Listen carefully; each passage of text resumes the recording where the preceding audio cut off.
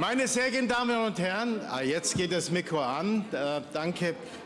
Entschuldigung, wollte nicht ganz so laut zu Beginn in diesen interessanten Tagen und Stunden Sie begrüßen.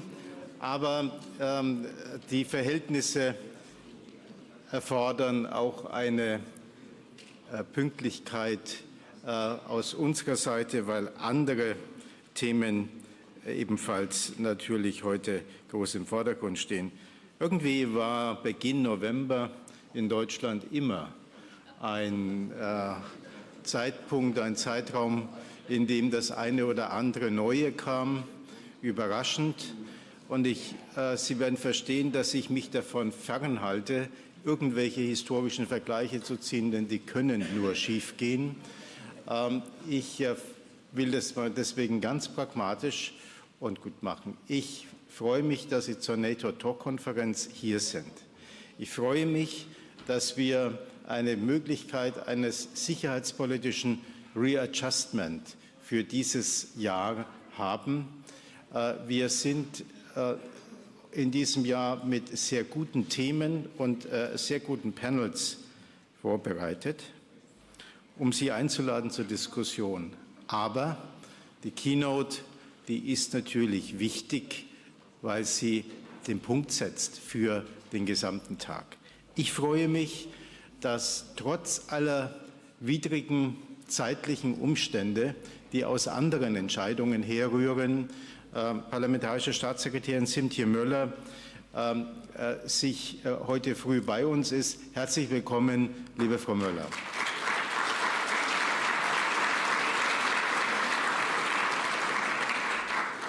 Sie ist nun in der deutsch-atlantischen Gesellschaft ja nicht ganz unbekannt, ganz im Gegenteil.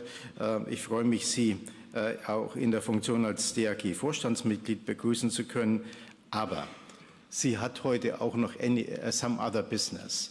Und deswegen würde ich alle unsere, auch ich habe mit Kollegen Seguin gesprochen, wir werden unsere Begrüßungen und Reflexionen im Anschluss machen. Ich darf herzlich bitten, dass nun Frau Möller für die kurze Zeit, die sie uns heute widmen kann, uns zur Verfügung steht. Willkommen und danke.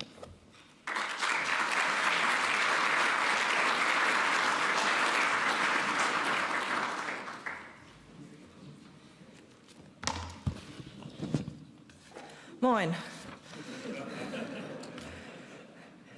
Sehr geehrter Herr Präsident, lieber Christian Schmidt, Exzellenzen, sehr geehrte anwesende Generale, Admirale, sehr geehrte Damen und Herren, verehrte Gäste. Sie werden es mir alle nachsehen, dass ich keine 15-minütige Keynote halten kann, auch weil das Papier, das vor mir liegt, ein bisschen schlecht gealtert ist. Wir haben ja nicht nur die US-Wahlen und das Ergebnis, das uns, glaube ich, in der Klarheit alle überrascht hat, wenn ich das so in der politischen Kommentierung sagen darf. Ich glaube nicht, dass wir alle dachten oder davon ausgegangen sind, dass Donald Trump nicht gewinnen würde, aber die Klarheit, auch dass er den Popular Vote mit 5 Millionen Stimmen gewinnen würde, hat zumindest mich überrascht. Das ist das eine und dann natürlich die Ereignisse, die sich gestern Abend vollzogen haben, bringen mich dazu, dass meine Anwesenheit auch drüben im Bundestag unerlässlich ist, weswegen ich nur 2, 3 kurze Bemerkungen machen möchte, auch um meiner Einladung hier Folge zu leisten und als wirklich auch stolzes und langjähriges Mitglied der Deutsch-Atlantischen Gesellschaft dann auch hier in Vertretung für Boris Pistorius ein paar Worte zu verlieren. Ich würde anfangen mit den US-Wahlen und unserem Verhältnis zur NATO bzw. zu Sicherheit und Frieden in Europa. Für die Welt, wahrscheinlich auch für Europa und für uns in Deutschland ist die erneute Wahl von Donald Trump tatsächlich eine Zäsur. Ich glaube, das kann man ohne auch besonders aufrührerisch oder aufwühlend urteilen und sprechen zu wollen, kann man das, glaube ich, sehr gut so bewerten.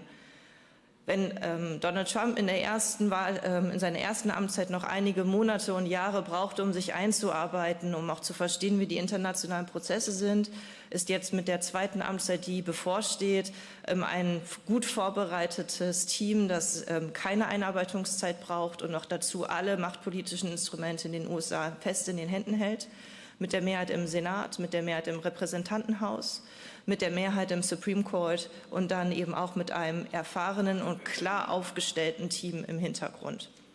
Das heißt, wir werden davon ausgehen müssen, dass ab der Zeit, ab dem er dann tatsächlich ins Amt eingeführt ist, wir die sofortige Umsetzung von den außen- und sicherheitspolitischen Leitlinien seiner Amtszeit dann auch sehen und uns dazu verhalten müssen. Für uns in Europa und auch für uns in Deutschland bedeutet es große Herausforderungen. Nach den Äußerungen von Trump in der ersten Amtszeit, die NATO ist obsolet, nach den Äußerungen von J.D. Vance auf der MSC, der Munich Security Conference, noch am Anfang dieses Jahres, dass die Ukraine ein europäisches Problem ist, heißt es für uns, dass wir uns sowohl um die NATO intensiv bemühen müssen, um die NATO als transatlantisches Bündnis, das auch für die Sicherheit in Europa und auf dem europäischen Kontinent steht, und dass wir da auch als Deutschland noch mehr Verantwortung übernehmen müssen, innerhalb der europäischen Säule, aber auch für die Ukraine. Das sind die zwei Punkte, glaube ich, die für uns elementar sind.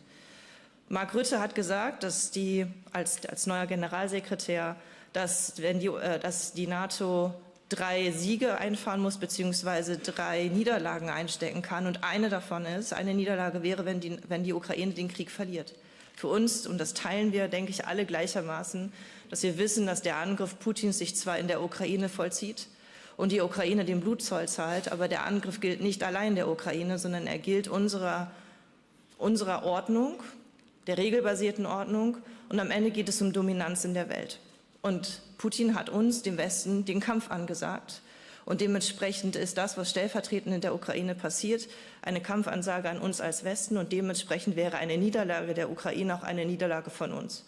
Daraus folgt zwangsläufig, dass wir die Ukraine weiterhin unterstützen müssen und mit allem, was uns möglich ist, dazu beitragen müssen, dass die Ukraine nicht verliert, sondern standhält und in eine gute Position kommt, sodass sie nach ihren Bedingungen dann auch irgendwann in Verhandlungen eintreten kann, zu dem Zeitpunkt, den sie auswählt als souveränes Land.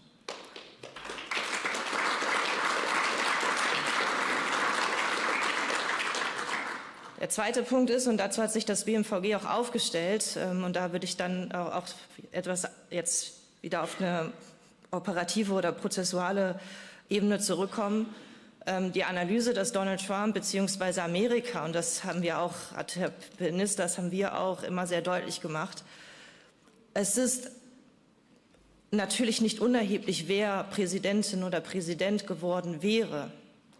Aber sowohl Kamala Harris als auch Donald Trump, das war für uns völlig klar, hätten größere Anforderungen an uns als Deutschland und an Europa gestellt. Dass wir mehr Verantwortung übernehmen und dass wir auch unsere Hausaufgaben machen.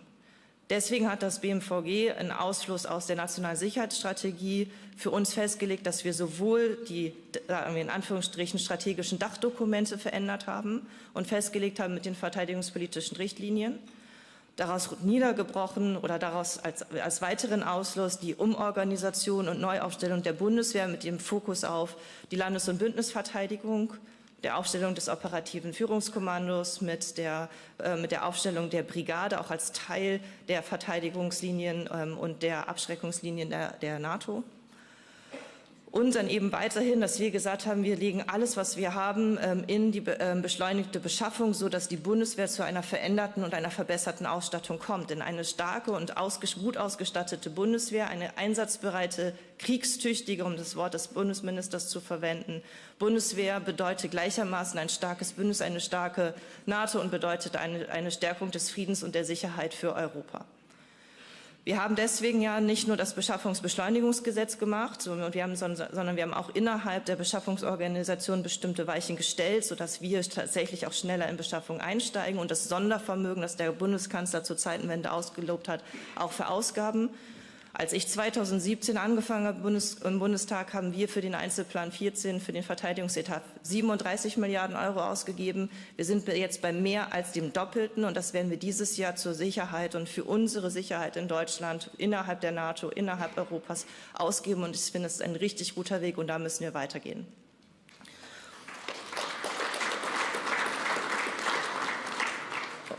Der Bundesminister, und das ist kein Geheimnis, weil wir auch innerhalb der NATO in den Gremien zusammenarbeiten und wenn die NATO sich neu aufstellt, innerhalb des Planungsprozesses mit den neuen Fähigkeitsplanungen und den Forderungen, die auch dann mit Deutschland gemeinsam vereinbart werden, aber die wir dann auch erfüllen müssen, kommt mehr auf uns zu. Dementsprechend müssen wir auch zu einer noch stärkeren und besseren Ausstattung, finanziellen Ausstattung der Bundeswehr kommen, sodass wir noch mehr von den notwendigen Fähigkeiten im Bereich Führungsfähigkeit, im Bereich Digitalisierung, im Bereich neue Technologien, darunter verstehe ich auch Drohnen, aber auch Drohnenabwehr, im Bereich konventionelle Kräfte, aber auch im Bereich in allen Teilstreitkräften, die wir bisher hatten, in den drei, sagen wir, traditionellen Teilstreitkräften, dass wir zu mehr und besserem und modernerem Material kommen, sodass wir unsere Sicherheit gewährleisten können. Daran werden wir gemeinsam arbeiten müssen. Es ist gleichermaßen so, dass wir bisher die Ukraine mit nahezu 30 Milliarden Euro unterstützt haben, darunter auch Militärhilfen. Und auch das muss weitergehen. Das werden wir versuchen auch umzusetzen, auch jetzt angesichts der veränderten Regierungszusammensetzung. Das ist auch der Vorschlag des Bundeskanzlers gewesen. Das haben Sie gestern sicherlich alle genauso wie ich verfolgt, dass der Bundeskanzler auch vorgeschlagen hat, hier einen größeren Anteil zu übernehmen, weil es völlig klar ist, wenn wir das nehmen, was J.D. Vance gesagt hat, das, was Donald Trump auch mit der sehr starken Fokussierung auf die USA und auf die Domestic Affairs, um es so auszudrücken, dass auch da die Außen- und Sicherheitspolitik stark auf das Innenpolitische ausrichtet, dass wir dann eben hier auch mehr tun müssen. Und da müssen wir als Deutschland auch einen Beitrag leisten. Und so wie der Bundeskanzler es gestern gesagt hat, hoffen wir, dass wir da im Rahmen der vernünftigen Mitte auch zu einer Lösung kommen, die dazu beiträgt, dass die Ukraine weiterhin unterstützt werden kann, sodass sie nicht verliert und Russland nicht obsiegt, damit das Recht des Stärkeren nicht über die Stärke des Rechts und die regelbasierte Ordnung gewinnt. Dafür müssen wir gemeinsam einstehen. Das ist ein langer und schwieriger Weg. Es wird auch schmerzhaft sein in den nächsten Tagen und Wochen, davon ist fest auszugehen. Und wir müssen dann unsere Hausaufgaben machen, dann zwar mit einer anstehenden Bundestagswahl, aber so wie ich bisher im Parlament es wahrgenommen habe, sind die Mehrheiten für die Unterstützung und die Fortführung der Unterstützung der Ukraine klar. Und ich wünsche mir sehr, dass wir das gemeinsam dann auch tatsächlich fortsetzen, weil es so wichtig ist, dass wir, wenn wir in Europa als europäische Säule der NATO mit Deutschland in der Führungsverantwortung, der Rolle, die uns von unseren europäischen und auch internationalen Partnern zugesprochen und von uns eingefordert wird, wenn wir diese ausfüllen wollen, dann müssen wir dann auch zu dieser stehen. Und ich hoffe sehr, dass wir das gemeinsam tun können.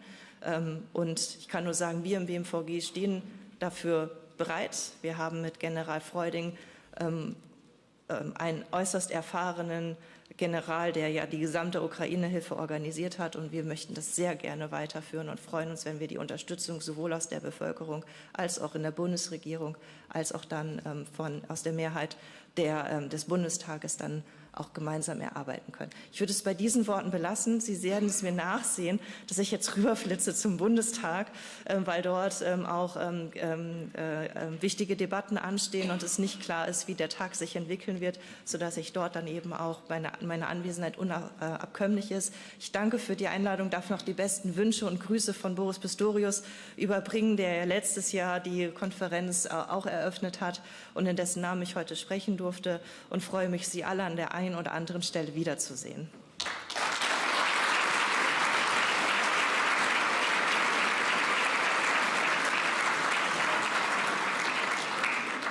sind wir der Tag bringt. Herzlichen Dank, er hat gut begonnen.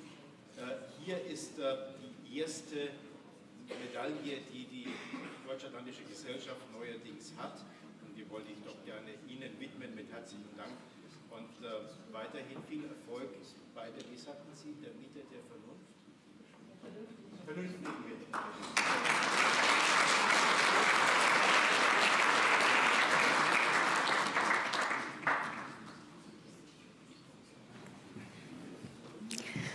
So, sehr geehrte Damen und Herren, herzlich willkommen zum NATO Talk 2024, auch von meiner Seite. Mein Name ist Mariam Ugloschwili von der Jungen Deutschen Atlantischen Gesellschaft und ich darf Sie heute durch den Tag führen. Ich begrüße ebenfalls herzlich unser digital zugeschaltetes Publikum, welches aus ganzer Welt unsere Konferenz verfolgen kann. Die Konferenzsprache ist Deutsch. Wir bieten allerdings eine simultane Übersetzung an. Sie können im Saal die Kopfhörer nutzen und diejenigen, die uns über YouTube folgen, Sie können ganz bequem einstellen, in welcher Sprache Sie unsere Konferenz verfolgen möchten. Und noch ein Hinweis, wir laden Sie ganz herzlich ein, über unsere Konferenz in den sozialen Medien zu posten. Nutzen Sie dafür gerne den Hashtag NATO Talk 2024. Sehr geehrte Damen und Herren, Weltpolitik im Wandel. Europa und die NATO nach den US-Wahlen. Unter diesem Titel findet die diesjährige Konferenz statt. Im Lichte des Wahlergebnisses wollen wir mit den möglichen strategischen Folgen befassen.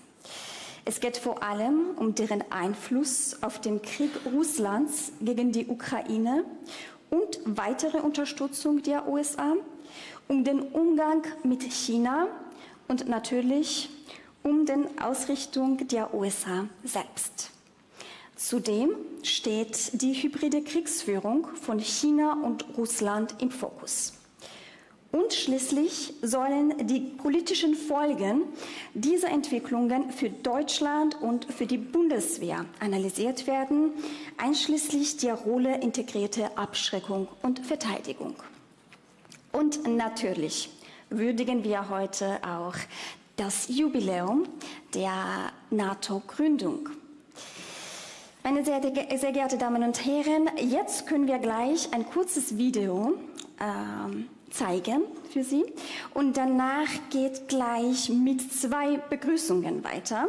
Zunächst von dem Präsidenten der Deutschen Atlantischen Gesellschaft, dem hohen Repräsentanten für Bosnien und Herzegowina, Bundesminister AD Christian Schmidt, und anschließend vom Direktor des George C. Marshall European Center for Security Studies, der Partnerorganisation für NATO Talk 2024, Generalmajor AD Barry Seguin.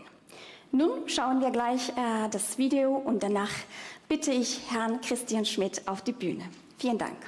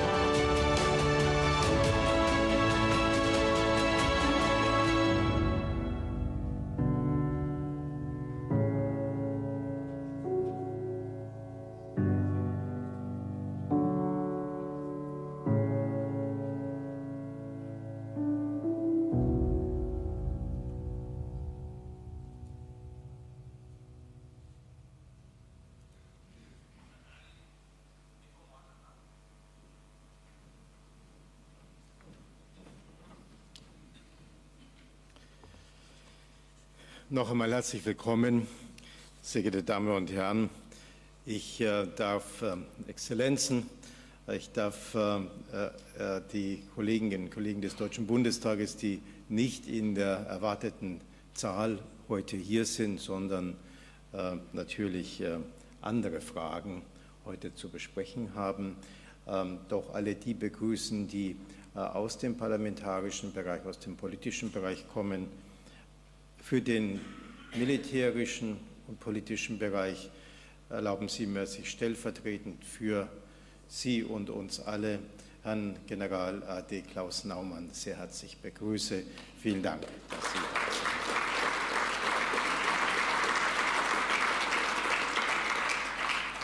da sind. Wenn es einen Namen gibt, der nicht nur mit der Geschichte, der operativen Geschichte der NATO, sondern auch mit Reflexionen über deren Zukunft und manches deutliche Wort verbunden ist, dann ist das Klaus Naumann. Wir freuen uns, von Ihnen heute auch das eine oder andere zu hören. Lieber General Seguin,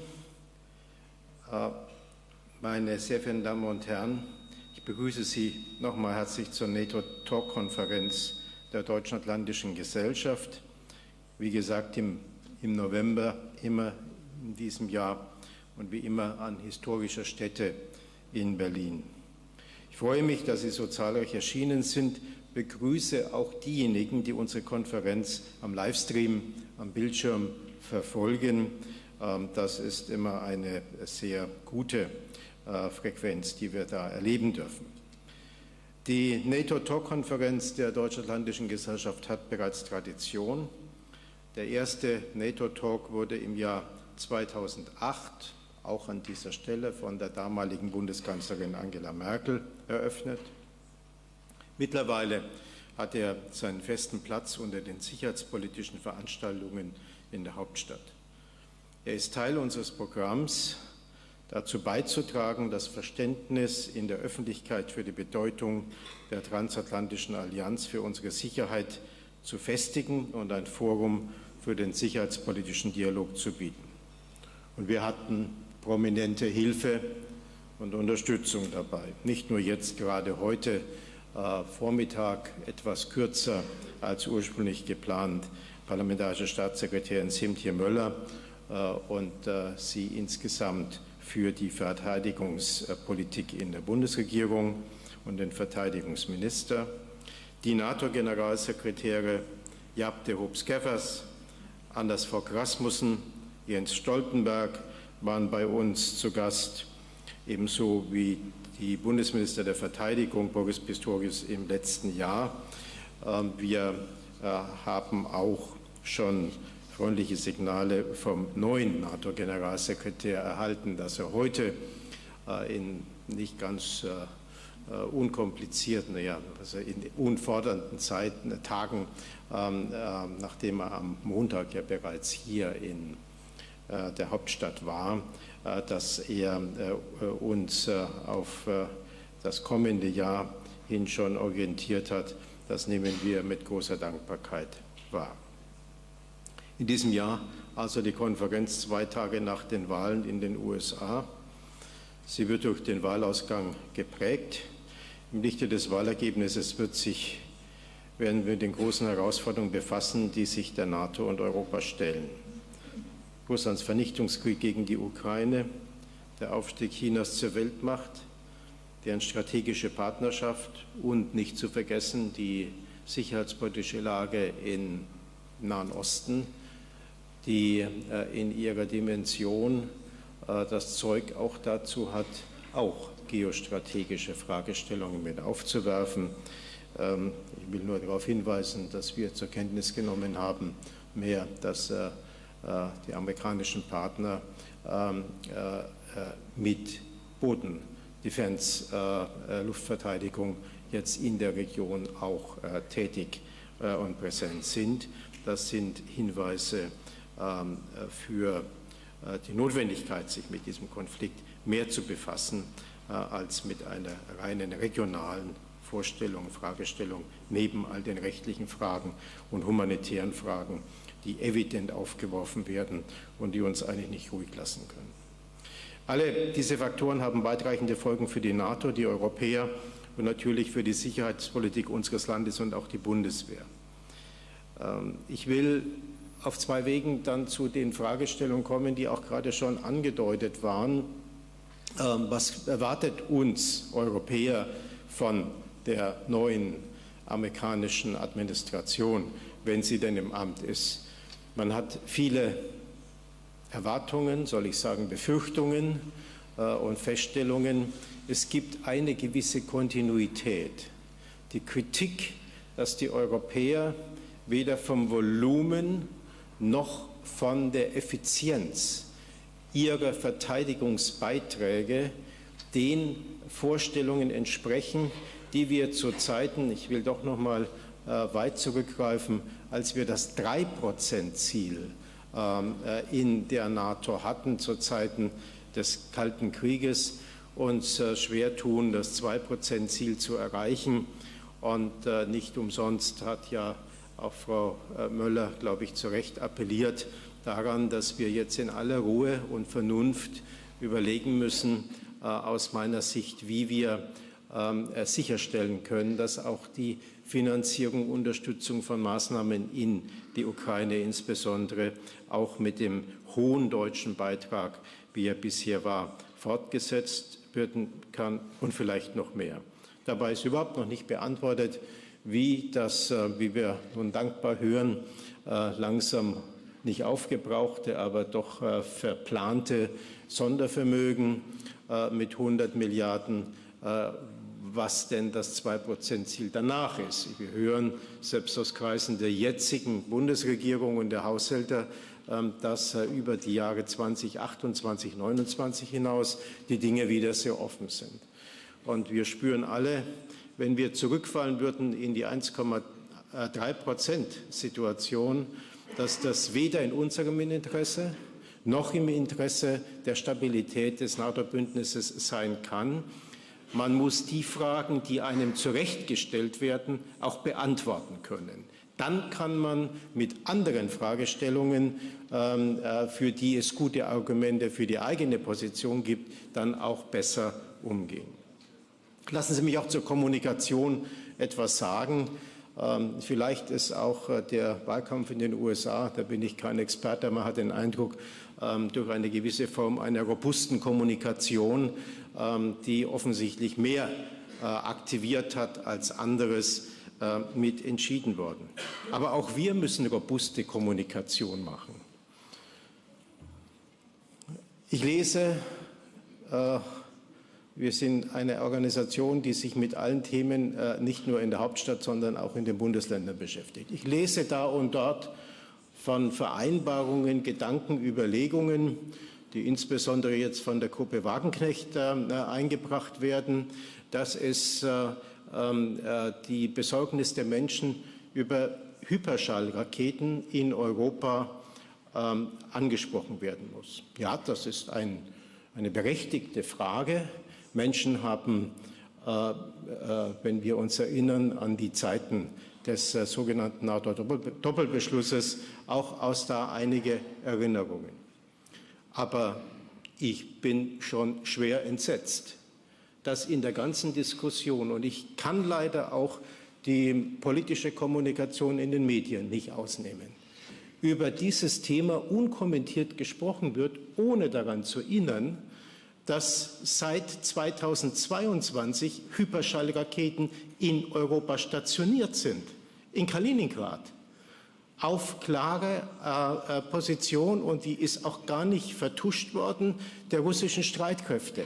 Könnte man vielleicht bitte bei der Diskussion, auch wenn sich Bundesländer über Sicherheitspolitik beschäftigen, ist das im Prinzip ja nicht zu verwerfen.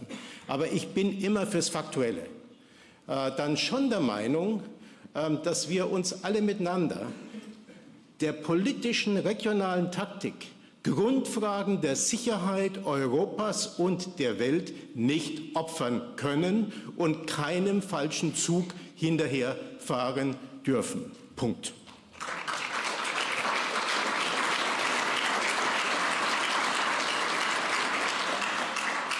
Ich bin auch sehr dankbar, dass im jetzigen Bundeshaushalt es gelungen ist, dass diese Maßgabe, sowohl das Werben für die Zeitenwende, die die Bundesregierung sehr angestoßen hat, im Bereich unserer Organisationen, auch jetzt, ich glaube, doch eine interessante Diskussion angestoßen werden sollte über Sicherheitsfrage, gerade in den Bundesländern, die sich die neuen Bundesländer genannt worden sind.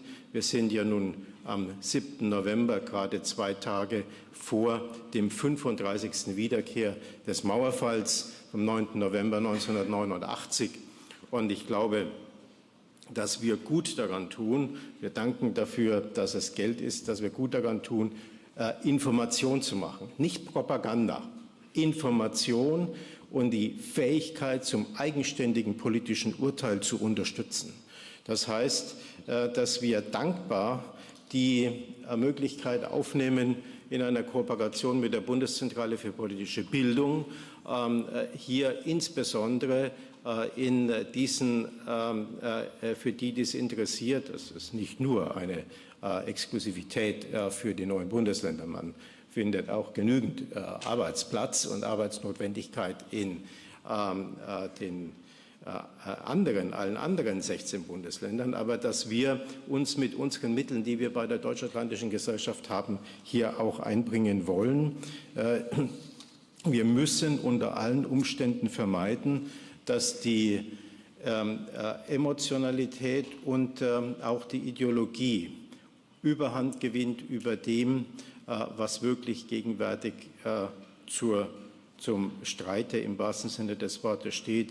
Frau Parlamentarische Staatssekretärin hat ja darauf hingewiesen. Ich glaube auch, dass das Kapitel noch nicht abgeschlossen geschrieben ist über die stärkere Rolle, die wir für die Verteidigungspolitik in einem durchaus integrierten Verständnis innerhalb Deutschlands, der EU und der NATO haben müssen.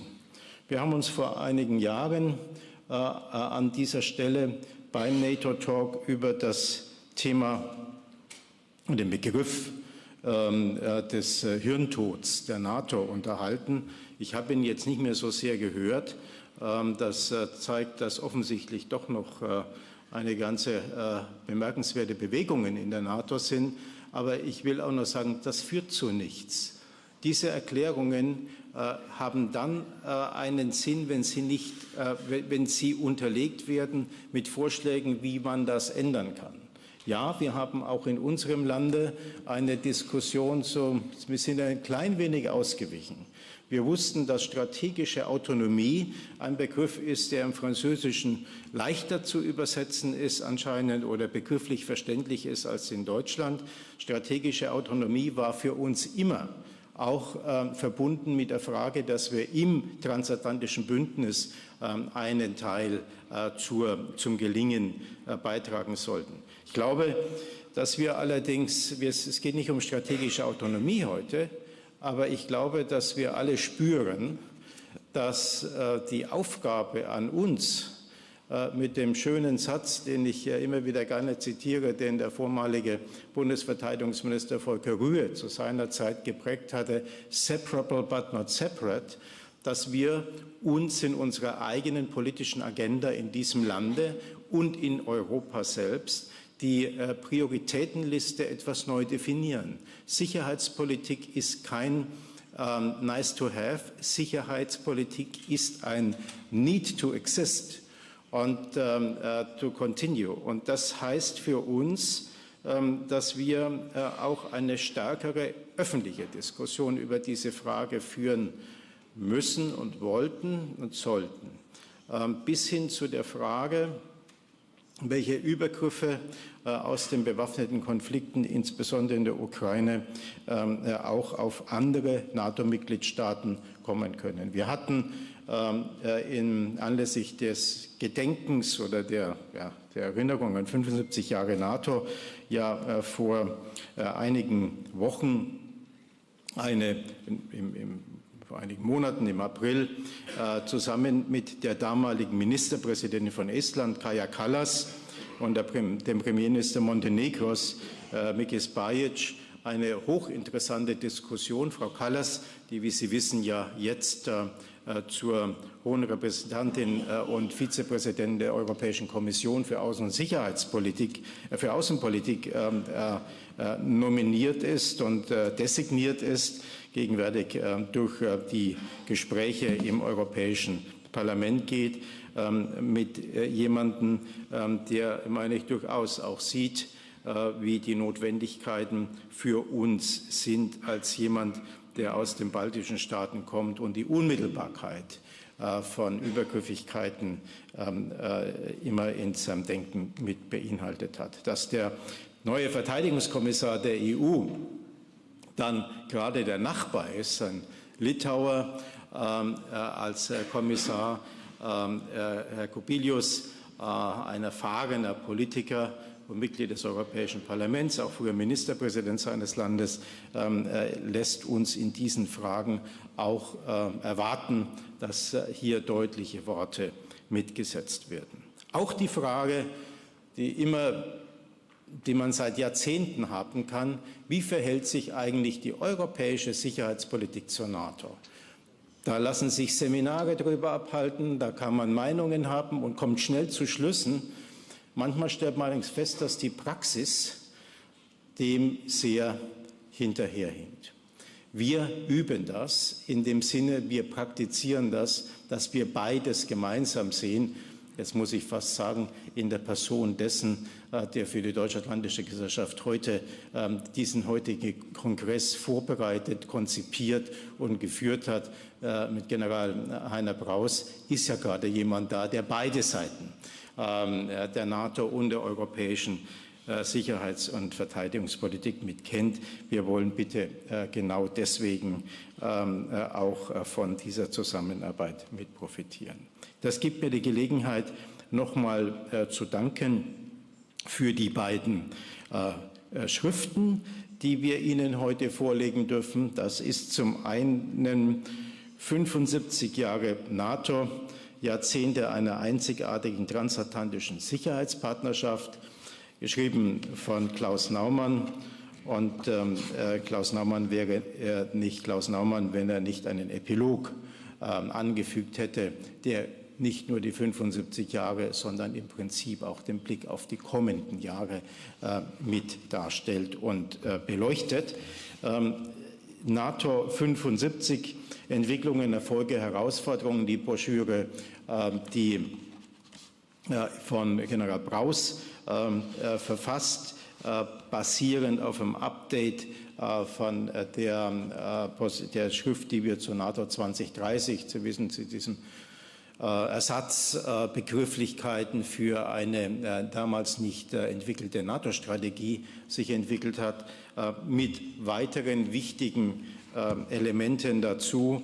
Ich denke, sie wird für uns auch ein Handlungsleitfaden für unsere Verbandsarbeit mit sein, insbesondere die Punkte über die Fragen der sicherheitspolitischen Zeitenwende in Europa, den Begriff, den wir nicht als Begriff stehen lassen möchten, sondern ausfüllen möchten.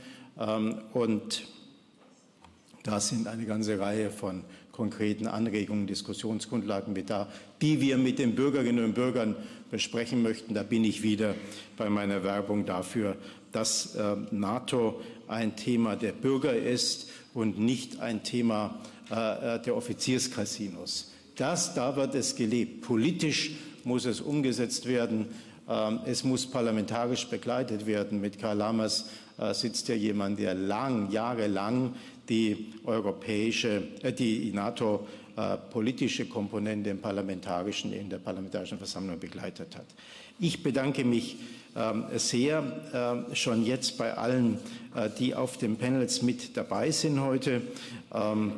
Ich gehe jetzt mal nicht davon aus, dass wir noch weitere disruptive Entscheidungen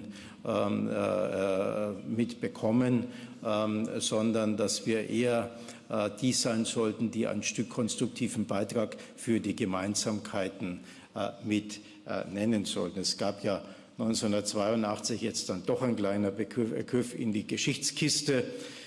Sie erinnern sich, 1982 gab es einen Brief oder ein Schreiben eines FDP-Wirtschaftsministers Otto Graf Lambsdorff, wo er den Verlust oder das Ende des Vorrates an Gemeinsamkeiten, Zitat Ende, in der damaligen Bundesregierung besprochen hat. Ich kann feststellen, das ist mein Eindruck, dass der Vorrat an Gemeinsamkeiten in der Sicherheitspolitik heute längst nicht aufgebraucht ist, sondern dass wir über die ganz anderen wesentlichen Fragen, wirtschaftlichen Fragen, andere Fragen hinaus diesen Komplex dankenswerterweise in unserer politischen Diskussion in einer sehr engagierten Weise bei vielen in der Mitte vorfinden. Insofern herzlichen Dank, dass Sie sich diesem Thema auch widmen. Ich darf jetzt mit großer Dankbarkeit an das George C. Marshall Center übergeben, an den Garmischer, wenn ich so sagen darf, General Seguin. Danke, dass Sie mitmachen, and thank you that maybe you could as well give us some reflections about NATO now and the future month and years, especially the next 4 years. Thank you very much.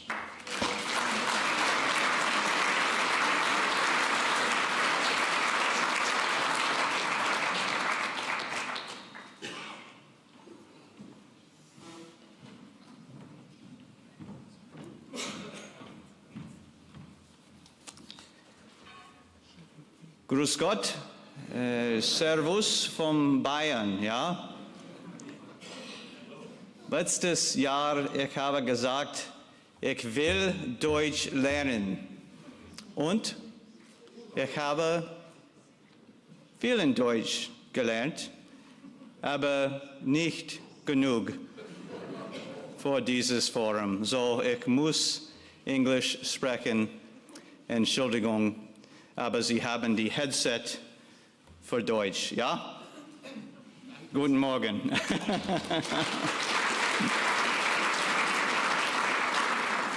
Und für nächste Jahre, ich will mehr Deutsch lernen und vielleicht sprechen nur in Deutsch, ja? Für nächste Jahre. It's an honor and really a privilege to welcome you and to partner once again with the Deutsche Atlantische Gesellschaft. I think we say when we do something one time, it's an event, and when we do it twice, it's a tradition. And so we're going to call this year a tradition of partnership between DAG and the George C. Marshall European Center for Security Studies, a very valued partnership on our behalf, and I thank High Representative Christian Schmidt, the president of DAG, for the continued partnership, for the positive words about the Marshall Center and what we do, and for the support continually provided by High Representative Schmidt to our Marshall Center and our programs. We're also very grateful to Johannes Ley. Where's Johannes? I saw earlier. Okay, sitting down, Chief Executive of DAG, for the invaluable support in organizing this event. General Naumann, willkommen, and I look forward to your comments later today. Special gratitude, too, as already pointed out, Lieutenant General retired Heinrich Raus. I understand that he played a key role and was indeed the mastermind behind bringing together, doing the writing that High Representative Schmidt highlighted, but also bringing together the conference's concepts and content. So your contributions, sir, are greatly appreciated. Thank you. Recent history, and I'm not talking yesterday's results or what's going on today here in Berlin, but recent history in terms of our global situation in discussions on these critical issues facing the transatlantic community and the security architecture of Europe couldn't be more important, in my opinion, than the here and now. We see Ukraine continues to find innovative ways to repel Russia, but certainly cannot do it on their own. Russia's current war footing, as already mentioned, not only is an existential threat to Ukraine, but Europe, who will suffer grave consequences should Russia prevail in Ukraine. Their gray zone activity we see across Europe, but we really see it in the countries that are striving to more closely align with the West: Moldova, Georgia, the Caucasus, the Balkans. We do see some bright spots, though, and while today's discussion is meant to be a challenging one for us and meant to try to get at the questions that guide us into the future in terms of our transatlantic relationship and our focus on NATO as being the backbone of our respective security, we do see some bright spots. Moldova is a great example, with President Sandu winning a second term in an election that was marred by Russia influence, to include paying for votes, and they also narrowly won via a vote the incorporation of accession in the EU into their constitution. This is indeed a bright spot right here in Europe, and Moldova is in great need of our continued support as they struggle with irregular warfare and hybrid threats presented by Russia and others in their own country and beyond. At the same time, we really continue to face an ever-changing global landscape. China's growing assertion of world power status and the increasingly complex situation we watch daily in the Middle East. But all these security challenges are certainly interrelated.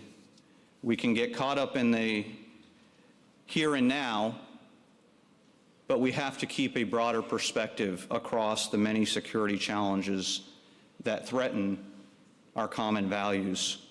These challenges include terrorism still, cyber threats, and strategic competition, or as I heard recently in another forum, what's being now described as strategic conflict. It's through discussions like the one that we're going to have today at the NATO Talk that we can develop and build on effective strategies and strengthen our alliance. We can ensure the preservation of democratic principles that underpin and always have our transatlantic relationship. Today's challenges, I would argue, make the transatlantic relationship all the more important and all the more central to our collective security. At the Marshall Center, I would argue that we are the example of the transatlantic relationship.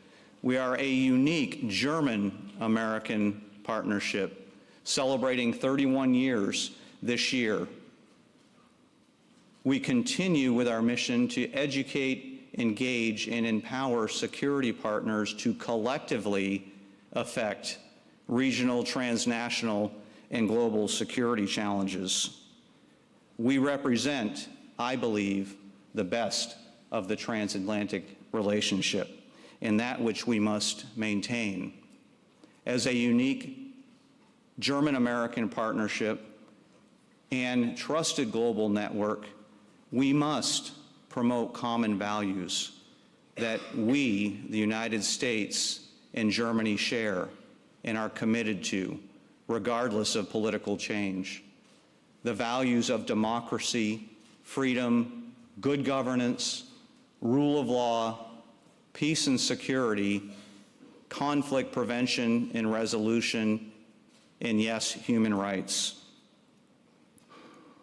We are one of 6 regional centers, as we call them in the United States, as the part of the Department of Defense, but we're also part of the Federal Ministry of Defense in this German-American partnership. And we're very unique in many ways. We are the only center that's partnered with another country. We're the only center that's not on U.S. soil. We're the largest, the oldest of the centers. And for the youth in the audience, we offer a master's program as well, the only one of the centers to do that. To date, we have approximately 16,500 alumni. We call them our trusted global network of alumni and beyond, and we leverage them toward collaborative, cooperative geostrategic solutions and continue to nurture that network. We call them our greatest outcome. Some of you in this very room are alumni from our many programs. This conference itself will serve as a crucial platform to examine the potential collaborative geostrategic solutions in the midst of what was described by the State Secretary and the High Representative as a time where Russia not only seeks to defeat Ukraine, but Russia and China both seek to alter in their favor the international rules-based order. This crucial platform will get at many of these challenging issues and some of the politics associated with the recent changes in both of our countries and indeed within NATO. I want to express our sincere thanks, and I told her as we walked in together to State Secretary Möller, very difficult this morning of all mornings for her to break away and be with us to share the thoughts that she shared that will help to frame our subsequent dialogue as we go throughout the day. Very gracious with her time, and I think her words certainly framed what we need to be discussing. Looking around too, I think mostly in this area and beyond though, I see a lot of youth. And anytime I see young people in forums like this, it truly inspires me. It inspires me that our youth are interested in the world that they're inheriting and that they're going to be the leaders of, enough to spend the time to listen to the experts that we're going to hear from today. I think it's the Youth Atlantic Treaty Association, or the Junge de AG.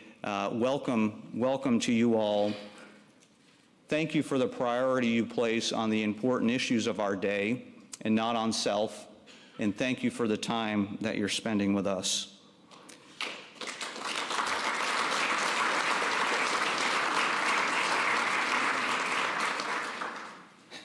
Finally, to conclude, I'm very confident that this 2024 edition of NATO Talk will make an important and lasting contribution to the discourse that we're all grappling with, both in the United States and Germany, in the direction our respective countries are going. I assure you, as an organization that is the epitome of, the representation of, the best of the transatlantic relationship, that we will remain committed to the transatlantic relationship as foundational to our collective security. Together, we are stronger. Together, we can and will address the complex security challenges of our time and work toward a safer and more secure world based on our common values. Thank you all for your presence here today. It's great to reconnect with old friends. I look forward to meeting many new friends and to engaging in this valuable discussion that lies ahead. Vielen Dank. Thank you very much.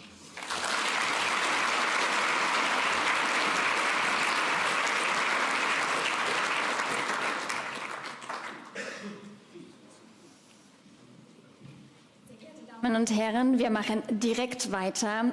Wir bitten nochmal um Verständnis, dass wir aufgrund der aktuellen politischen Entwicklungen unser Programm etwas anpassen sollten.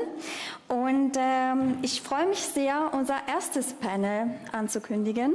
Und in diesem Panel besprechen wir das aktuellste Thema überhaupt, nämlich die strategischen Folgen der US-Präsidentschaftswahlen und die außenpolitische Haltung der neuen US-Regierung. Und ich freue mich sehr, die Moderatorin dieses Panels, Frau Nora Möller, auf die Bühne zu bitten. Frau Möller ist Leiterin des Bereiches Internationale Politik und des Hauptstadtbüros bei der Koeber Stiftung. Frau Möller, Sie haben das Wort. Thank you so much, Mariam. Thank you. After you. Thank you so much. And And I will start immediately by also calling my panelists to the stage. Please join me over here so that we can start together. Bernard, maybe you may want to have a seat right here. We'll take Ambassador Haber in our midst and our Polish and French colleague on this side. Far left, far right. Perfect. Only geographically, yes. So once again, a very good morning to all of you, and welcome to our first panel here. Let me say, by way of a preface, that yesterday presented us with an overdose of disruptive political news, both internationally and also domestically, I would say, and some of us are still in a bit of a hangover mood this morning. But let's take a step back and let's take a sober look at where we stand and at where we are headed in the coming weeks, months, and years also. So, looking towards the other side of the Atlantic, I would say that this time around, Donald Trump's victory has come to us here in Europe probably as less of a surprise. But at the same time, the international landscape is different, and it's dramatically different. We already heard that the world has become a much more dangerous place with two wars going on, one on European soil, the other one in the Middle East. We have the West being confronted with an ever more assertive China, and we have coalitions of autocracies that are increasingly challenging what is called the rules-based international order. On this panel, we will try to zoom out of domestic politics in our respective countries and try to take a look at the bigger strategic picture. And I am very happy to be joined by a truly stellar panel here, and also a truly transatlantic panel. Let me start by introducing Ambassador Emily Haber. She is a former German diplomat, as you know, and her last posting was in the US as German ambassador to the United States until 2023, meaning that you, Ambassador, served both during the Trump and also the Biden administration, and we're very happy to have you here this morning. Warm welcome.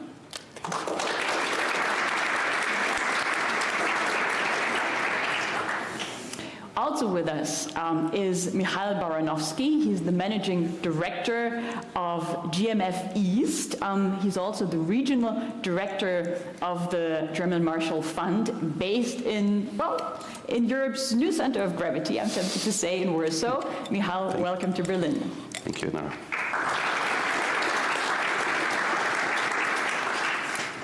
To my left is Dr. Bernard Fennell. He's the new Dean of the College of International and Security Studies at the George C. Marshall Center for Security Studies in beautiful Garmisch-Partenkirchen.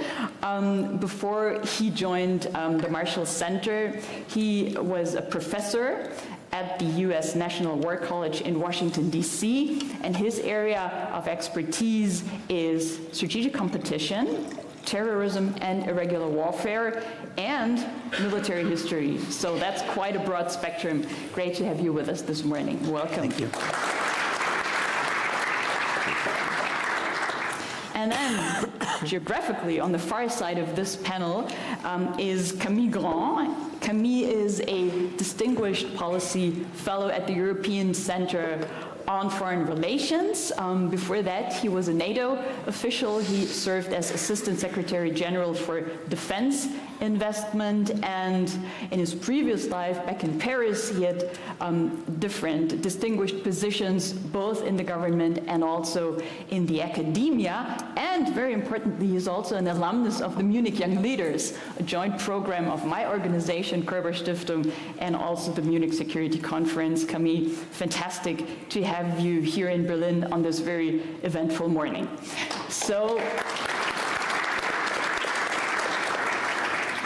how are we going to do this? We have, I'm told, a bit more than 90 minutes, which is fantastic because we have a lot of issues on the plate that we need to talk about. And I thought we'll divide our time into two parts. The first part being dedicated to the consequences of the US presidential election on European security, because we sit in the heart of Europe here and because the implications will be felt so strongly here. Then we will take a break for you to jump in and ask your questions, make your comments, and then we will go to a second part, which then will broaden the spectrum a little and have us take a look at other theaters like the Indo-Pacific and also the Middle East. So I thought, Ambassador Haber, that maybe we could start, and it's very easy to be gloomy on a morning like this, but what is the one thing that makes you optimistic about the future of the transatlantic relationship? It exists. Well, let's start like that. It's true, in the previous Trump administration, we have seen a number of patterns that will recur. That's certainly the bilateralism that is trying to manage any situation in bilateral terms because of the relative asymmetric American power in that case, his disdain for institutions of global or regional governance, that includes the EU, his transactionalism that ties topics which are completely unconnected, security, economy, and so forth. His personalizing attitude, which means that he views his partners in terms of how he thinks they relate to him. It was a very important factor in the German-American context during those years. But things have changed too. You have mentioned the geopolitical upheavals that we are witnesses to. I think in the world of today, where we see that the growing adversity in the American-Chinese relationship and the wars in Europe and in the Middle East have changed the attitude among many countries in the global south for whom these changes have opened spaces in ways that was not the case during the first Trump administration. The relevance has grown for both superpowers.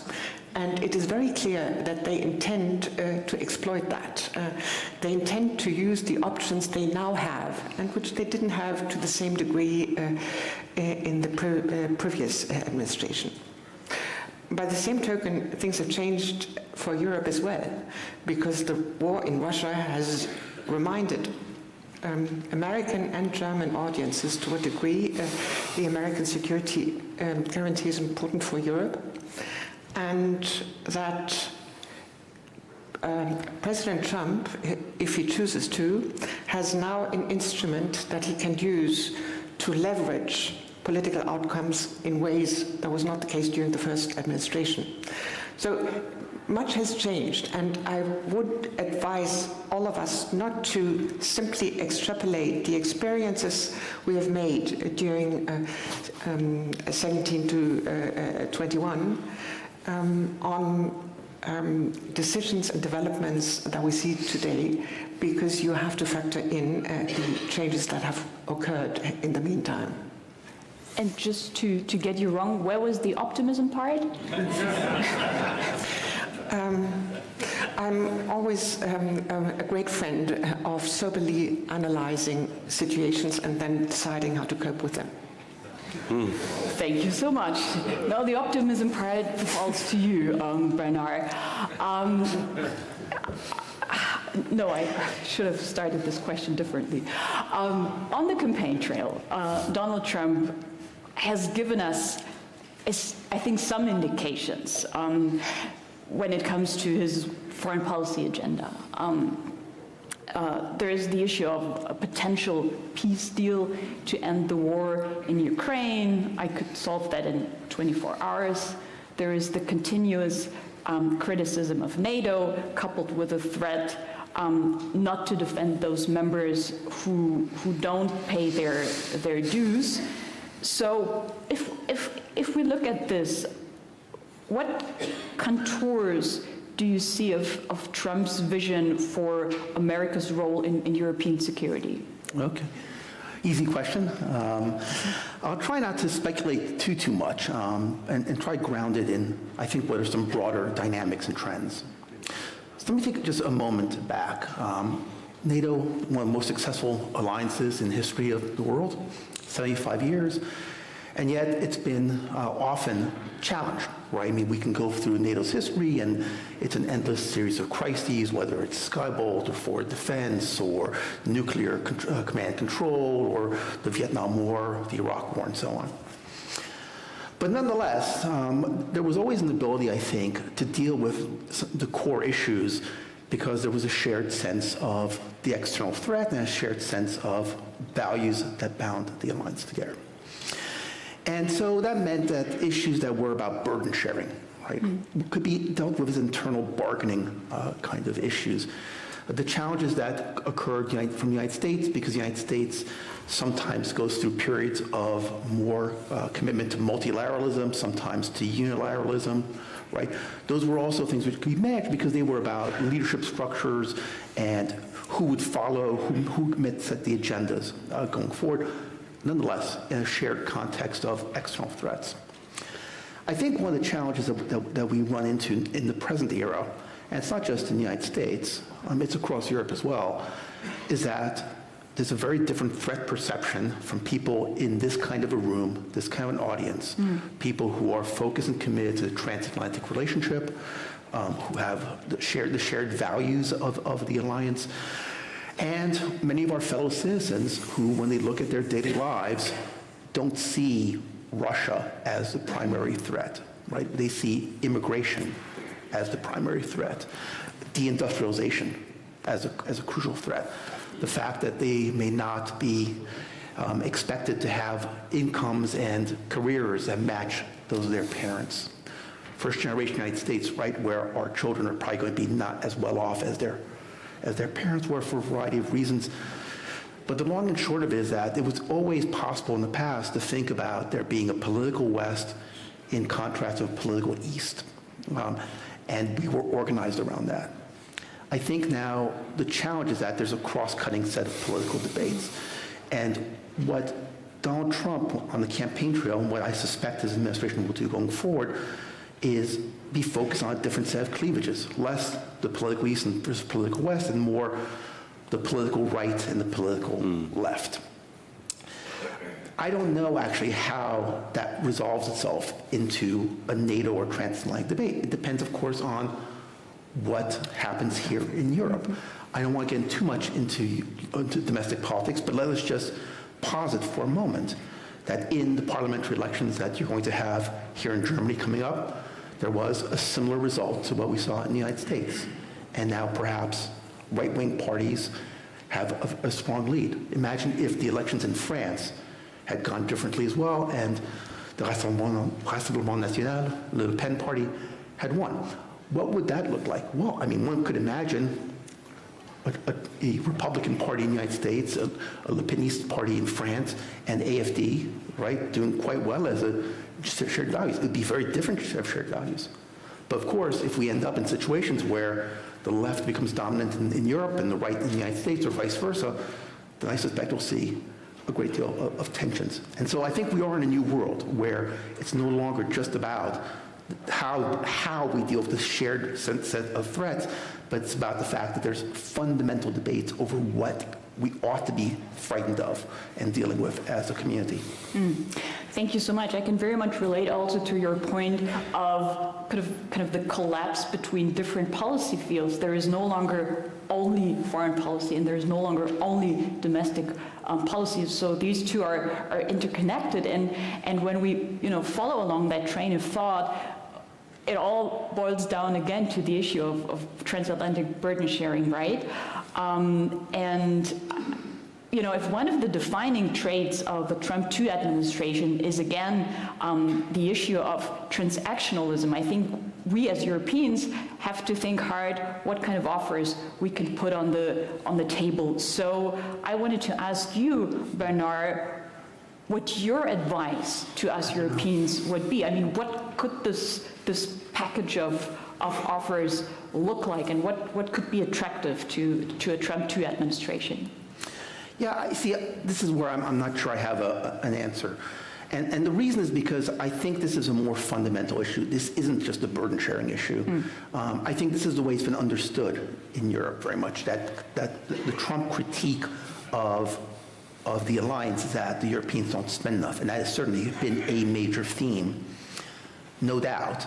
But I think as it's emerged over the past several years, there's a more fundamental critique, which is that there's questions about the values. And I think it's very hard to imagine what kind of concessions one might choose to make, if they are concessions. Again, I think there's room for a healthy dialogue, because what's true is that even though it's not clear what direction either the polities on this side of the Atlantic or on the United States will pursue over the next decade or more, we have shared sets of issues which bind us, right? And these shared sets of issues remain, both the ones that we in this room share, but also that our political communities share. And I think that that's going to be where the real value would be to have a broader discussion about things like globalization. Has it gone too far? How would you manage a certain degree of deglobalization? How does it impact things like population movements? How does that limit or constrain or shape trade?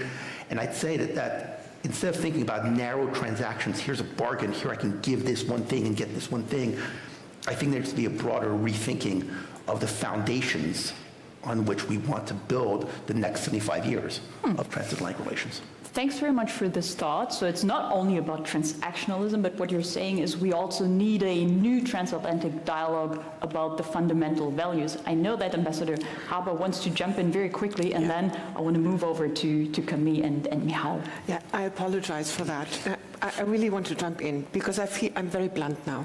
I feel very uncomfortable with a discussion that is being framed in terms of proactive offers or concessions. I think what we need to do is think new and hard and afresh about how many resources need to go into the security sector because it's in our interest. That's how we should frame the discussion, and how we should lead the conversation in the transatlantic framework as well. What do we need to do because it needs to be done, and not in terms of what can we offer, creating rewarding systems and incentive structures for a disruptive behavior that we want to prevent in the first place. Sorry for that. Thanks very much for this interjection, Camille, and that's the perfect lead over to you, I guess. I mean, when we look at the European state of preparations and preparedness to a Trump II administration, where do we stand? How do you assess that? Well, it's a little disconcerting and disheartening to note that the most important and consequential election for Europe took place 2 days ago in America. And that, we had European elections, we had French snap elections, we had the change in the British government, but still for our security and the future of European security, what has happened is more important than whatever we voted in Europe. So from that perspective, that's really something that we should probably learn from as well. And there I'm very much with Ambassador Haber on the fact that we have to think really hard of what we are bringing to this conversation. I had the privilege with some others in the room of being at NATO during the entire first Trump term. I think To be blunt, as we've decided to be, I think that we shouldn't be rereading this through rosy lenses of saying, it ended up well, so that's what we're going to have again. It was very complicated. It was extremely difficult. The 2018 summit came this close to being a very dreadful summit for the alliance, and that was a time when there was no war in Europe, when there were adults, so-called adults in the room, who were really making a lot of efforts to counter the instinct of the president, and we don't know whether that's going to happen again. And when the core priorities of US security policy were only starting to shift towards the Indo-Pacific. So those are some of the issues that we face today. We have to get used to the fact that even if Harris had been elected, Europe is theater number 2 or 3 in the list of American priorities, and maybe for a good reason. And I'm not challenging that. Of course, the Chinese challenge is of a different magnitude than what Russia puts on the table in global terms. But that is not true for the Europeans. So in this environment, the scenario of we're going to muddle through versus it's much more fundamental. I tend to be on the much more fundamental part of the conversation, which doesn't mean that there can't be a conversation with the Trump administration. And there I come to your point. I think the Europeans really need to think hard on what are they bringing to the table. I wrote a short paper on what would it mean last summer defending Europe with less America. And the list is known. Many of you in the room are familiar with that. It is about being less dependent on American assets because they might simply not be available. It's not only an issue of political will, it is the fact that the US military has also its own resource constraint. And there might be some of the critical enablers, as we say in the military, that are not simply not available for a European contingency. So for me, the core issue is to think really hard on what do we bring to this conversation. How do we rebuild readiness and mass in the military domain so that we can deter and defend Europe against the temptation by Russia to take advantage of the success in Ukraine tomorrow? How do we make sure that we buy and develop the critical enablers that we need to be able to do these operations with less American support than today? And those things, in my view, are the things that are going to enable us to keep America in, because we're going to demonstrate that we're in a good relationship, which is not going to be only about burden sharing in terms of money, but also burden sharing in terms of responsibilities, in terms of core roles in the alliance. And let me end with one thing, and there I want to maybe add a little bit to the doom and gloom, but also by saying that we need to do something about it. I think Ukraine will be a very first critical test for the relationship. I think the majority of European governments and populations mean it when they say that Ukraine is existential or at least critical for their security. That might not be the case seen from Washington, and again, not only in Trump's circles. I wish the Europeans had a very clear plan for the support of Ukraine today. I'm not sure it is the case. I wish it had been there 6 months ago, to be honest, but I think we need now to be very clear on what is it that we want to do. That's how we're going to be at the table of any future negotiation. Our interest with the US might be different. They might also be slightly different from those of the Ukrainians, but we need to have this conversation. There's going to be a panel on this, so I don't want to dive into this, but I think this is the first biggest test for the relationship there. And I think the Europeans need to be very, very clear on what are their expectations on that. Thanks so much, Camille. I wanted to come to the issue of Ukraine, and I'm glad you touched upon it right now. You said we need to have a plan B for the support of Ukraine. Give us a sense of, from your point of view, what the sort of the cornerstones of such a plan B should look like. So first of all, I think that we need to recognize and sink in Washington the idea that the Europeans are already carrying the largest share of the burden for this. I was quite struck during the supplemental debates talking to American press and very good journalists from very good media who were discovering that Europe was paying more than the US for Ukraine there. So I think that we need to be very clear about this, and that is now more and more the case also in the military domain. It's still only half of that. So what I would like to see is a European message that is crystal clear on we're going to support Ukraine for all part, and we're going to do more. And by the way, the European Union can play a very important role in this. Andrius Kubilius, the new Commissioner designate for Defense, has made clear that Ukraine was one of his priorities. I think we need to be sending a very powerful message of support. By the way, this is not to carry on an endless war. This is to enable the Ukrainians to come to the negotiating table with a much stronger hand than they have today by changing the calculus in Putin's mind, who for his part has really no interest in a negotiation today, which is important to keep in mind when we talk about that. The second message is then on that basis to be able to, from a transatlantic perspective, say, we are ready to do our share, we hope you will do yours, and we need to have a shared understanding of what the future is. Because make no mistake, if Ukraine was to fall into Putin's plan, the cost on our security would be massive, including on our, but from a budget perspective, from a fiscal perspective, because there, 2% will certainly not be enough, and there will be an enormous nervousness on the whole of Europe. So that's it.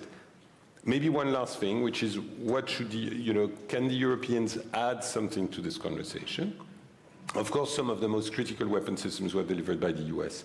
But it is true that the Europeans have also sometimes helped open this. The jet fighters that are coming to the Ukraine are not American jet fighters. They are American-made European jet fighters.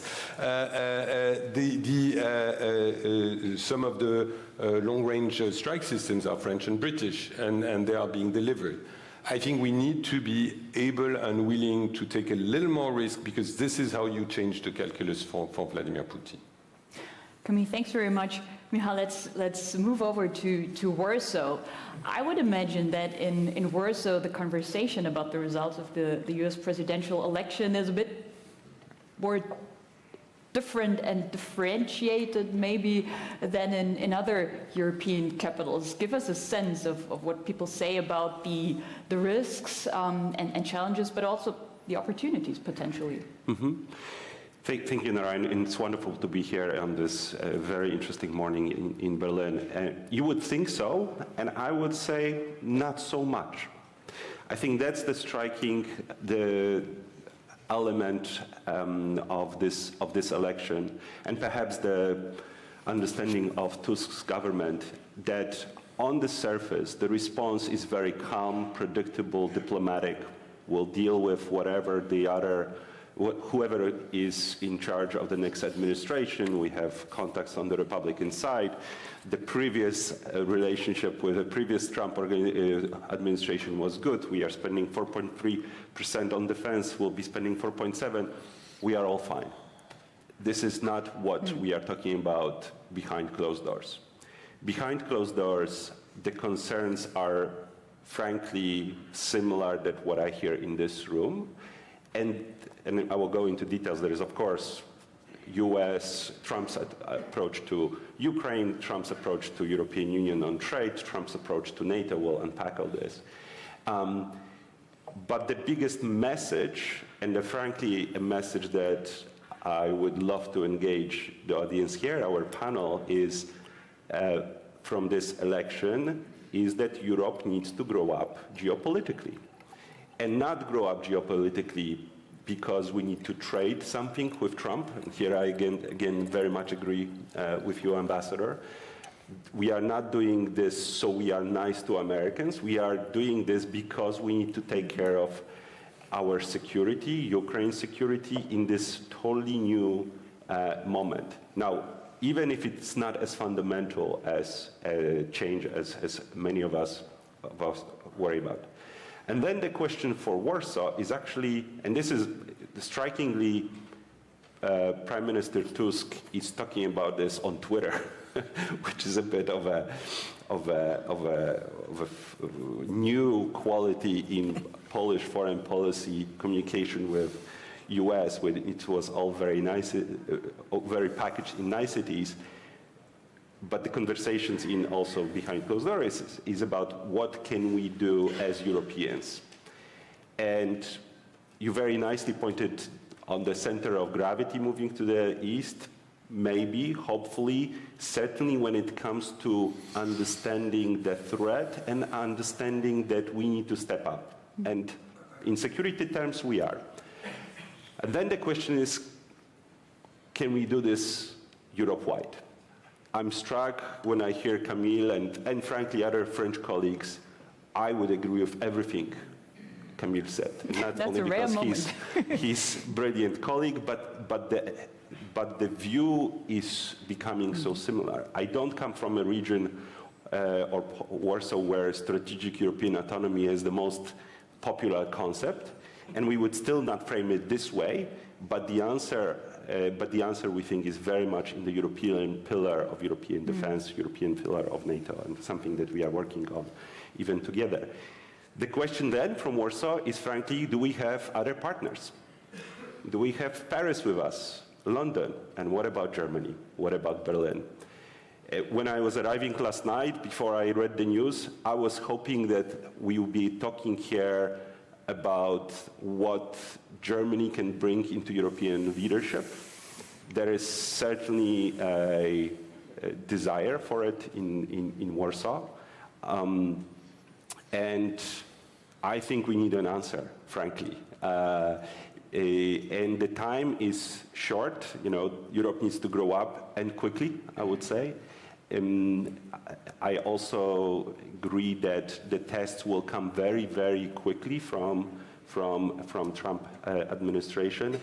And let me just close this by saying I'm now representing a view of the governing, independent in that sense. I'm a think tanker, also one of the organizations that has Marshall in the name, but I'm plugged in. So this is the view of this government, and of course there is the opposition in Law and Justice and in President Duda, who are very happy with Donald Trump, so who see him as both someone who is ideologically close, but also someone who was good to Poland in the previous term. But even that camp, when they are honest, they are very worried about especially Trump administration action vis-a-vis Russia, vis-a-vis Ukraine.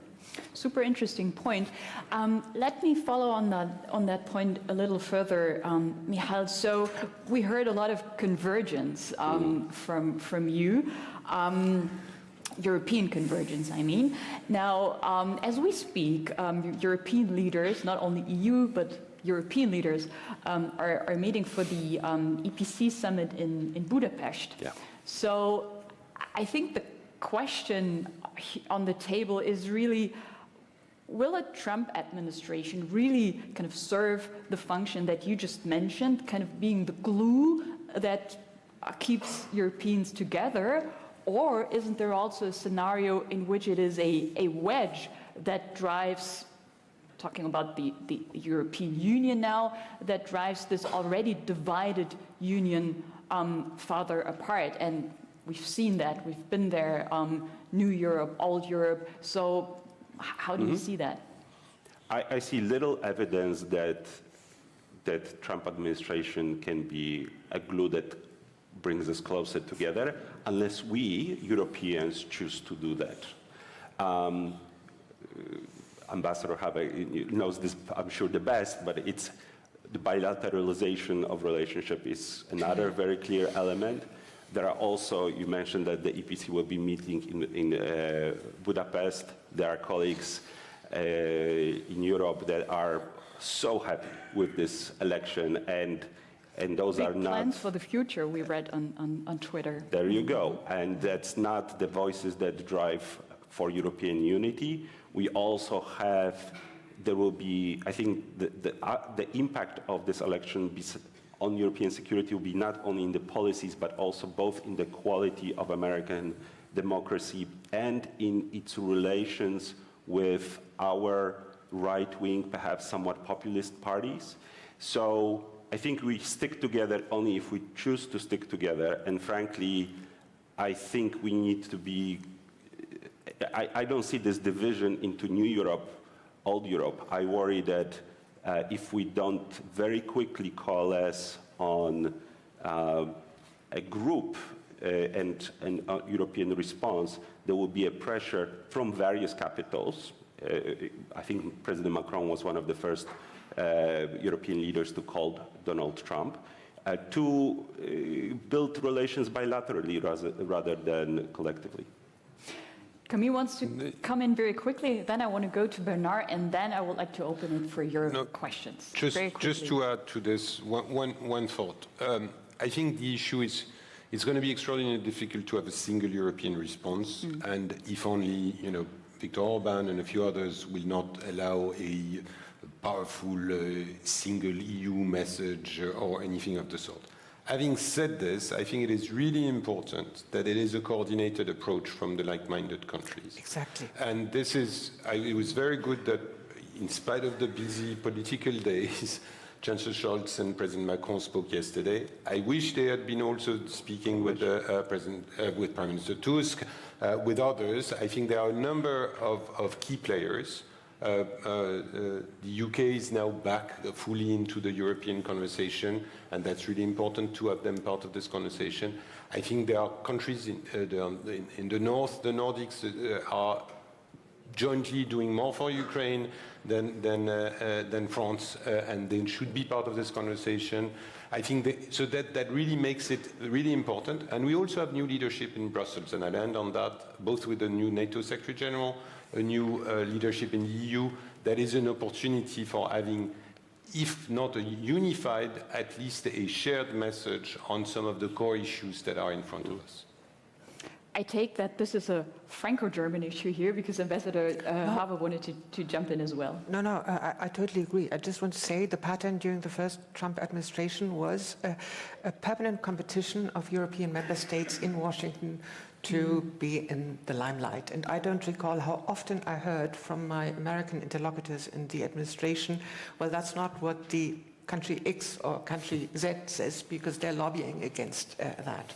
So I had assumed, after having been thrown out to some extent out of the comfort zone by the first Trump administration, that the European mindset would actually alter. But it has not. And I must say this here, the number of abstentions that I see on issues in the European Union, German abstentions, are not indicative of a changed mindset in Germany either. So the lack of a changed mindset, which would allow for a critical mass of European countries that would then dominate the dynamic of the conversation within the transatlantic relationship, that has not taken place, but we need it. Yeah. Master Haber, you're the one responsible for optimism on this panel once again. Bernard, before we open this for questions from the floor, I wanted to ask you, frankly, if you look at our conversation so far from the perspective of an American observer, what is your main takeaway from this? Well, I mean, on one hand, I'm impressed by at least the degree of consensus, at least elite consensus, I would say, on a path forward, on the importance of thinking at least of a European foreign policy, which may be in partnership with the United States, but isn't fully reliant upon the United States. And I think that that's sort of an interesting kind of dimension. What I would say is, as someone who's now lived through a relatively momentous series of elections in my own country, I'd say we all do need to take some thoughts about where our collective politics are going and what the driving factors and forces are. Because this elite consensus is only as good as having a certain set of elites in the room and in charge are. And if those change because of structural dynamics, broadly, we might call sort of the failure of neoliberal economics, right? Those are structural challenges that we're all facing, and they're creating cleavages, which are exploitable by adversaries, but aren't just exploited by adversaries. They are genuine policy dilemmas. We have some issues that we just haven't addressed collectively in the West for the past 25 years, and if we don't, it's going to blow our societies apart. So it's the issue of putting our own houses before. Yeah, thanks so much for that important reminder. With this, I would like to open this and bring you into the conversation. We will have now 15 minutes or so for this part of the Q&A. I would ask you to quickly say who you are and who your question is addressed to, and please do remember that every question should be crisp, concise, and end with a question mark.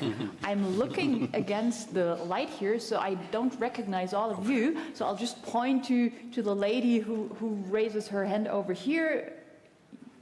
You want to ask a question, or the mic is here. You can just come up to the mic. Hello, thank you very much. Is this on? Yes. Hi, thank you very much. My name is Natalia Möller. I'm with the Young German Council for Foreign Relations and also with the Hans Seidel Foundation.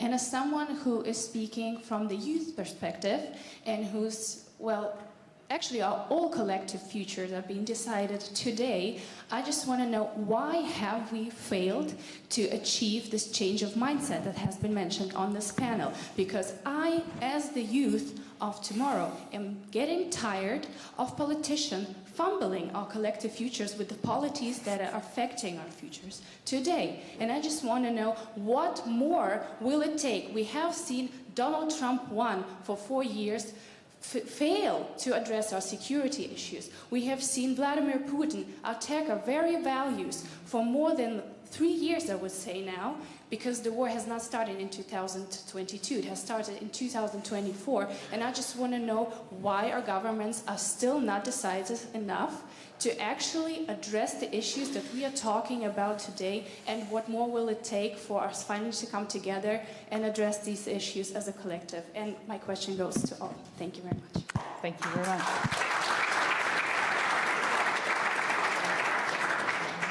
Touché, I would say. Thanks very much for this question. Who feels empowered to respond? No, please. I talk too much.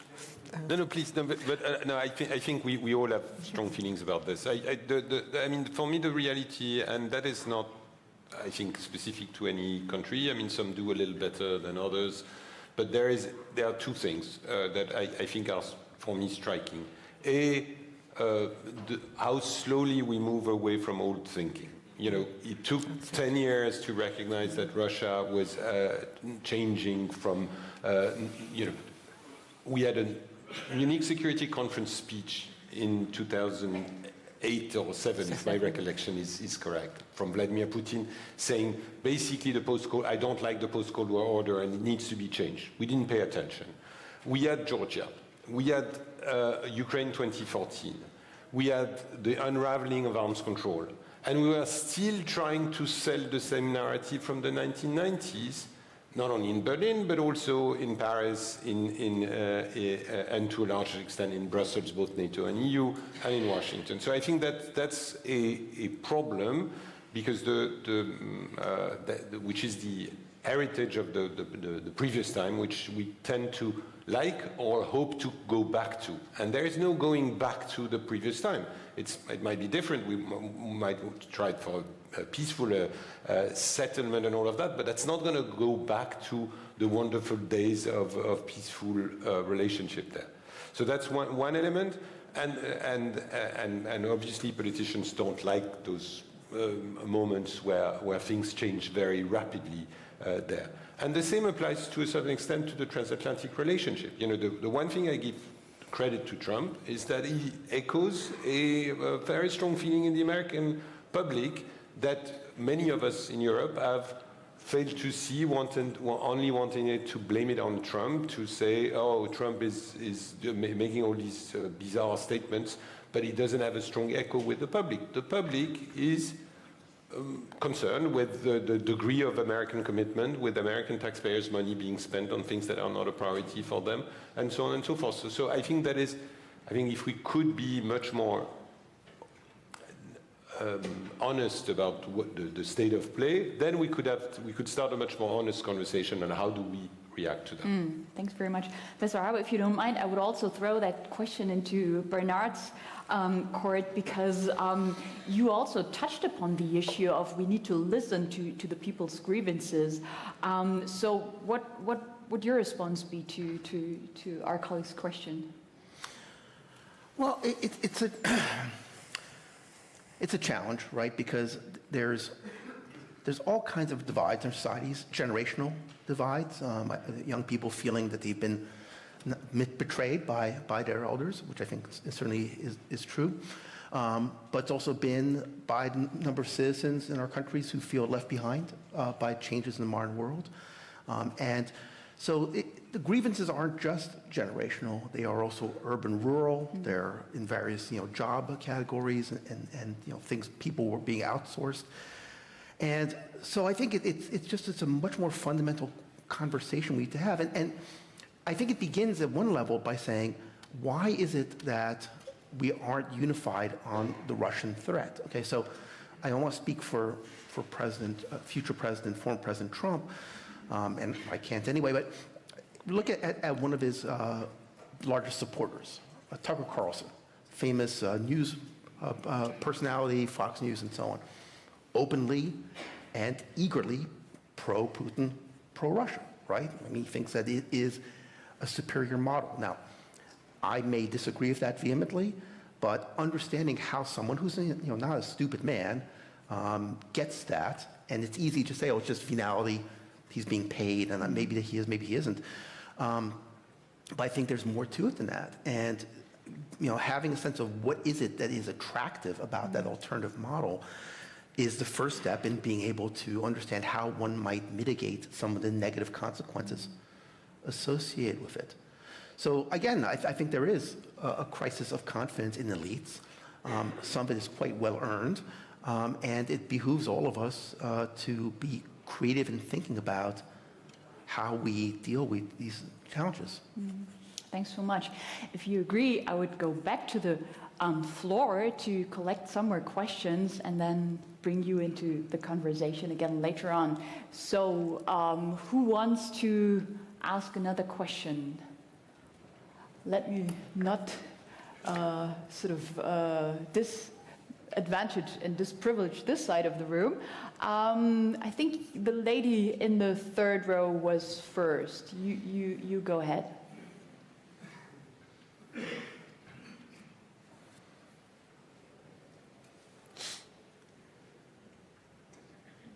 I suppose us youth has a lot to say. That's good. I'm Eline. I'm a master's degree student from the Hybride school, originally from Denmark, so I appreciate the mention of the Nordics. As Misha said, we in Denmark also, we have a really strong alliance with the US, and following these discussions on maybe having a stronger European front, discussions that I hear in Denmark are also looking towards German leadership in taking the torch in this so-called European security project. What my question is that I would like to ask to whoever wants to answer the question, whether this is something that we could see Germany do, and what kind of government should we expect if this should take place in the elections? What kind of results would be needed? Thank you. Thank you so much. So, Ambassador Haber, what about German leadership? Next question. Things are unfolding as we speak. I haven't seen the news for 20 minutes. That may be bad news. So I really can't respond to that. But it's evident with what happened yesterday in Berlin that there is a very strong reaction to the tectonic shift that people see in the election of President Trump. I assume that our complacency over the past 4 years was also linked to some implicit assumption that the Trump years and the disruptive modus operandi and the geopolitical focus were an aberration. We know now that they're not an aberration. Actually, he's got a much stronger mandate now than he had during his first presidency. There's a triple shift, and we've seen a pretty massive realignment, much more than I had expected 2 days ago, even in democratic districts such as in New York or in New Jersey. So something is really underway. And it relates to what you said before. I'm a historian, so in historical terms, I would say what's happened yesterday is the final implosion of a consensus on foreign policy and on principles that governed the post-Cold War years in terms of globalization. The first Trump years showed us that the thinking on free trade and open markets, open borders, was over. And there was a new convergence emerged among Democrats and Republicans on really turning away from globalization and the globalization principles. And I've seen that extend in the end of Biden years, even on migration. I predict today that we'll see a migration legislation in the next Congress. And it will be bipartisan, because the legislation is there already. And now, the Trump year, the second election of Trump, tells us that this old foreign policy consensus, which assumed or departed from the assumption that the investment in security, including in the security of partners, would serve America and would serve the American global role. That foreign policy thinking has been buried yesterday. And when the State Secretary talked about eine Zäsur, a deep, shall we say, turnabout, I'd say it's the end of a tectonic shift that started probably with the financial crisis that President Trump and his movement have grasped, and that has now entered into the center of American thinking on foreign policy and economy. Nora. Well, Camille, I promise you'll answer the next question, but I wanna take on one more question, because otherwise we'll completely lose track of time management here. I'm looking at this side of the room for a change. Is there any question here? Oh, over here. I'm sorry, I almost overlooked you. Go ahead. So I wanted to ask about climate policy, because nobody brought it up so far, and I'm not an expert on it either, but we all just kind of implicitly agree that it's dead in the water, and he's going to try to kill the EPA again, leave the Paris Climate Accord, and there's nothing we can do about it. Tough luck, and this time he's going to basically dismantle the entire administrative state, so that even if there's another change in administrations, there's nothing we can do about it. Thanks very much. Important question. Camille, I promise you to be the next answer. No, but I'm not an expert on climate, but it's clear that it's going to be one of the big dividing lines there.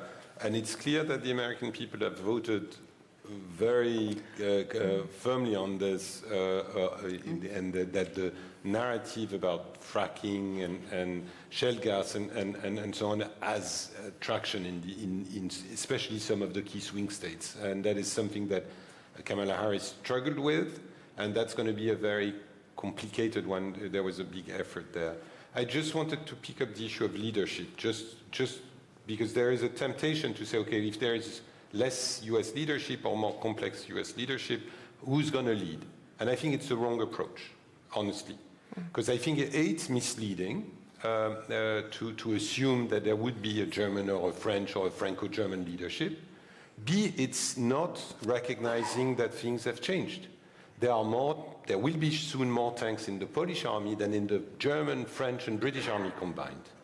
The four Nordic air forces are larger than the Luftwaffe, the Royal Air Force, or the French Air Force. So we have to, and I'm speaking only about the military stuff, but the same applies to assistance to Ukraine, to a lot of things where there are different groups that are playing a very important role there.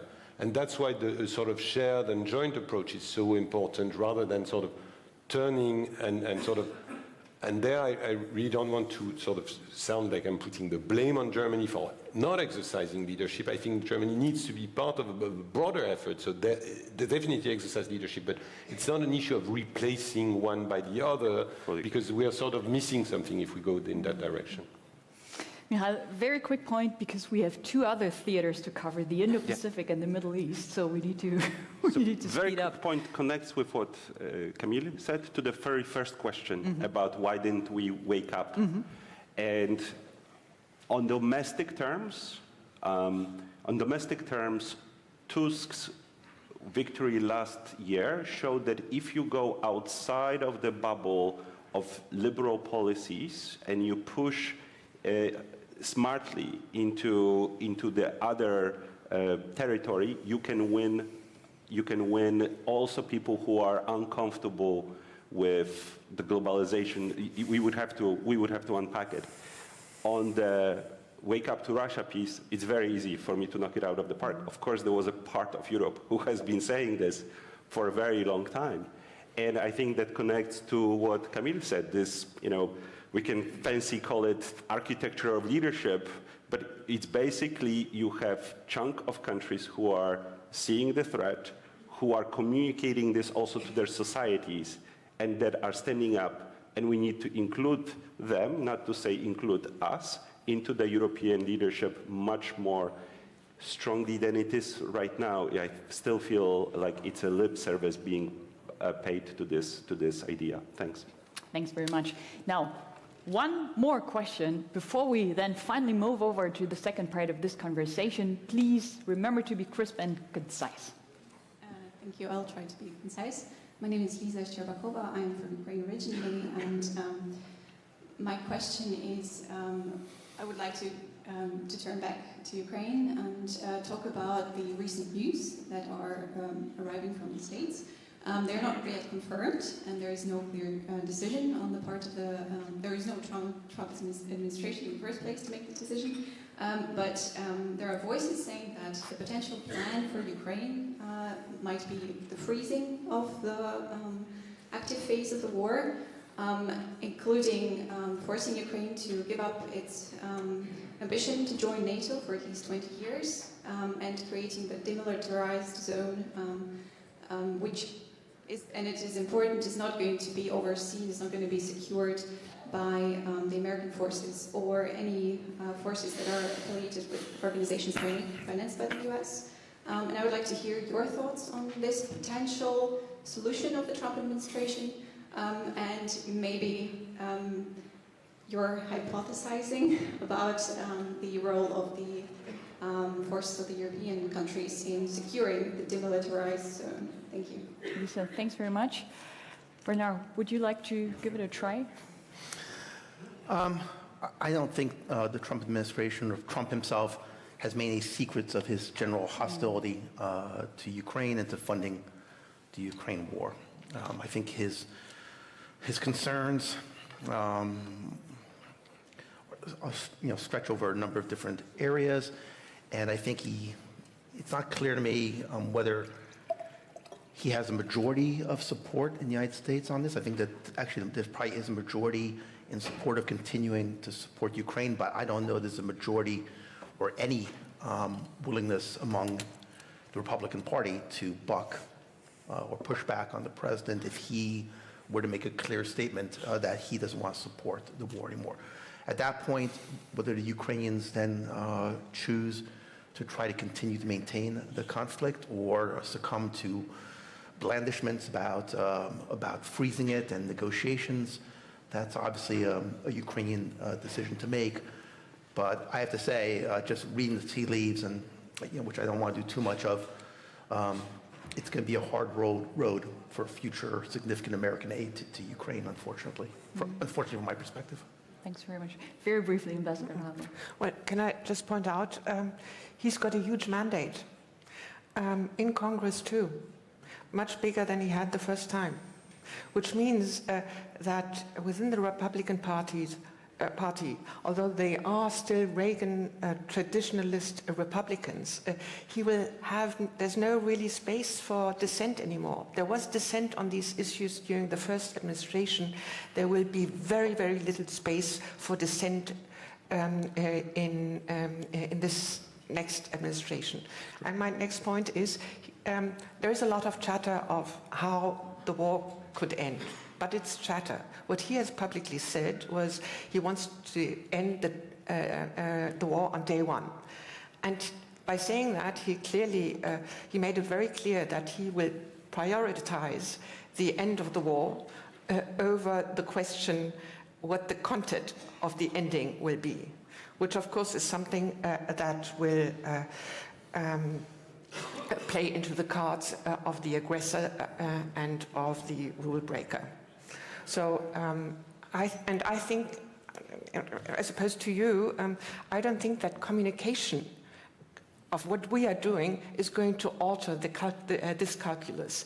He simply, Trump and his people, simply don't believe that what happens in the Ukraine will have an effect on other theaters of conflict in the world, and that is making our case a very difficult one.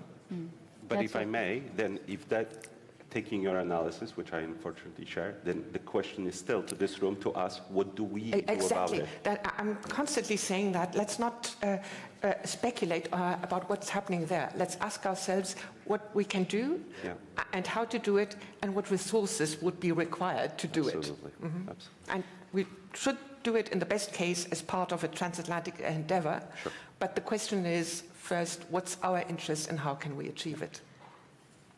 I think that's a good point to start our conversation now, or to broaden our conversation geographically. Ambassador Haber, you said that in the Trump administration there is no awareness of the fact that the European theater and the Indo-Pacific theater are actually interconnected, which I think they are. But nevertheless, let's talk about sort of the elephant in the room then, or maybe the dragon in the room, and that is China and the Sino-American rivalry. China and sort of China policy is probably the one thing where we do see a degree of continuity between the Trump and the Democratic administrations. I mean, the CHIPS Act of August 2022, I think, was a pretty draconic measure with the aim to sort of contain China and its technological development. So that was a measure by the Biden administration. Maybe a question to all of you. What do you think? Where will the Sino-American rivalry? In which direction is it going to evolve? That's the first part of my question. And the second part is, how great is the risk that economic tension might spill over into security tension or even into kinetic confrontation? Maybe that's a question for you, Bernard, to start with. Okay. So a few thoughts about this. There's, again, this is a case where there's a bifurcated debate. And there's a debate which is held in rooms like these where there's sophisticated arguments that are made about the interconnection of the European and Pacific theaters. And so you have some people who will say we absolutely have to remain firm in the European theater because if we give up on, say, Ukraine, that's going to be giving a free hand to China vis-a-vis Taiwan. Other people make the argument, no, that they're irrelevant and the resources that are being spent in Europe could be better spent in Asia. And so these are kind of conversations that you have at the Council on Foreign Relations and the big think tanks and so on in Washington. Is that the broader sort of dialogue that I think is resonant with the American public that is voting for a Trump administration? I don't think it really is so much. Again, it gets back to sort of these more amorphous kind of sensations, right, about lost economic opportunities. We still talk about the China shock in terms of deindustrialization, which is a major factor. There's a generalized, I don't know, I'm not sure it's strategic, but it's dislike, distrust of China, which almost has, an orientalizing kind of sensation, right? The secretive Chinese who are undermining things. But anyway, the long term is that I'm not sure that these debates are purely policy debates to be resolved in this kind of dialogue. They're also political debates. And so I'm not sure I understand what the future of the U.S., the Sino-U.S. competition is. I mean, people talk about strategic competition, but whenever I say, what does that mean? What does it mean to compete? Very few people can give me a coherent answer. Is it mirror imaging? If they build a shoddy dam, should we build a shoddy dam as well? Or I mean, what's the argument here? But isn't it also about technological superiority, military superiority? Sure, but what does that even mean? Are we ahead, behind in AI and quantum?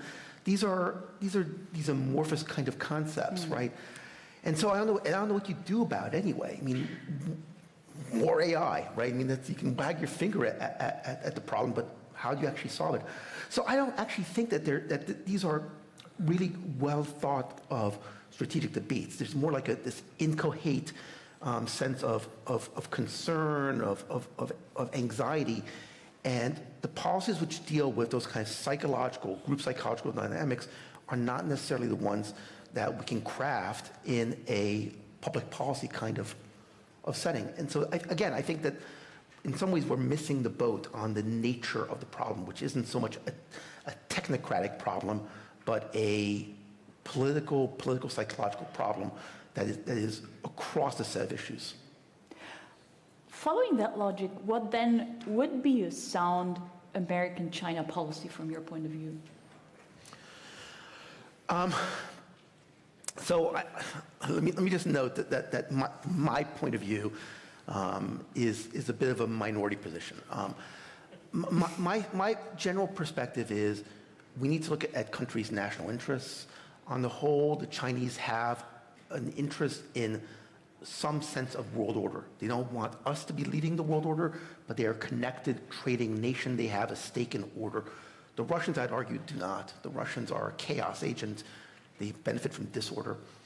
And so I think that that's my starting point, right? That we want order, we like order, the Chinese want order, they want a different order, but there's probably some place where we can find a common ground. I think that's much less the case with our friends in Russia. And so my general perspective is that we shouldn't be looking for more things to compete and conflict with the Chinese about, but rather should draw some very clear red lines and then be willing to accept a certain degree of ambiguity on broader sets of issues. So, especially domestic Chinese politics. Well, thanks very much for that clarification. I think one assumption, and it's probably a fair assumption, is that under a new Trump administration, there will be more pressure on us Europeans to choose sides in that, Sino-American rivalry, what is by many in your country perceived as a fully fledged rivalry, I think. So my question to the Europeans here on that panel would be, what do you think likely expectations are in very concrete terms, and how are we positioned to deal with these expectations? Camille, maybe you can come in on this. Well, first of all, I think indeed we have to understand what's the specific about this competition. It applies to America, but it applies to Europe as well, and therefore to a role in this. It's pretty rare to recognize both a country as your main strategic challenge and your main trading partner, even after restrictions. So that makes things quite complicated. It doesn't mean it's reassuring. I mean, there was one previous case, which was Germany and the British Empire in 1914, that didn't end well. So we shouldn't assume that trading will guarantee peace. Having said this, the point there for the Europeans, I think it's a bit of a two-way street. I think the Americans need to be much clearer on what are their expectations, Because for the time being, my sense is that America, both Biden and probably the Trump administration, has been saying pay more attention to China. I think it's the case now. You know, it's maybe not the case 10 or 15 years ago, but it's the case as a strategic technological challenge. So the Europeans are more cautious on what sort of technology they share. They are more cautious on the partnerships they establish with the Chinese companies, blah, blah, blah. And they are paying more attention to the development of the rise of China as a strategic player. Second thing is it about a quid pro quo, about you take more care of Europe and we take care so that we have more resources available for the Indo-Pacific?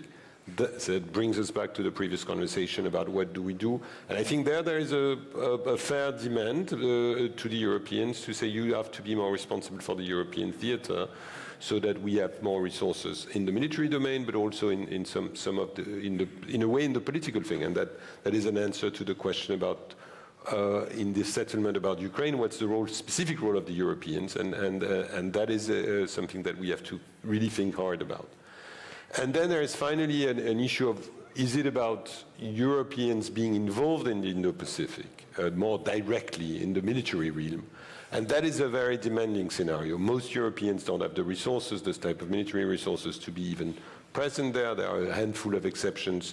The French, because they have overseas territories, but that's more in the South Pacific than in the core area. The Brits, because of a tradition of presence there. And then sometimes a German ship or a Dutch ship to show the flag, but that's not going to be a game changer. So I think on these three sort of types of demands, the Americans have not been super clear, and for that reason, the Europeans have not been super clear in their response. So they're saying, yes, we're paying attention, but we want to continue to trade with China. So could we clarify what we mean by we want to continue to trade with China? What does that imply in terms of technology transfer and so on and so forth? Yes, we recognize that China is a military challenge. And by the way, also in the vicinity of Europe, there has been Russian-Chinese exercise at sea in the Baltic Sea. That's interesting. Or in the Mediterranean. How do we look at that? That's not something that we should not pay attention to. There are domains of operation, cyber, space, where the rise of China as a superpower is having an impact on European security. So we need to pay attention to all these things. But thinking through all of this is demanding. And this is typically one case where the Europeans have been behind the curve in trying to think through this. So we're just moving out of the naive moment, but we're not quite there yet in the strategic moment. But I would say that maybe one last thing which is important, and that's throwing the ball back to the Americans, is also be careful if you throw Ukraine under the bus. The enthusiasm of a number of European countries to demonstrate leadership on being tough on China, will it vanish? Will the Lithuanians continue to take the heat for being at the forefront of being tough on China in the European debate if Ukraine has been thrown under the bus? That's a very important point. And Michal, I wanted to ask you about NATO and the Indo-Pacific and how China sort of comes into all of this. Camille already touched upon it. I think it was in 2022 that NATO for the first time defined China as a potential threat, and then it has also designated China as a decisive enabler of Russia's war effort against Ukraine, which it certainly is. So where do you see NATO's role evolve when it comes to that competition between the US and China? Camille is perhaps even better person to answer, but I will try. Clearly, focus of NATO on China has grown, and in the last communique, the language is even more pronounced, where we have no clarity. We are clear on Chinese increasing role in impacting European security in Europe. Looking at their investments in our critical infrastructure, monitoring this. Where it's much less clear is what Americans expect of us militarily in the Pacific, and especially that many of us don't have the capabilities. I think one thing is very clear, though, and I would expect this from the Trump administration as well, is that until a few years ago, Europe had the reliance on Russia to a great degree when it comes to energy. And I mean, of course, it's Germany, but not only Germany. And we're now repeating the same mistake vis-a-vis China. And I think they will call us on that piece. I think they will call us on this piece, and that's fair point, and something that is going to be difficult to deal with. One slightly separate point I would make on the American debate, because we are probably all in this very well-read room familiar with arguments of Rich Colby and others who are Asia first or perhaps almost China only. There is a spectrum, even in the MAGA world, on this. And I think here we need to be making factual cases about the connections between the theaters that are really there. I mean, North Korean troops are fighting Ukrainian troops. North Korea happens to, before they came, North Korea happens to be the biggest supplier of Russian 155, I think 52, there you go, 52 artillery, by far. So these theaters are connected, and on top of it, for Americans, there is the third theater that is already on fire, which is Middle East. So I think there is the intellectual case for Asia only, and that's what I hear also from my Republican friends, often covers the more isolationist tendencies within the Trump's team. But there are other voices also there that Europe can pull on. We'll come to the issue of the Middle East in a moment, but before we do so, Ambassador Haber, I wanted to come back to one point that Michal made on have we learned the lessons from Russia's war against Ukraine with regard to China. And I wanted to ask for your take on how you see Germany's position on that front. Have we learned the right lessons? Because that will also play into our relations with the Trump administration, the new Trump administration. I think no one in the German context would deny the fact that interdependence doesn't naturally and inevitably deliver security, transparency, and predictability. It does if both sides agree on the goal of interconnectivity. But if one side decides that strategic political territorial aims are more important than the rational trade-off of interconnectivity, then the calculus is neither here nor there. And I think that lesson has been learned in Germany. But again, adaptation to it takes time, especially in the context of an economic recession. I'm not defending something, I'm stating the obvious. Can I turn to the American angle? Because I don't think that NATO will be center stage on the discussion on China. It will be the EU. And while both parties, well, there's a significant convergence in both parties on the nature of the challenge that China is, there's really, they're quite different strategies. The Biden strategy was clear. It's called small yard, high fence. That's not a static concept. The yard was constantly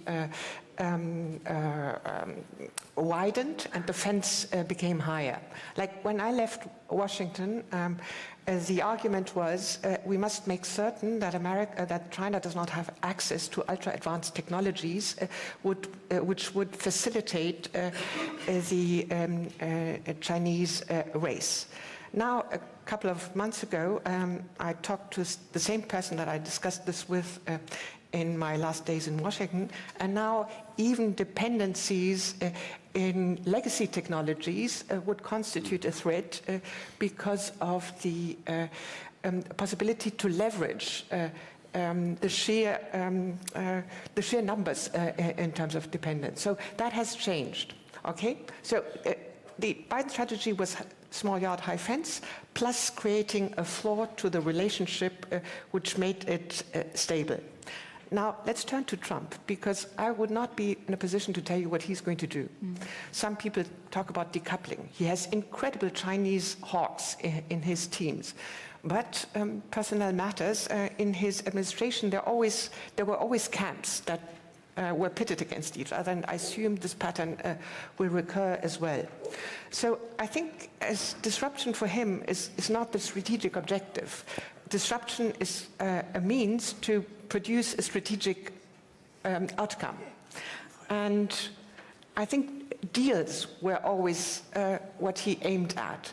And I wouldn't put it past him that he will combine tactics of escalation in order to produce a deal that actually undermines the risking. But we don't know.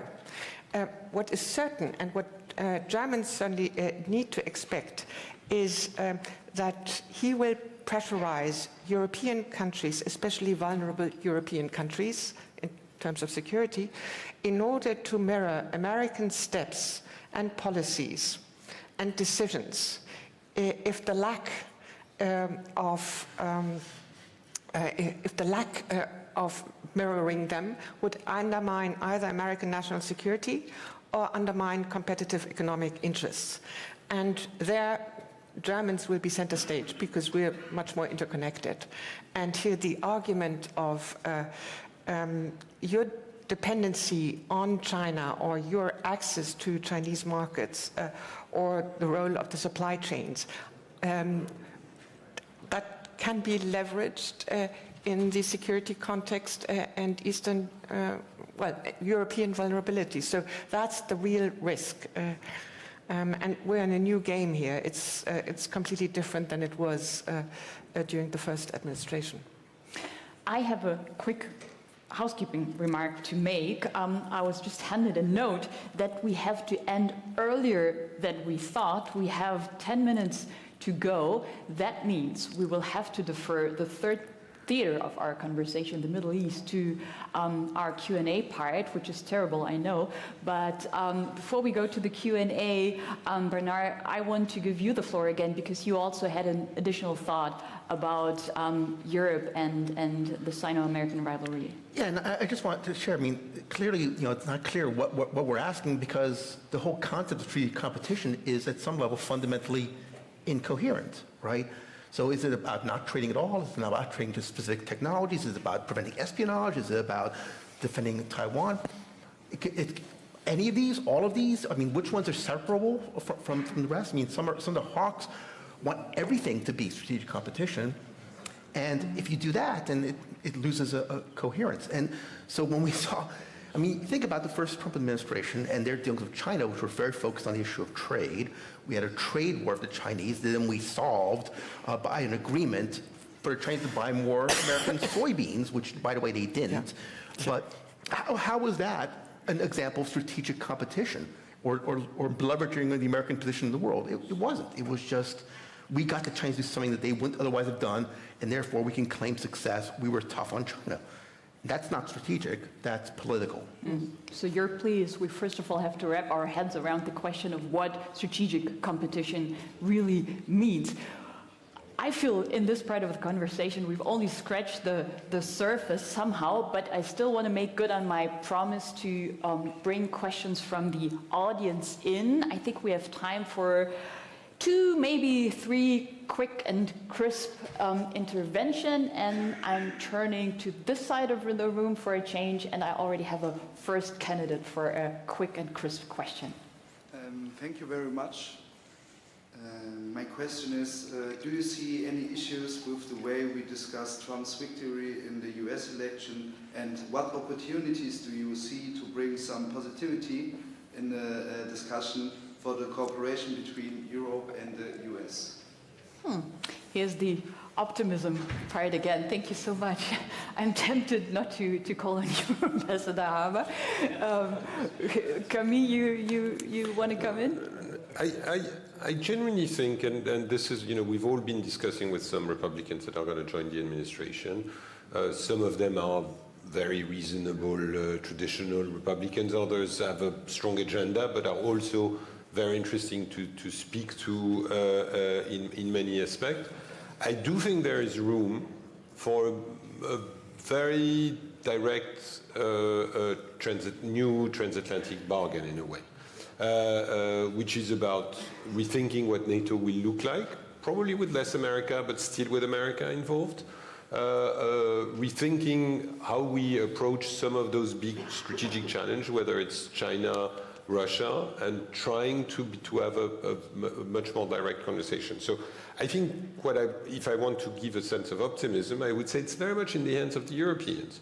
If we do what we've been doing way too much, which is sitting on our hands and waiting for the outcome of the US election and then panic, and then waiting for what the administration will look like and then panic again, and then wait for the policy and then panic again, that's wrong. If we do come up with what are our strategic interests, what are our core economic interests, what are our core, and forcefully demonstrate that we are ready to take our responsibilities, not to fight America, but to take our responsibilities, then I think there is room for a slightly different conversation than the one we had during the previous term, or the one that we all fear we would be having. Thanks very much. And we have a follow-on question right away. Thank you so much for your kind insight today. My name is Henry. I'm an independent political commentator. Within the Chinese policy circle, over the past 10 years, there's the talk about the Thucydides trap. It's still been talking about it, even just a few weeks ago, even within China. And me as a Chinese myself, I see there is still space between NATO and China to cooperate, especially in anti-terrorism perspective. So this is a question to all the panelists here. With us, with the current situation going on, how can we, both sides, both NATO and China, do to avoid this Thucydides trap? And where is the future of the potential collaboration between China and the NATO states? Not only with the member states, but with NATO as an organization as a whole. Thank you. Henry, thank you very much for a straightforward question. Are we going to end up in the Thucydides trap? That's a question for the strategists here on the panel. Bernard. Okay. So first of all, I'd say this is a good chance for me to pitch reading Thucydides as opposed to just reading people writing about Thucydides 2,400 years later, because Thucydides was much more subtle than the current debate is. Look, from my perspective, sort of notion of rising power of China as a fundamental threat in and of itself, separate from Chinese behavior, is problematic, because how do you engage with that, right, other than finding some way to contain or restrain China or put them in a box. If that's the concept that we have, that China should not be powerful or influential, then the risks are quite high, because that's not achievable, I would argue, and puts you into an inherent conflict situation. On the other hand, if you draw clear red lines and say, for example, that the Chinese attack on Taiwan would be, would violate fundamental norms of international order, and that's not tolerable. If you say that Chinese behavior in the South China Sea is clearly and unambiguously illegal, and they need to reverse their 9-, 10- line policies, again, I think those are things that you have to stand for, and you have to make those demands. The question then becomes, do you have to continue to push on everything else, being concerned about Chinese purchases of farmland because they happen to be within spitting distance of an American military base, all kinds of legacy technologies, because taken together they might create some capacity for the future. I think once you begin to broaden the notion of competition out so that it includes everything, it becomes unmanageable and very dangerous. And so my recommendation is to focus on the things which are really important, core violations of international law, black letter law and order, refusal to accept arbitration agreements, and those kind of issues, I think, are the ones that we should be focused on. And if you focus just on those, I think there's a hope that you can avoid conflict. Well, thank you so much. The clock here right in front of me says we have a bit more than 1 minute to go in this panel, so apologies to those who wanted to chime in. Maybe you can speak up in the next panel. This leaves me enough time to thank my fantastic panelists here for a great conversation, very illuminating, sometimes pretty sobering, with some glimpses of optimism, I would say. So thank you very much. Thank you also to a great audience for very good questions and for actively listening. So the next challenge of this conference now will be to guarantee also a smooth, hopefully peaceful transition to the next panel, which will start momentarily. And with this, I will hand over to Mariam, who will introduce us to the next panel. And while she does so, we will move off the stage and welcome the next panel to come up.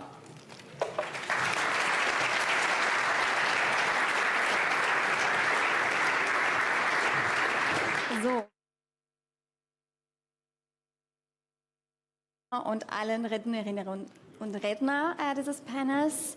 Ich freue mich, das nächste Panel anzukündigen. Und bis dahin hätte ich noch einen kleinen Hinweis. Diejenigen, die noch stehen, wir haben in der ersten Reihe noch freie Plätze. Kommen Sie gerne nach vorne und nehmen Sie den Platz. Sehr geehrte Damen und Herren, seit knapp 2 Jahren und 9 Monaten läuft der Angriffskrieg Russlands gegen die Ukraine. Die Ukrainerinnen und Ukrainer kämpfen für die Sicherheit und die Freiheit ihres Heimatlandes und auch ganz Europas. Liebe Freunde in der Ukraine, ihr seid nicht allein. Die Ukraine ist uns wichtig, wir stehen an eurer Seite. Україна для нас важлива, ми на вашому боці, слава Україні!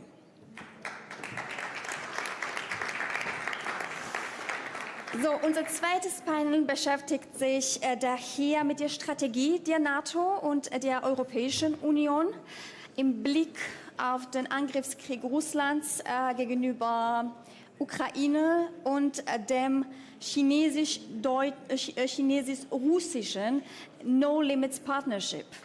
So, ich freue mich jetzt, das nächste Panel ankündigen zu dürfen und Theresa Winter auf die Bühne einzuladen. Liebe Theresa, komm gerne auf die Bühne. Theresa Winter ist Leiterin Sicherheits- und Verteidigungspolitik bei der Friedrich-Naumann-Stiftung für die Freiheit.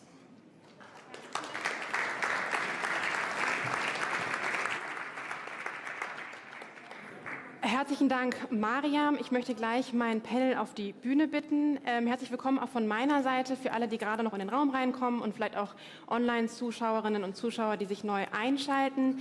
Ich möchte diejenigen, die gerade im Raum sitzen geblieben sind, einladen, wenn sie möchten, sich ganz kurz hinzustellen für 1 Sekunde, während wir auch das Panel hier auf die Bühne holen und sich dann wieder hinzusetzen. Ich habe gelernt, wir haben ein sehr intensives Programm und wenn man auch nur für 2 Sekunden kurz steht, hilft das dem Hirnfluss ein ganz kleines bisschen. Also wenn Sie möchten, bitte stehen Sie einmal kurz auf, stretchen Sie sich und setzen Sie sich dann wieder hin. Das sollte uns allen helfen, einmal kurz sozusagen gesettet zu sein für das nächste Panel. Und damit möchte ich gerne Dr. Anna Wieslander, Herrn Botschafter Martin Erdmann, Dr. Jewgenia Gaber auf die Bühne bitten zu mir. Sie können entweder, oh, sehr sportlich. Ich werde hier vorne sitzen. Dr. Anna Wieslander, please sit here. Dr. Gaber, please take a seat in the middle. Wir warten noch auf Dr. Ulrich Speck, aber wir fangen einfach schon einmal an. Wie Sie alle mitbekommen haben, sind wir zeitlich ja etwas früher dran. Ich würde kurz für 1 Sekunde warten, bis die Türen geschlossen sind und kann Sie gerne noch einmal darauf hinweisen, dass, wenn Sie möchten, sind hier vorne noch Plätze frei. Sie dürfen gerne auch stehen bleiben, wenn das Ihnen beim Zuhören besser hilft. Es gibt da ja verschiedene Methoden der Konzentration.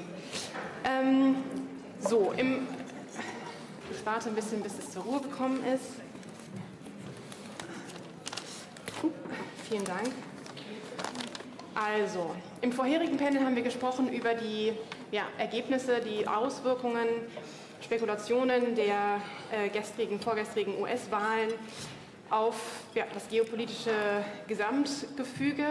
Wir wollen uns in diesem Panel, wie Mariam schon angekündigt hat, vor allem mit den Europäern beschäftigen und dem russischen Krieg gegen die Ukraine und sehr, sehr konkreten Herausforderungen und Anforderungen an was jetzt getan werden muss. Sprich, wie wird sich die EU und die Europäer in der NATO in Bezug auf die Ukraine und die Position gegenüber Russland abstimmen, untereinander, aber natürlich auch transatlantisch? Was sind die dringendsten Handlungsfelder europäischer Abschreckung und Verteidigungspolitik? Wir wollen auch sprechen über das Thema Nahe Osten sowie Herausforderungen durch China und die sogenannte Achse des Bösen, alles mit dem Hinblick auf, was muss europäisch passieren. Wie Sie alle wissen, wir haben es jetzt mehrfach angesprochen, natürlich hat sich gestern auch in Deutschland einiges getan. Wir werden sprechen über europäische Führungsrollen und Möglichkeiten jetzt auch in der nahen Zukunft. Das wird hier eine Rolle spielen auf diesem Panel. Nachher sprechen wir über hybride Bedrohungen. Es wird heute Nachmittag das Abschlusspanel, glaube ich, geben zum Thema Deutschland spezifisch, aber auch im Kontext Europas ist natürlich ein wahnsinnig wichtiger Einfluss, was jetzt passiert. Wir haben ein hervorragend besetztes Panel. Wie gesagt, Herr Ulrich Speck wird uns noch sozusagen flexibel hier auf der Bühne dazukommen. Bevor wir starten, ein ganz kurzer Hinweis zum Ablauf, damit Sie wissen hier, was Sie die nächsten 90 Minuten erwartet. Ich werde alle Panelisten um ein kurzes Eingangsstatement bitten. Jeder ist vorbereitet darauf. Im Anschluss daran werden wir hier in die Diskussion gehen. Und die letzten etwa 20 bis 30 Minuten sind natürlich reserviert für Fragen von Ihnen. Sie kennen das jetzt schon mit dem Mikrofon. Ich werde Sie dann darauf noch einmal hinweisen. Wie Sie merken, das ist ein deutsch-transatlantischer Talk, den wir hier machen. Deswegen ist dieses Panel auch genau in dem Zeichen deutsch- und englischsprachig. Wir werden mit 2 Panelisten auf Deutsch sprechen. 2 Panelisten werden ihren Beitrag auf Englisch hier durchführen. Es wird simultan übersetzt, das heißt, dass alles, was hier auf dem Panel auch auf Deutsch gesprochen wird, für alle Panelisten zugänglich ist und wir deswegen einen sehr reibungslosen Übergang hinbekommen werden. Nur für Ihren Hinweis, und auch der Hinweis für die Übersetzung, ich werde meinen Fragen an die Panelisten dann direkt auf Englisch stellen, um zu gewährleisten, dass wir einen reibungslosen Übergang haben und nicht warten müssen auf Übersetzungen. Dr. Anna Wieslander, does it work with the translation for you? Okay, yeah. Perfect. Without further ado, darf ich mein Panel kurz vorstellen. Dr. Anna Wieslander, direkt neben mir, ist Direktorin für Nordeuropa beim Atlantic Council und auch leitet die Repräsentanz vom Atlantic Council in, hallo Herr Speck, in Stockholm. Just in time, perfect. Sie ist außerdem Vorsitzende des Instituts für Sicherheits- und Entwicklungspolitik, ISDP, und Generalsekretärin des schwedischen Verteidigungsverbandes und außerordentliche Professorin am George C. Marshall European Center for Security Studies. Und ein kleiner interessanter, renommierter Fun Fact vielleicht, lebenslanges Mitglied der Royal Swedish Academy of War Science. I tried to do a little bit of research on that. There's not many of them, so it's an honor to have you. Thank you for being here.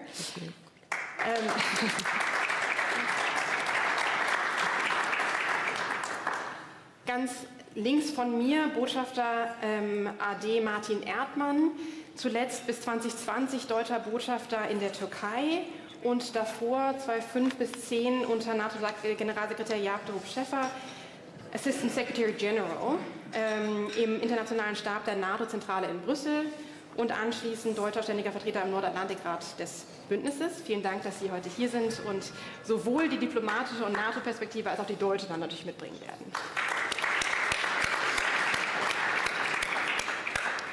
Ich gehe sozusagen rückwärts dann. Dr. Ulrich Speck, außenpolitischer Analyst, Autor und Berater, seit Februar 2022, also just in time, schreibt er wöchentlich Analysen zur Außenpolitik für die NZZ, die Neue Zürcher Zeitung, war zuvor Senior Visiting Fellow beim German Marshall Fund in Berlin, hat gearbeitet für verschiedene Institutionen, unter anderem dem Realinstitut Elcano, die Transatlantic Italian Carnegie Europe und wird hier auch viel sprechen zum Thema Sicherheitspolitik und den transatlantischen Beziehungen. Vielen Dank, dass auch Sie hier sind heute. Danke. Last but not least, of course, Dr. Jewgenia Garba, die außenpolitische Beraterin des Premierministers der Ukraine Groysman war und stellvertretende Direktorin der Diplomatischen Akademie im Außenministerium der Ukraine. Seit November letzten Jahres auch am German Marshall European Center for Security Studies, Professorin für nationale Sicherheitsstudien, spezialisiert auf regionale Sicherheit in Europa und der Schwarzmeerregion. Vielen Dank, dass Sie hier sind.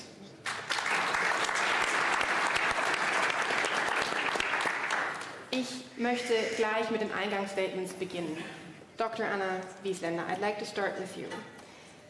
Given the ongoing critical impact that we're seeing with the Russian war in Ukraine, we discussed in the previous panel a little bit on the urgency of measures that Europeans should do, but I'd like to go a little bit further in that. So how does one, the recent re-election of Trump as president, but also turbulences within, German policy, but in general the European political setup, how does these elements highlight vulnerability and maybe strength we will see within liberal democracies concerning Europe and NATO defense? And what are common misperceptions in your view and your recommendations on a theory of victory? Thank you for making me aware that 2 days ago, who hasn't read it yet, there is an open letter in the Financial Times that actually looks into either or Trump or Kamala Harris being elected, what that means for a path of victory for Ukraine. So thank you, over to you. Thank you so much, Teresa. It's lovely to be here. Thanks to the organizers for inviting me. Delighted to be here in Berlin on a very special day. I didn't know that, as no one did when we accepted the invitation. We even flew here, but as it developed, very interesting to be here for those reasons as well.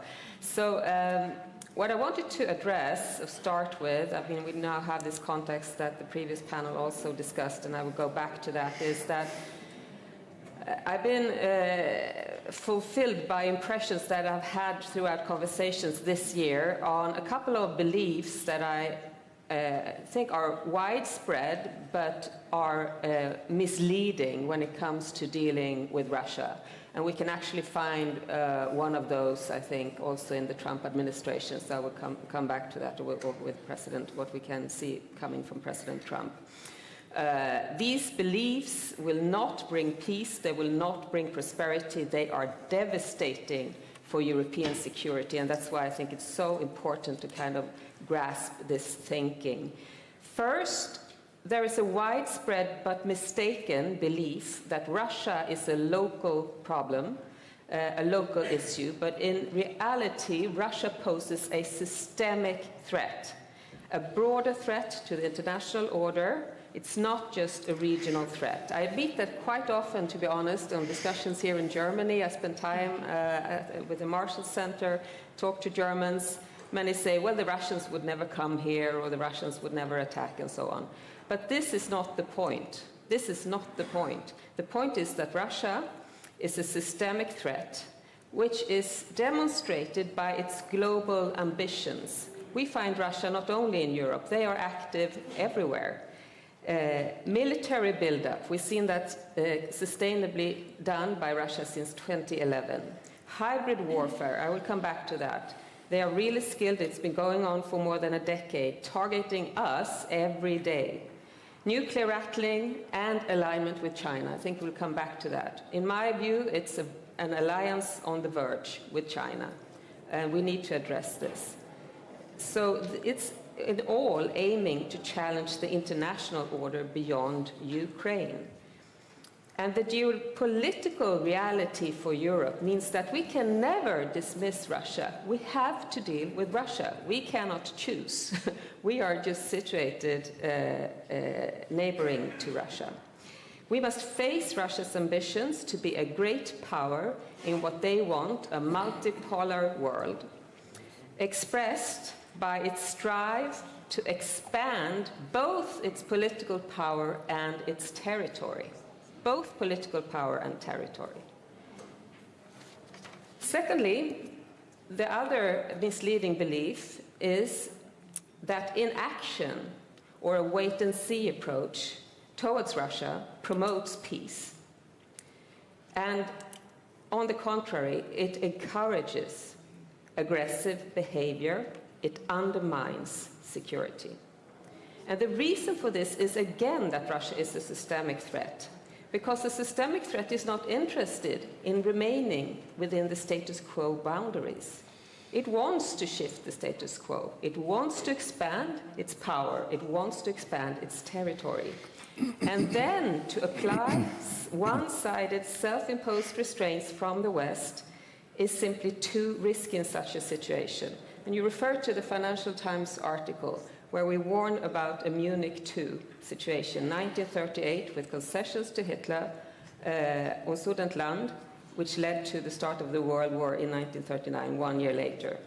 This is exactly what we see when we look at Russia. We have 100 more signatories on this letter. Please read it. Instead, a threatening great power like this, and it's also, I must say, a lot of security policy literature on this. Robert Jervis, for instance, read it. If you talk about arms control regimes, this is the fundamental thing. But it's not possible. It's too risky if only one side takes on self-imposed restraints. Deterrence is key on the other side. Russia needs to be balanced by other great powers to restore peace and order. So far, Russia is not deterred by Europe. Its decade-long hybrid warfare against the West clearly illustrates this every day. It has just expanded. It goes now across domains. It goes systematically. If you add up activities all over Europe every week, you see activities everywhere, and also in the US. At Easter, Poland's President Donald Tusk warned that Europe is in a pre-war era, and the British Armed Chief Sanders did the same in January. So there is no time for a wait-and-see approach when it comes to Russia. Instead, I think we need to understand that the platform for Europe has to be defense and deterrence, and then we can build prosperity. So we have to shift this. It's not an option that can be added or not, or balanced against other interests. It has to be the foundation for where Europe is heading next. We also need to invest not only in military capabilities, but in hybrid warfare countermeasures to meet the scale of the Russian threat. It also will help us counter other actors such as China and Iran. But I wanted to just go on this. To conclude, Bundesminister Schmidt said that we had to be very clear on our arguments. Why would we need to invest 3% of GDP in defense? I think the reasons I just outlined are part of that. And I think that has to be the target. I foresee that it will be the new ambition for the Hague summit for NATO next summer. It's definitely part of Trump's agenda. He has already mentioned it. Good thing is, US is now down below 3%, so he might push it above that, or I'm sure he will. Europe must also step up on its contribution to NATO. We discussed that, but a good ambition there would be to have 50%. It's Heinerbrau's part of this work with the Alphen Group. 50% of NATO's designated capabilities by 2030 should be European. And those are the critical enablers and other things that were discussed in the previous panels. And then support to Ukraine. Dedicated support to Ukraine, at least a minimum of 0.25% of GDP. That's not much. Sweden now supports Ukraine with 0.7% of GDP for the military, on the military side, and then adding up on other things as well, reaching up to 0.83. That's Sweden. I'm sure a lot of other countries can do it as well. On the hybrids part, we must develop a holistic and comprehensive security culture to counter hybrid warfare. This is a 360 warfare degree going on between the different sectors. We have to have a well-coordinated combination of civilian and military planning. So I would like to have resilience targets combined into the NATO planning process, for instance. We cannot work only with resilience in national silos. We need to see the cross-border resilience requests and how that is connected to the defense targets, what we need in order to defend Europe. I also want to underline, finally, the importance of joint threat assessments in this regard. I think EU and NATO can work even more closely on this. The strategic concept and the strategic compass are good starting points here, but we need to evolve and work on these much more closely. And I think I'll stop there and we can come back to various decisions, but there is a lot more we can do. Thank you very much. And we'll get back to that, especially because I want to talk a little bit later about leadership roles and what exactly that means. If we talk about 50% European, so how do we translate that into reality? Vielen Dank, Dr. Wieslander, für Ihren Input-Statement. Botschafter Erdmann, ich würde gerne zu Ihnen übergehen und einmal aufgreifen, was wir gerade schon so ein bisschen gehört haben. Ich hatte mir ursprünglich vorgenommen und wie Sie alle wissen, haben wir wahrscheinlich alle unsere Moderation und das Panel in den letzten 24 Stunden mehrfach umgeworfen. Ich wollte, dass Sie vor allem Ihre Erfahrung bei der NATO natürlich und auch in der Türkei und in Osteuropa sprechen und sozusagen die politische Einheit so ein bisschen bewerten innerhalb der NATO, auch angesichts jetzt der Wahl von Trump ins Weiße Haus, natürlich jetzt auch angesichts der neuen politischen Situation in Deutschland und was Ihr Blick ist jetzt mit diesen neuen sozusagen Entwicklungen auf sozusagen das deutsche Narrativ in dem Ganzen. Ja, vielen Dank, Frau Winter. Sie sagten vorhin, dass die Panelisten kurze Einleitungsstatements vorbereitet haben. Das habe ich auch. Allerdings habe ich meines gestern Abend beiseite gelegt und gedacht, das ist Schnee von gestern. Damit brauchst du den Zuhörerinnen und Zuhörern gar nicht zu kommen, sondern ich habe mir 4 Punkte aufgeschrieben, die mir heute Morgen, nachdem ich den Tag gestern und die Nacht verdaut habe, in den Kopf kam. Das eine ist, wir sind uns alle einig, dass der gestrige Tag Zeitgeschichte produziert hat und vermutlich mehr Zeitgeschichte, als wir absorbieren können in kurzer Zeit. Das heißt, wir werden also noch lange mit den Ereignissen in den USA und möglicherweise auch lange mit den Ereignissen in Deutschland, die nicht so bedeutend sind wie die in den USA, zu tun haben und uns darauf einstellen müssen. Ich habe gestern den ganzen Tag, wie viele von Ihnen auch, Radio gehört, habe Interviews gehört und habe gemerkt, dass im Laufe des Tages und dann des Abends, nachdem das zweite Ereignis sich Bahn brach, man zunehmend verstanden hatte, dass sich international und national eine Art Implosion vollzogen hat. International, das haben wir vorhin diskutiert im ersten Panel, das muss ich hier nicht ausführen, national eine Implosion, weil die Idee dieser Ampelregierung, die über die letzten 3 Jahre das Bewusstsein der Gesellschaft weitestgehend bestimmt hat, dass diese Implosion das Ende einer Illusion ist. Und worin das besteht, will ich gerne zu einem späteren Zeitpunkt erläutern. In dem Zusammenhang, ich spreche öfters mit Politikern und frage sie, ja, was interessieren denn die Leute so bei ihren Veranstaltungen? Und dann sagen die mir, und ich verkürze das jetzt sehr, wenn ich über Verteidigung, Verteidigungshaushalt und so weiter rede, gehen die Leute schnell raus an den nächsten Biertresen. Wenn ich anfange, auf die EU einzuschlagen, dann merke ich, wie interessiert die Zuhörerschaft ist. Ich sage das deshalb, weil ich den Eindruck habe, dass die Unbeweglichkeit hinsichtlich unserer Defense Posture, die relative Unbeweglichkeit, die wir immer beklagen das Defizit an europäischen Beiträgen, letztlich ein Reflex unserer gesellschaftlichen Vorstellungen ist.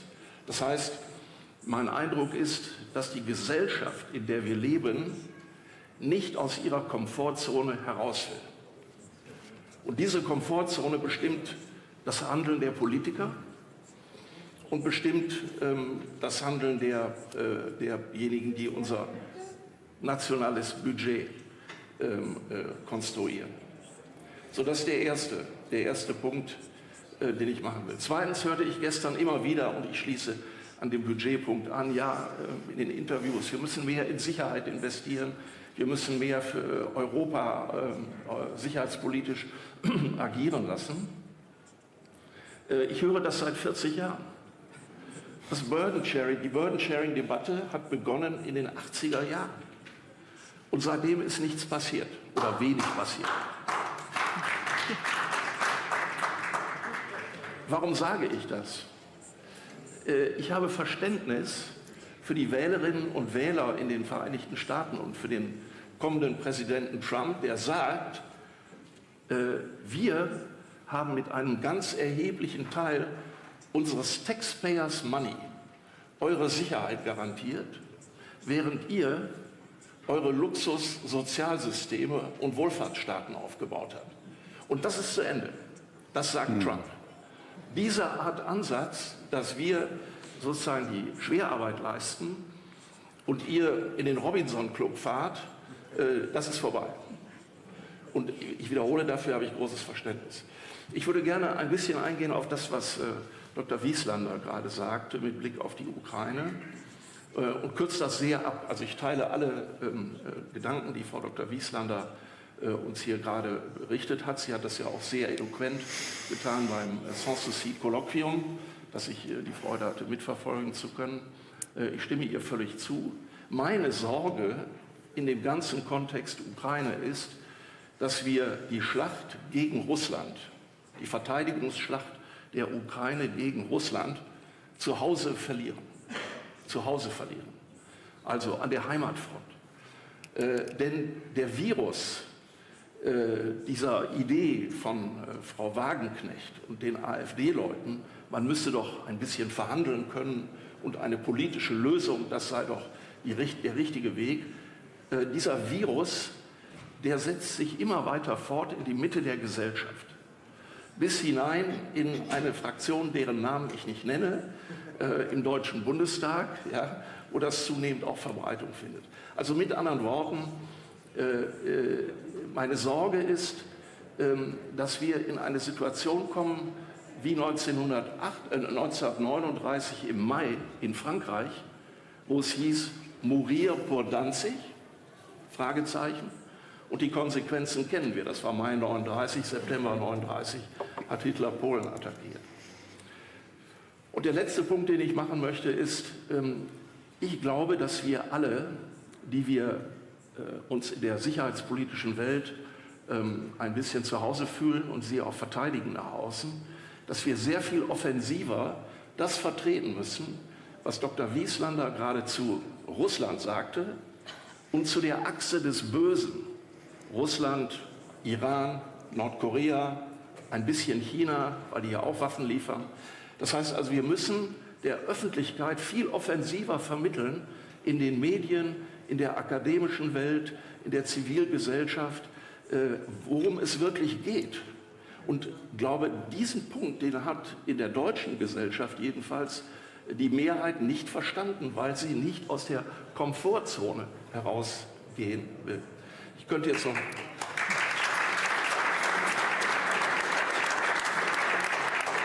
Und ich hoffe, dass das Ende der jetzigen Koalition und das Verständnis, dass wir einer Implosion zugeschaut haben in den Vereinigten Staaten und im Grunde auch gestern in Deutschland, den Weg frei machen muss für diese Erkenntnisse. Vielen Dank. Ich möchte gerne...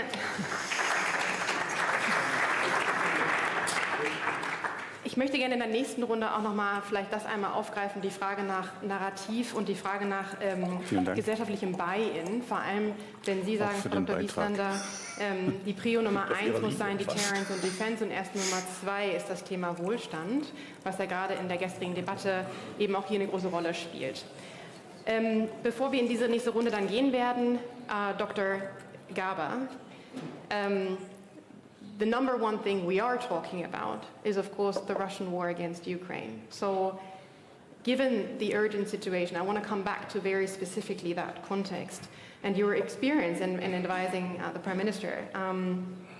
What actions do you anticipate European countries should take to support Ukraine in the very near future, especially now with what we've all been witnessing, the potential changes in the US policy under a Trump administration? And maybe you can share also your insights into President Zelensky's recent interactions with Trump and how Ukraine has been preparing for this presidency, because it's not entirely unexpected, of course, and what the expectation is from the transatlantic relationship, from the US, but then also from the Europeans. Thank you very much, and thank you for the invitation to join the conference. It's really wonderful to be here. I'll also make a couple of statements first, and I'll start probably with saying that I cannot agree more with Anne and Ambassador when you were talking about all these misperceptions and all the false narratives which are very often spread and informed by Russia and by the Russian or pro-Russian outlets across Europe about how we need peace, just forgetting to mention that we need just and sustainable peace. But I will get back to that later. So my first point is Russia. Russia is a threat to European security, to Euro-Atlantic security, to Indo-Pacific security. That was already mentioned. But just to give you a couple of examples, what we witnessed recently, it's not only North Korean troops in the middle of Europe, and I think that NATO Secretary General Mark Rutte was really very eloquent about this in his recent article for Politico, published just yesterday, saying that if there is a turning point in the European history, it's actually seeing the North Korean troops on the European soil. But then, if you look at the scope of cooperation between Russia and Iran and China and North Korea, it's not only about political or strategic cooperation, it's about very specific, very technical things. So what we see, for example, is how Russia supports regimes from Venezuela to North Korea with the grain looted from Ukraine and with the commodities looted from Ukraine, and the same ships and vessels from Red Sea to the Latin America to the Indo-Pacific. They bring the looted goods from Ukraine to support the friendly regimes and enablers of this aggression. What we see is exchange of technologies. Just a couple of days ago, I think the Russian rocket launched Iranian satellite into the orbit, showing that cooperation with Iran is also, and maybe first of all, about technologies, not only about buying some drones to kill Ukrainian civilians and attack Ukrainian kindergartens.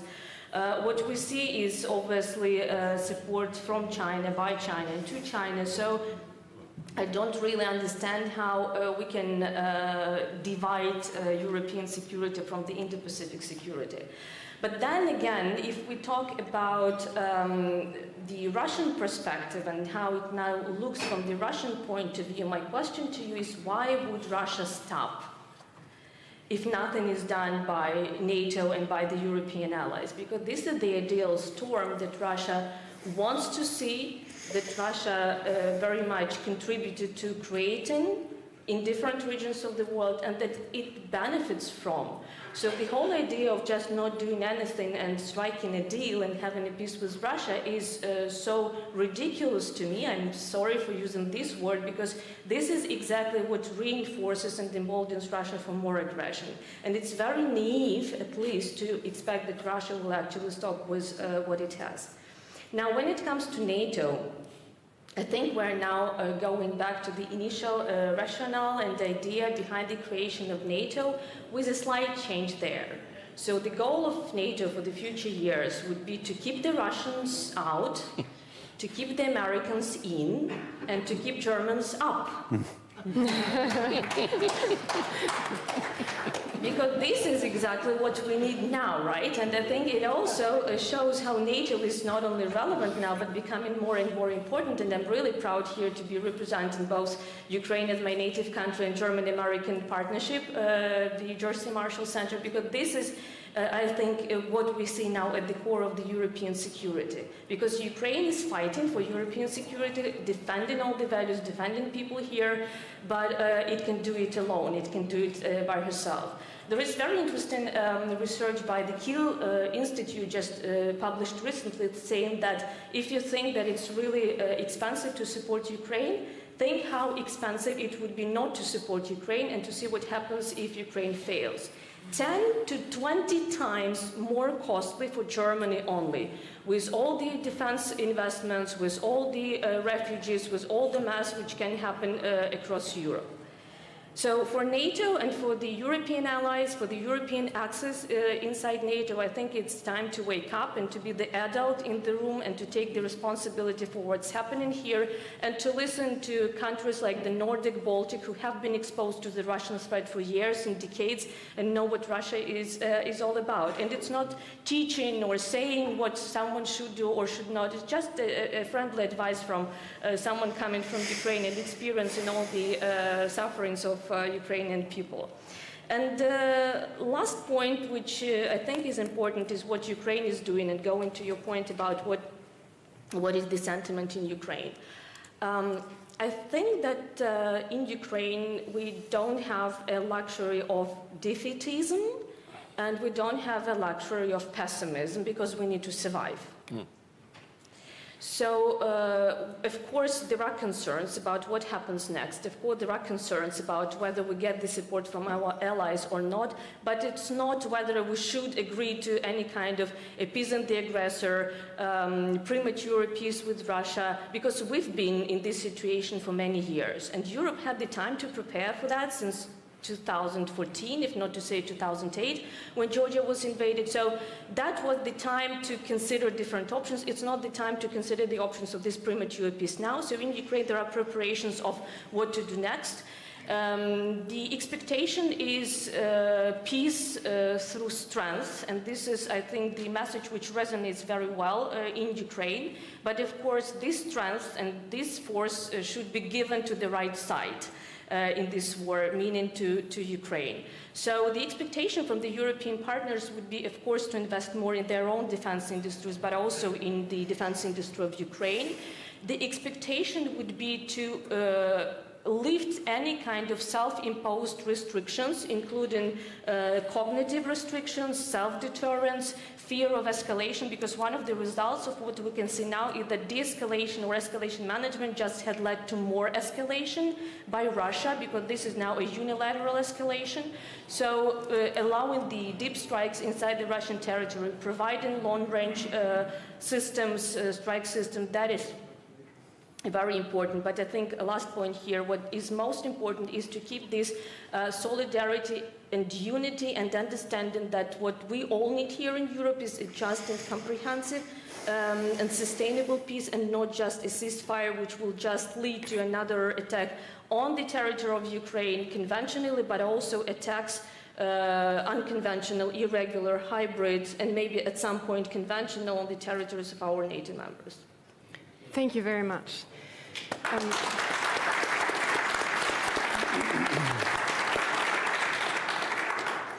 Thank you. And actually, the current political context is, and we had that noted anyways, to discuss here also a little bit on self-restrictions, this fear of escalation that hinders us all, especially in Germany, if you talk about long-range capabilities, deep strike, and targeting Russian military targets within Russia, of course.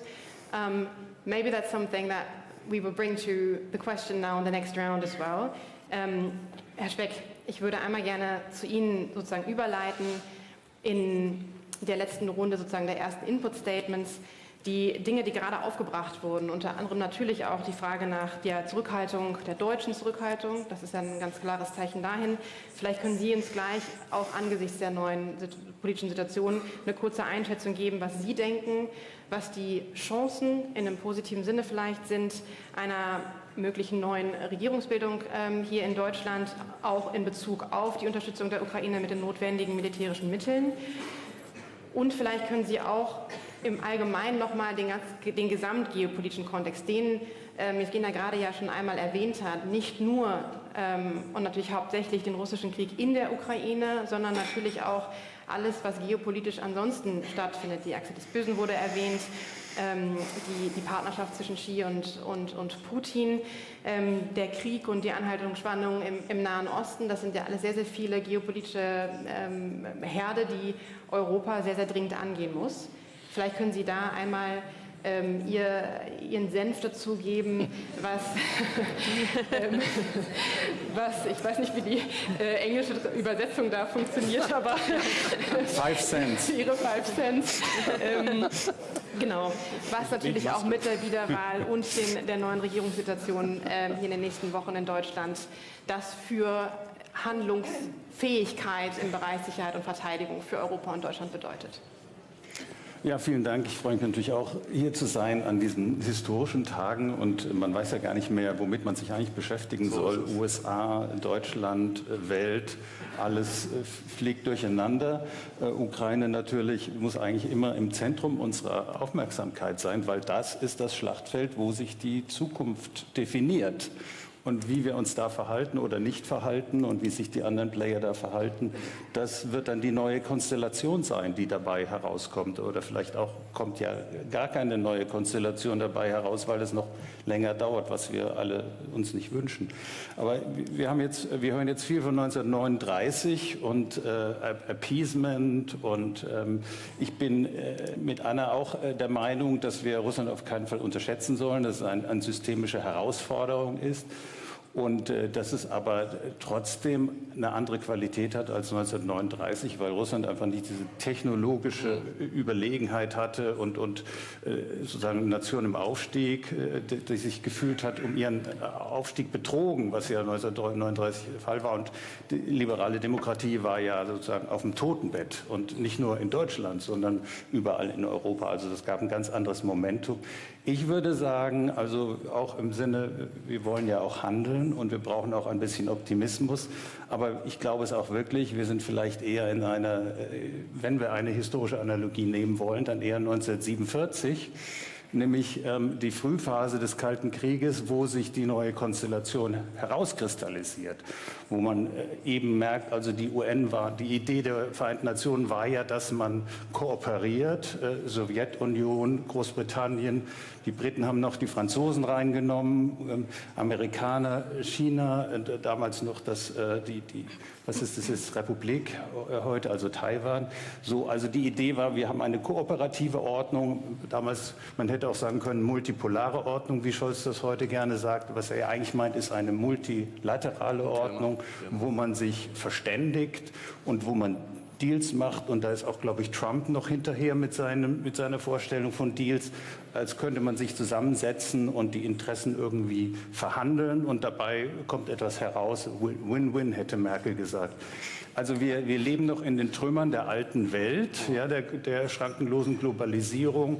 Und wir kommen aber jetzt in eine neue Realität hinein, die definiert wird von Moskau und von Peking aus. Peking steht dahinter.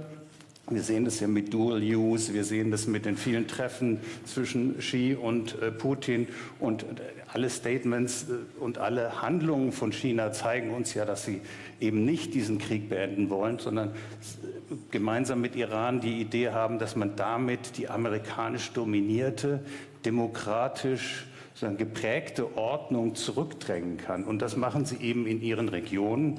Russland macht das in Europa. Und wir kennen auch von Dezember 2021 die beiden Ultimaten. Es ist völlig klar, Rollback. Ja, es geht eben nicht darum, das hat ja auch Anna Wieslander gesagt, es geht nicht darum, den Status quo irgendwie neu zu halten, wie es bei der Sowjetunion der Fall war. Es geht tatsächlich um Expansion. Russland und China wollen beide expandieren. Jeden Tag passiert im südchinesischen Meer etwas. Wasserkanonen auf philippinische Fischerboote. Also wir haben, und Iran und Nahen Osten kann man auch, und entwickelt sich vielleicht auch ein bisschen in eine ähnliche Richtung. Also wir haben hegemoniale Aspiranten, die glauben, sich die Nachbarschaft unterwerfen zu dürfen und zu müssen. Und ihr Hindernis ist Amerika. Und ihre große Angst ist natürlich Regime Change, Demokratie, weil das bedroht sie existenziell. Also wenn das in ihre Länder kommt, dann ist es aus für die herrschenden Eliten. So, 47, ich glaube, und jetzt auf unserer Seite haben wir sozusagen in den letzten, und Scholz ist eben auch ein Symbol für diese Merkel, wenn man so, darf man jetzt über ihn lästern? Noch nicht. Merkel im Taschenformat. Also er sozusagen hat das fortgesetzt. Also dieses, ich würde sagen immer, Scholz wäre ein guter Kanzler in normalen Zeiten, aber wir haben Zeiten der Transformation, der Zeitenwende und der neuen Definition von Ordnung. Und da braucht man eine Ordnungsidee und einen Ordnungswillen. Das sehen wir eben in Moskau, das sehen wir in Peking, das sehen wir auch in Teheran. Aber das sehen wir eben hier nicht, noch nicht genügend. Wir sind noch passiv-reaktiv. Aber ich glaube schon, es gibt auch sehr viele Elemente der konstruktiven Neuorientierung. Also Schweden, Finnland in der NATO, natürlich die Ukraine, die keiner hätte es geglaubt. I need ammunition, not a right. Also keiner hätte geglaubt, vielleicht Sie schon und vielleicht ich auch gehofft. Ich war auf dem Maidan und habe da in diese Gesichter gesehen, von dieser Entschlossenheit gesehen und habe schon damals gedacht, 2014, das ist so die Message ist no passerán. Also insofern gibt es sehr viele Zentren des Widerstandes gegen diese von dort kommende Veränderung, den Revisionismus und was jetzt ja, ich glaube, wir ruckeln uns hier zusammen. Also in den USA ist eben Trump in gewisser Weise auch eine Antwort auf diesen neuen Darwinismus, der von diesen Ländern kommt, auf diese andere Art der internationalen Umgangs. Also wir experimentieren auf unserer Seite mit einer neuen Positionierung und wissen aber, eigentlich sind wir so eine Trial-and-Error-Bewegung. Wir versuchen ein bisschen was, das klappt dann nicht. Aber ich bin eigentlich optimistisch, weil ich glaube, die liberalen Systeme, Demokratie, wir sehen es ja auch, wenn man sagt, Technologie ist das Entscheidende. Ja, wo entsteht technologische Innovation? Wer macht die Chips? Das sind nicht die Chinesen. Ja. Und von daher nur noch den Punkt, ich glaube, die Kreativität in der liberalen Ordnung, in der Demokratie ist unendlich viel stärker. Wir müssen nur unsere Stärke auch umsetzen. Und dann sind wir bei Abschreckung und Verteidigung. Und da hakt es noch.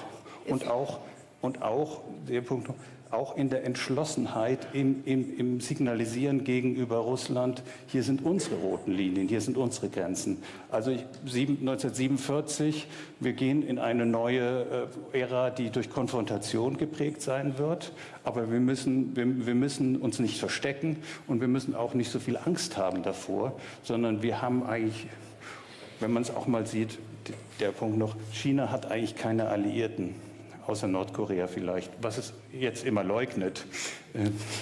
Und wir sind eigentlich, wenn man diese Stärke aktiviert und einsetzt, dann müssten wir uns nicht solche Angst machen. Vielen Dank.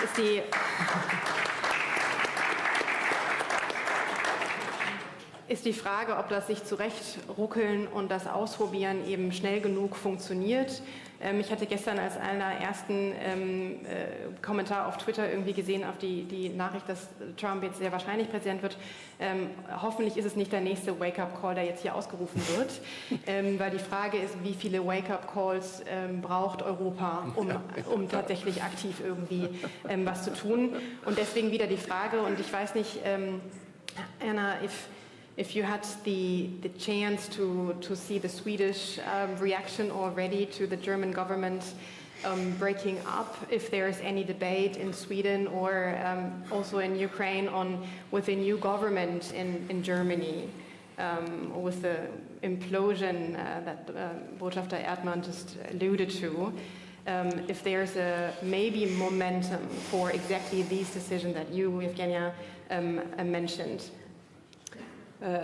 Yes, thank you. Well, I came here last night, so I haven't had that much chance to capture. But I mean, it was we recognized the crisis talks that were ongoing. I had a little bit of contact with a few diplomats, experts on that coming here, and I think actually, and especially also on Wednesday. Given the result of the US elections, the expectation, I believe, in the Swedish government offices was that Germany the German government would not collapse.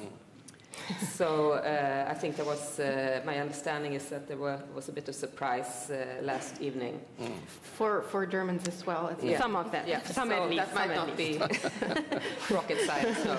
And that's as far as I can say about that. The question is, do we tie the decision to send Taurus or any other deep strike capability to Ukraine, to allow that from a German perspective, given that we're very hesitant on that? Has that been internationally tied to the position of, for example, Scholz as Chancellor? And is that something that this panel, and that's my question to all of you, would view as an opportunity now to really go deep into the victory path that you lined out that is necessary for Ukraine? Also Frage an das Panel. Ist wenn wir die Zeit gestern und jetzt was kommt als Umbruch sehen, ist das die Chance? Weil wir haben vor einer Woche noch gesprochen über eher die Fatigue und dass wir uns auf andere Themen irgendwie konzentrieren in Deutschland und national in anderen europäischen Ländern. Ist das jetzt der Moment, wo die richtige Politik einschreiten kann und eben genau den Victory Plan, den Zelensky vorgestellt hat, die Idee, die von Thinktankern kommt, ist das eine Chance, die auch in Deutschland ergriffen werden kann? Thank you. This is a key issue, actually, and it's connected to things that we have discussed already. Because what we have seen from Russia, we talk about escalation and we talk about deterrence, and those things are not really the same logic. Sometimes when Chancellor Scholz has talked about escalation or de-escalation, I think what he has talked about, logic of escalation, it's not. It's the logic about deterrence or not deterring. And those are different things. I think the North Korean troops that now are fighting in Kursk are just one such thing. When did they arrive? Just a week or two before the US election. Wow, that's a coincidence. Biden reacts immediately? No, of course not. So, Russia is escalating. We are not escalating. Is that de-escalatory? Mm-hmm. I don't believe it is. It's lack of deterrence.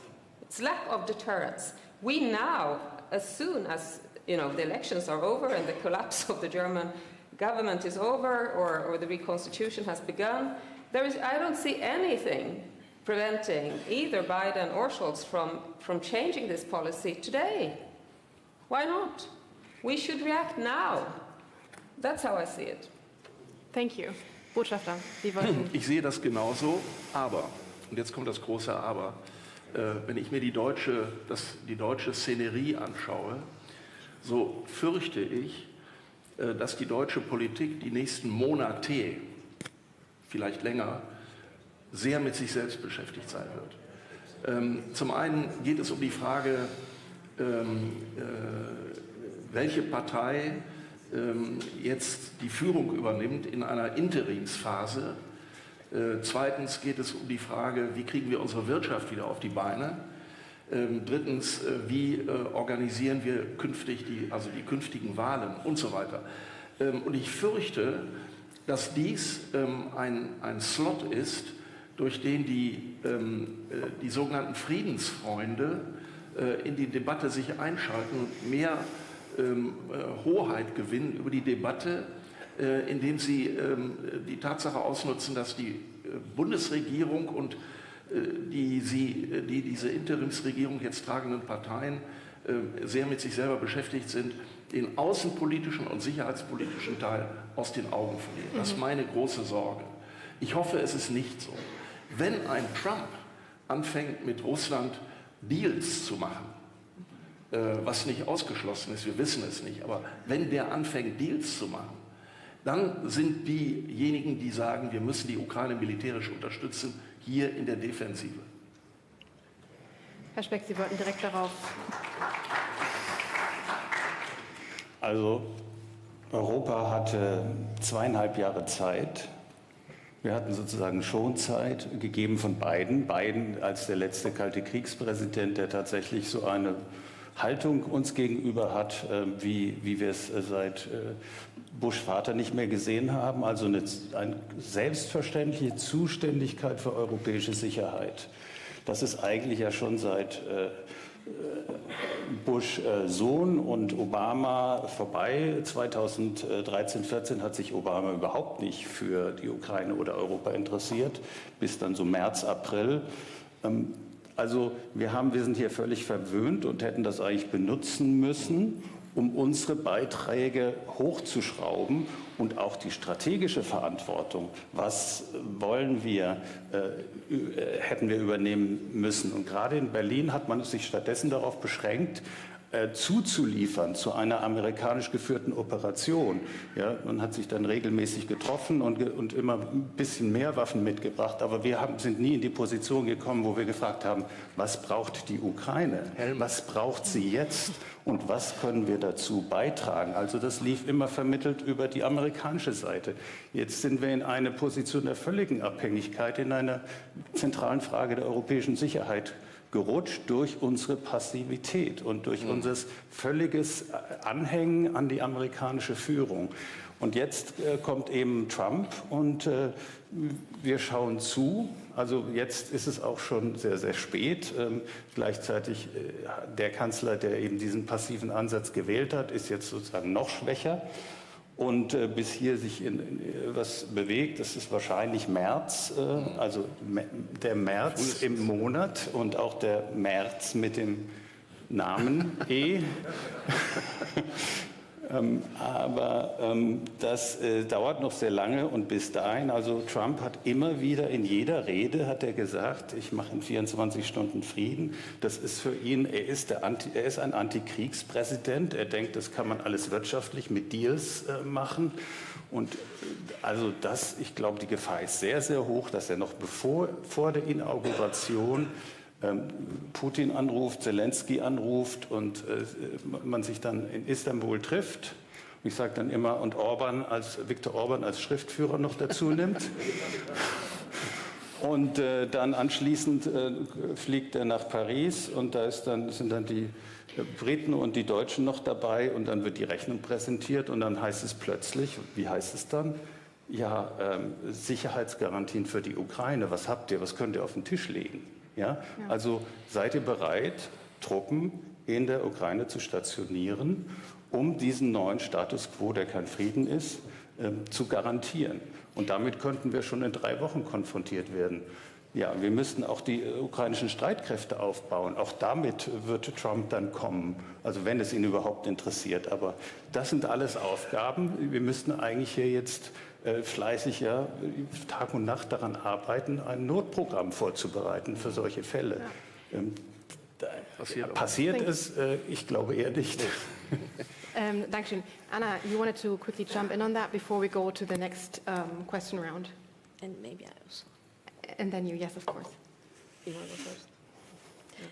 Yeah, I can. I totally agree with possible scenarios, but my question is when someone calls someone to come to Istanbul and then just says about the decisions being made, whether these decisions are perceived as de facto taken decisions and nothing can be done about them, and whether, let's say, the UK or France, in your case, in your example, would actually just abide by those decisions without any agency and without any push back saying maybe this is not what we need for Ukraine. And I think this is really crucial to have this agency and to have a say and to have our very clear and sober understanding that here in Europe it's again up to us Europeans to decide what happens to us. Now, with the decision that you mentioned, I think, all of these decisions about anything, lethal weapons to Ukraine, tanks, F-16s, etc., they were taken later rather than sooner, when they were not so effective, still very important and appreciated, but they could not be a game changer.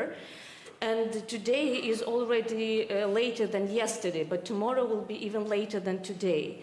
So if these decisions are to be taken, these are decisions of today, when they can still change the trajectory of the war, and when these decisions about deep strikes inside the territory of Russia can still deter Russia, because every single time we get these decisions delayed, it's again Russia escalating more and more, adapting, learning its lessons, moving its systems further away from the Ukrainian border, and that demands even more investments from us and from the Europeans. So that it's not a question of whether we do it or not, it's the question of when we do it and at what cost. And one thing on perception here in Germany at this moment of change, I don't know if this decision will be taken now. Probably Germany will be very much focused on domestic politics, but communication matters. And I think how the whole thing about the war in Ukraine is communicated in Germany, sometimes as a disruptor of the normality, it's not the communication that is ideal. Because when you look at the social polls or have these in-depth interviews with someone here in Germany, it's not that people are frustrated or tired or have this fatigue from the war in Ukraine. People want to go back to normality, and this normality is pre-COVID times. So when you ask questions, why are you feeling uncomfortable? You know, we had this great life here in Germany with stability, certainty, trains were on time, on schedule, everything was fine, economy was great, and then COVID happened, and then economic crisis happened, and then the war in Ukraine happened, and then Gaza happened, so we just want to go back to pre-2019 times. And communication here probably should be that there is no normality anymore. This is a new abnormal normality, and we need to adapt, and we need to survive, and this is a very much survival issue for all of us. Thank you.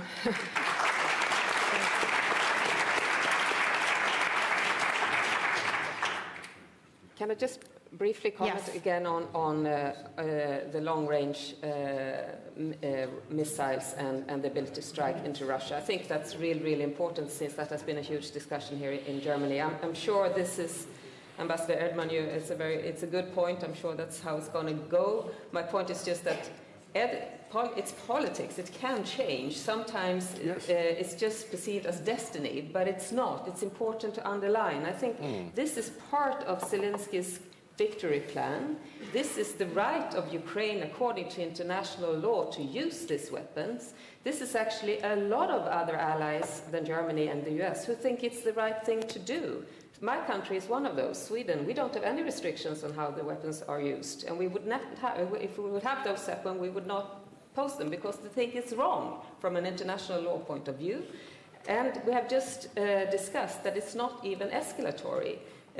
Not providing it might even, cause Russia to increase its aggressive even further. So I think there is another argument that I also want to address is what I hear from my American colleagues, is that, it's the mightiest country in the world. They're sitting in Washington, D.C., saying that it wouldn't matter anyway for Ukraine to have those weapons because it wouldn't be efficient for the warfare.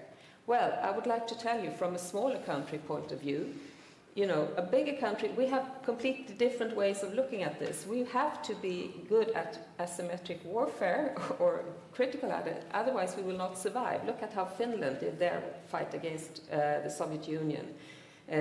During the Winter War,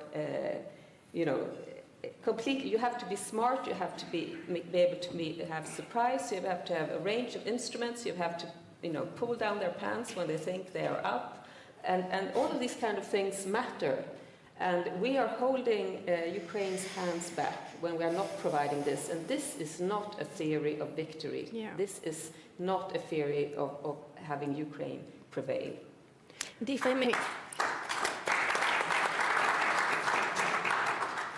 I may, just one sentence on that. Very often it's not only about the systems, it's also about the mentality. So, for example, when there were these discussions about North Korean troops coming into Europe, why not say if we see North Koreans in Europe, then there will be training missions of NATO in Ukraine, in the western part of Ukraine.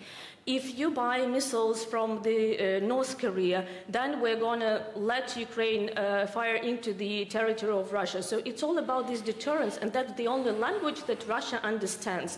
When there is escalation and no response comes, it's not about these hardware pieces of metal provided or not to Ukraine, which of course matters a lot, but about the preparedness and political decision and resolve to actually be ready to supply Ukraine with all it needs, including to send training mission maintenance units, etc., to Ukraine. And that is exactly, if that doesn't happen in reality, this fact, that would deter Russia from more escalation in Ukraine.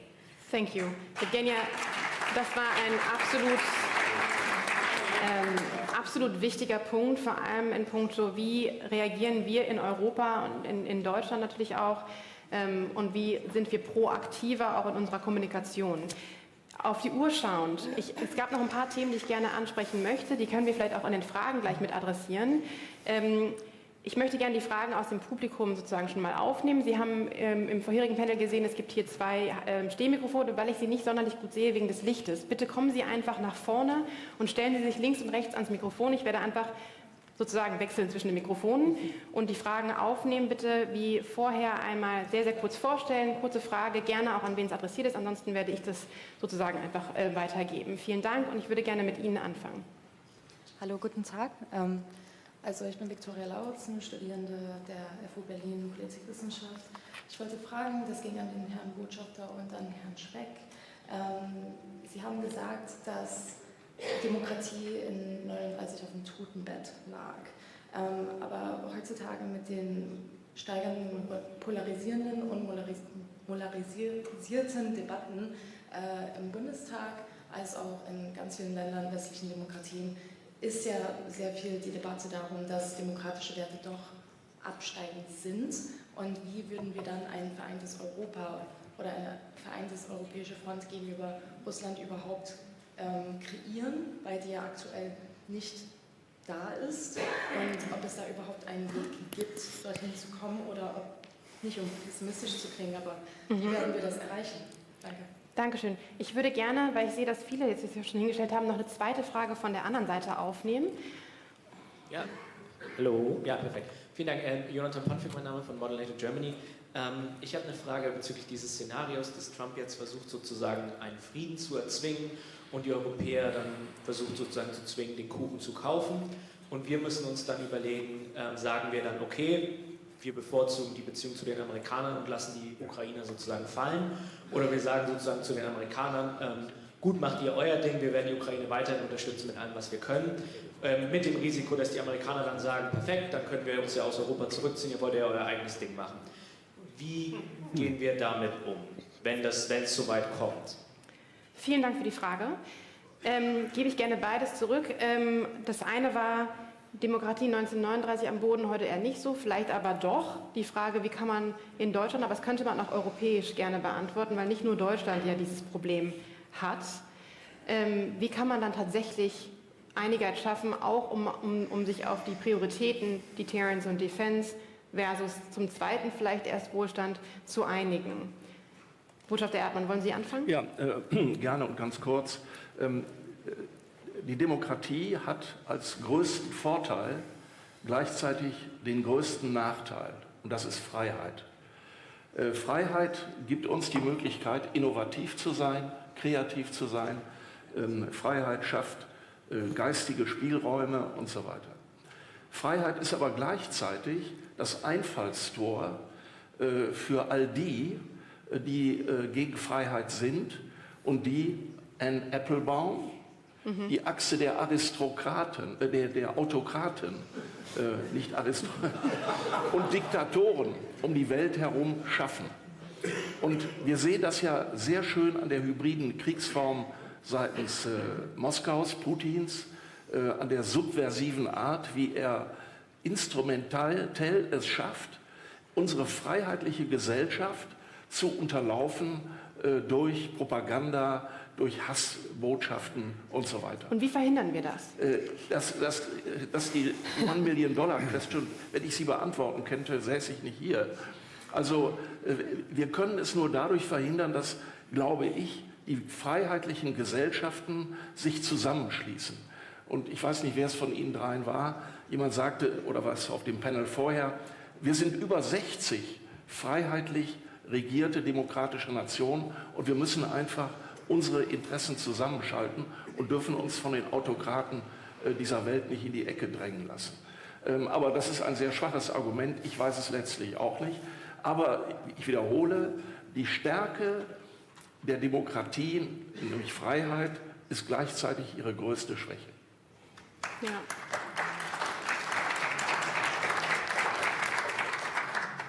Ja, was Demokratie angeht, also ich denke schon, also wenn wir vergleichen mit den 30er Jahren, wir haben keine echte Anfechtung der Demokratie als Staats- und Regierungsform. Autokratie ist erkennbar einfach nur kleptokratisch und nur interessiert an der eigenen Macht. Also die Sowjetunion hatte wenigstens noch eine Ausstrahlung, das gibt es so nicht, die können nur korrumpieren.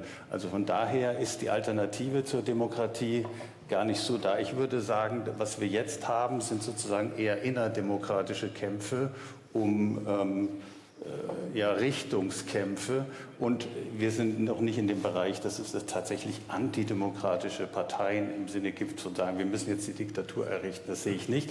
Aber natürlich müssen wir ganz anders reden, auch über die Vorteile von Demokratie. Demokratie muss immer verteidigt werden und dann brauchen wir einfach auch, also wenn sich ein Kanzler hinsetzt und ein Spiegel-Interview macht und sagt, ich habe Angst, dann eröffnet es natürlich auch das Tor zu einem Wagenknecht-Diskurs, der eben genau darauf baut. Also Politiker haben schon eine Verantwortung, auch da eine gewisse Selbstvertrauen und einen Mut reinzubringen. Was die Frage angeht, was ist, wenn Trump das alles macht? Ja, dann werden die Europäer mitmachen. Sie haben gar keine Alternative. Also die andere Option, die gibt es so gar nicht. Es gibt ja, wir hätten sonst in den letzten 2,5 Jahren ein starkes Europa gesehen, das sich sagt den beiden vielen Dank, wir übernehmen das jetzt. Ja, dann wären wir in einer anderen Position. Aber wir sind komplett da abhängig und werden das nicht so schnell verändern. May I very, very quickly, Anna, ask you, and of course then also you, Evgenia, what Mr. Speck just said, that if Trump decides to have a deal with Russia of whatever sorts, would Europeans agree with that and just go along? Or is there any chance that Europeans would say, we disagree, we go our own way? Uli just said that he thinks that Europeans would just do whatever Trump decided to do. Do you agree with that? Well, I certainly hope not. I think we should act. I think on one hand, it's very clear what Trump will do. Mm-hmm. I don't see any other strategy than what he has. He has said he has the Congress with him, and also he has these voters with him. Saw the poll last night that his voters, 66% wants a deal with Russia. So that's, for a leader, that's very strong. So we should act now. I don't see any reason to wait and see what will happen and have various, alternatives or theories on that. What do we want? What do we need? We need to act and support Ukraine. I think my Prime Minister said yesterday this is the most existential thing for Sweden and for other countries in this region. So it should start today, I believe. If the US will do a quick deal with Russia, just at a time that suits the US president and Mr. Putin and not Ukraine, we will have a very dangerous situation. It's in all our interests to rally support now for Ukraine. If it can't be done within the institutional frameworks of NATO and the EU because there is no consensus, there is nothing stopping a coalition of willing, which we are proposing in the Financial Times article actually, to move forward. There are a range of countries that are widely invested in supporting Ukraine militarily, financially, and human support. And those countries should move ahead. Who should lead that, you might ask? Well, I don't know yet, but I know there is a big group, the Nordic-Baltic, the Nordics. You have UK, Macron already called Trump, so he seems to be up and running. You have the Netherlands, you have Poland, of course, other countries that could unite around this and start working on it. And if you start working on it, others might follow. So it's not always that we should wait and see. We should definitely not wait and see until January 20th or earlier when this phone call is made. That's my firm. Thank you. Thank you for that. That was actually also one of my follow-on questions on leadership, and I'm glad that you mentioned that yourself, that Nordics, Baltics, France, UK, Poland, there's of course not Germany in there yet, but who could lead a coalition of the willing. Yevgenia, really quick before we take the next questions. Yep, so I can say that Ukrainians are Europeans and Ukrainians will definitely not agree. Yeah. Answering to that question.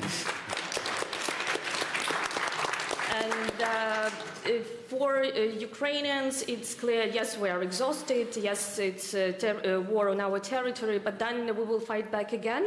And the question is, if there is no support for Ukraine, at what cost it comes, what destruction we have, what happens to the refugees, what happens to the critical infrastructure in Ukraine. So imagine having this kind of a civil war / guerrilla war in the middle of Europe in case everyone abandons Ukraine, which I do not see as coming, and Ukrainians have to fight themselves. But then, I think if we look on the positive side, I don't think that President Trump loves Russia and wants to give Russia whatever it needs.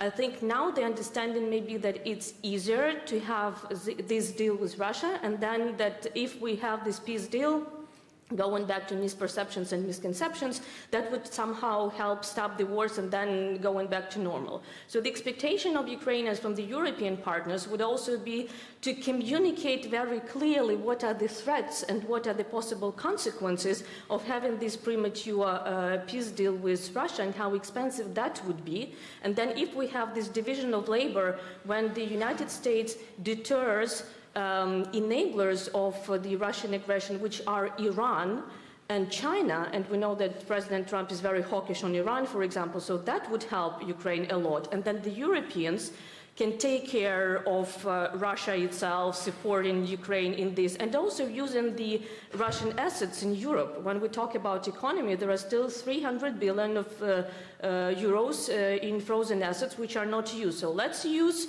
those assets to pay for whatever Ukraine needs to deter Russia, and then that would work, because the different scenario would be a much more disastrous scenario. Yes, thank you. Ich werde gerne noch 3 Fragen in der nächsten Runde aufnehmen. Wir fangen hier an. Kurz und knapp, Dankeschön. Martin Jonathan Gavrisch, Doktorand von der Charité Uni Medizin Berlin. Eine Frage an den Herrn Botschafter AD, weil Sie von Wohlstand sprachen. Das finde ich sehr beeindruckend, weil der amerikanischen Demokratie trotz aller Kritik ist es gelungen, viele Krisen zu überwinden und vor allem massiven wirtschaftlichen Abschwung. Und dass die junge liberale Demokratie der BRD das überleben kann, muss sie jetzt noch beweisen. Ist aus Ihrer Sicht die Zeit reif, dass wenn wir über eine potenzielle deutsche Führungsrolle reden, wir auch stärker thematisieren müssen, dass wir Wohlstand teilen müssen und investieren, weil ansonsten, wie Frau Dr. Gaber meinte, wenn wir jetzt nicht investieren, werden wir langfristig sehr, sehr viel mehr zahlen müssen. Danke für die Frage. Ich nehme einfach wieder links und rechts, dann gerne von Ihnen. Thomas Schneider, DAG und Gesellschaft für Sicherheitspolitik. Ich möchte den Herrn Specks Statement aufgreifen, die China hätte keine Alliierten außer Nordkorea. Den Punkt bringen auf BRICS oder BRICS Plus, die mittlerweile als von China letztendlich initiierte Block über mehrere Kontinente, glaube ich, 11 Mitglieder beinhaltet. Die Saudis, die zögern noch, dann ihre Zusage zu geben. Aber auch wenn eben dieser BRICS jetzt keinen sagen wir, Konsens, keinen Wertekonsens hat oder gleichgeartete Interessen. Ich denke da insbesondere an Brasilien und Indien, nicht zufällig 2 Demokratien, die sich eher als Sprecher des globalen Südens fühlen, aber trotzdem bei BRICS bisher mitmachen.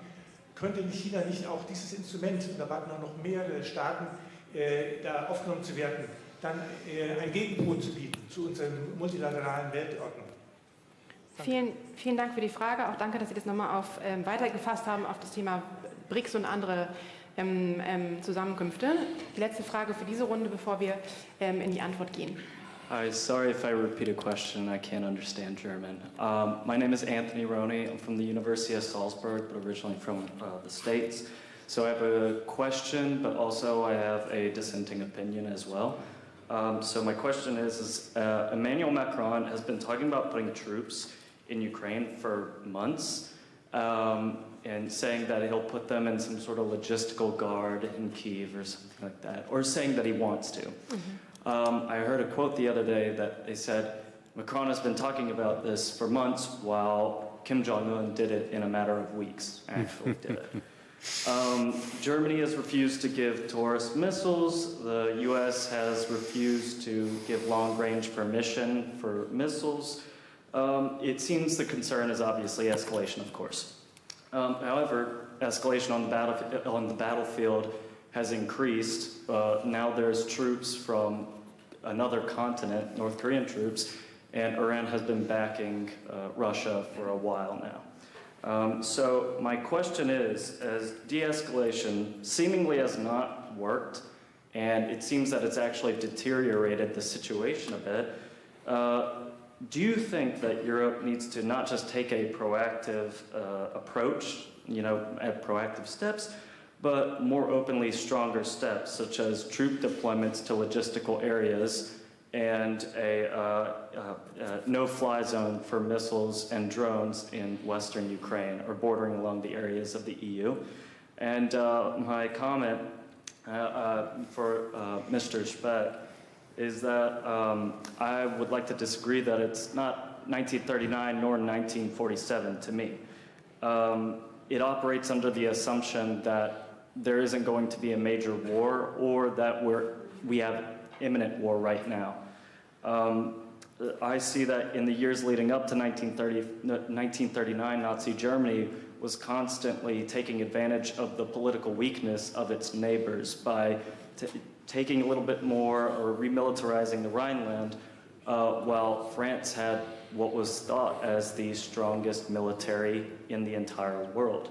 So I don't think we're going to be in 1939 or 1947, but maybe somewhere earlier on where it could be. At the same time, we also don't know. We are living our current, we have no idea what is going to happen. So Thank you. Thank you. Thank you for your question and also your statement.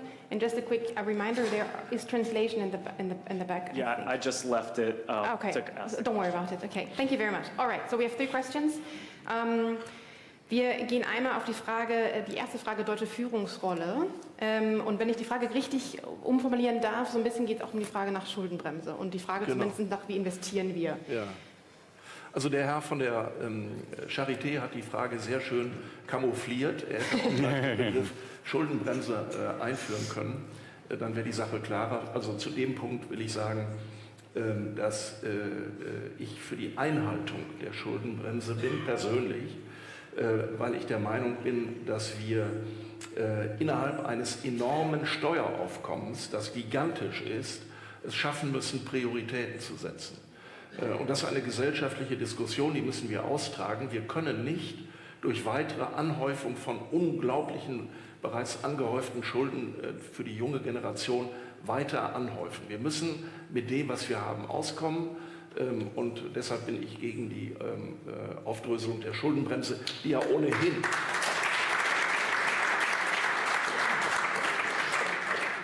ohnehin schon viel Flexibilität gibt.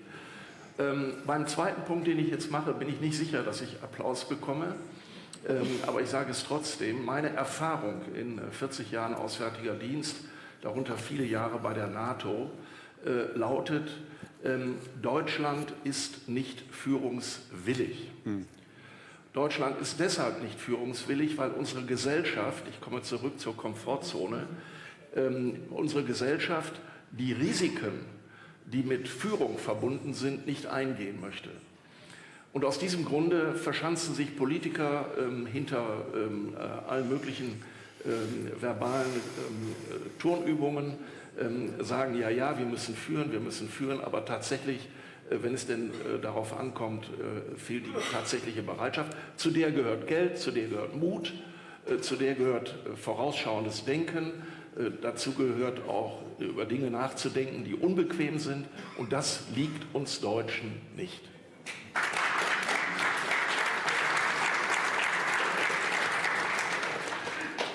In aller Kürze würde ich gerne die zweite Frage dann gleich mit aufnehmen. Vielen Dank, Herr Botschafter, für die Antwort. Dieser Quote in der anderen Ecke, Entschuldigung, Russland hat keine Alliierten außer Nordkorea, was ist denn mit BRICS etc.? Also vielleicht nochmal ganz kurz die Frage erweitern, um die Achse des Bösen oder die tatsächlichen Partner von Russland, sind wir da nicht vielleicht naiv anzunehmen, dass da wesentlich mehr hintersteckt als nur in Anführungsstrichen Russland? Ich wollte noch ganz kurz ergänzen, ich stimme allen zu, was die Führung angeht, aber ich glaube, was uns auch vor allem fehlt, ist Strategie. Ja. Also wir haben ja gar keine Idee davon, wo wir eigentlich hinwollen und wen sollen wir dann wovon überzeugen.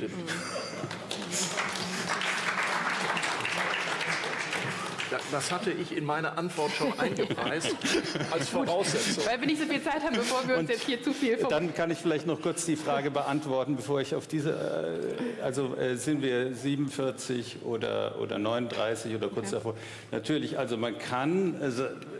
es gibt jetzt das realistische Szenario eines Weltkrieges, wenn nämlich China losschlägt bei Taiwan, Russland dann im Baltikum und der Iran versucht dann doch mit den Raketen die israelische Flugabwehr zu überwältigen. Also dann wären wir ungefähr da, wo wir vielleicht 1939 waren, ungefähr, ne?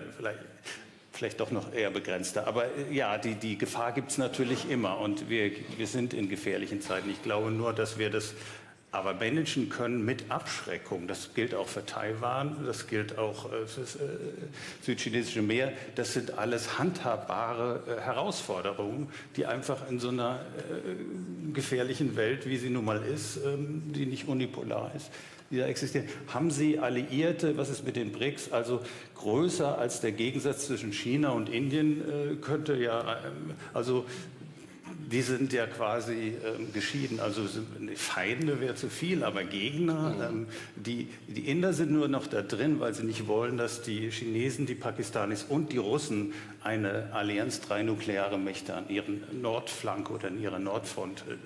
Also insofern, das ist jetzt kein Apparat, die BRICS, auf die China zugreifen könnte, direkt im Sinne von, jetzt macht man mit UN-Deklarationen, das ist das eine, das kostet ja nichts. Aber jetzt tatsächlich, wenn China irgendwo zuschlagen würde, dann tatsächlich, da würde keiner von den BRICS-Mitgliedern, die Südafrikaner würden dann keine Truppen schicken. Also insofern ist das relativ, ich glaube, wir können da relativ gelassen sein, was das angeht. Vielen Dank. Dann würde ich gerne die letzte Frage an Jewgenia und Anna richten. Das war, you already alluded to the fact that inactivity is not de-escalation. Of course, that was repeated. But then the question is, what does activity mean and how proactive should and can Europeans be? So the example was, should Europe do troop deployments in Ukraine? Should they establish a no-fly zone in Ukraine as an example? So if you say that de-escalation is, of course, inactivity is not de-escalation, what do you think as very active measures is it that Europe should and could do? Yes, so maybe I will start. Yes to all those suggestions. I think this is doable, and I'm sure this would not lead to escalation because we've seen a lot of this and even kind of worse activities in previous times when Ukraine attacked the Russian Navy, when Ukraine invaded the Kursk region, nothing happened. So all these Russian red lines, they are very much blurred now, and I think this is just a way to deter the Western partners from action. I don't expect it to be a NATO kind of operation or something, but coalition of the willing, something that we had in Ukraine on many different issues and questions before. I think this is doable. So those countries who are willing to do so, I think this is the time to do so. But it is also a comprehensive approach. It's not only about the military presence on the ground, which is very, very important. It's also about economic warfare, because Russian economy is now in a dire situation. Many assessments say that by 2025 it will be even in a more difficult situation. So more sanctions on Russia. Exports control, because we still see, unfortunately, these hundreds of different details and microchips and dual-use goods in the Russian missiles and drones. diplomatic isolation and pressure. It's a comprehensive way to win this war of attrition. So it's both about being very tough and bold in how we react to what happens, but it's also about these very practical measures, because speaking about China and India, oil trade now, trade in oil and oil products, is what actually keeps the Russian economy afloat. 70-75% of their export revenues come from this trade in oil and also in gas to a less extent. So if we close those loopholes, it will be the situation when Russia would probably understand that it's too costly for Russia to wage this war, and that is the point when this peace through strength could be possible and could be more or less sustainable. Thank you. Anna, should there be European troop deployments and more? I basically agree on this, and I would add that the no-fly zone for Western Ukraine, my colleagues at the Atlantic Council proposed it in 2022, as soon as this broke out, actually, because for other international mission situations, for humanitarian reasons, this could have been motivated already from the start. And I think that's part of the problem. You touched upon it earlier, that we waited and waited and waited. We incrementally provided things which messed up deterrence and limited our own space of maneuver incredibly, and we have to learn from those lessons. It's very important when we assess what we have done for Ukraine. I would only add one thing that is also in the victory plan, which we haven't touched upon, and that's NATO membership for Ukraine. Which I also think is a very important point. So why is Ukraine pushing this? Well, we now know from the negotiations that took place in March 2022 that this was actually on the table negotiating with Russia, that Ukraine would not join NATO. So even Ukraine twisted on this, and it reached nowhere. And as things have developed, there is no alternative security guarantee arrangement for Ukraine, because Ukraine is part of Europe, and the security arrangements that we so far at least have for Ukraine is NATO. So it doesn't make sense to have a separate solution for NATO. But I think we need to also discuss an argument that clearly, because this is not everywhere accepted yet, but it's a very important component of the victory plan as well. Thank you. We ran out of time. I see there's one question you've been waiting for a long time. Are you able to have that very, very, very, very short? My very best, Yannick Hartmann, German Council for Relations. We heard the term wake-up calls several times today. I'm frankly at this point growing a bit angry at it. We saw Crimea 2014, we saw failed Minsk 1, Minsk 2, we saw Trump 2016, and not even full-scale Russian invasion in 2022 was enough for a failed German government to live up to a term called Zeitenwende, while we at the same time see the Nordics, the Baltics, we see Poland, and we see what it really means to act on strategic priorities. Mr. Botschafter, question for you. Judging from your experience, in your opinion, what do you think is at the epicenter of this reluctance to change, at the reluctance to act on these opportunities? And how do we turn actually the crisis we are in right now with the German government, concrete terms, to a strategic opportunity? Vielen Dank für die Frage. Ich werde daraus eine Abschlussrunde für Sie alle machen. Und ich möchte diese Abschlussrunde sehr, sehr kurz halten. Jeder von Ihnen hat 1 bis 5 Wörter, um ihr wie folgt mit zu Anmerkungen. Antworten, bevor ich Sie auch in die Mittagspause entlasse und dann auch natürlich Ihre Möglichkeit zum Netzwerken. Die Frage war, Wake-up-Call, gibt es überhaupt, was kann man überhaupt machen, damit wir strategisch irgendwie daran gehen? Ich möchte, dass Sie sich alle 1 bis 5 Wörter überlegen, was ist sozusagen das Wichtigste, was Europa jetzt tun muss. Eine Antwort kann sein, Geld, jeder versteht hier investieren. Eine Antwort kann sein, sich zusammenzuraufen. Eine Antwort kann sein, Regierungen zu stürzen und sich neu zu sortieren. Natürlich nicht. Die Frage ist einfach, was aus Ihrer Sicht ist, wenn wir die ganzen Geschichten, die Entwicklung der letzten 2 Tage als auch Opportunity sehen, was sind aus Ihrer Sicht die allerwichtigsten Prioritäten Nummer 1? Herr Botschafter, mit Ihnen fange ich an. Sie haben ja auch die letzte Frage noch bekommen. Ich wollte gerade fragen, ob wir Zeit bis zum Abendessen haben. Also, um es in 4 Worten zu beantworten, raus aus der Komfortzone. Aber Wake-up-Call, es ist so, der Wecker wird gehört und dann stellt man auf die Aus-Taste und dann ist erstmal Ruhe. Ja, danke. Herr Speck. Ja, wir brauchen eine Regierung, die diese herausgehobene Position des Kanzlers nutzt, um auch endlich mal klarzustellen, was für eine Zeit wir leben. Ja, danke schön. Evgenia. Yes, it's almost 1,000 days of the full-scale invasion now, and Ukraine is buying time. So my advice would be use it wisely.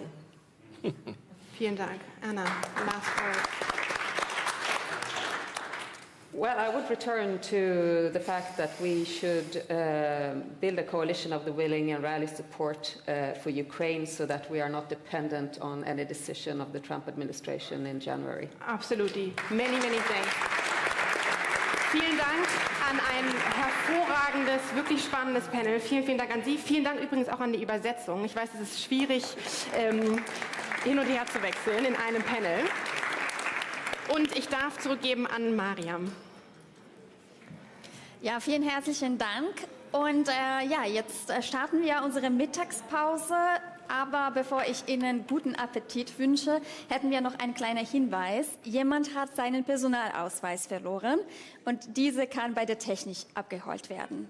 So, dann guten Appetit und spannende Gespräche.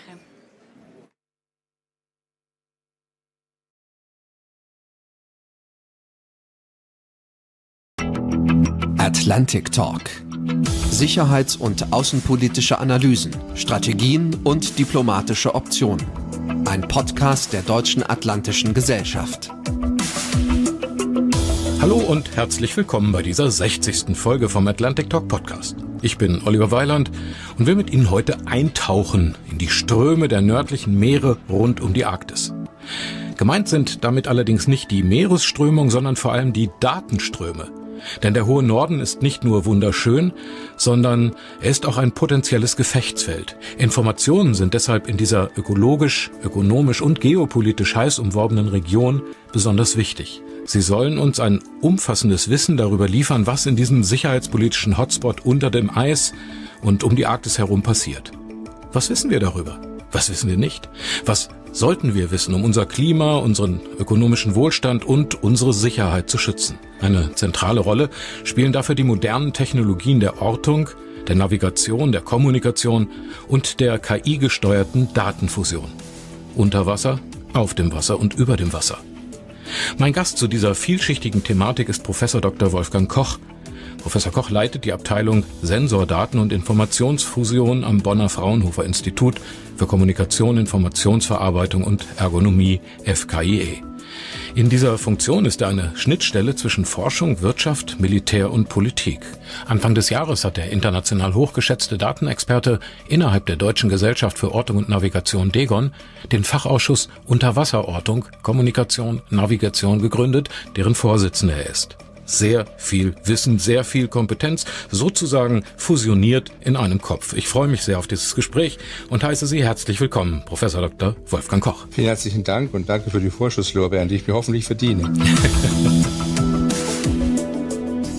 Herr Koch, ich wünsche mir, alle Hörerinnen und Hörer hätten jetzt einen Globus vor sich und könnten mal für einen Moment von oben auf den Nordpol gucken. Oben um die Achse herum liegt die weiße Arktis. Rechts der Osten, Asien mit der langen russischen Küste vom Beringmeer über Norwegen, Europas Atlantikküste runter bis Nordafrika. Da wäre dann der Äquator, den man von oben sieht. Links der Westen, da geht die Küste von Alaska über Kanada und die USA bis nach Südamerika. Plötzlich rücken dann Grönland und Island ganz ins arktische Zentrum. Kennen Sie dieses Gefühl, dass Sie mit einer so veränderten Perspektive mal auf eine scheinbar ganz andere Welt blicken, als man es so gewohnt ist? Ja, Sie haben vollkommen recht. Wenn man von oben aus auf den Globus kommt, werden alle Nachbarn. Der gesamte, wie sagt man, globale Norden ist eng benachbart um den Nordpol herum. Und damit sind auch die Konfliktherde eng benachbart in einer Gegend, die auch zugleich der Hotspot des Klimawandels ist. Wenn man den Klimatologen glauben darf, vollzieht sich der globale Klimawandel am Nordpol in der Arktis mit erheblichen erheblicher Geschwindigkeit, 4-mal so schnell wie anderswo, wenn man die Daten richtig interpretiert. Der Nordpol wird also eine Gegend, in der geoökologisch, geostrategisch, aber auch geoökonomisch viele Interessen aufeinanderprallen. Und wo Interessen aufeinanderprallen, da muss man gucken, muss man hinschauen, was da passiert. Nun ist es ja so, dass durch dieses schmelzende Eis auch Seewege neu entstehen. Also mit dem Klima hat man natürlich immer das Gefühl, und auch zu Recht, das ist heute schon tödlich, die Meeresspiegel steigen an, aber es hat ja auch eine andere Seite. Die freien Seewege, das führt zum Beispiel dazu, dass sich die Schifffahrtsrouten um bis zu einem Drittel verringern. Wenn man von Japan nach Hamburg die Seeroute bedenkt, das sind 21.000 Kilometer, bei freiem Eis wären es nur noch 13. Wenn die ganze Flotte, der ganze Verkehr von China nach Europa sich um ein Drittel verringert, das hätte ja auch riesen Vorteile, oder? Ja, Sie haben vollkommen recht. Und außerdem werden die traditionellen Schifffahrtsrouten ja immer problematischer. Der Panama-Kanal hat kaum noch Wasser und was im Roten Meer passiert im Augenblick oder wie eng der Suezkanal ist, das wissen wir auch. Und überall gibt's Piraterie, selbstverständlich. Die polaren Seerouten sind von großer wirtschaftlicher Bedeutung. Es gibt 2 Routen. Es gibt die Nordwestpassage nördlich von Kanada und den USA. Es gibt die Nordostpassage. Die Nordostpassage ist sehr viel einfacher zu befahren und ist auch schon in der ökonomischen Nutzung, aber natürlich von Russland und China hauptsächlich. Die Nordwestpassage ist weitaus schwieriger zu befahren, da muss man durch einen komplizierten Archipelago nördlich von Kanada fahren und es ist komplizierter, ökonomisch noch nicht von der Bedeutung, aber die Chinesen sprechen ja schon längst von den polaren Seidenstraßen, den Polar Silk Roads und sind auch dort sehr aktiv, begreifen sich selbst als ein Near Arctic State. Insofern ja, die Schifffahrtsrouten sind von großer ökonomischer Bedeutung. Die Überwachungsfrage, die Sie am Anfang aufgerissen haben, hat natürlich auch die Konsequenz, dass es darum geht, Risiken hier abschätzbar zu machen und es möglich zu machen, dass Seeversicherungsprämien berechnet werden können, sodass das überhaupt zu handeln ist. Also das ist eine wichtige geoökonomische Dimension. Aber es gibt ja auch Rohstoffe, die ausgebeutet werden können. Mineralische Rohstoffe, energetische Rohstoffe. Und wenn da so viele interessante Dinge sind, dann ist es auch geostrategisch ein Hotspot. Ja. Ich meine, wenn China sagt, dass es ein polarnaher Staat sei, der nächstgelegene Hafen von China, das wäre Dalian, der liegt 5.700 Kilometer von der Arktis weg.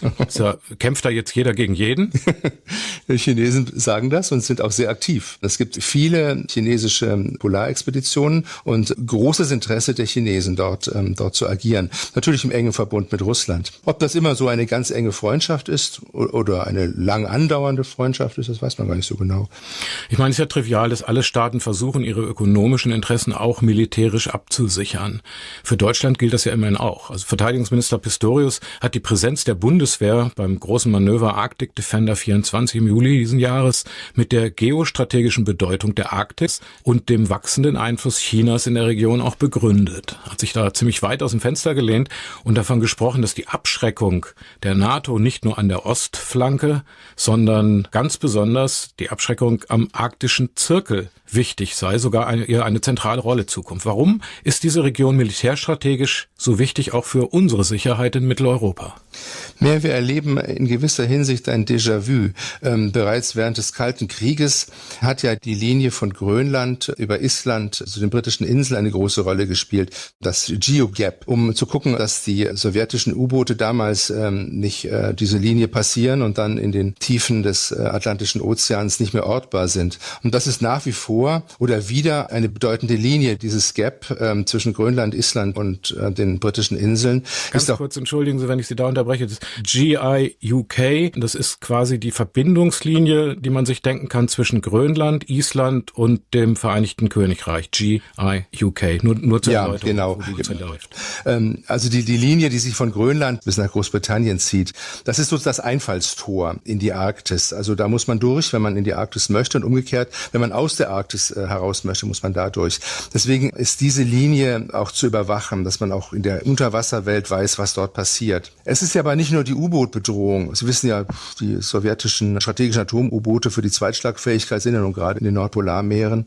Es ist ja nicht nur dieser Zugang durch die U-Boote, es ist ja auch nicht nur der Zugang zu den Schifffahrtsrouten. Es sind ja auch die großen Rohstoffvorräte, die immer mehr erschlossen werden in der zunehmend auftauenden Arktis. Auf der anderen Seite wäre natürlich auch China bedroht, wenn die Vereinigten Staaten hier mehr Zugang hätten, weil die Bedrohung auf Land wäre natürlich viel näher, als über den Pazifik zu denken. Ne? Ja, Sie haben vollkommen recht. Um den Pol herum werden alle zu Nachbarn. Ja. Und durch die transpolaren Internetverbindungen und zunehmend eben auch Pipelines und dergleichen ist der Pol auch eine Gegend mit wachsender kritischer Infrastruktur, die es auch zu schützen gilt. Ja. Hat sich eigentlich durch den Beitritt Finnlands und Schwedens zur NATO im hohen Norden und der Arktik geostrategisch viel verändert? Ja, vielleicht weniger in der Arktis als vielmehr mit dem Blick auf die Ostsee. Die Ostsee ist ja gewissermaßen jetzt ein Meer geworden, das von NATO-Mitgliedstaaten umschlossen wird. Ein Meer, das eine große Rolle spielt, auch als Verbindungsweg. Also kritische Infrastruktur, das Stichwort ist bereits gefallen. Gerade in der Ostsee gibt es ja viele kritische Infrastruktur, die man bedenken muss, die man schützen muss. Und es zeigt sich auch in der Ostsee, nicht nur in der Ostsee, aber gerade in der Ostsee auch eine neue Dimension der Kriegsführung, die man Seabed Warfare nennt. Also der Seeboden ist beinahe schon ein Schauplatz kriegerischer Auseinandersetzungen. Insofern, als dort eben Installationen vorgenommen sind, die hier von großer Bedeutung sind.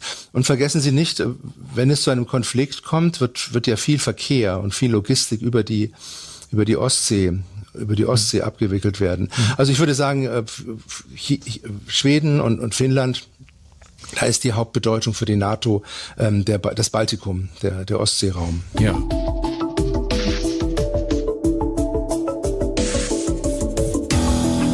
Kommen wir zu einem weiteren und eben auch zentralen Bereich dieses Podcasts. Kommen wir zu den für die Kontrolle in den Nordmeeren relevanten technologischen Fragen. Was gilt es da überhaupt zu wissen, wenn es um die Aufklärung in der Dimension See geht? Früher hieß es Guck und Horch, glaube ich. Was passiert da? Ja, die wissenschaftliche Community, die sich mit solchen Fragen beschäftigt, trifft sich jetzt schon länger und diskutiert das. Im letzten Jahr gab es auf Grönland eine NATO-Tagung, die das diskutiert und überlegt hat. Im nächsten Jahr wird es in La Spezia am NATO Center for Maritime Research and Experimentation auch so eine Tagung geben.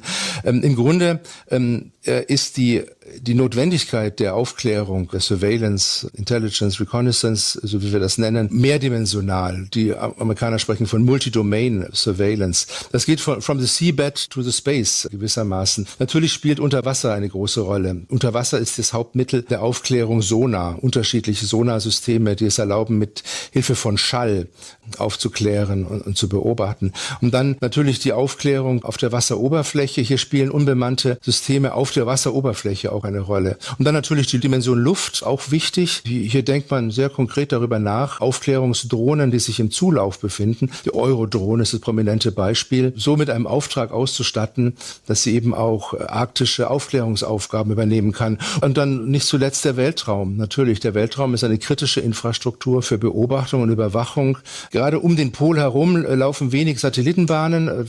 Eine wichtige Anstrengung wird sein, Satelliten so zu platzieren, dass eine polare Exploration auch tatsächlich möglich ist. Eine Navigation, nicht unter Wasser, sondern über Wasser oder in der Luft, ist am Pol auch nicht ganz so einfach wie in anderen Weltregionen. Ja. Das heißt, technologisch ist hier ein breites Feld aufgespannt.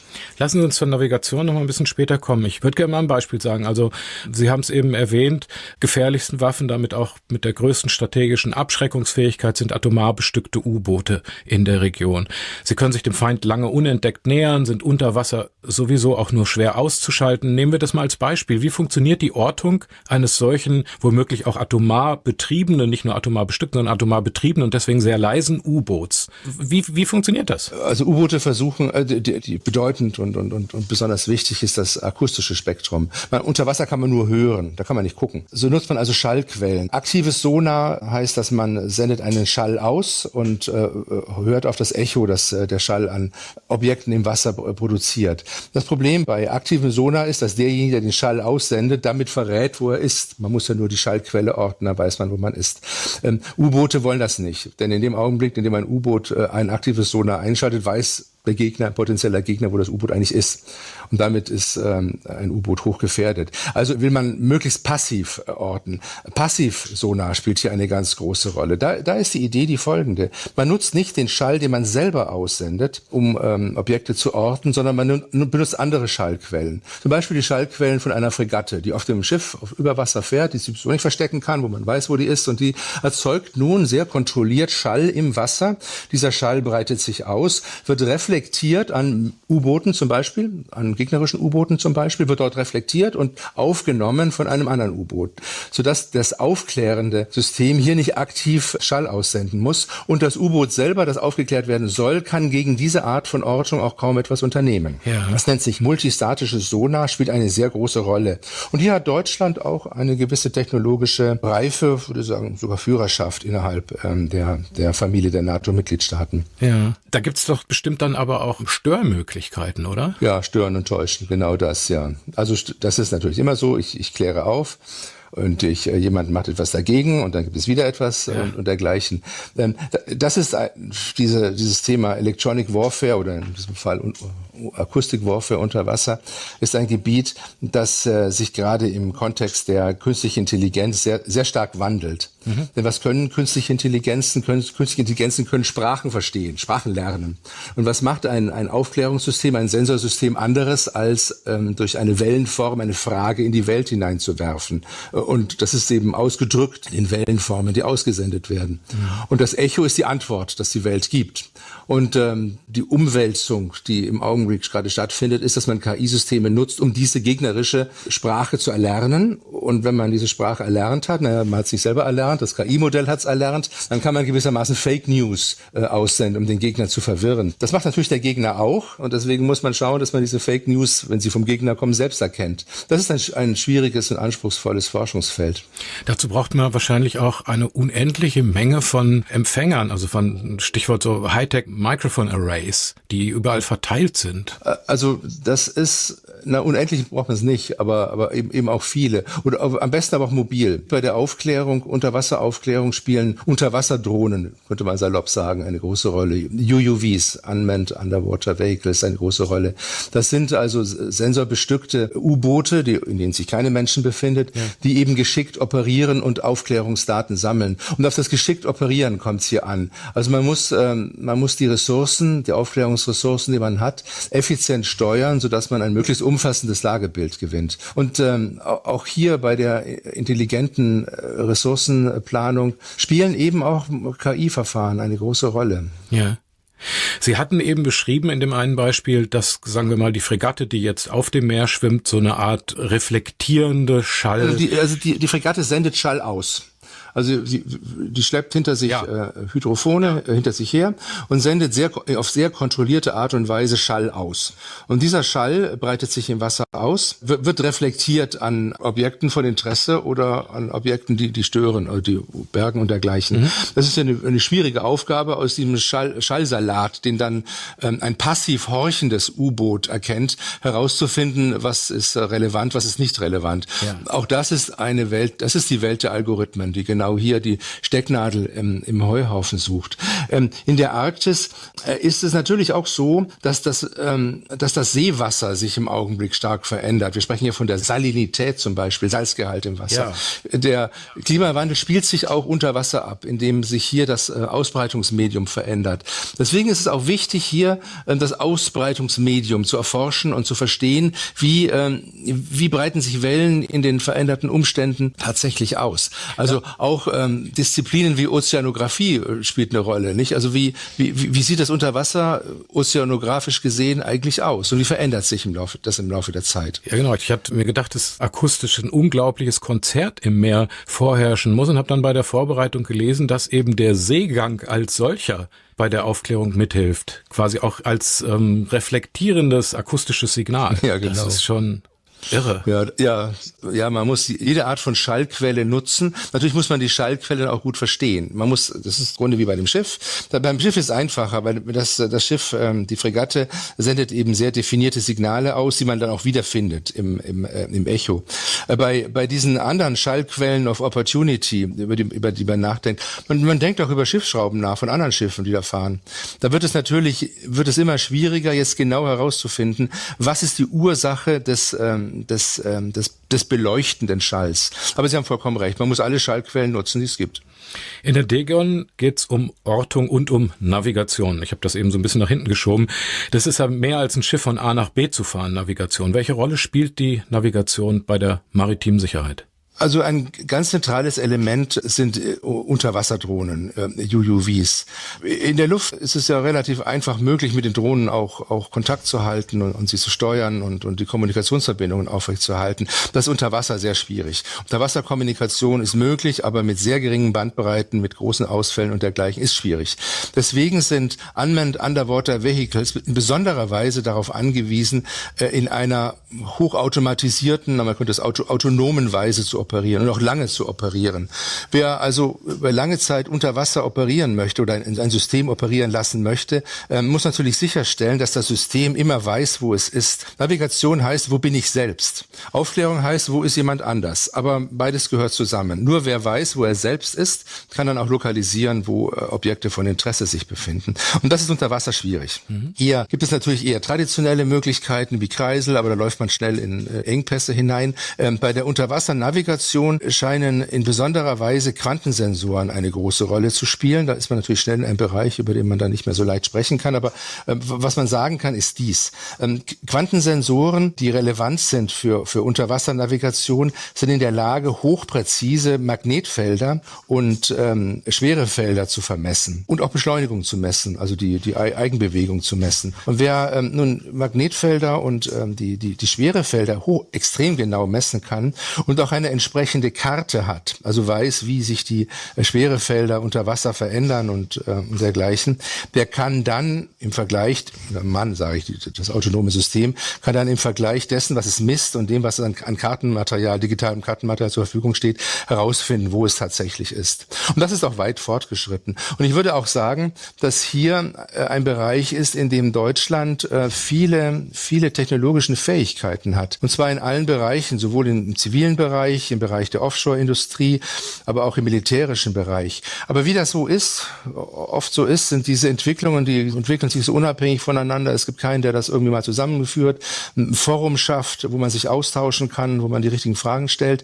Und der Sinn dieses Fachausschusses Ortung und Navigation für Unterwasserthemen in der Degon ist so ein Rahmen, um die Player erstmal nur in Deutschland zusammenzuführen. Das ist super interessant. Ich würde gerne jetzt noch mal einen weiteren Punkt ansprechen, Herr Professor Koch, und das betrifft das All. Die Bundeswehr, Herr Koch, hat zur Erdbeobachtung von SpaceX 2 Satelliten der Reihe SAR ins All transportieren lassen. Sie heißen SAR, etwas veränderte Technik. Sie sind mit modernsten wetterunabhängigen Radarverfahren ausgestattet. Die Kosten lagen bei 870 Millionen Euro. Nur leider funktionieren diese beiden Satelliten nicht. Und das wird sich wohl auch nicht mehr ändern lassen. Von der Spitzenüberwachung der Meere, weil Sie sagten, Deutschland ist da sehr weit vorne, kann man an dieser Stelle, glaube ich, nicht so wirklich reden. Was genau ließe sich denn mit diesem funktionierenden SAR-System im maritimen Bereich eigentlich sehen? SAR ist ein abbildendes Radarsystem. Man kann also über große Entfernungen hinweg hochaufgelöste Bilder erzeugen, also durch Wolken hindurch Bilder erzeugen.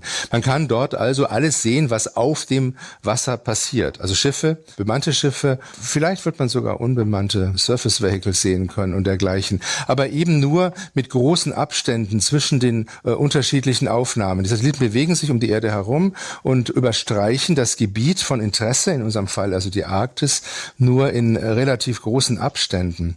Das bedeutet aber, dass man dann andere Sensorquellen nutzen muss, um die Kontinuität der Sensorbeobachtungen aufrechtzuerhalten. Denn wenn erst eine Erdumrundung eines Satelliten erfolgen muss, bis man ein bestimmtes Schiff von Interesse wieder sieht, dann mag es sein, dass man das Schiff wieder verloren hat. Schiffe bewegen sich in der Zeit und es ist also hier wichtig, einen Multisensor-Ansatz zu betrachten, der alle möglichen Sensorquellen verknüpft. SAR ist da ein wichtiges Backbone, ein wichtiges Element, aber allein mit SAR wird man kein kontinuierliches und verlässliches maritimes Lagebild erzeugen müssen. Aber es ist eine wichtige Säule.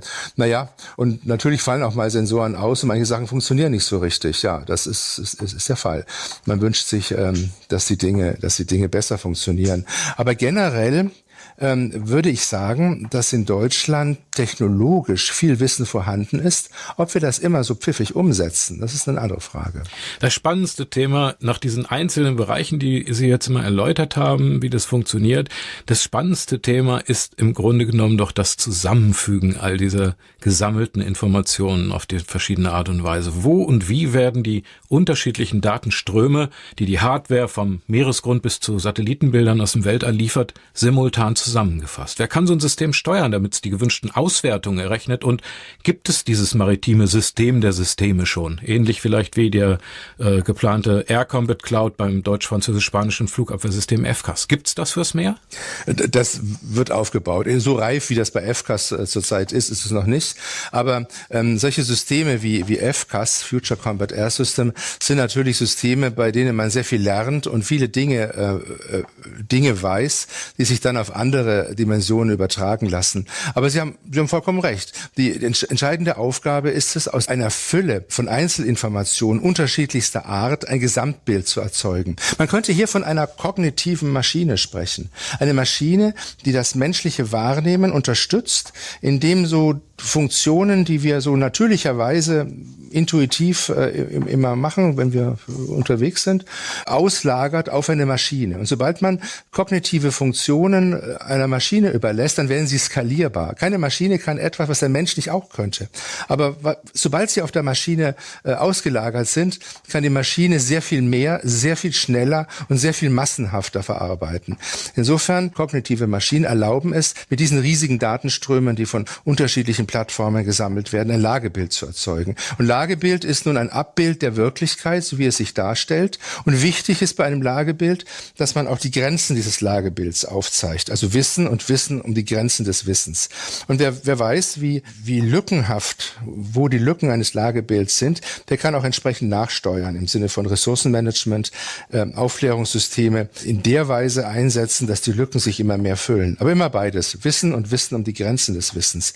Und diese Lagebilder werden durch Algorithmen erzeugt. Und wenn wir heute von KI sprechen, dann würde ich sagen, sprechen wir eigentlich von der Welt der Algorithmen, der vielfältigen Welt der Algorithmen, die aus Bruchstücken, bruchstückhaften Signalen, bruchstückhaften Messdaten Informationen gewinnen. Und Informationen sind die Bausteine für Lagebilder. Und nur so ist man handlungsfähig. Wenn das Lagebild sich aus so vielen verschiedenen Dingen zusammensetzt, müsste doch aber die maritime Combat Cloud der Zukunft dann auch Empfehlungen letztlich geben für die am Ende stehende menschliche Entscheidung. Ja. Wo fusioniert denn die Cloud mit dem Menschen? Die grundlegende Voraussetzung für klug getroffene Entscheidungen ist Lagebewusstsein. Man muss wissen, wie steht es um die tatsächliche Lage. Der erste Schritt wäre herauszufinden, wo die Lage unvollständig ist, unvollkommen ist. Und dann wäre eine der ersten vorausliegenden Entscheidungen diejenige, dass man dafür sorgt, dass die Lagebilder vollständiger werden. Aber auch bei den Handlungsoptionen, die sich dann stellen, werden Algorithmen helfen, Entscheidungsoptionen zu erarbeiten. Genau. In der komplexen Technosphäre gibt es eben viele Möglichkeiten, sich zu entscheiden. Und man muss sich schnell entscheiden. Also helfen Maschinen auch dabei, Entscheidungsoptionen aufzuzeigen und vielleicht abzuchecken, welche Entscheidungsoptionen kompatibel sind mit dem Völkerrecht, welche sind nicht kompatibel mit dem Völkerrecht. Das sind alles so Dinge, in denen die Maschine immer mehr die Rolle eines Experten, eines Spezialisten übernimmt, die dann dem Entscheider Vorlagen liefern. Und die Rolle der menschlichen Vernunft, der natürlichen Intelligenz, ist es also, auf Grundlage dieser Vorlagen richtig zu entscheiden. Insofern bleibt die Verantwortung des menschlich Handelnden im Zentrum, unterstützt durch die Assistenten, die wir jetzt KI-basierte Maschinen nennen. Ja. Mir fällt so ein, dass in diesem Land oft keine Züge mehr fahren, obwohl eigentlich auch die Informationen dazu da sein müssten. Wie kann die Datenfusion so komplexer Zusammenhänge das leisten, dass die Entscheider weise Entscheidungen treffen in Bezug auf all die Dimensionen? Wir haben ja gesprochen über Umweltschonende, über wirtschaftsfördernde und über sicherheitsbewahrende Handlungen. Schwer, ne? Also ganz einfach ist es ja nicht. Naja, es ist natürlich so, wer Daten fusioniert, muss natürlich weise, haben Sie gesagt, weise vorgehen. Die Daten, die man fusioniert, müssen intakt sein, müssen integer sein. Fusion wird schnell zu Konfusion, wenn die Daten, die man verknüpft, nicht mehr das halten, was sie versprechen. Das heißt also, bildlich gesprochen, eine KI, eine künstliche Intelligenz, muss ergänzt werden durch eine gewisse Fähigkeit von künstlicher Selbstkritik. Wir nennen Menschen ja auch nur dann intelligent, wenn sie die Fähigkeit zur Selbstkritik tatsächlich besitzen. Insofern müssen Systeme, die reif sind und auf die man sich verlassen kann, die dann auch zulassungsfähig sind, die müssen so ausgelegt werden, dass die Daten, die man verknüpft, auch den Erwartungen entsprechen. Wenn das nicht der Fall ist, etwa weil die Sensoren kaputt sind oder weil jemand sie stört, absichtlich stört und täuscht, der wird durch die Verfahren der Datenfusion auch Fehlinformationen bekommen. Es kommt also darauf an, hier Datenintegrität im umfassenden Sinne zu gewährleisten und sicherzustellen. Dass man die Computer auch teilt, das ist ja auch ein Ursprungsgedanke vom Internet gewesen, damit auch nicht an einer Stelle, wo Daten gesammelt werden, zum Beispiel irgendwie, sei es durch eine Bombe, was weiß ich, der Computer gestört, gehackt, was auch immer wird, dass man das aufteilt. Also diese Sammlung dieser Daten findet wahrscheinlich, ich sag jetzt mal, an geheimen Ort statt, muss dann aber doch an die Entscheider auch weitergegeben werden, vielleicht auch auf See oder auf einem Flugzeugträger. Ist das eine Problematik? Wo werden die Daten verarbeitet? An unterschiedlichen Stellen. Man darf sich das nicht so vorstellen, als ob es da eine zentrale Datenverarbeitungsunit gibt und die weiß dann alles und wer die zum Beispiel zerstört, der hat das ganze System blind gemacht. Das meine ich, ja. Auf allen Ebenen werden Daten verarbeitet. Also schon an Bord der Sensoren, schon sehr nahe an Erfassungsorten muss man ja Datenrate reduzieren. Also die Signale, die Wellenformen, die aufgefangen werden, müssen vorverarbeitet werden zu einer gewissen Form von Information, die dann Information enthält, aber nicht mehr alle Daten, aus denen man Informationen gewinnt, überträgt. Man spricht ja von Edge Processing, also am Rand. Und dann irgendwas dazwischen, da spricht man von Fork Processing und da muss es natürlich auch Möglichkeiten geben, Daten umfassend auch verteilen zu können und zwar auf eine Weise, die sicher ist, resilient ist gegen Stör- und Täuschversuche. Das ist eben beides zusammen. Datenverarbeitung und Datenkommunikation, das ist ein eng verwurzeltes und ein eng verzahntes System, das ineinander greifen muss. Technologisch ist das sehr anspruchsvoll, ja, ohne Frage. Aber wir kommen nicht drum rum. Wir brauchen solche Systeme. Wenn wir sie brauchen, müssen wir sie so bauen, dass sie robust sind. Und wir haben es ja am Ende ja auch geschafft, robuste Maschinen zu bauen. Wir werden auch diese kognitiven Maschinen robust und zuverlässig bauen können.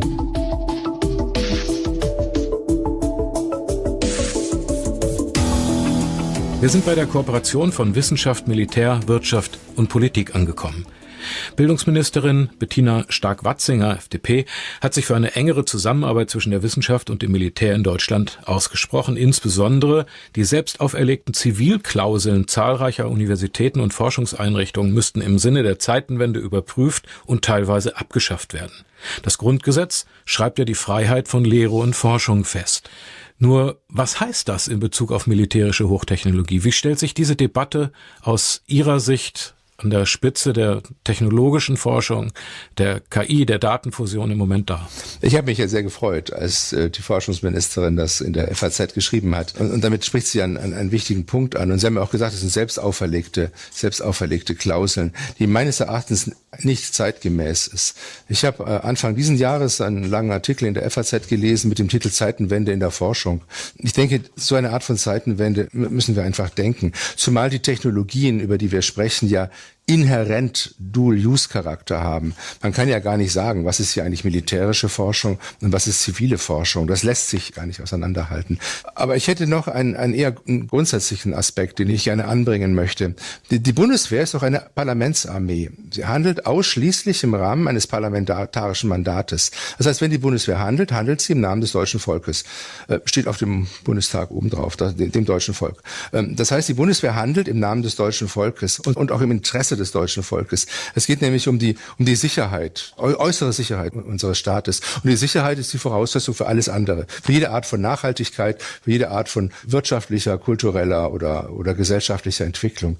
Insofern tut die Bundeswehr etwas, was dem gesamten Staat nützt. Also ich weiß nicht, ob jetzt gemeinnützig hier das richtige Wort ist, aber so in dem Sinne vielleicht. Und jetzt kann es doch nicht sein, dass staatliche Forschungseinrichtungen, Universitäten und dergleichen, die ja auch im Interesse unseres Staates handeln, forschen und lehren und dergleichen, jetzt es verbieten wollen, Forschungen zu betreiben, die der Bundeswehr bei der Erfüllung ihres parlamentarischen Auftrags nützen. Das kann ich einfach nicht verstehen. Und das muss unbedingt in einer zivilisierten und öffentlichen Debatte zur Sprache gebracht werden. Hier brauchen wir einen gesellschaftlichen Diskurs. Ich verstehe die Zivilklausel nicht. Aber die Diskussion ist ja nicht so sehr, dass die Forschungsergebnisse dem Militär nicht zur Verfügung gestellt werden könnten, sondern die Frage ist ja, ob die Rüstungsindustrie direkte Forschungsaufträge an die Universitäten gibt und damit Einfluss darauf hat, was überhaupt erforscht wird oder nicht erforscht wird. Und darin könnte eine Beschränkung ja durchaus zur Folge. Damit sprechen Sie natürlich die sehr grundsätzliche Frage der Drittmittelforschung an, nicht? Ob wir das eigentlich wollen. Wollen wir eigentlich unbedingt, dass die Pharmaindustrie die Forschung entsprechend beeinflusst, die Automobilindustrie die Forschung entsprechend beeinflusst, der deutsche Maschinenbau die Forschung im Interesse beeinflusst? Insofern haben wir diese Beeinflussung ja schon längst. Und ich würde mal sagen, Rüstungsindustrie, das ist diejenige Industrie, die die Voraussetzungen schafft, damit die Bundeswehr einen Auftrag erfüllen kann. Also man kann grundsätzlich die Frage nach der Berechtigung von Drittmittelforschung stellen. Das kann man schon stellen. Aber wenn man sagt, Drittmittelforschung ist akzeptabel, dann möchte ich gerne verstehen, warum aber Drittmittelforschung zur Sicherheit unseres Landes nicht akzeptabel sein soll. Und also wird ja niemand gezwungen, solche Forschungsgelder anzunehmen. Aber man darf nicht verbieten, sie anzunehmen. Eine Frage, die in Bezug auf die universitäre Ausbildung auch eine Rolle spielt, ist der Abfluss von hochtechnologischem Wissen. Es gibt ja teilweise Kooperationsverträge mit anderen Staaten, wo man sich manchmal schon fragt, ist es eigentlich richtig? Und wenn das also geostrategisch rivalisierende Staaten sind, da Leute in der Spitzentechnologie zu haben. Haben Sie dieses Problem schon mal gehabt, vielleicht bei Fraunhofer, im Fraunhofer Institut? Naja, wenn ich mir so auch bei Fraunhofer nicht, wer bei Fraunhofer arbeitet, das haben wir in der Hand. Aber wenn ich im Hörsaal so gucke, also Sensor-Datenfusion ist ein heißes Thema, interessantes Thema, spannendes Thema und ich freue mich, wenn viele Studenten kommen, aber wenn ich so in die Gesichter gucke, weiß ich auch nicht, woher die Studenten kommen. Und gerade auch die ganz besonders pfiffigen Gesichter. Ich weiß nicht, wo das Wissen aus der Vorlesung abfließt. Das weiß ich, kann ich nicht sagen.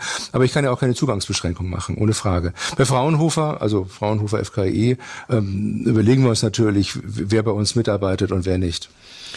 Die Deutsche Gesellschaft für Ortung und Navigation ist der Versuch, für die Dimension See Hürden bei der Zusammenarbeit zwischen Politik, Militär, Forschung, Wirtschaft abzubauen. Das hatte ich schon gesagt. Können Sie beschreiben, ob und auch vielleicht bei welchen Projekten das aus Ihrer Sicht schon gut funktioniert hat? Ich meine, sie ist jung, die Tegon, aber... Ja, also besonders spannend ist natürlich das Thema kritische Infrastruktur in der Ostsee. Da gibt es Interesse seitens der deutschen Marine, da gibt es Interessen seitens der deutschen Offshore-Industrie. Man möchte einfach genau wissen, was passiert unter Wasser, zum Beispiel in der Ostsee, aber auch in der Nordsee.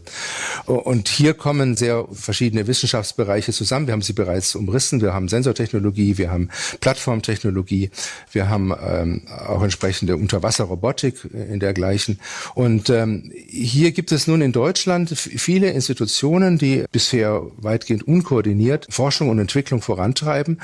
Und ich habe die Hoffnung, dass durch diesen Fachausschuss sich die Kräfte bündeln. Also gewissermaßen die bisher unkoordiniert vor sich hinschaukelnden Photonen zusammengeführt werden in einen kohärenten Laserstrahl, der also dazu führt, dass das Forschungswissen und das technologische Wissen in Deutschland zusammengeführt wird, um auf diese Weise auch in praktische Anwendungen gelangt. Und in unserem Fachausschuss sind 3 Gruppen von Stakeholdern, kann man sagen. Es sind die fordern, also Bundeswehr, die fordert, aber auch die Industrie, die fordert, die Technologien haben wollen. Und dann gibt es die forschen Und dann gibt es die fertigen, die es umsetzen, die es realisieren, also 3F, Triple F, Förderer, Forscher und Fertiger. Die müssen zusammengeführt werden. Und in dem Ausmaß, in dem dieses Dreieck, die Seiten dieses Dreiecks gewissermaßen supraleitend sind und man sich persönlich versteht und sich austauscht, in dem Ausmaße wird auch Hochtechnologie in unserem Lande dann umsetzbar und praktikabel. Da ist viel zu tun, aber ich bin da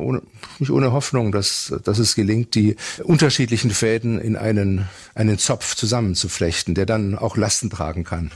Also Sie beschreiben das ja so, dass die Qualität der Werften und auch das Forschungsniveau in puncto Ortung, Navigation, Strahlentechnologie, dass das alles eine hohe Wertschätzung genießt in der Welt. Und dann erinnere ich mich an solche Sachen wie die Fregatte Bayern soll in Indo-Pazifik und der Chef vom Bundeswehrverband sagt, ja, schwimmen tut die dahin, aber also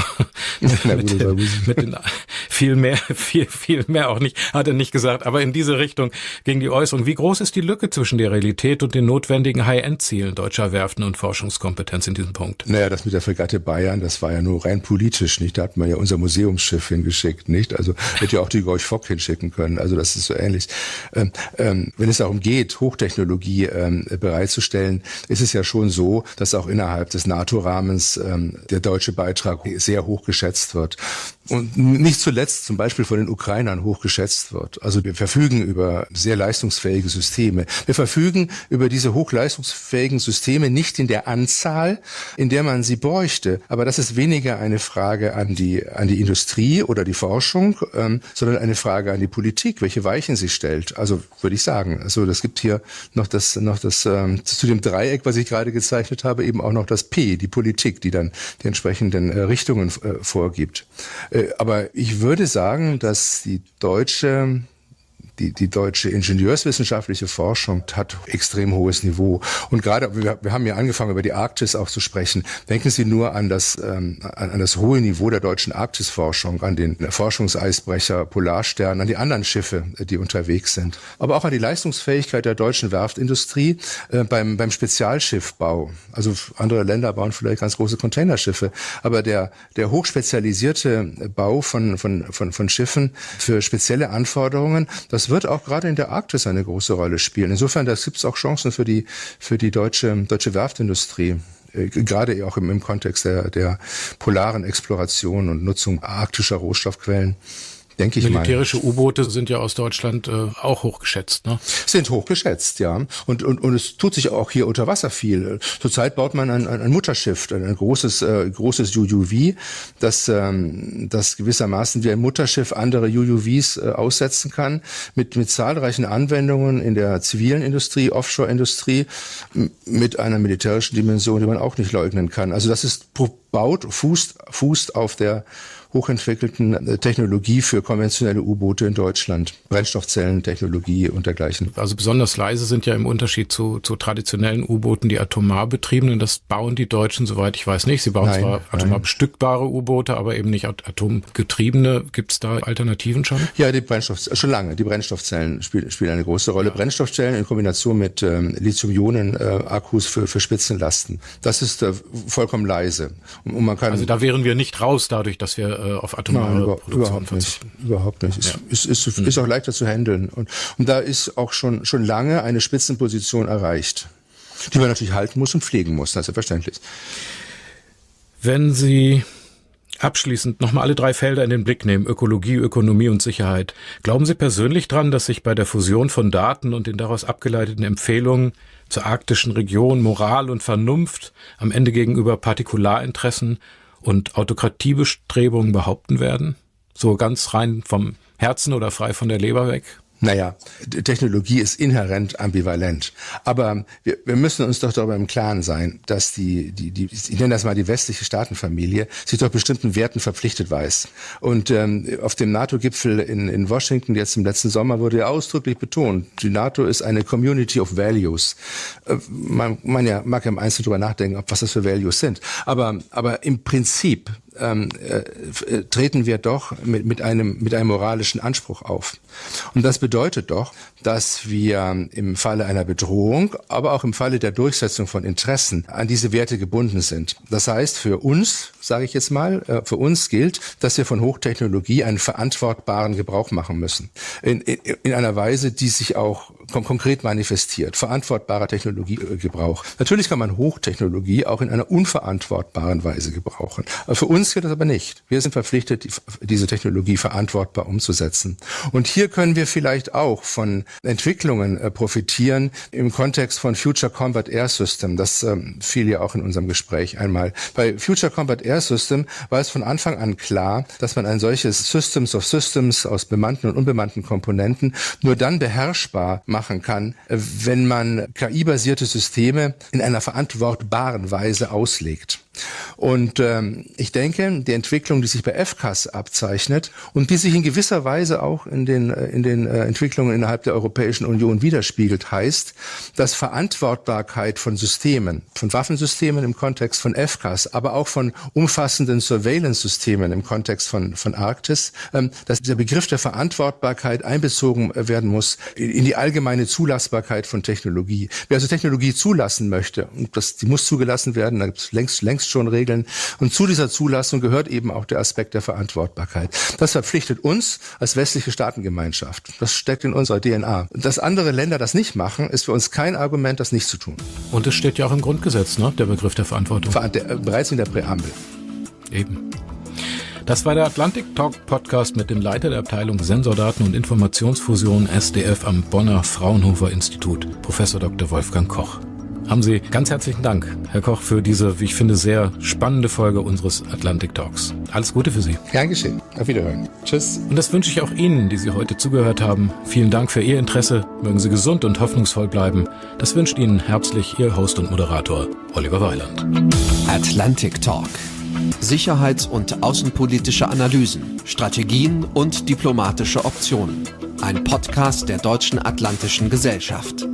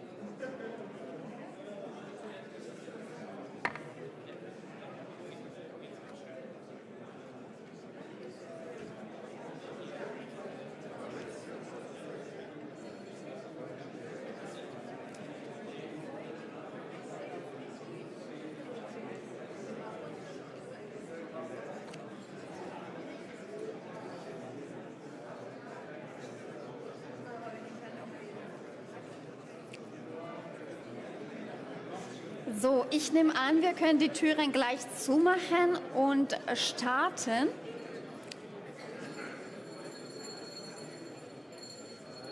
Sehr schön. Wunderbar.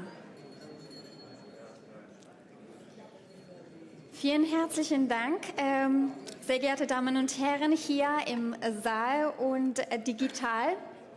Willkommen zurück. Der NATO Talk 2024 geht weiter.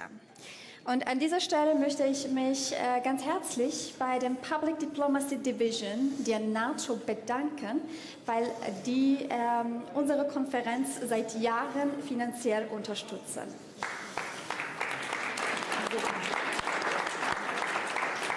Vielen Dank. Und wie ich am Anfang der Konferenz erwähnte, wollen wir heute natürlich das 75-jährige Jubiläum der NATO-Gründung würdigen. Und ja, ich bin der Überzeugung, dass wir auch den Satz so formulieren können: Die NATO ist das größte, am längsten bestehende und erfolgreichste Bündnis der Geschichte. Und das Motto der NATO: Wachsamkeit ist der Preis der Freiheit, ist heute wieder besonders aktuell. Die DAG hat sich entschlossen, dieses Jubiläum auch mit 2 besonderen Publikationen zu würdigen. Herr Schmidt, das hat schon erwähnt, ich möchte aber gerne nochmal wiederholen. Die Publikation 75 Jahre NATO, Jahrzehnte einer einzigartigen transatlantischen Sicherheitspartnerschaft von General AD Dr. Klaus Naumann. Und die zweite Publikation ist der Band NATO 75, Entwicklung, Erfolge, Herausforderungen von Generalleutnant AD Heinrich Braus. Sehr geehrte Damen und Herren, falls jemand von Ihnen diese 2 wunderbare Publikationen noch nicht hat, Sie können gerne im Foyer diese nehmen, die sind nämlich für Sie ausgelegt. Und jetzt darf ich den Doyen der DAG und Autor der erstgenannten Publikation, General AD Dr. Klaus Naumann, und seinen Gesprächspartner, Herrn Dr. Jacques Schuster, Mitglied der Chefredaktion der Welt, am Sonntag das Wort übergeben. Vielen Dank.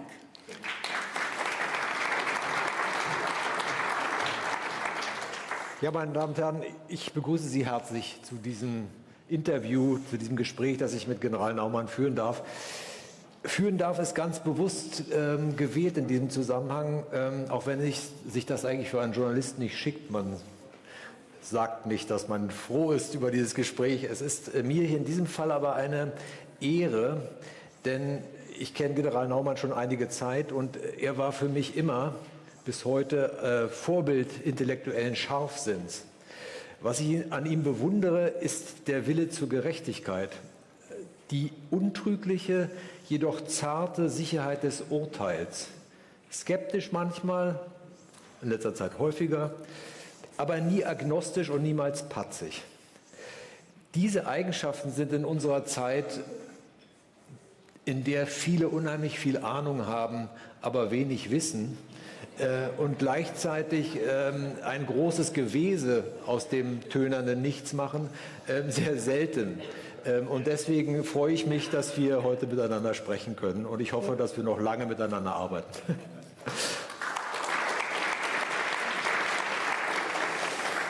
Herr General Naumann, schon der Vormittag ist der Frage gewidmet worden, was bedeutet die Wiederwahl Donald Trumps. Ich möchte deshalb bewusst erstmal nicht damit einsteigen, sondern Sie vielmehr fragen, ob Sie mein Gefühl teilen, dass anders als den vielfältigen Versicherungen der vergangenen Monate die Bundesregierung sei auf alle Fälle vorbereitet, diese Bundesregierung eben nicht auf alle Fälle vorbereitet ist und so gut wie nie einen Plan B hat, jedenfalls in verteidigungspolitischen und militärischen Gesichtspunkten, und das Krisenmanagement bei uns in Deutschland fast eigentlich immer reaktiv ist, selten initiativ. Und wir in den zahlreichen Feldern der Außenpolitik im Grunde vor 2 verlorenen Jahren mit Rückblick 2 verlorene Jahre vor uns sehen müssen und im Grunde wir jetzt mit leeren Händen vor dieser neuen Situation in Washington stehen. Stimmt dieser Befund oder ist er zu düster? Ja, den Zustand der Regierung können Sie besser beurteilen als ich. Ich bin nur Zeitungsleser und habe da keine Kontakte. Aber aus dem, was ich lese und höre, muss ich sagen, ich habe den Eindruck, dass Sie nicht gut vorbereitet sind.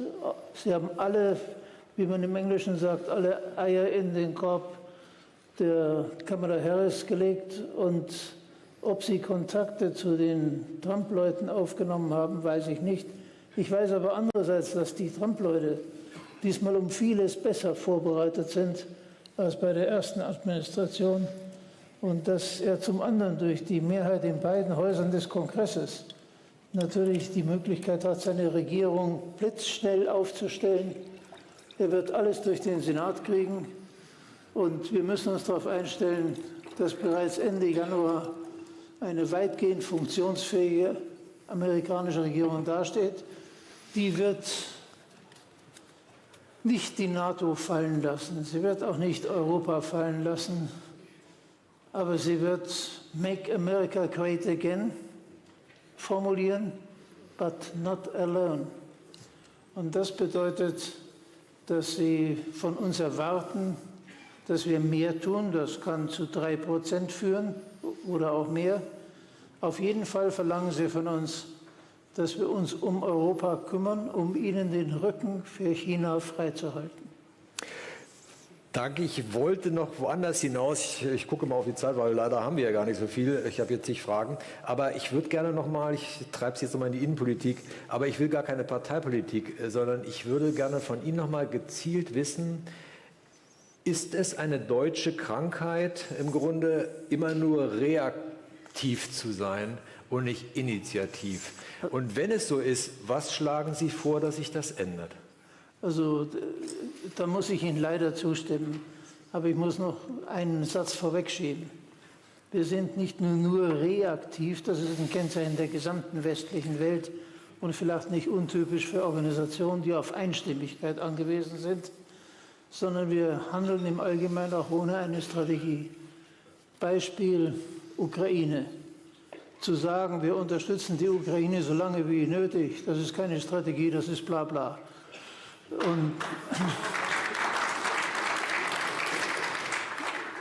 Und wir haben, ich glaube, die Grundelemente des Krisenmanagements noch nicht begriffen. Krisenmanagement heißt, und ich habe das ja erlebt im Kosovo, man muss die Initiative zurückgewinnen. Dazu muss man bereit sein, zu eskalieren. Dazu muss man bereit sein, Risiko zu übernehmen, kalkuliert natürlich. Nur wenn man das macht, kann man den Opponenten so in die Ecke treiben, dass er keinen anderen Weg mehr weiß, als durch die Türe zu gehen, die wir haben wollen. Das kann diese Regierung nicht.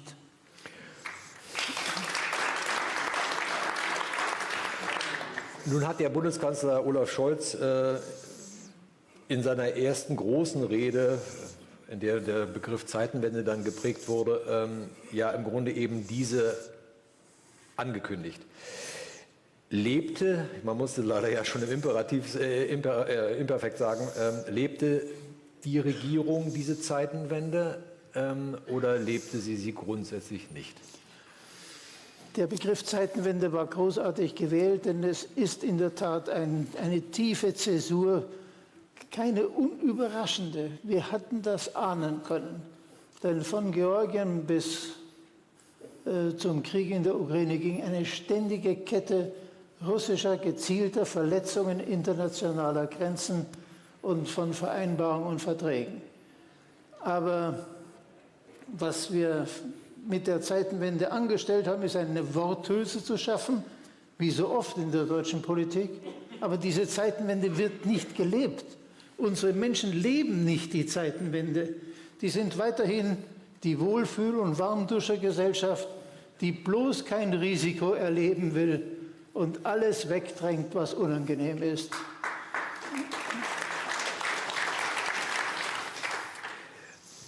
Der von mir sehr geschätzte Publizist Johannes Gross, leider schon lange tot, hat einmal, glaube ich, in den 80er Jahren gesagt, Zitat, die Bundesrepublik ist die staatgewordene Verneinung des Ernstfalls. Ist das heute noch so apodiktisch zu sagen oder sind wir auch selber zu streng mit uns? Also ich habe den Kalten Krieg erlebt. Ich denke, ich habe da ein bisschen beigetragen, dass wir ihn erfolgreich beenden konnten. In der Zeit haben wir den Ernstfall nicht verneint. Wir haben uns eindeutig und sehr klar darauf vorbereitet. Ich kenne noch heute jeden Busch im hessischen Vorland mit dem Vornamen. Aber natürlich hat unsere Bevölkerung auch damals nicht wahrhaben wollen, was passieren könnte. Und als wir in der Bundeswehr dann in den 90er Jahren wieder angefangen haben, davon zu sprechen, wir müssen uns auf Krieg vorbereiten, wir müssen gefechtsbereit sein. Da wurden ja fast Untersuchungsausschüsse gegen kommandierende Generale, wie ich damals einer war, oder dann später Generalinspekteur eingeleitet, weil wir das ausgesprochen haben. Aber die Menschen nahmen uns ab, weil wir eine funktionierende Bundeswehr hatten, nahmen uns ab, dass wir alles tun würden, um zu verhindern, dass das Risiko von ihnen zu tragen sein würde. Das war vielleicht der Unterschied. Heute nimmt keiner mehr die Gefahr wahr. Unsere Politiker scheuen sich, klar auszusprechen. Wir haben es heute Morgen im Panel gehört. Russland ist eine systemische Gefahr. Aber wen interessiert das? Die Wagenknechts dieser Welt labern von Verhandlungen. Sie sind mir zu pessimistisch. Ich kann mich erinnern, ich will jetzt hier auch nicht mit irgendwelchen Zitaten rumwerfen, aber es gab in den Anfang der 80er ein sehr, sehr schönes, sehr treffendes Buch von dem Politikwissenschaftler Hans-Peter Schwarz, von der Machtbesessenheit zur Machtvergessenheit. Und da klagte er sehr darüber, über die Sehnsucht der Deutschen, eine große Schweiz zu sein. Über die Tatsache des Kinderglaubens, wenn wir uns die Augen zuhalten, sehen uns die anderen nicht. Und das stimmte damals, das war auch so diese Zeit, die dann kam, des Irakkriegs, wo man meinte, ganz Deutschland wird von Saddam Hussein bedroht. Also diese Fehlwahrnehmung und die Sehnsucht nach Neutralismus. Aber es hat sich doch einiges getan in der Zeit. Und der Befund, den Scholz mit seiner Zeitenwendenrede gegeben hat, der hat ja auch etwas gebracht, wenn Sie auf den Verteidigungsetat etc. schauen. Also würden Sie denn behaupten, dass wir, sagen wir mal, von der Zeit der Entspannungspolitik, in der man tatsächlich an die sowjetische Bedrohung gar nicht mehr glaubt, oder viele jedenfalls nicht, bis heute kein Lernprozess in der Bevölkerung stattgefunden hat? Doch, es hat schon einen Lernprozess gegeben. Und das sieht man ja auch heute, was ich mit großer Freude sehe, ist, dass eine zunehmende Diskrepanz zwischen den Auffassungen der Jugend und den Etablierten sich breit macht. Die jungen Menschen scheinen begriffen zu haben, wie ernst die Lage ist. Sie scheinen auch begriffen zu haben, dass wir wirklich nicht viel Zeit haben. Wir müssen fähig werden, gut, Pistorius hat das für zartfühlende deutsche Ohr schreckliche Wort Kriegstüchtigkeit geprägt, aber wir müssen wieder einsatzbereit sein und wir müssen Putin deutlich machen, jeder Schritt zu weit bedeutet existenzielle Gefahr für Russland. Nur wenn er das kapiert. Nur wenn er das kapiert, werden wir Frieden erhalten können. Wo sehen Sie denn aktuell die größten Schwächen in der deutschen Verteidigung? Also ich will da nicht dem Generalinspekteur irgendwie das Wort reden. Der hat ein sehr breites Interview in einer Zeitung, in einer Konkurrenzzeitung gegeben. Machen Sie ruhig, wir freuen uns. Ich kann dem wirklich uneingeschränkt zustimmen, was er da gesagt hat. Er hat auch sehr deutlich darauf hingewiesen, dass es um die Jahrzehntwende so weit sein könnte, dass Russland sich kriegstüchtig fühlt für einen Angriff auf Europa. Ich gehe einen Schritt weiter und sage, wenn wir ihm nicht deutlich sagen, dass wir bereit sind, alles zu tun und das auch zeigen, dann könnte er vielleicht schon bald uns testen wollen. Nicht mit dem großen Krieg, aber mit Zündeln. Und wir müssen schnell fertig werden. Und wo ich heute Schwächen sehe, Aber sehen Sie mir nach, ich habe in meiner ganzen Zeit als Pensionär mich niemals über den Zustand der Bundeswehr geäußert, weil ich sagte, da gibt es andere, die haben davon mehr Ahnung als ich, Pensionär. Was ich vermisse, ist die Fähigkeit, mit Drohnen und gegen Drohnen kämpfen zu können. Wir sehen in Aserbaidschan genauso wie in der Ukraine, dass das ein Mittel der Zukunft ist. Die Technik ist da, die Bundeswehr hat Drohnen, aber irgendwelche engstirnigen Utopisten verweigert ihnen, die zu bewaffnen. Ich weiß nicht, welche Gedankenspiele da dahinter stehen. Das Zweite, was ich vermisse, ist, wir müssen die Fähigkeit haben, im Cyberspace nicht nur verteidigen zu können, sondern auch offensiv handeln zu können.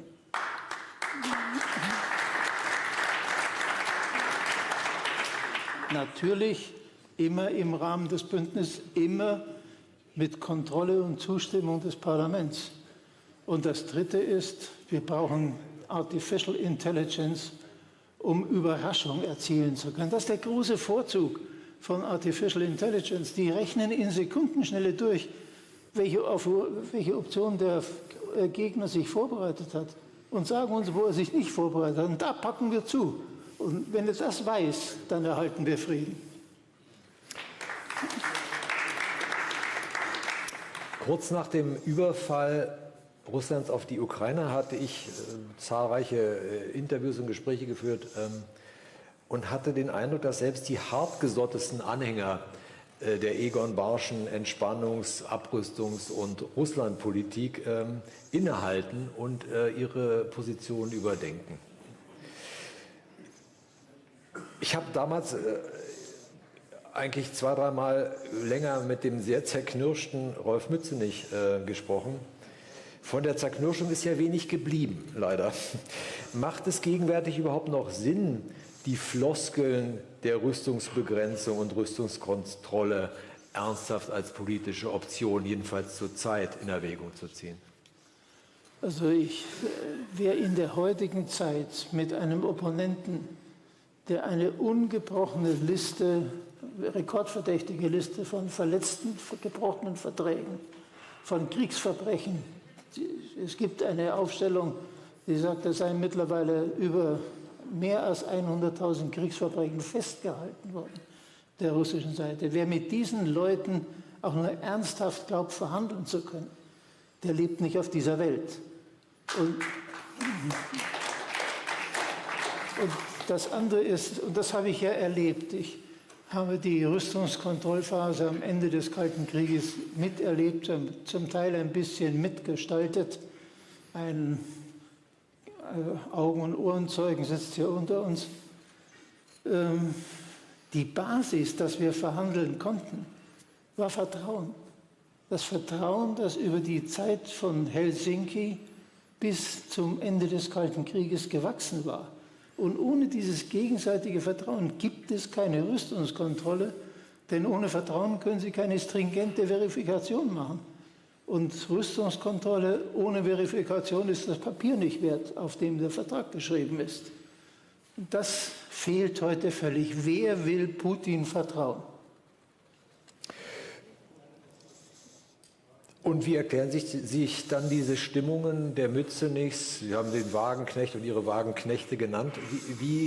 Wieso ist dort, oder ist, anders gefragt, haben wir tatsächlich mit einer breiten Strömung des antiamerikanisch motivierten Pazifismus zu tun? Oder wie würden Sie das selber deuten? Also über auch das, Herr Schuster, habe ich mich Zeit meines Berufslebens geärgert, wie schnell und einseitig unsere amerikanischen Verbündeten verurteilt werden von einer, wie Sie am Anfang so schön gesagt haben, nichtswissenden, aber stets redenden Community. Die Amerikaner sind keine Engel, aber es gibt keine Großmacht. Die Engel sind, die müssen nun manchmal eben handeln. Und das ist das, was wir verlernt haben. Hans-Peter Schwarz, die Machtvergessenheit. Zu Macht gehört die Bereitschaft, notfalls legitime und legitim freigegebene Gewalt einzusetzen zum Durchsetzen seiner Ziele. Wer das vergisst, wird zum Spielball. Die Bundesregierungen unter Brandt und Schmidt gaben zwischen 3 und 4% des Bruttoinlandsproduktes für die Verteidigung aus. Warum fällt es den Nachfolgern derart schwer, die Bundeswehr so auszustatten, dass sie kriegstüchtig werden kann? Da sind wir wieder bei dem Stichwort der Wohlfühlgesellschaft.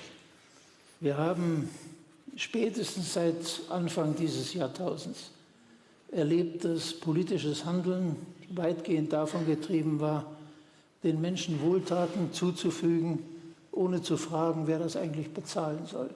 Meistens, weil das Wahlvolk ja immer älter wurde, zulasten der jüngeren Generation. Das ist auch etwas, was wir ändern müssen. Wir können nur Wohltaten verteilen, die man auch bezahlen kann. Und vor dem Punkt stehen wir auch jetzt. Wird auch in diesem Wahlkampf, der nun seit gestern ja wirklich läuft, das wird man aussprechen müssen. Wir können nicht uns schützen wollen und gleichzeitig immer neue Goodies erfinden. Das geht nicht. Wir haben ja in der frühen Phase der Bundesrepublik immer das Glück gehabt, dass mit der Demokratie auch der Wohlstand sich vermehrte und dass wir trotz eines relativ ansehnlichen Verteidigungsetats keine Verteilungskämpfe hatten. Wenn es jetzt so ist, wie Sie beschreiben, rechnen Sie künftig mit harten Verteilungskämpfen zwischen Sozialetat und Verteidigungsetat? Und was bedeutet das politisch Ihrer Meinung nach? Ich kann mir eine Situation ohne diese Verteilungskämpfe im Moment nicht vorstellen, weil viele der Wohltaten vertraglich, gesetzlich so fixiert sind, dass unsere Gesellschaft und unsere schwächelnde Wirtschaft sich schwer tun wird, das Geld, das dafür notwendig ist, aufzubringen. Aber ich kann da nur Willy Brandt zitieren. Sicherheit ist bestimmt nicht alles, aber ohne Sicherheit ist alles nichts. Und wenn keine Sicherheit mehr da ist, dann findet auch kein Bezahlen der Wohltaten statt.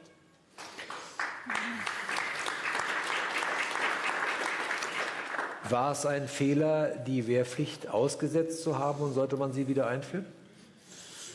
Ich habe damals ein langes Gespräch mit Minister zu Guttenberg geführt und er hat mir ein Argument gesagt, das ich nicht wechseln konnte. Er hat mir gesagt, mit den Bedingungen, unter denen ich gestalten muss, kann ich noch 13% eines wehrpflichtigen Jahrgangs einberufen. Für mehr reicht es nicht. Und mit dieser Situation ist es eine Frage der Zeit, bis die Wehrpflicht von einem Gericht ausgesetzt wird. Und bevor ich dem Gericht die Entscheidung überlasse und mir vorwerfe, dass die Politik nicht fähig ist, Entscheidungen zu treffen, treffe ich die Entscheidung lieber selbst. Das konnte ich nicht wechseln und er hat im Grunde damit recht, aber damit ist eines der wesentlichsten und wertvollsten Instrumente der deutschen Nachkriegsgesellschaft kaputt gemacht worden. Nämlich das Instrument, das einem jungen Menschen begreiflich machte, dass für ein Leben in Freiheit, voller Rechte, man eben auch mal Pflichten übernehmen muss. Und deswegen ist der Schritt, der gestern getan wurde, ein jämmerlicher, aber ein richtiger Schritt. Und ich füge an, auch wenn das vielleicht einen unbeliebt macht, was mir unbegreiflich ist, dass man von dieser elektronischen Erfassung, die da noch gemacht werden soll, die ausbaufähig ist, die heute die jungen Frauen ausgenommen werden. Das ist nicht zu verstehen.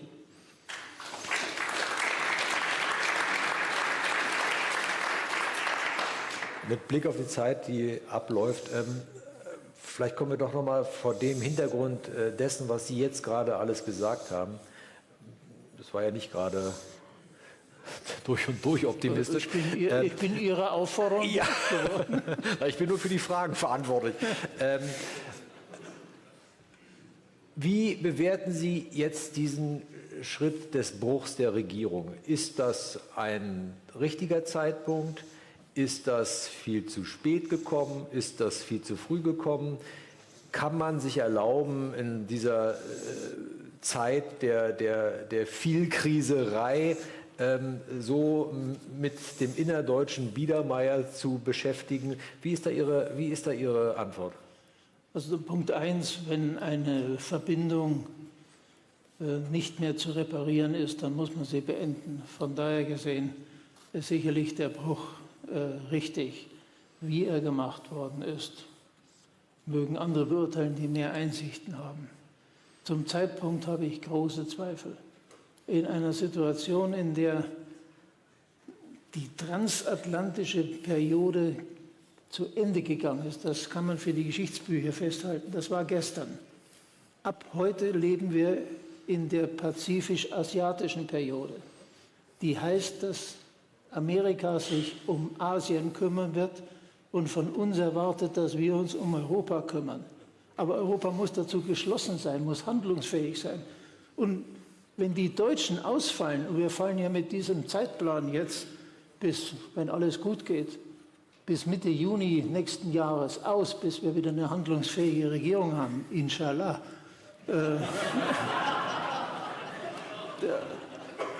Das macht Europa kaputt.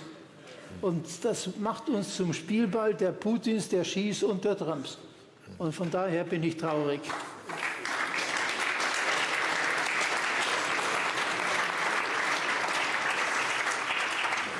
Leider haben wir gar nicht mehr viel Zeit, aber vielleicht doch noch mal eine Frage, die wahrscheinlich eine lange Antwort ergeben wird.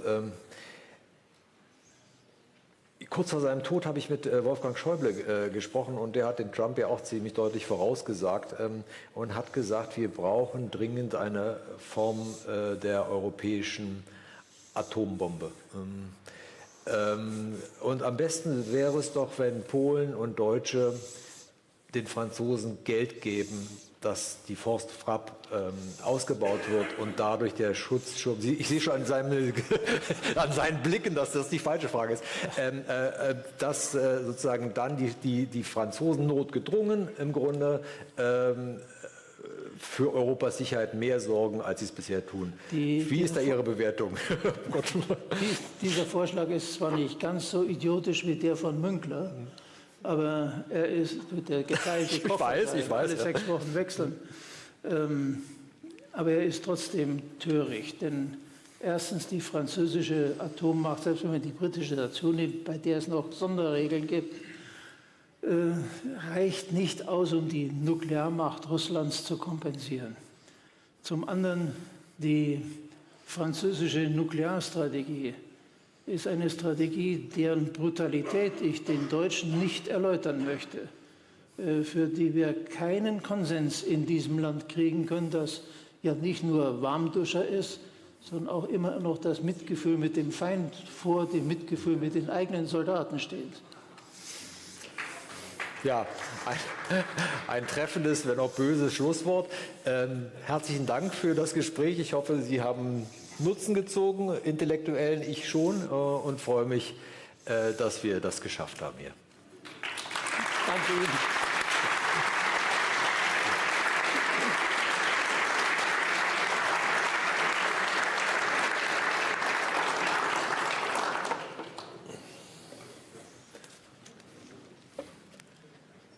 Ja, vielen herzlichen Dank. War spannend. Wir haben sicherlich viele spannende Impulse mitgenommen. Herr Schmidt, möchten Sie noch auf die Bühne? Mit. Man soll nie einen Politiker bitten, auf die Bühne zu gehen. Oh. Das ruft nach mehr. 1,32, 31 ist jetzt, das ist glaube ich schon für uns jetzt drauf. Lieber Herr Schuster, danke. Und ich will in keiner Weise in redaktionelle Entscheidungen großer deutscher Tageszeitungen einwirken. Aber man kommt an Klaus Naumann und seinen deutlich treffenden Bemerkungen, glaube ich, auch in der Publizistik nicht vorbei. Und deswegen sehr, sehr herzlichen Dank.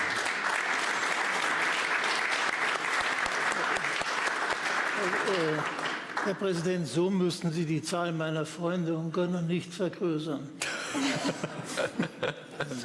Der Genuss, Ihnen zuzuhören, führt dazu, dass man selbst lieber einen Freund verlieren, wie heißt das, statt einer guten Einsicht. Ich rede nicht von der Ponte, sondern von der guten Einsicht.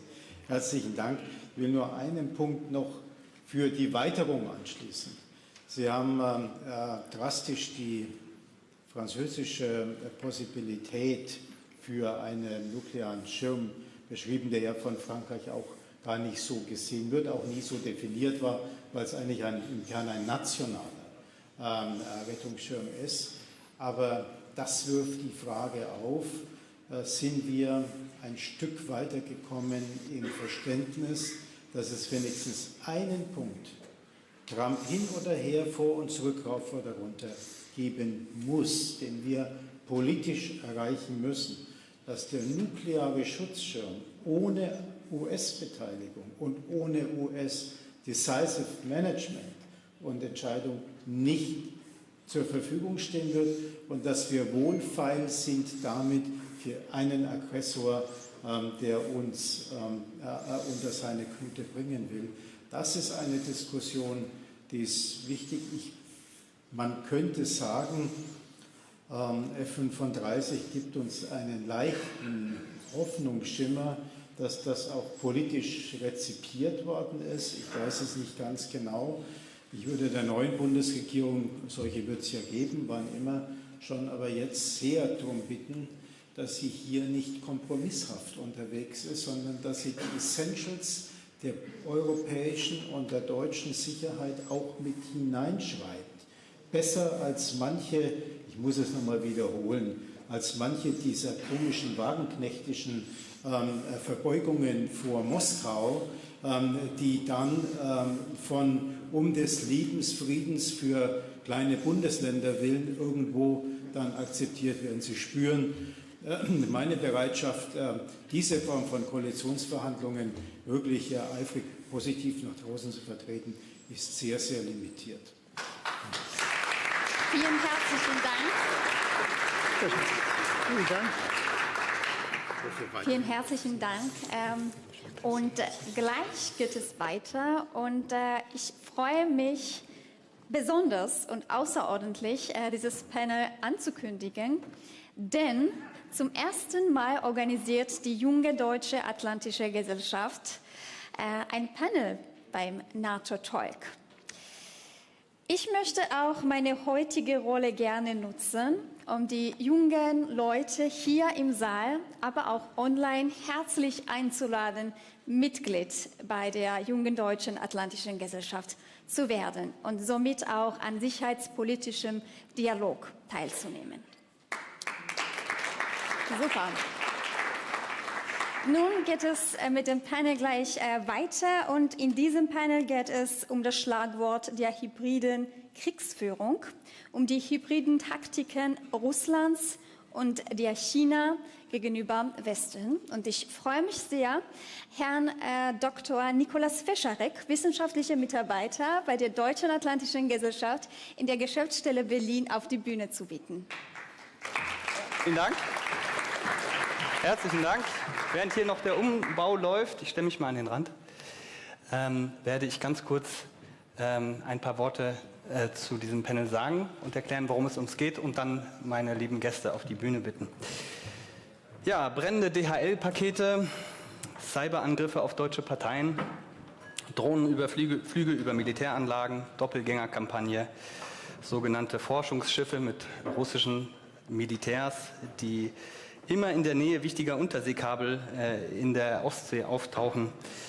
Spionageangriff auf das Deutsche Institut für Geodäsie, Wirtschaftsspionage bei VW. Ich könnte die Liste endlos fortsetzen. Im gesamten NATO-Bündnisgebiet wird spätestens seit 2 Jahren intensiv der Begriff der hybriden Kriegsführung diskutiert. Das BMVG definiert hybride Kriegsführung als eine, Zitat, Kombination aus klassischen Militäreinsätzen, wirtschaftlichem Druck, Computerangriffen bis hin zu Propaganda in den Medien und sozialen Netzwerken. Bitkom-Hauptgeschäftsführer Bernhard Rohleder schätzt den Wirtschaftsschaden allein durch Cyberangriffe im Jahr 2023 auf 148 Milliarden Euro. Und er spricht von einer Verdopplung aus Russland und einer Steigerung um 50% aus China.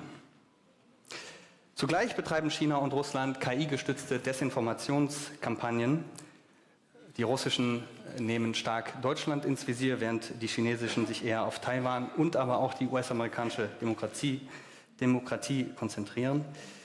Und wenn die beiden mächtigsten Diktaturen der Welt offensichtlich ein breites Spektrum von Möglichkeiten nutzen, um im Cyber- und Informationsraum hybride Kriegsführung zu betreiben und dabei Deutschland als einen der wichtigsten Unterstützer der Ukraine ins Fadenkreuz zu nehmen, dann muss uns das bei der Deutschen Atlantischen Gesellschaft interessieren. Zumal viele Experten und Expertinnen wie beispielsweise Anne Applebaum, die dieses Jahr den Friedenspreis des deutschen Buchhandels erhält, von einer Achse der Autokraten spricht und einer internationalen autokratischen Allianz.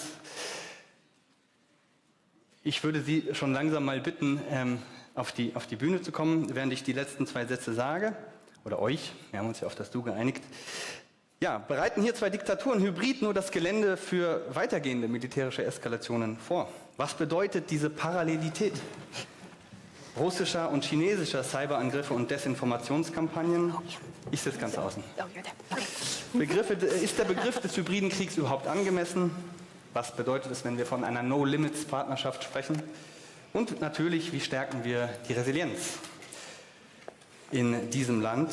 Wir können natürlich nicht alle Aspekte behandeln, die unter den Begriff der hybriden Kriegsführung fallen. Und deswegen werden wir uns vor allem auf Desinformation und den Schutz kritischer Infrastruktur konzentrieren. Und ich freue mich sehr, mit Ihnen diese wunderbaren Gäste hier zu begrüßen. Ich beginne mit Commander Rachel Gosnell. Sie sind Subist, Militärdozentin am George C. Marshall European Center for Security Studies und Expertin für hybride Kriegsführung in der Arktis.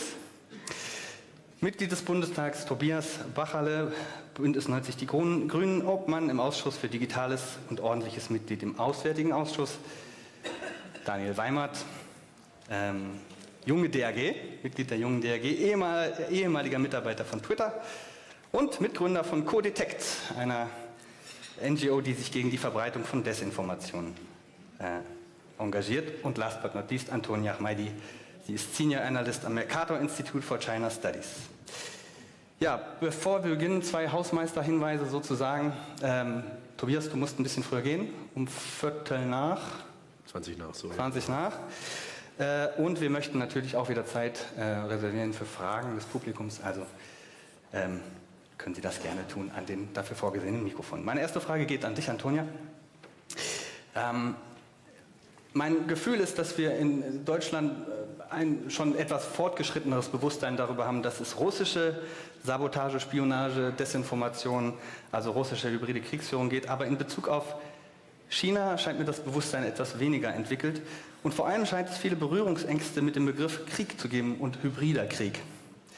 Aber wie sieht es eigentlich die chinesische Führung? Führt China seinem Selbstverständnis nach einen hybriden Krieg gegen Deutschland und wenn ja, mit welchen Attacken? Ja, also China ist seinem Selbstverständnis nach momentan im Konflikt mit den USA und auch mit dem Westen. Diese Unterscheidung zwischen Krieg und Nicht-Krieg wird dabei viel weniger Bedeutung zugewiesen, als wir das vielleicht uns vorstellen würden. Es gibt Konzepte, die sich darum bemühen, zum Beispiel Krieg und Friedenszeit miteinander zu vereinen. Dass das, was man jetzt macht, schon für den möglichen Krieg vorbereitet oder vielleicht sogar davon abhält, einen wirklichen, manchmal nennt man ihn heißen Krieg, zu führen.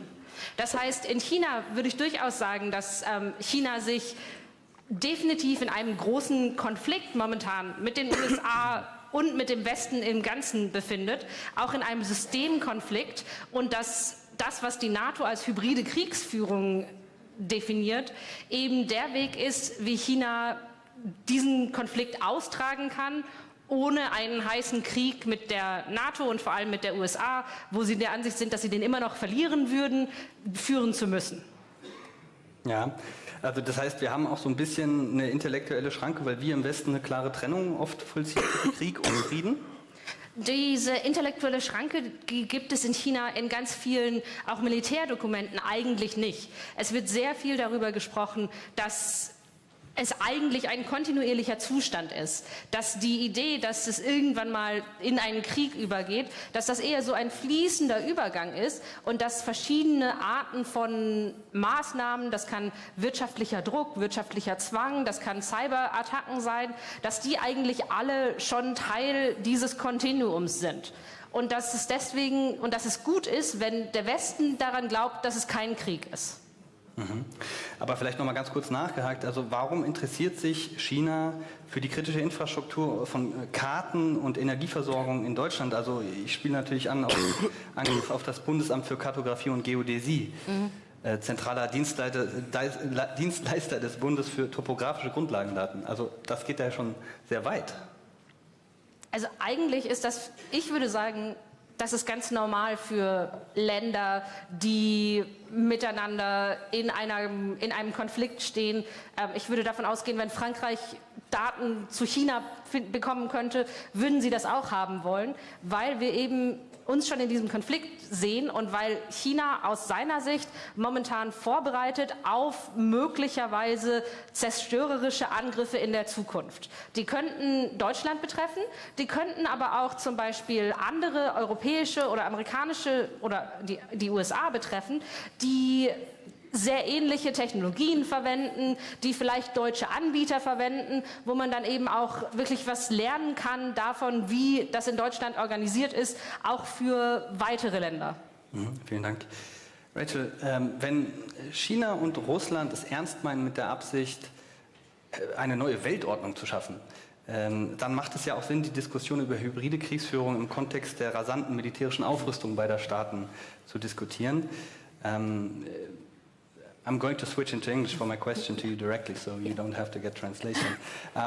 The Arctic is a region where, due to melting polar ice caps, we have seen increased power competition. The Arctic heats up 4 times faster than other parts of the world.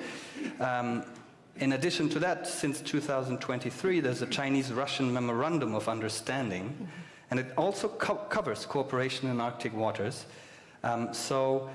We thought it would be fascinating if we could extend our discussion to the Arctic, which is a concrete example of a region that is becoming more and more important and where hybrid activities are also increasingly important. So what hybrid activities are you observing in this area and what qualifies them as hybrid? So I think those are great questions. I first want to highlight why the Arctic is actually important and why does NATO care about the Arctic, because I think this is a really important baseline for looking at the activity in the region and looking at where the alliance is heading. And I think over the past few years, you've seen some dramatic geopolitical changes in the Arctic region. When the invasion of Ukraine happened in 2022, that effectively halted or froze the cooperation that was happening amongst the Arctic 8 nations, mostly because Russia was chair at the time of the Arctic Council. And you see then with the accession of Finland and Sweden into NATO, we now have a very different looking Arctic. You have 7 out of the 8 Arctic nations are now NATO allies, and that's incredibly significant.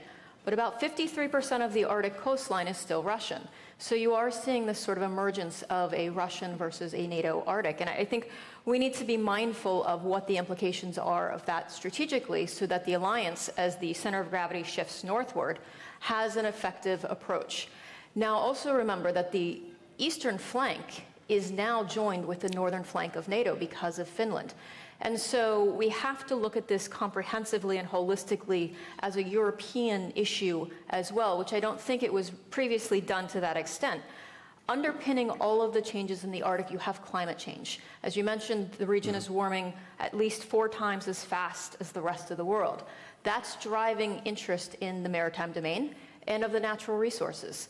The Arctic is incredibly rich in natural resources, oil and gas, of course, but also critical mineral resources. You have iron, copper, zinc have been mined for hundreds of years in that region, but you also have a number of rare earth elements. And as we're looking to sustain the green transition, the Arctic is a likely source of those materials outside of Chinese control, although they are trying to get control of some of that mining efforts. So I think when we're looking at the potential there for the future of the Arctic, it becomes much more clear that strategically this is an area of growing importance, and it's one that NATO should be looking at from a proactive rather than a reactive approach. Now, as we see this Arctic opening up, drawing more interest, we are seeing increased amount of vulnerabilities in the region. And I think that's really the target that we have to look at for hybrid warfare, because the region is incredibly remote, it's desolate, there's a lack of infrastructure, very small population. You have about 4 million people residing in the entire Arctic region. That's incredibly small. The Arctic is about 8% of the Earth's surface, about 15% of the landmass, but with minimal abilities for things like communications, deep water ports, search and rescue. And so military operations in that region are inherently challenged. Particularly for NATO. Something as simple as GPS navigation doesn't function very well in the higher latitudes. And so we have to look at our own capabilities and our vulnerabilities. And when you look at hybrid vulnerabilities in the region, critical infrastructure is certainly at the top of that list.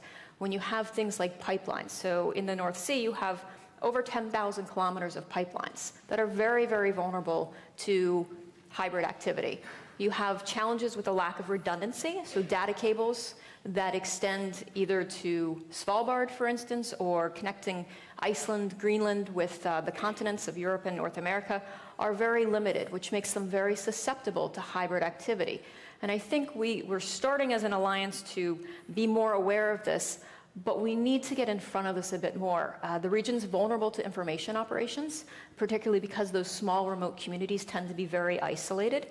And you also have a preponderance of cyber attacks happening that can be very disruptive, not just in the Arctic, obviously more globally, but these are the areas that we should be looking at when we start to understand the impact of hybrid activities in the Arctic, because I think it's important to recognize that the Arctic had long been viewed as an area of high north, low tension, really for decades post-Cold War.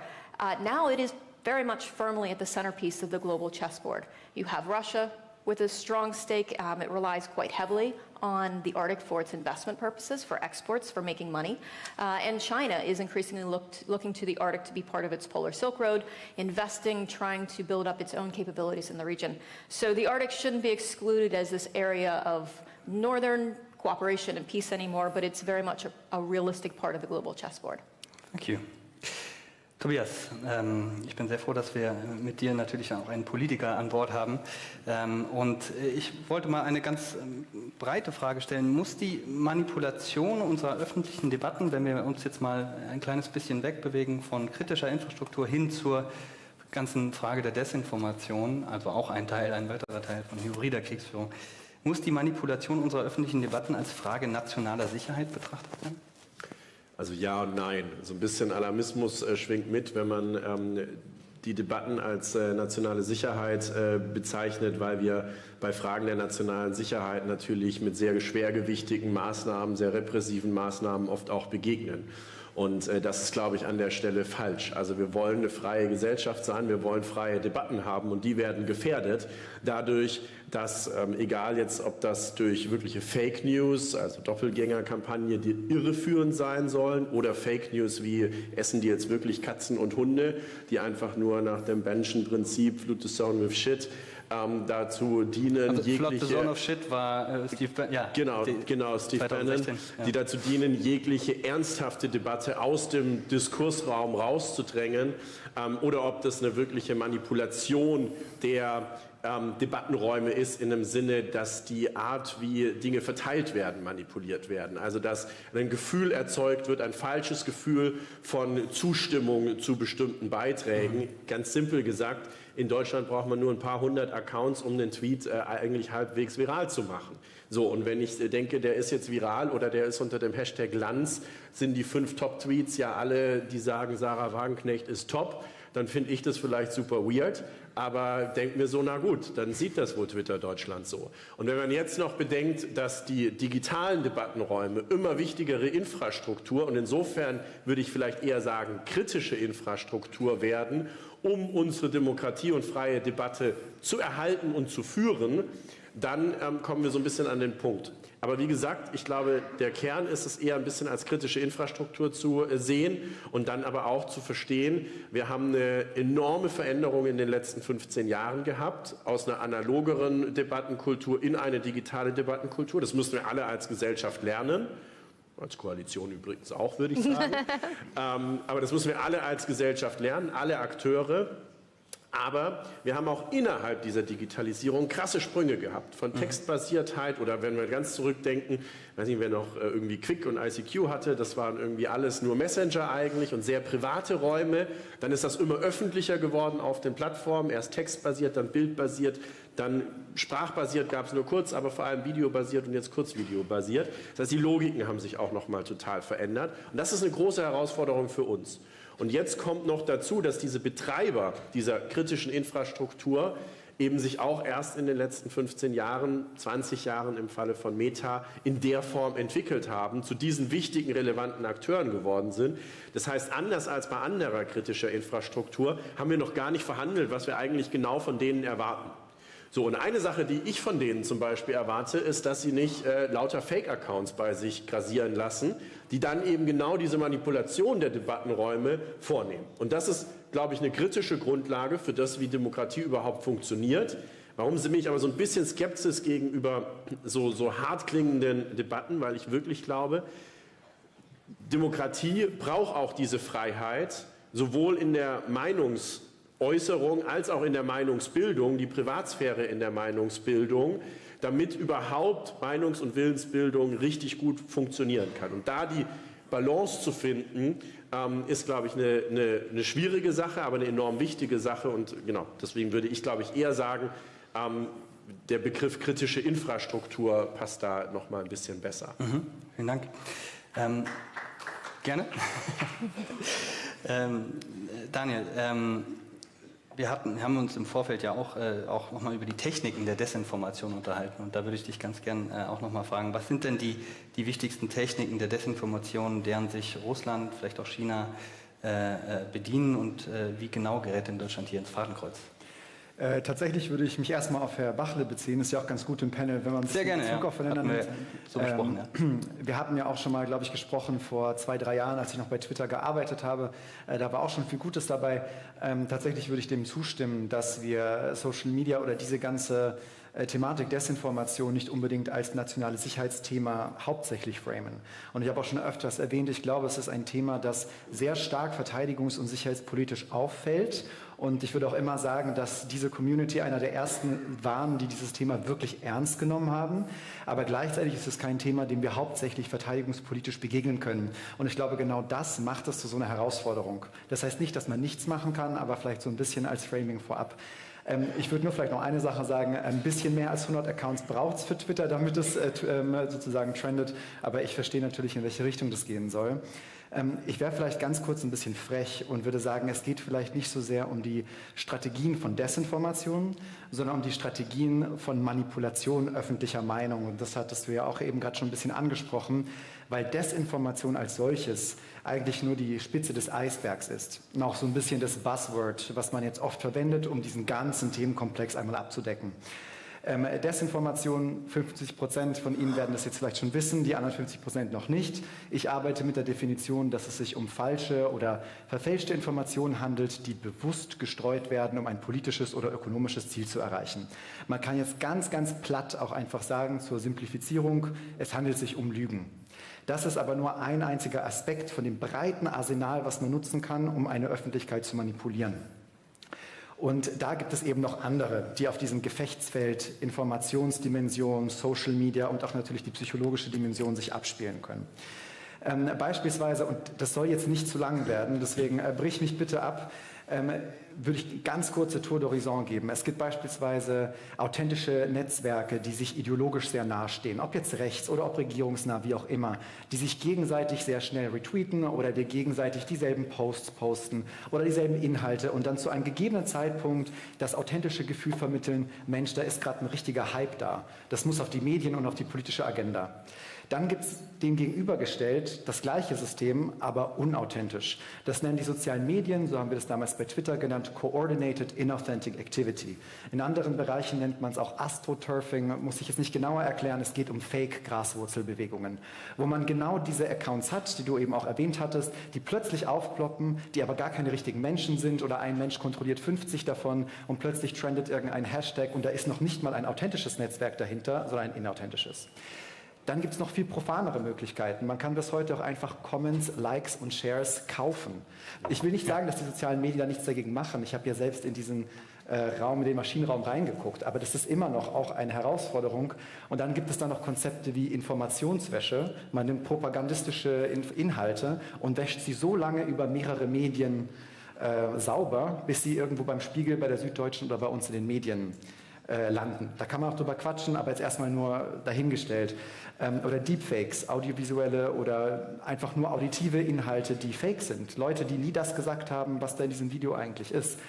Und meistens basiert es nicht mal auf Desinformation, sondern einfach nur auf Propaganda, auf emotionalen Statements und auf sehr einseitiger Berichterstattung. Und da unterscheiden sich China und Russland ein wenig. Das ist jetzt eine sehr starke Vereinfachung und mich würde auch interessieren, was du dazu sagst.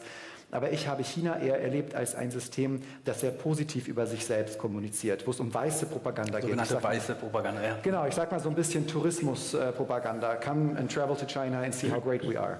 Und dass das sich sehr stark ausgebreitet hat.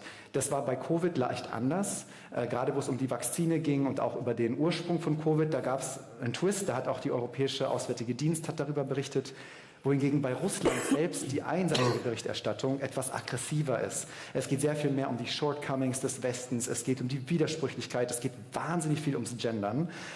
Es geht wirklich viel über die polarisierenden Themen, die wir hier haben. Und du hattest ja auch Doppelgängerkampagne angesprochen. Genau das ist zum Beispiel einer dieser Kampagnen, wo vielleicht nochmal für die Zuschauer tatsächlich konkrete Zeitungen kopiert wurden, also Spiegel, Süddeutsche etc. Und man hat dort Artikel platziert, die sehr prorussisch waren. Und wenn ich beispielsweise auf diese Webseite gehe, hätte ich gar nicht erkannt, dass das keine Süddeutsche ist. Und ich kann dann sogar auf Links klicken und die sind so hyperlinkt mit der originalen Süddeutschen Zeitung, dass ich nicht mal merken würde, dass ich jetzt plötzlich wieder auf der richtigen Süddeutschen Zeitung bin. Und das ist ziemlich sophisticated, ziemlich anspruchsvoll. Und das sieht man auch in einem Netzwerk, was jetzt im Sommer wiedergefunden wurde, von 1400 Tweets, die auf Deutsch und auf Französisch vor allem tweeten, um eine Solidarität zur Ukraine zu unterminieren. Das machen die Russen schon anders als die Chinesen, sehr vereinfacht gesagt. Aber am Schluss, und dann bin ich fertig mit meinem Monolog, ist das, was ich jetzt gesagt habe, Informationswäsche, Astroturfing, Deepfakes, das hört sich sehr fancy an. Aber eigentlich letzten Endes ist es nur eine Möglichkeit, wie wir im Nachhinein versuchen, einen Sinn daraus zu ergeben. Also wir versuchen irgendwie Strategien abzuleiten, damit wir besser damit umgehen können. Ich glaube nicht, dass die russische Regierung oder die iranische oder die chinesische irgendwo sitzt und sagt, wir machen jetzt einmal Informationswäsche. Die versuchen, was geht. Das, was erfolgreich ist, wird weitergemacht. Was nicht erfolgreich ist, wird gestoppt. Deswegen ist es ein bisschen mehr Chaos, als das, wie ich es jetzt vielleicht gerade so strukturiert versucht habe, den Anschein zu erwecken. Ich verstehe. Da würde ich gleich mal anschließen und eine Frage an Antonia richten. Wir haben im Vorfeld auch gesprochen, ich fand das sehr, sehr spannend, weil du auch sagtest, es gibt durchaus Beispiele von Zusammenarbeit oder zumindest ein gegenseitiges Voneinander profitieren, aber auch Zusammenarbeit. Also ich erinnere mich, dass du von sogenannten Workshops sogar sprachst, wo Zensoren aus China nach Russland eingeflogen werden und sich dann, ich weiß nicht, wie man sich das vorzustellen hat, ein Wochenende dann vielleicht darüber unterhalten, wie sie es am besten anstellen, gegenseitige Inhalte zu verstärken. Muss man sich das so vorstellen? Wie funktioniert das? Ja, also bis jetzt ist es tatsächlich so, dass in der Tendenz Russland den einen Ansatz und China den anderen Ansatz hat. Wir sehen aber durchaus ein gegenseitiges Lernen und ein gegenseitiges Verstärken. Das kommt in Europa noch nicht so viel an, weil es momentan sehr, sehr viel tatsächlich im globalen Süden ankommt. Das ist dann sowas wie Russland schreibt darüber, dass in der Ukraine ja nur Nazis sind, wie gesagt Russland, und dass es da ein Labor gab, aus dem Covid kam. Dann schreibt China, oh ja, das haben wir auch gehört, China oder ein chinesischer Akteur, das haben wir auch gehört. Ja, also mit dem Labor, und das ist ja auch unglaubwürdig, dass das einfach so aus China, von einem Markt oder sowas kommt. Das muss ja aus einem Labor kommen, das macht ja viel mehr Sinn. Und gerade bei Covid haben wir eben gesehen, eine Art von Verquickung, die wir vorher eigentlich nicht gesehen haben. China und Russland waren und sind in vieler Hinsicht, man könnte sie fast so als widerwillige Partner nennen. Also sie haben immer noch Grenzstreitigkeiten. Es gibt vor allem auf der Arbeitsebene viele Probleme, viele Ressentiments. China sieht Russland immer noch als Sowjetunion, chinesischer Split und sowas. Gleichzeitig haben aber eben Xi und Putin auch eine sehr gute Beziehung, nach allem, was wir wissen. und versuchen das jetzt auch wirklich in die operative Arbeit zu übernehmen. Das heißt, es gibt dann eben jetzt auch mehr. Zum einen, dass wir sehen, die chinesische Zensurbehörde arbeitet mit der russischen Zensurbehörde zusammen und die haben einen Workshop und am Ende schreiben sie in WeChat, was auch interessant ist. Wir hatten diesen ganz tollen, erfolgreichen Workshop. Was es aber auch gibt und wo wir es tatsächlich auch sehen, ist, als Nancy Pelosi vor 2 Jahren Taiwan besucht hat, hat China riesige Hacking-Kampagnen gegen Taiwan gemacht. Die IP-Adressen kamen zu ungefähr 60% aus China und zu 40% aus Russland. Das bedeutet, China hat Infrastruktur in Russland verwendet.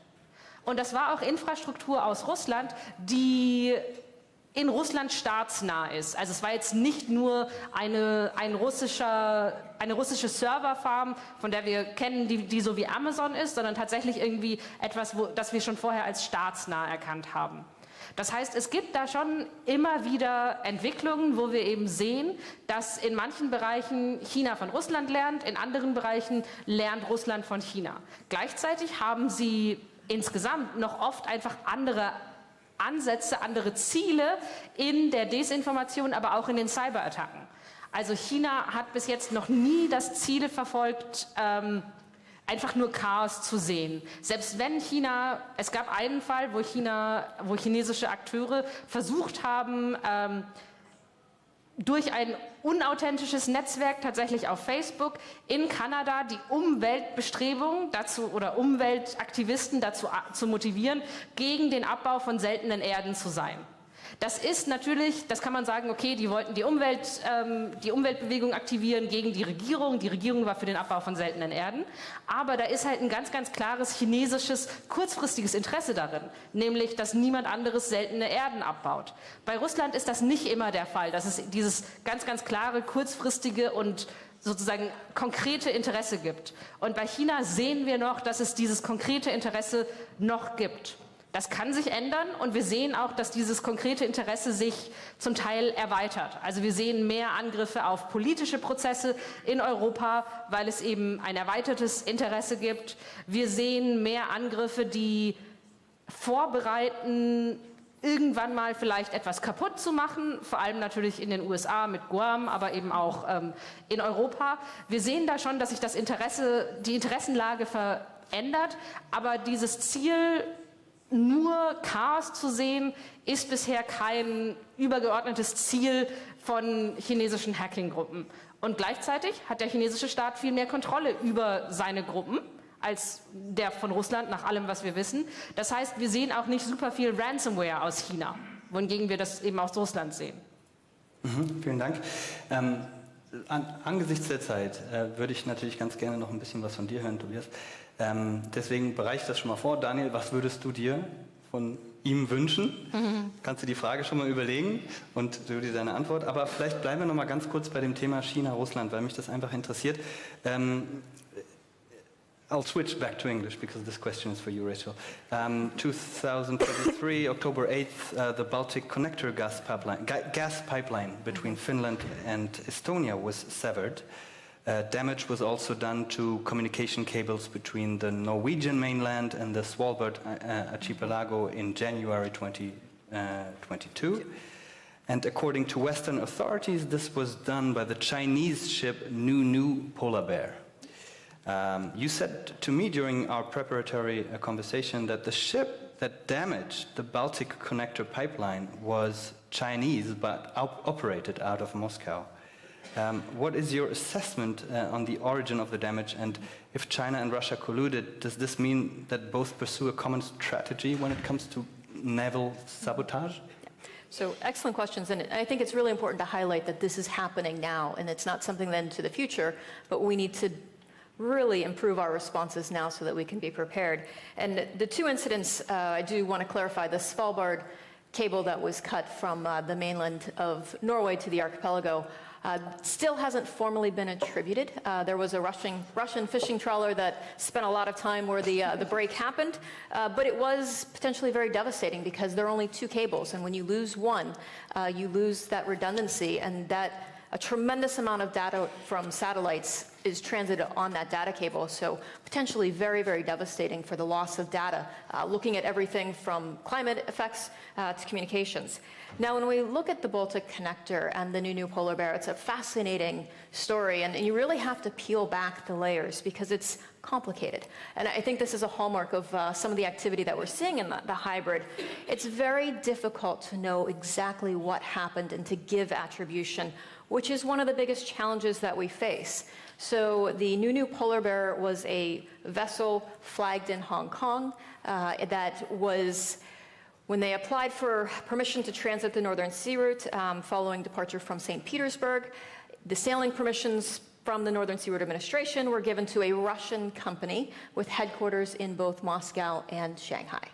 And so there is some potential collaboration there, and we're seeing this vessel transited through the Baltic and happened to drag anchor for an exceptionally long period of time, which anyone who's ever served on a naval vessel will know that you don't drag anchor accidentally. You can pick up very quickly that that's happening. And so it did quite a bit of damage in terms of the Baltic Connector, so the gas pipeline. You had some communications cables that were damaged as well. And I think that this was something where that ship immediately went into the Northern Sea route, pulled into Russia for a bit, and then transited on its way and crossed again through into the Pacific region. And so was that a test? Was that a determination of how can we look at hybrid activities? I think as an alliance, we are working to improve our critical infrastructure. We've set up new centers to look at strengthening our critical infrastructure, but those two incidents in particular highlighted how vulnerable we are, because a lot of the pipelines, the data cables that we rely on for our energy security, for our financial data transiting on these data cables, for communications that are transiting from continent to continent or to Iceland, Greenland, these remote locations, they are incredibly vulnerable. And we need more of a public-private partnership, I think, to counter that.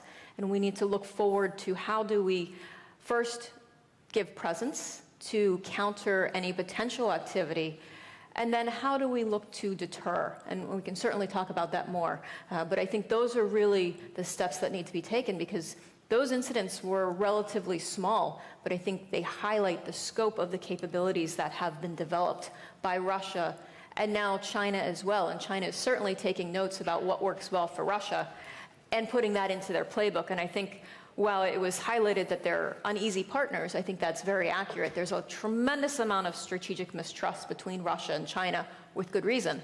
But they are partners of necessity. And I think as long as they both are seeking to undermine the Western rules-based international order, they will collaborate where it makes sense. Thank you. Ja, lieber Daniel, wir gehen mal zurück zu deinem Expertisenthema sozusagen, also wieder etwas zurück zur Desinformation. Hast du dir eine Frage überlegt? Eine Frage ist gut. Du darfst auch zwei stellen. Okay, dann würde ich mich auf zwei reduzieren. Zum einen ist es jetzt gerade das digitale Dienstegesetz auf europäischer Ebene. Das ist ja auch eine Art von rechtlicher Resilienz, wo man versucht hat, das Ökosystem, in dem Desinformation auftaucht, zu regulieren, wenn man schon nicht Desinformation selbst in einer freien Gesellschaft gut regulieren kann. Und da würde mich interessieren, was da deine Einblicke sind jetzt vielleicht auch im Prozess mit Elon Musk. Also man hat ihm ja öfter jetzt gedroht, dass die Plattform nicht sicher ist, dass man sich leicht in die Irre führen lassen kann wegen gewissen Aspekten, die nicht umgesetzt werden. Würde mich interessieren, glaubst du, wir können Elon Musk hier wirklich dazu bringen, dieses Gesetz auch umzusetzen? Und wenn nicht, kann man da eventuell nachjustieren von deutscher Seite bei dem Gesetz? Und die zweite Frage, auch wenn ich jetzt vielleicht ein bisschen da riskiere, in Parteipolitik einzutauchen, ist das Demokratiefördergesetz. Ich glaube, dass die Politik, die Zivilgesellschaft hier mehr stärken müsste eigentlich zu dieser Zeit, dass wir mehr Unterstützung brauchen. Und das sage ich als jemand, der eine gemeinnützige NGO gegründet hat und jetzt auch führt, weil der zivilgesellschaftliche Sektor gerade eine Rolle übernimmt, die die Politik nicht immer übernehmen kann und auch nicht immer sollte. Und deswegen, woran hat es gelegen, dass das Demokratiefördergesetz in dieser Legislaturperiode, das wichtig für unsere zivilgesellschaftliche Resilienz gewesen wäre, nicht durchgekommen ist? Ja. Und du kannst ruhig etwas ansprechen, Tobias. Also es hat daran gelegen, dass sicherheitspolitische Fragen nur einmal außerhalb der normalen Haushaltsverhandlungen überhaupt debattiert wurden. Das war bei den 100 Milliarden Sondervermögen. Und bei diesen Verhandlungen war, ich sage es jetzt mal salopp, Cyber noch nicht sexy. So. Und hat es am Ende nicht da reingeschafft. Das soll jetzt gar kein Verteilkampf irgendwie um diese 100 Milliarden werden, dass wir die an anderer Stelle auch gut gebrauchen konnten, wissen wir, glaube ich, alle hier. Aber die Frage, wie wir uns sicherheitspolitisch rüsten können, ausrüsten können, mit einer Schuldenbremse in einer Zeit der Rezession, die konnte eben gestern der Finanzminister auch nicht beantworten. Und das hatten dann andere als Arbeitsverweigerung gesehen. Und ich glaube, im Kern ist das tatsächliche Problem. Ich bin für eine Reform der Schuldenbremse, die sich auf Investitionen tatsächlich stützt, weil das auch, wenn sie aufgeschoben werden, auch Schulden an der Zukunft sind. Aber die Frage, wie wir uns in der Gesellschaft aufstellen, ich habe das vorhin ja absichtlich so ausführlich beschrieben, in einer sich so schnell wandelnden Gesellschaft. Ich habe früher als Grafiker gearbeitet, ich habe früher eine Stunde gebraucht, um jemanden freizustellen. Heutzutage macht das jeder in einer Sekunde am Handy und auch noch besser als ich damals. Und das ist halt eine Entwicklung, bei der muss man mitkommen. Und dass wir alle den tanzenden Putin auf TikTok vor 4 Jahren erkannt haben, war klar. Meine Oma mit 92 damals vielleicht nicht. Aber dass wir immer am Puls der Zeit bleiben müssen, dass Quellenkritik viel mehr ist als das, was wir vor 20, vor 25 oder in meinem Fall noch vor 15 Jahren in der Schule gelernt haben und sich die Logiken von Quellenkritik auch geändert haben, das ist was wir nur gesamtgesellschaftlich machen können. Und da müssen wir auch die erreichen, die nicht sagen, boah, es ist ein Problem, damit möchte ich mich auseinandersetzen, sondern da müssen wir auch die erreichen, die sagen, ja, aber ich habe eigentlich doch nur WhatsApp. Ja, aber die Dark Socials, also die Messenger, sind eine der Kanäle, über die viele der Inhalte am weitesten verbreitet werden. Das ist okay. Aber dann muss ich checken können, was ist denn gerade irgendwie der Stand? Wenn ein Bild 6 Finger hat, dann ist es ja offensichtlich gerade KI generiert. Soweit so einfach. Aber was ist denn der aktuelle Stand? Und ich glaube, das geht dann schon ein bisschen in die Plattformregulierung oder ich füge so einen Wunsch auch hinzu. Die Plattformen haben auf der letzten Münchner Sicherheitskonferenz oder die Plattformbetreibenden einen Pledge gemacht, wo sie gesagt haben, sie wollen KI-Kennzeichnungspflicht. Jetzt geht es mir gar nicht so um KI oder nicht KI. Was ist denn ein KI-basiertes Tool? Was ist denn KI-basierte Editierung? Darum geht es nicht. Es geht darum, dass Dinge massiv editiert sind. Könnte auch sagen manipuliert, aber vielleicht auch gar nicht mit bösem Intent. Aber da gibt es offene Standards, die es ermöglichen, dass Bearbeitungsschritte in der Datei hinterlegt werden. Also Content Authenticity Initiative, das C2PA Standard. Und jetzt haben wir irgendwie ein Jahr, und wir haben oder fast ein Jahr, seit das auf der Münchner Sicherheitskonferenz besprochen wurde, und wir haben den großen Pledge, und passiert ist, ich kann, wenn ich was auf YouTube hochladen, einen Knopf anklicken, ein Häkchen setzen, das ist KI generiert. Was wir aber eigentlich brauchen, ist, dass die ganze Wertschöpfungskette, inklusive Kamerahersteller, aber vor allem natürlich auch die KI-generierte Inhalte tatsächlich erzeugen, beziehungsweise die Dienste zur Erzeugung zur Verfügung stellen, mitmachen und dann die Plattformen auch mitmachen, damit ich tatsächlich ein Label setzen kann, Achtung, hier wurde Photoshop Beta oder welches andere Programm auch immer eingesetzt und massiv in den Inhalt eingegriffen, damit ich das erkennen kann. Aber wie gesagt, das ist sozusagen wieder das, wo Infrastruktur, also ich will es ja eigentlich gar nicht regulieren, aber halt ihre industrielle Selbstregulierung jetzt auch mal wirklich auf die Kette bringen muss. Wirklich, ich sage das in aller Schärfe, ich möchte nicht, dass das Europäische Parlament schon wieder eine USB-C-Regulierung an der Stelle kopiert. Aber wenn es halt nicht klappt, dann muss das kommen. Und meine Sorge ist, dass es dann irgendwie mit viel mehr Holzhammer kommt, als es eigentlich kommen könnte. Deswegen an der Stelle, glaube ich, so diese Fragen der Content-Authentizität müssen viel stärker vorangetrieben werden, plattformübergreifend, damit dann wieder die Zivilgesellschaft darauf aufbauen kann und diese Tools zur Ermächtigung von Menschen, das auch wirklich zu erkennen, auch verbreiten kann und wieder schulen kann. Ich will noch kurz mit der ersten Frage, Entschuldigung, reingesteigen. DSA, Compliance, Elon Musk. Genau, Elon Musk ist, glaube ich, ein schwieriger Fall. Ich weiß nicht, ob wir es jemals hinkriegen, dass er sich komplett daran halten wird, aber dann muss er halt mit den rechtsstaatlichen Konsequenzen rechnen. Und ich glaube, das ist der große Komplex. Da geht es erstmal gar nicht drum, gibt es dann Twitter, ich weigere mich ja, das jetzt X zu nennen eigentlich, gibt es dann Twitter noch in Europa oder nicht? Das wird so einfach auch gar nicht technisch umsetzbar sein. Aber viel wichtiger ist, können die hier noch Geschäfte machen? Kann ein Unternehmen, das nicht mal mehr eine E-Mail-Adresse anbietet, wo, wenn wir Sie in den Digitalausschuss einladen wollen, wir postalisch was hinbringen müssen, weil es gar niemanden mehr gibt, der hier arbeitet, kann ein solches Unternehmen noch Geschäfte in Europa machen, wenn es eigentlich vorgeschrieben ist, dass man Ansprechpersonen zur Verfügung stellt. Und das ist, glaube ich, die große Debatte. Ich würde sagen, an einem bestimmten Punkt nein. Und das ist der nächste Schritt, der sicherlich verhandelt wird, weil eben Elon Musk nicht zufriedenstellend auf die notwendigen Datenzugänge, die wir brauchen, um die Neutralität der Algorithmen in irgendeiner Form wissenschaftlich überprüfen zu können. Aber eben auch jetzt sehr spannend die Frage sein wird, wie wird Twitter mit den Trusted Flaggern umgehen, die ja sowas wie Expertinnen sind, die mit einer höheren Priorität potenziell strafrechtlich relevante Inhalte einmal an die Plattformen sozusagen weiterleiten und eben flaggen, also wie so bei so einem Mailprogramm, wo man so ein rotes Häkchen dran macht oder so ein rotes Fähnchen, Achtung, wichtige Mail, im Sinne von Achtung, das ist ein Inhalt, da sagen wir als Expertinnen zu Islamismus oder Linksextremismus oder Rechtsextremismus, das sagen wir, das ist wahrscheinlich strafrechtlich relevant, da wird gerade irgendwie Terrorverherrlichung betrieben oder sowas. Das solltet ihr euch ganz dringend mal angucken. Da ist die Frage, macht das Elon Musk oder nicht? Wenn er das nicht macht, ich glaube, dann ist eben diese Frage der Geschäfte in Europa machen die nächste, die drankommt. Und um das noch anzufügen, weil du das vorhin auch gesagt hast, ich glaube, der Punkt, dass man in Europa noch Likes kaufen kann und es Firmen gibt, die unbehelligt und unserer Auffassung, unserer aktuellen juristischen Einschätzung nach auch tatsächlich legal Likes verkaufen können, obwohl das natürlich gegen die Nutzungsbedingungen der Plattform verstößt. Das ist auch noch mal eine Hausaufgabe, die wir machen müssen, weil wir können natürlich nicht sagen, es ist ganz, ganz schlimm, wenn, und es ist wirklich ein Problem, wenn Russland unsere öffentlichen Debattenräume manipuliert und verzerrt, aber auf der anderen Seite jeder Influencer, der es machen will, mit, naja, vielleicht mal mehr, mal weniger politischem Inhalt, und ich meine, es gibt genug so Graubereiche, da ist es vollkommen okay, wenn der sich 30.000 FollowerInnen oder 80.000 und noch mal ein paar 100.000 Likes kauft. Deswegen glaube ich, da haben wir wirklich noch mal Hausaufgaben auf Seite der Regulierung, auf staatlicher Seite. Und das ist dann auch, glaube ich, das, wo ich zumindest gerade sehe, wenn wir davon sprechen, DSA nachschärfen oder nationale Regelungen weitergehen. Aber ansonsten brauchen wir natürlich den europäischen Ansatz an der Stelle.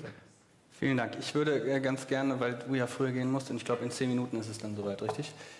Schon mal auch Sie auffordern, wenn Sie natürlich an den Bundestagsabgeordneten eine Frage haben, können Sie gerne auch jetzt schon an die Mikrofone gehen und das tun.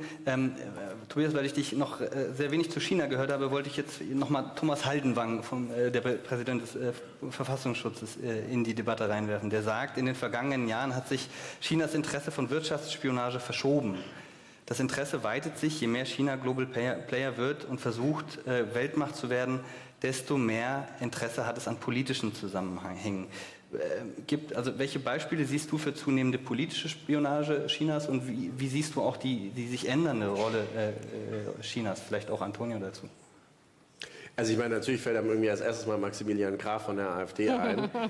Ich glaube, das ist Aber ist das Teil eines Trends? Offensichtliche. Ja, ich glaube, es ist auch Teil eines Trends. Ich glaube aber trotzdem, dass es oft noch so ein bisschen mehr, also es ist noch eher so eine klassische Spionageansatz und weniger so ein brachiales Stören der öffentlichen Ordnung, nicht so sehr dieses komplette Unterminieren von Vertrauen in demokratische Institutionen, wie das die Foreign Interference, die ausländische Einmischung aus Russland, dort, wo wir sie klar attributieren können, ist und dort, wo wir sie vermuten, eben oft ja, wir den Anschein davon haben.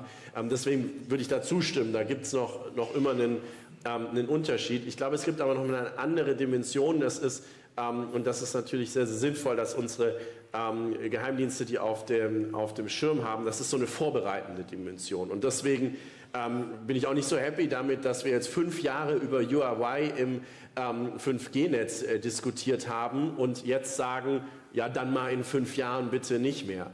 Da geht es nicht drum, also ich finde die Idee von Datenabflüssen, die ist unangenehm, aber die ist nicht das große Problem. Ich hoffe, jeder hier benutzt verschlüsselte Messenger und am besten Signal oder andere. So. Deswegen, ja, Kommunikation frei durchs Internet zu schicken und sich dann zu wundern, dass unverschlüsselte Kommunikation womöglich jemand mitliest, da muss man ganz andere Sorgen haben, als nur vor den Chinesen, die womöglich durch einen Huawei-Bauteil irgendwas abfangen. Die Problematik ist die Vorbereitung, die Capability, die Möglichkeit zu haben, einen Teil und womöglich einen Großteil unserer digitalen Kommunikation zu stören und zu beenden für, paar Tage, paar Wochen, das ist eine tatsächliche Gefahr, weil sie uns handlungsunfähig machen würde. Natürlich kann das ein Staat wie China nur einmal machen. Aber im Zweifelsfall, ich glaube, ich kann das in der Runde jetzt sozusagen ja auch offen sagen, wenn halt Taiwan angegriffen wird, dann macht man das. Und dann gibt es hier keine Sondersitzung mit 100 Milliarden Paket und großer Ankündigung, sondern dann gibt es hier, wie kommunizieren wir eigentlich miteinander? Und das wäre ein Riesenproblem. Und deswegen glaube ich, da an der Stelle gibt es sozusagen brachialeres Vorbereiten, das uns dann lähmen soll. Okay, vielen Dank. Ich sehe dich mit dem Kopf nicken, deswegen möchtest du darauf reagieren oder sollen wir eine der Fragen nehmen, die sich hier aufgetan haben? Vielleicht stellen Sie sich kurz vor. Vielen Dank, Felix Brunacher, mein Name. Mir brennt schon seit dem Gespräch vorhin mit General A.D. Naumann eine Frage unter den Nägeln, die thematisch jetzt auch ganz gut passt. Er hatte sich ja sehr vehement für das Thema offensive Cyberangriffe ausgesprochen. Ich sehe da persönlich mindestens zwei Probleme. Einerseits die Frage der Attribution, andererseits auch mögliche Kollateralschäden plus die Thematik, ich habe dann ja ein Interesse daran, dass Sicherheitslücken nicht geschlossen werden, was wiederum meine eigene Infrastruktur gefährdet. Mich würde also interessieren, wie das Panel zu dieser Fragestellung steht, zu dieser Forderung nach offensiven Cyberangriffen. Vielen Dank. Und das heißt, die Frage geht an alle? Genau. Ja, okay, gut. Wir nehmen mal die zweite Frage und Sie können sich überlegen, wer darauf antworten möchte. Guten Tag, vielen Dank. Bitte, ich spreche kein Deutsch, so I will ask this question in English. When we are looking into the challenges of Russia and China in the stage of international in the international security sphere, one of the other organizations we have to pay attention to is the Shanghai Cooperate Organization, which started to building up its impact and its capacity within Central Asia and has been proven becoming more and more unignorable forces in Central Asia when it comes to anti-terrorism related sphere. Central Asia is also a very important working partner with NATO, and NATO has a special envoy, a special office set up to deal specifically addressing the collaboration between NATO and Central Asia. My question is, with the power of rising Shanghai Cooperation Organization being more and more influential within Central Asia, how can NATO further advance its cooperation with Central Asia as a region? Thank you. But that's not specifically a question that pertains to hybrid warfare, is it? You mean more generally? It is more generally, but then in the same time, looking even into a Central Asia sphere, we are looking ISIS using cybersecurity, using cyber recruitment, specifically targeting Russian speakers. Russian speaker at one point was the second biggest group within ISIS, which therefore hybrid warfare in itself still plays a very important role in Central Asia, and NATO as a member, as a collaborative effort, as a part of the effort in international anti-terrorism. I'm wondering how NATO is going to address this issue. Thank you. Thank you. Ja. Da ich vor 5 Minuten los wollte, würde ich ganz schnell einmal reinspringen. Ein Satz dazu. Ich glaube, der Besuch von Putin in Pyongyang und jetzt reden wir alle über die Soldaten, aber als das war, ich war da gerade in Südkorea, unsere große Sorge war eher, dass zusätzlich zu der monetären Motivation nordkoreanischer Hackergruppen, die natürlich schon lange Deutschland ins Visier nehmen, aber mit der Hoffnung, hier irgendwie Beute zu machen und dieses Regime zu finanzieren, jetzt noch eine strategische Dimension dazukommt. Und ich glaube, das ist schon ein Punkt, der die Indo-Pazifik-Region und auch unsere Partner dort, deren Sicherheitsinteressen und die Verflechtungen mit unseren Sicherheitsinteressen, das rückt tatsächlich immer näher zusammen, auch jetzt durch die Entwicklung der letzten 2 Jahre. Und das muss man auch im Cyberraum so sehen und auch so benennen und sich da auch, glaube ich, nochmal anders tatsächlich dagegen rüsten. Und das ist die zweite Frage. Ich glaube, Rüsten im Cyberraum ist eine defensive Sache. Ich halte überhaupt nichts von aktiver Cyberabwehr. Und Sie haben das ja auch schon angesprochen, eigentlich aus dem Grund, dass es sehr, sehr einfach ist, eine Attribution auch zu faken. Also nicht die Attribution an sich, sondern wir denken, okay, das ist der Server, von dem aus läuft jetzt der DDoS-Angriff oder DDoS, so. vielleicht ganz kurz erklären, DDoS? DDoS ist also genau, ein Angriff, wo man mit ganz, ganz vielen Anfragen versucht, Webseiten lahmzulegen. Das ist jetzt nicht sonderlich spektakuläres. In der Ukraine wird das in Kombination mit anderen, also teilweise kinetischen Angriffen, aber oft eben auch mit, also es gab mal einmal eine Situation, da wurde das Stromnetz gehackt und als man dann sozusagen den Eingriff wirklich vorgenommen hat, das Stromnetz offline genommen hat, also rausgenommen hat, hat man dann noch zusätzlich die ukrainischen Regierungs-Homepages außer Gefecht gesetzt, indem man einfach eine Vielzahl, sie einfach überlastet hat mit Anfragen. Und das ist natürlich auch wieder öffentlicher Aufruhr. So, wenn wir jetzt sagen, okay, also erstens mal kommt das meistens über Netzwerke, die teilweise private Geräte gehackt haben. Das heißt, es ist gar nicht so eine einfache Attributierung, das ist jetzt der Server in Russland. Und selbst wenn wir diese Attributierung hinbekommen, in dieser enormen Zeit, also Attributierungsvorgänge dauern normalerweise ein bisschen länger als irgendwie jetzt 10 Minuten und jetzt können wir reagieren und jetzt hacken wir zurück und fertig.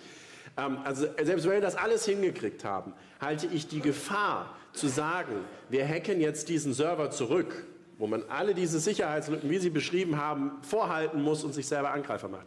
Wir kriegen das hin. Dann sagt die andere Seite und jetzt gehen 5 Krankenhäuser vom Netz. Und ob das jetzt wirklich daran lag, dass ich das gehackt habe oder nicht, da bin ich 3 Jahre mit beschäftigt, das nachzuweisen. Wenn wir da aber dann in einem auch kinetischen Konflikt uns befinden und jetzt mal wirklich sagen, wir hacken irgendwie einen russischen Server und Putin sagt, jetzt sind hier irgendwie 10 Krankenhäuser und 7.000 Ampeln ausgegangen und da sind so und so viele Menschen zu Schaden gekommen und das war Deutschland, dann hat das überhaupt nichts mehr mit dem zu tun, was wir eigentlich machen wollen. Das heißt, es ist irgendwie so eine nette Idee, aber für mich eine komplette Nebelkerze. Wir sollten uns darauf konzentrieren, unsere Systeme sicher zu machen und nicht da versuchen, damit abzulenken, dass, wenn uns das nicht gelingt, wir dann irgendwas anderes machen könnten, was uns im akuten Fall meistens gar nicht weiterhelfen könnte. Entschuldigen Sie bitte, es ist eine sehr spannende Diskussion. Ich muss aber ganz kurz zur Vereidigung des Finanzministers. War auch nicht so geplant. Alles klar, vielen Dank.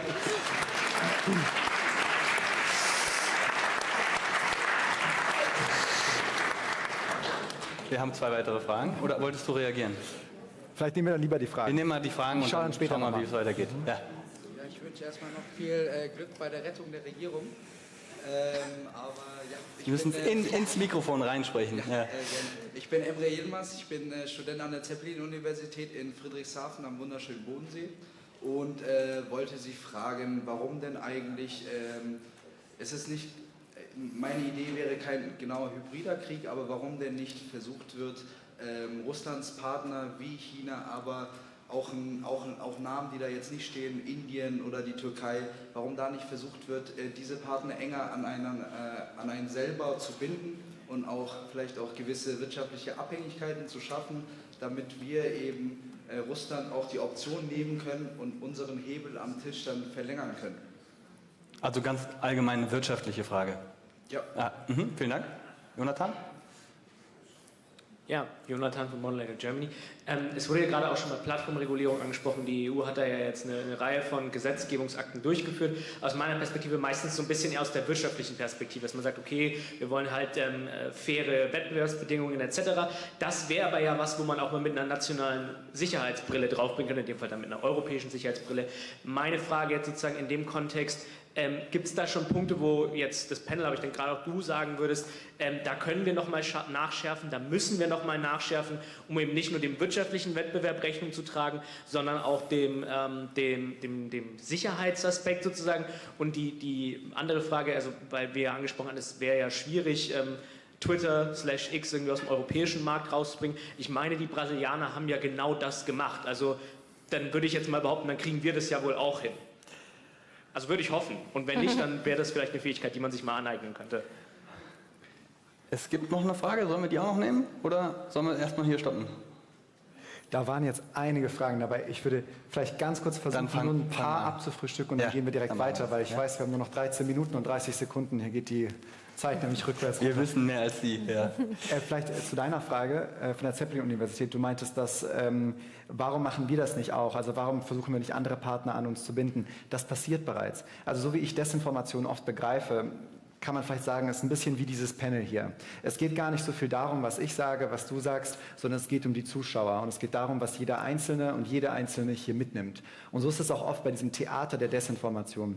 Das bedeutet, selbst wenn irgendeine Desinformation vielleicht Deutschland als Thema hat oder den Westen als Thema hat, geht es oft auch um den globalen Süden, der zuschaut. Und es geht darum, dass im globalen Süden dann auch Werbung gemacht werden kann, wo man sagt, seht her, selbst in Deutschland, selbst im Westen gibt es Leute, die glauben, die NATO ist selber schuld. Selbst im Westen gibt es eine Partei, die das glaubt. Und es gibt Leute, die denken, lieber habe ich Geld für meine Rente als für eine Waffe an die Ukraine. Und dieser Zuschaueraspekt ist wahnsinnig wichtig. Das ist ein bisschen wie Shakespeare, all the world's a stage. Und das gilt auch für Desinformation. Und ich glaube, dass wir das auch schon machen. Also wir gehen als Deutschland auch schon in den globalen Süden und versuchen, unser Narrativ auszuweiten, aber merken, dass wir nicht so gut damit ankommen.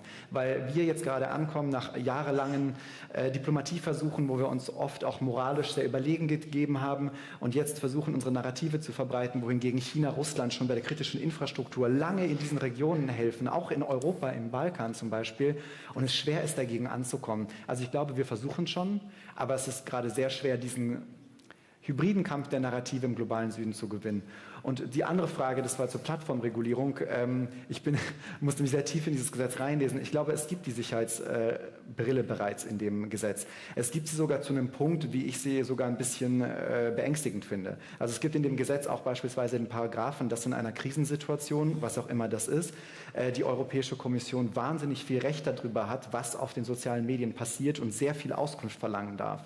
Und ich war damals, als der Krieg in der Ukraine ausgebrochen ist, für Twitter zuständig im Politikbereich für Deutschland, Russland und Ukraine. Und ich hatte jede Woche mit der Europäischen Kommission ein Meeting, wo gefragt wurde, welche Narrative sind gerade auf der Plattform, weil die diese Daten selbst gar nicht haben. Und ich habe gesehen, dass es teilweise auch schwierig sein kann, weil mit sehr viel Emotionalität agiert werden kann, wenn dann zu viel Kompetenz auch auf der anderen Seite ist. Wir haben das Beispiel von Russia Today und Sputnik, die zensiert wurden. Da haben wir uns sehr dagegen gewehrt, weil wir gesagt haben, wir haben eine gute Alternative, wie wir diese Medien runter amplifizieren, damit sie nicht mehr so eine wahnsinnige Breite haben in der Öffentlichkeit. Gleichzeitig können diese Medien noch existieren, weil wir sind eine freie Gesellschaft und es ist schwierig, Medien zu zensieren. Aber man hat sich dagegen entschieden, was ein sehr schwieriger Präzedenzfall war für unsere Demokratien und wo ich mir nicht sicher bin, ob er zur Resilienz beigetragen hat. Ich glaube also, den Sicherheitsblick, den gibt es bereits, aber wir werden jetzt sehen in den nächsten Jahren, ob das weiter ajustiert werden muss, sowohl nach unten als auch nach oben. Genau. Vielen Dank. Ja. Vielen lieben Dank auf jeden Fall für diese tollen Insights. Sehr, sehr spannend. Mein Name ist Alissa Schmiel. Meine Frage ist, wir haben jetzt wirklich sehr, sehr viel über chinesische und russische Informationskriegsführung gesprochen. Ich möchte jetzt mich speziell auf Informationskriegsführung nachfragen. Aber wir haben weniger über die Verteidigung in Europa und Strategien gesprochen. Wenn man jetzt in die Ukraine schaut, dann ist es ganz spannend, weil die Ukraine sich ja wirklich als sehr resilient gegenüber russischen Informationskampagnen gezeigt hat. Das ist sowohl in der Abwehr von Desinformation, aber auch im Bereich eigene strategische Kommunikation, also wahnsinnig professionalisiert aufgestellt, angesiedelt im Außen- und Verteidigungsministerium.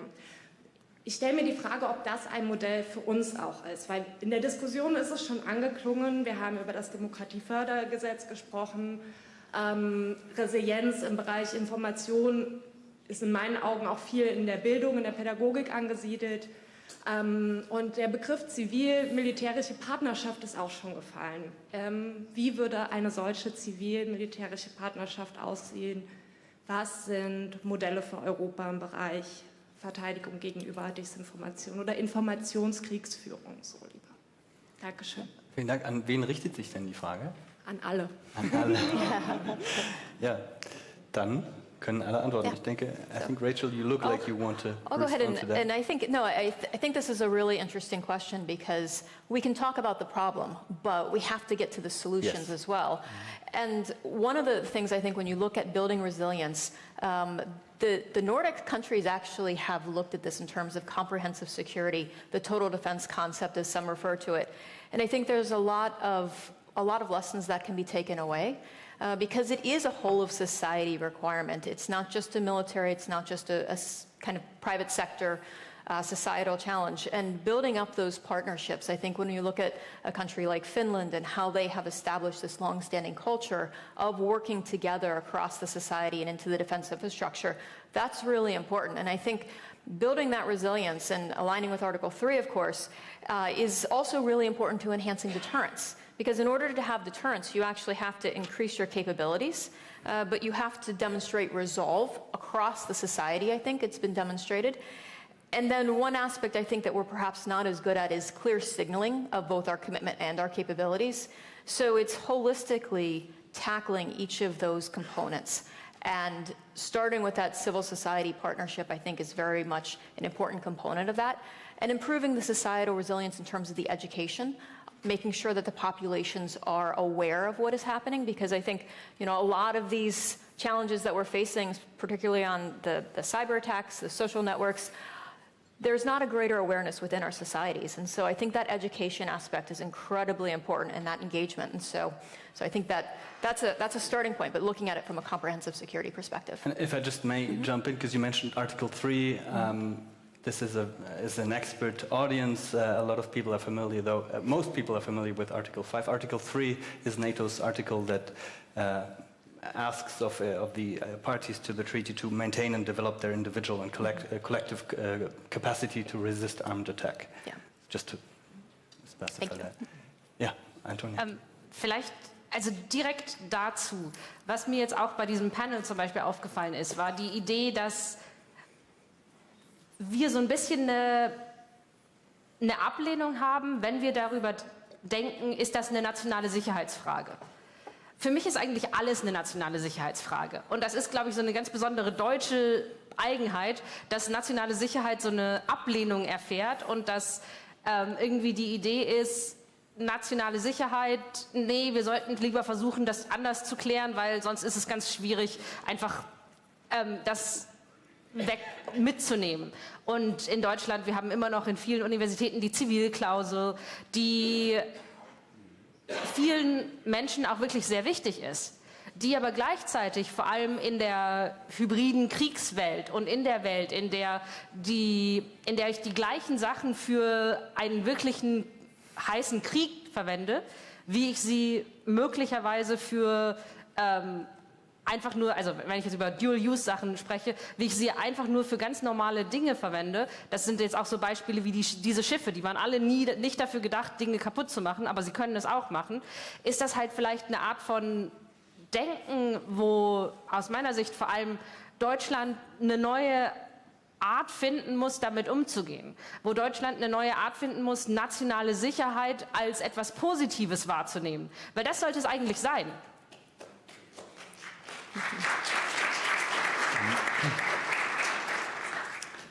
Ja, mein Name ist Thomas Schneider.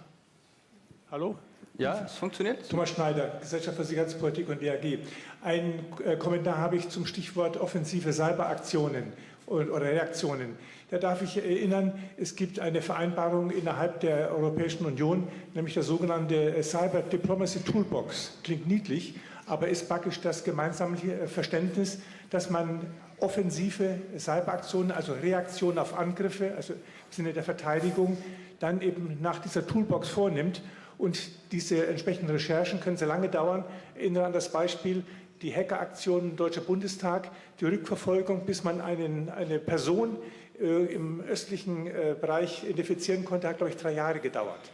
Dann, wenn man das national unterbricht, und hier nehme ich Bezug auf das Weißbuch Verteidigung, noch unter Verteidigungsminister Kramp-Karrenbauer erstellt, da sind dann die einzelnen Zuständigkeiten sehr differenziert.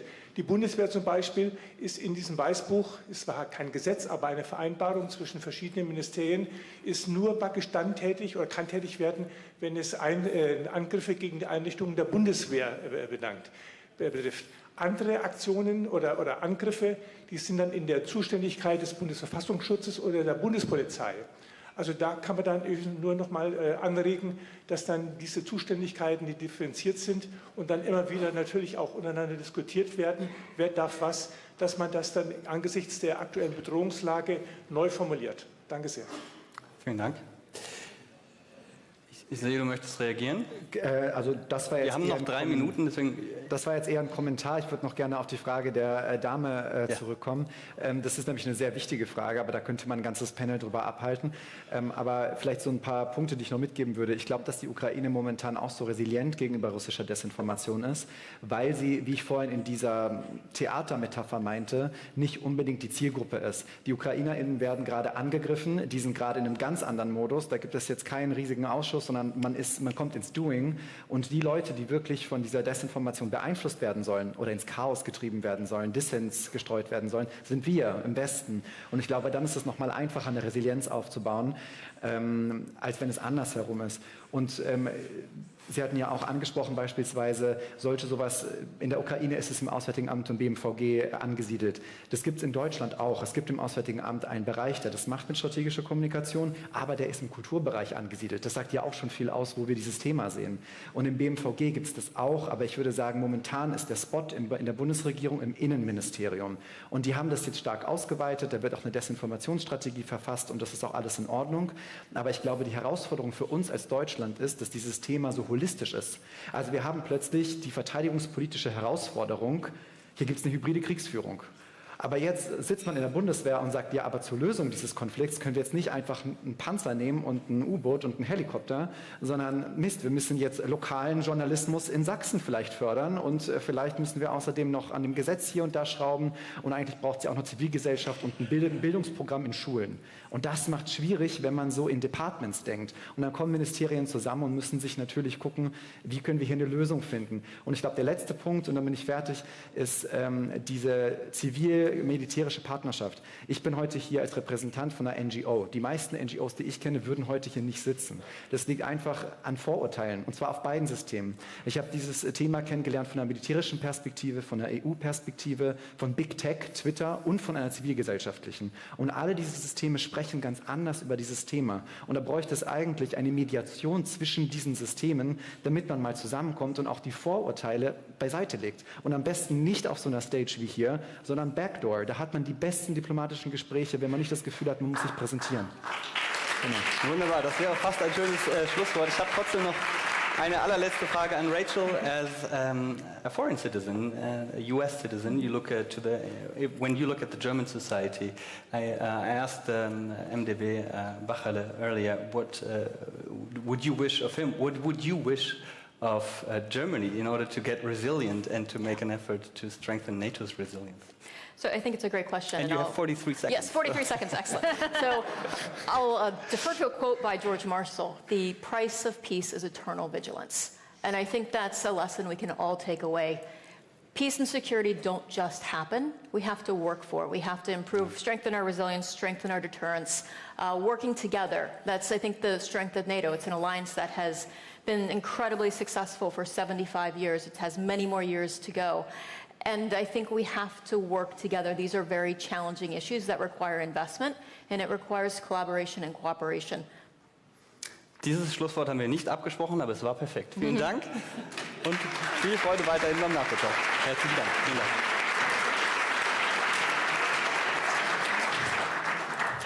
Ja, vielen herzlichen Dank.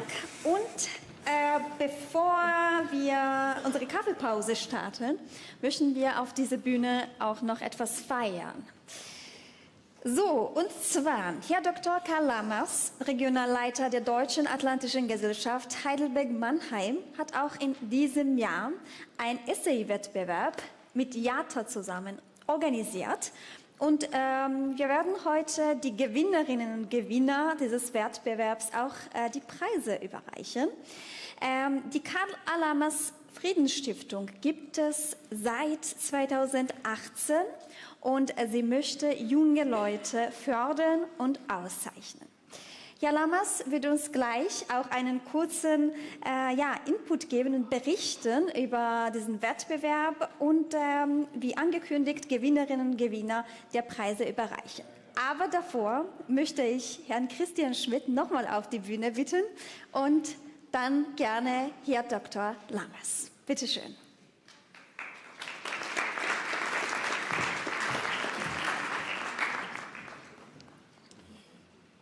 Vielen herzlichen Dank für Ihre Moderation. Sie gestatten, dass ich aber im Namen der nicht mehr ganz Jungen spreche, mit Ausnahme der Insider. Ich kann Ihnen nur sagen, man ist beeindruckt von dem Panel, was Fescharek organisiert hat und moderiert hat. Man lernt wirklich viel dazu, wie Kommunikation nicht mehr nach, wie soll ich sagen, nach alter Väter- und Müttersitte stattfinden muss und kann und soll und welche Bedrohungslagen da sind. Ich bedanke mich sehr, dass das auch ein Hinweis ist, dass uns mit jungen Leuten beschäftigt. Die Förderung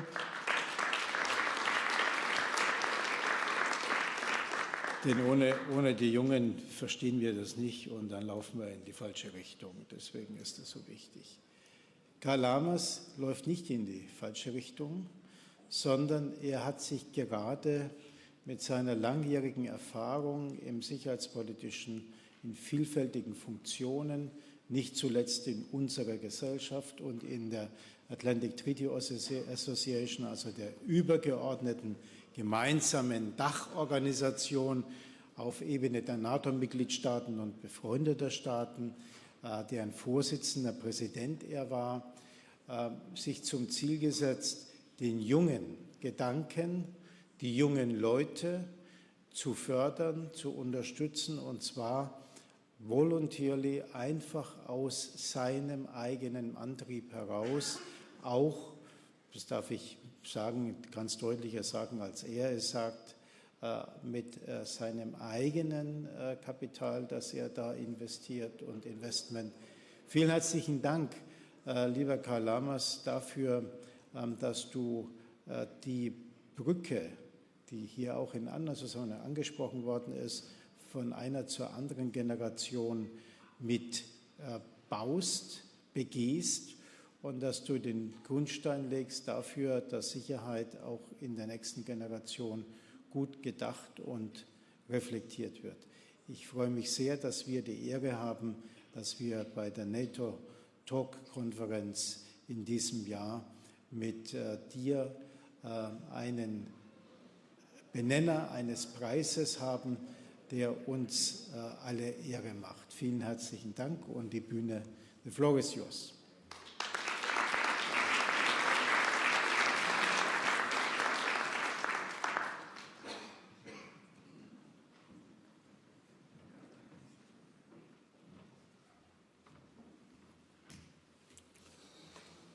Ja, sehr geehrter Herr Präsident, lieber Christian Schmidt, lieber Herr Ley, verehrter Herr General Naumann, Herr General Braus, liebe Frau Kublaschwili, meine Damen und Herren und meine Damen und Herren, die uns online zuschauen. Es ist mir eine große Ehre und Freude, heute hier im grandiosen Rahmen des traditionellen NATO Talks in Berlin die Gewinner der diesjährigen Essay Competition der nach mir benannten Friedensstiftung zu benennen. Gemeinsam mit unserem Präsidenten, dem Hohen Repräsentanten der UNO in Bosnien-Herzegowina, Christian Schmidt, werde ich nach meinem Eingangsstatement die ausgezeichneten Arbeiten kurz würdigen und die Urkunden der Stiftung übergeben. Sodann erfolgt auch die Überweisung der Preisgelder. Auch das ist wichtig. Meine Damen und Herren, in konsequenter Fortführung meines lebenslangen Wirkens für Frieden und Freiheit möchte ich mit meiner Friedensstiftung einen Beitrag dazu leisten, junge Menschen zu fördern und auszuzeichnen, die genau in diesem Geiste leben und wirken. Deshalb habe ich im Jahre 2018 meine Stiftung mit Sitz in Heidelberg gegründet. Sie hat das Ziel, Schülerinnen und Schüler, Studierende und Forscher weltweit in Ländern und Institutionen zu stärken, die mich in meinem Leben stark geprägt haben. Mein ehemaliger Wahlkreis Heidelberg-Weinheim, die Mykolos-Romeris-Universität in Litauen, die Parlamentarische Versammlung der NATO, die Deutsche Atlantische Gesellschaft und die junge DAG JATA und die Universität Heidelberg. In meinen Augen und sicher auch in Ihren, meine Damen und Herren, ist es so wichtig, Menschen besonders in jungen Jahren zu vermitteln, dass Frieden und Freiheit nicht selbstverständlich sind, sondern kostbare Güter, um die Tag für Tag gerungen werden muss. Seit diesem Jahr werden Menschen in Zusammenarbeit mit der Deutschen Atlantischen Gesellschaft und der jungen DAG im Rahmen eines weltweiten Wettbewerbs mit dem Friedenspreis ausgezeichnet. Die eingereichten Beiträge stehen allesamt für ein außerordentliches Engagement der Wettbewerbsteilnehmer. Jährlich legt die Stiftung ein Thema fest, unter dem der Wettbewerb steht. Prämiert werden in jedem Jahr die 3 besten Beiträge. Der Beste bekommt 1.000 €, der Zweite 600 und der Dritte 400. In diesem Jahr war die Jury der Meinung, dass 2 Beiträge den ersten Preis verdienen.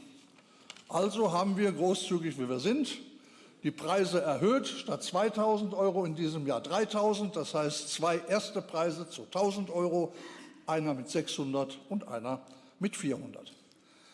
Das Thema des Wettbewerbs in diesem Jahr lautet: 75 years of NATO, is the strongest alliance in history fit enough to defend all European member states against any security threats and deter all potential aggressors?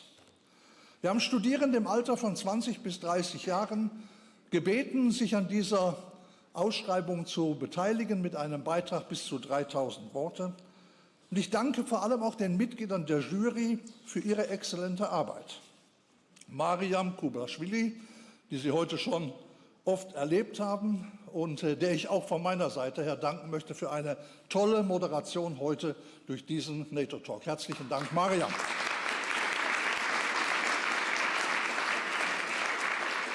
Leonhard Simon, JATA Germany.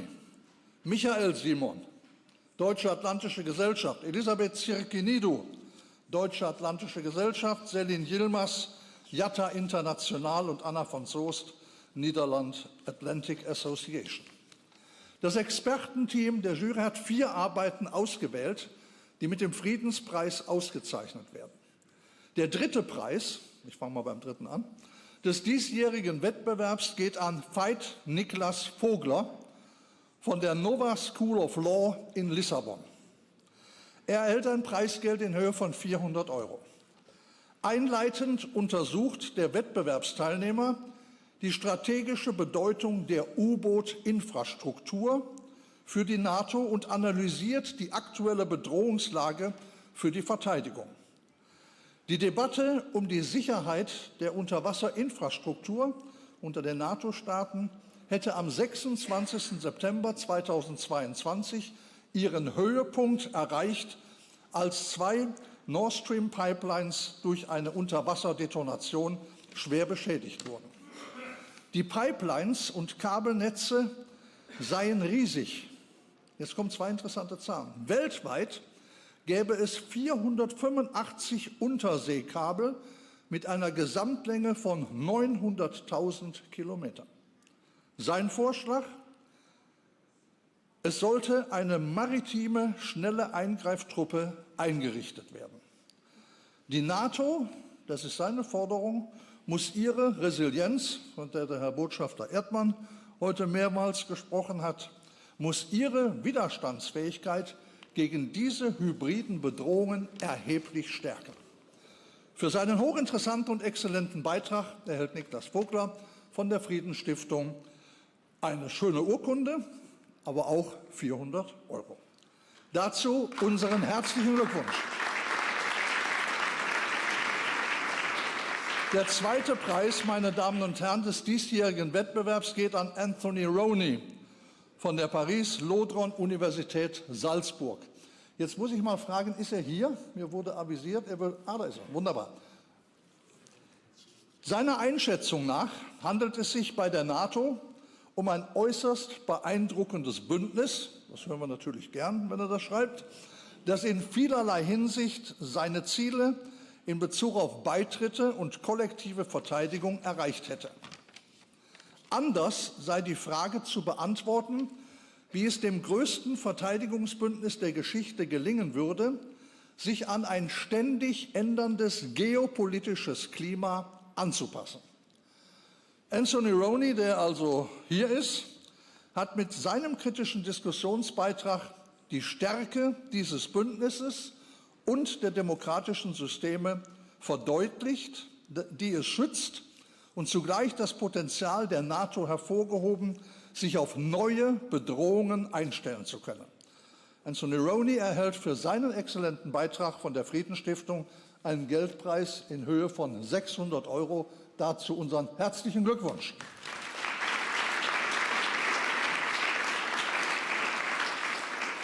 Der erste Preis des diesjährigen Essay-Wettbewerbs geht an Martina Trukanaviciute von der Miklos Romeris Universität in Vilnius. Die NATO ist für sie seit ihrer Gründung im Jahre 1949 ein wichtiges Element des internationalen Friedens und ein Eckpfeiler nationaler Sicherheit, unverzichtbares Organ internationaler Beziehungen.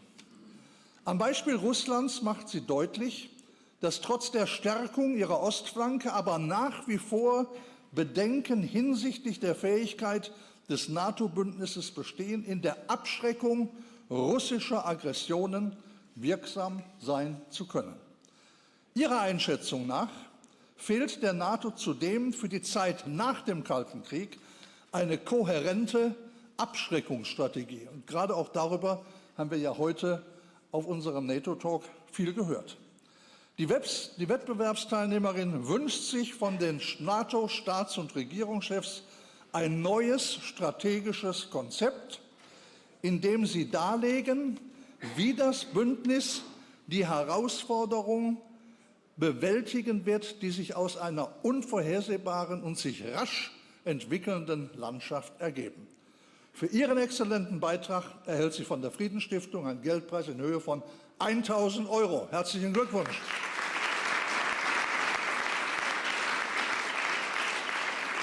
Der zweite erste Preis geht an Nikolai Ott und Maximilian Rose von der TU Dresden.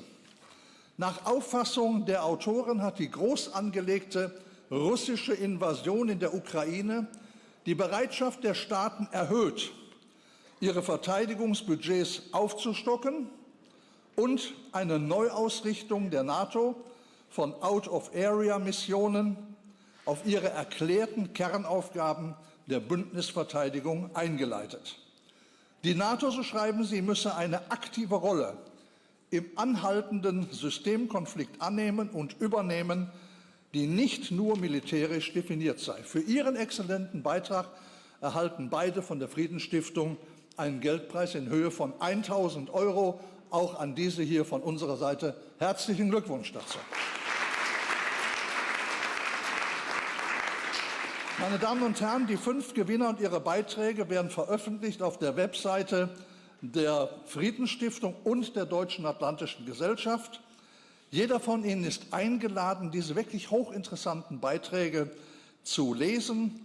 Wer uns mit einer Spende unterstützen will, ist darum herzlich gebeten, und ich darf mich dafür schon heute im Namen vor allem der jungen Menschen herzlich bedanken. Meine Damen und Herren, herzlichen Dank für Ihre Aufmerksamkeit. Ich wünsche dem NATO Talk weiterhin einen guten Verlauf und möchte jetzt den Herrn Präsidenten Schmidt und Herrn Roney, der da ist, bitten, auf die Bühne zu kommen, damit wir Ihnen die Urkunde überreichen können. Die anderen, die nicht hier sein können, bekommen die Urkunde und, sage ich zu, das Geld zugeschickt. Ich danke Ihnen.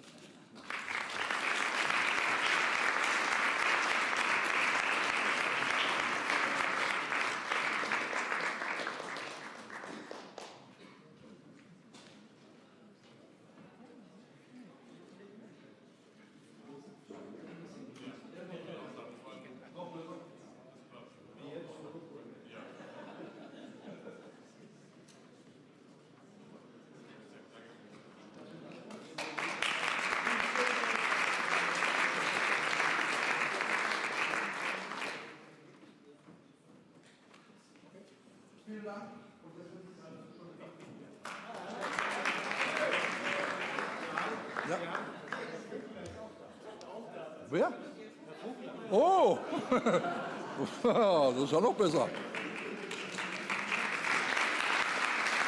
Ja, das wurde mir.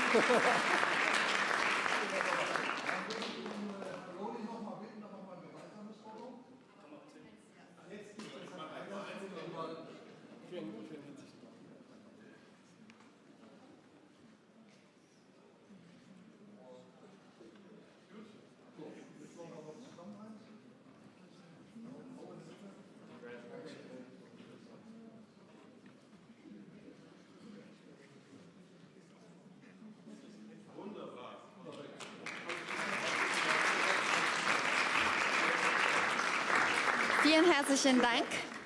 Und jetzt können wir in die Kaffeepause starten. Und ich bitte Sie, pünktlich um 16:30 Uhr wieder hier im Saal zu sein. Vielen Dank.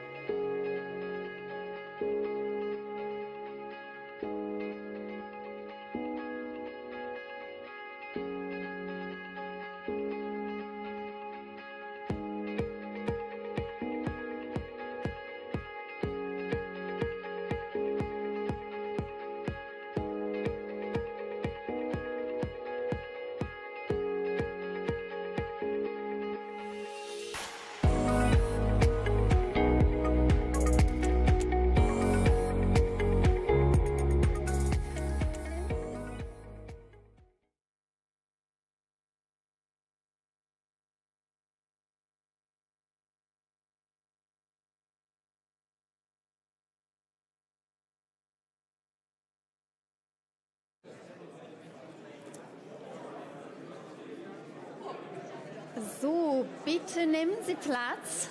Gleich machen wir weiter.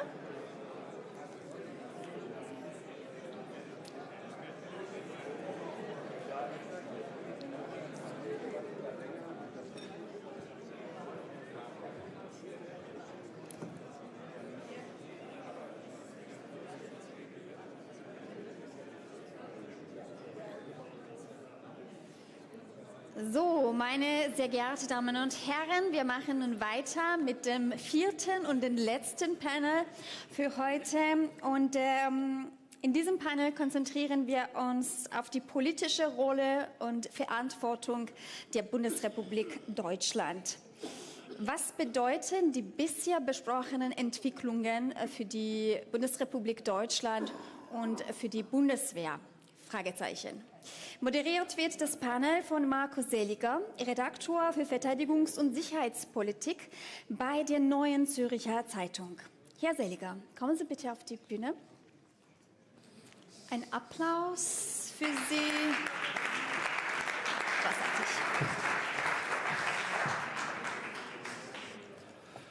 So, schönen guten Tag, meine Damen und Herren. Ich freue mich, hier zu sein. Ich nehme mal Platz. Das sind ja bewegte Zeiten. Kommen wir gleich noch mal darauf zu sprechen. Ich habe gehört, Sie haben heute schon jede Menge über diese bewegten Zeiten gesprochen und gehört. Vielleicht können wir es noch mal ein bisschen vertiefen. Ich freue mich, viele bekannte Gesichter zu sehen. Ich hoffe, Sie freuen sich auch, mich zu sehen. Ansonsten bin ich nämlich sehr erfreut, meine Panelisten jetzt hier auf die Bühne zu bitten. Ich mache es der Reihenfolge, wie es im Programm steht, damit Sie nicht durcheinander kommen. Normalerweise sagt man Ladies first, aber in diesem Fall bitte ich auf die Bühne Roderich Kiesewetter. Er ist, muss ich glaube ich hier in dem Kreis nicht wirklich vorstellen, Bundestagsabgeordneter der CDU, seit vielen Jahren im Bereich Außen-, Verteidigung, Sicherheitspolitik. Würdest du? Ja, danke. Tätig. Er ist Mitglied im Parlamentarischen Kontrollgremium und sicherlich diesem Publikum hier breit bekannt. Dann begrüße ich Iris Lienhardt. Sie ist Action Officer Defense Policy and Planning Division im NATO Hauptquartier in Brüssel. Und ich habe mir noch mal sagen lassen, ich wusste das schon, aber ich habe es mir noch mal bestätigen lassen, das ist die Division, in der ja auch Heinrich Braus viele Jahre bei der NATO tätig war. Ich sehe ihn gerade nicht, aber Herr Braus, von hier oben, schönen guten Tag. Dann begrüße ich Sina Maria Schweikle. Sie ist verteidigungspolitische Korrespondentin im Berliner Parlamentsbüro der Süddeutschen Zeitung und Kollegin von mir. Und als letztes begrüße ich Herrn Dr. Karl-Heinz Kamp. Er ist ehemaliger Präsident der Bundesakademie für Sicherheitspolitik, ehemaliger Direktor des NATO College in Rom und in den vergangenen Jahren zuletzt im Verteidigungsministerium tätig gewesen.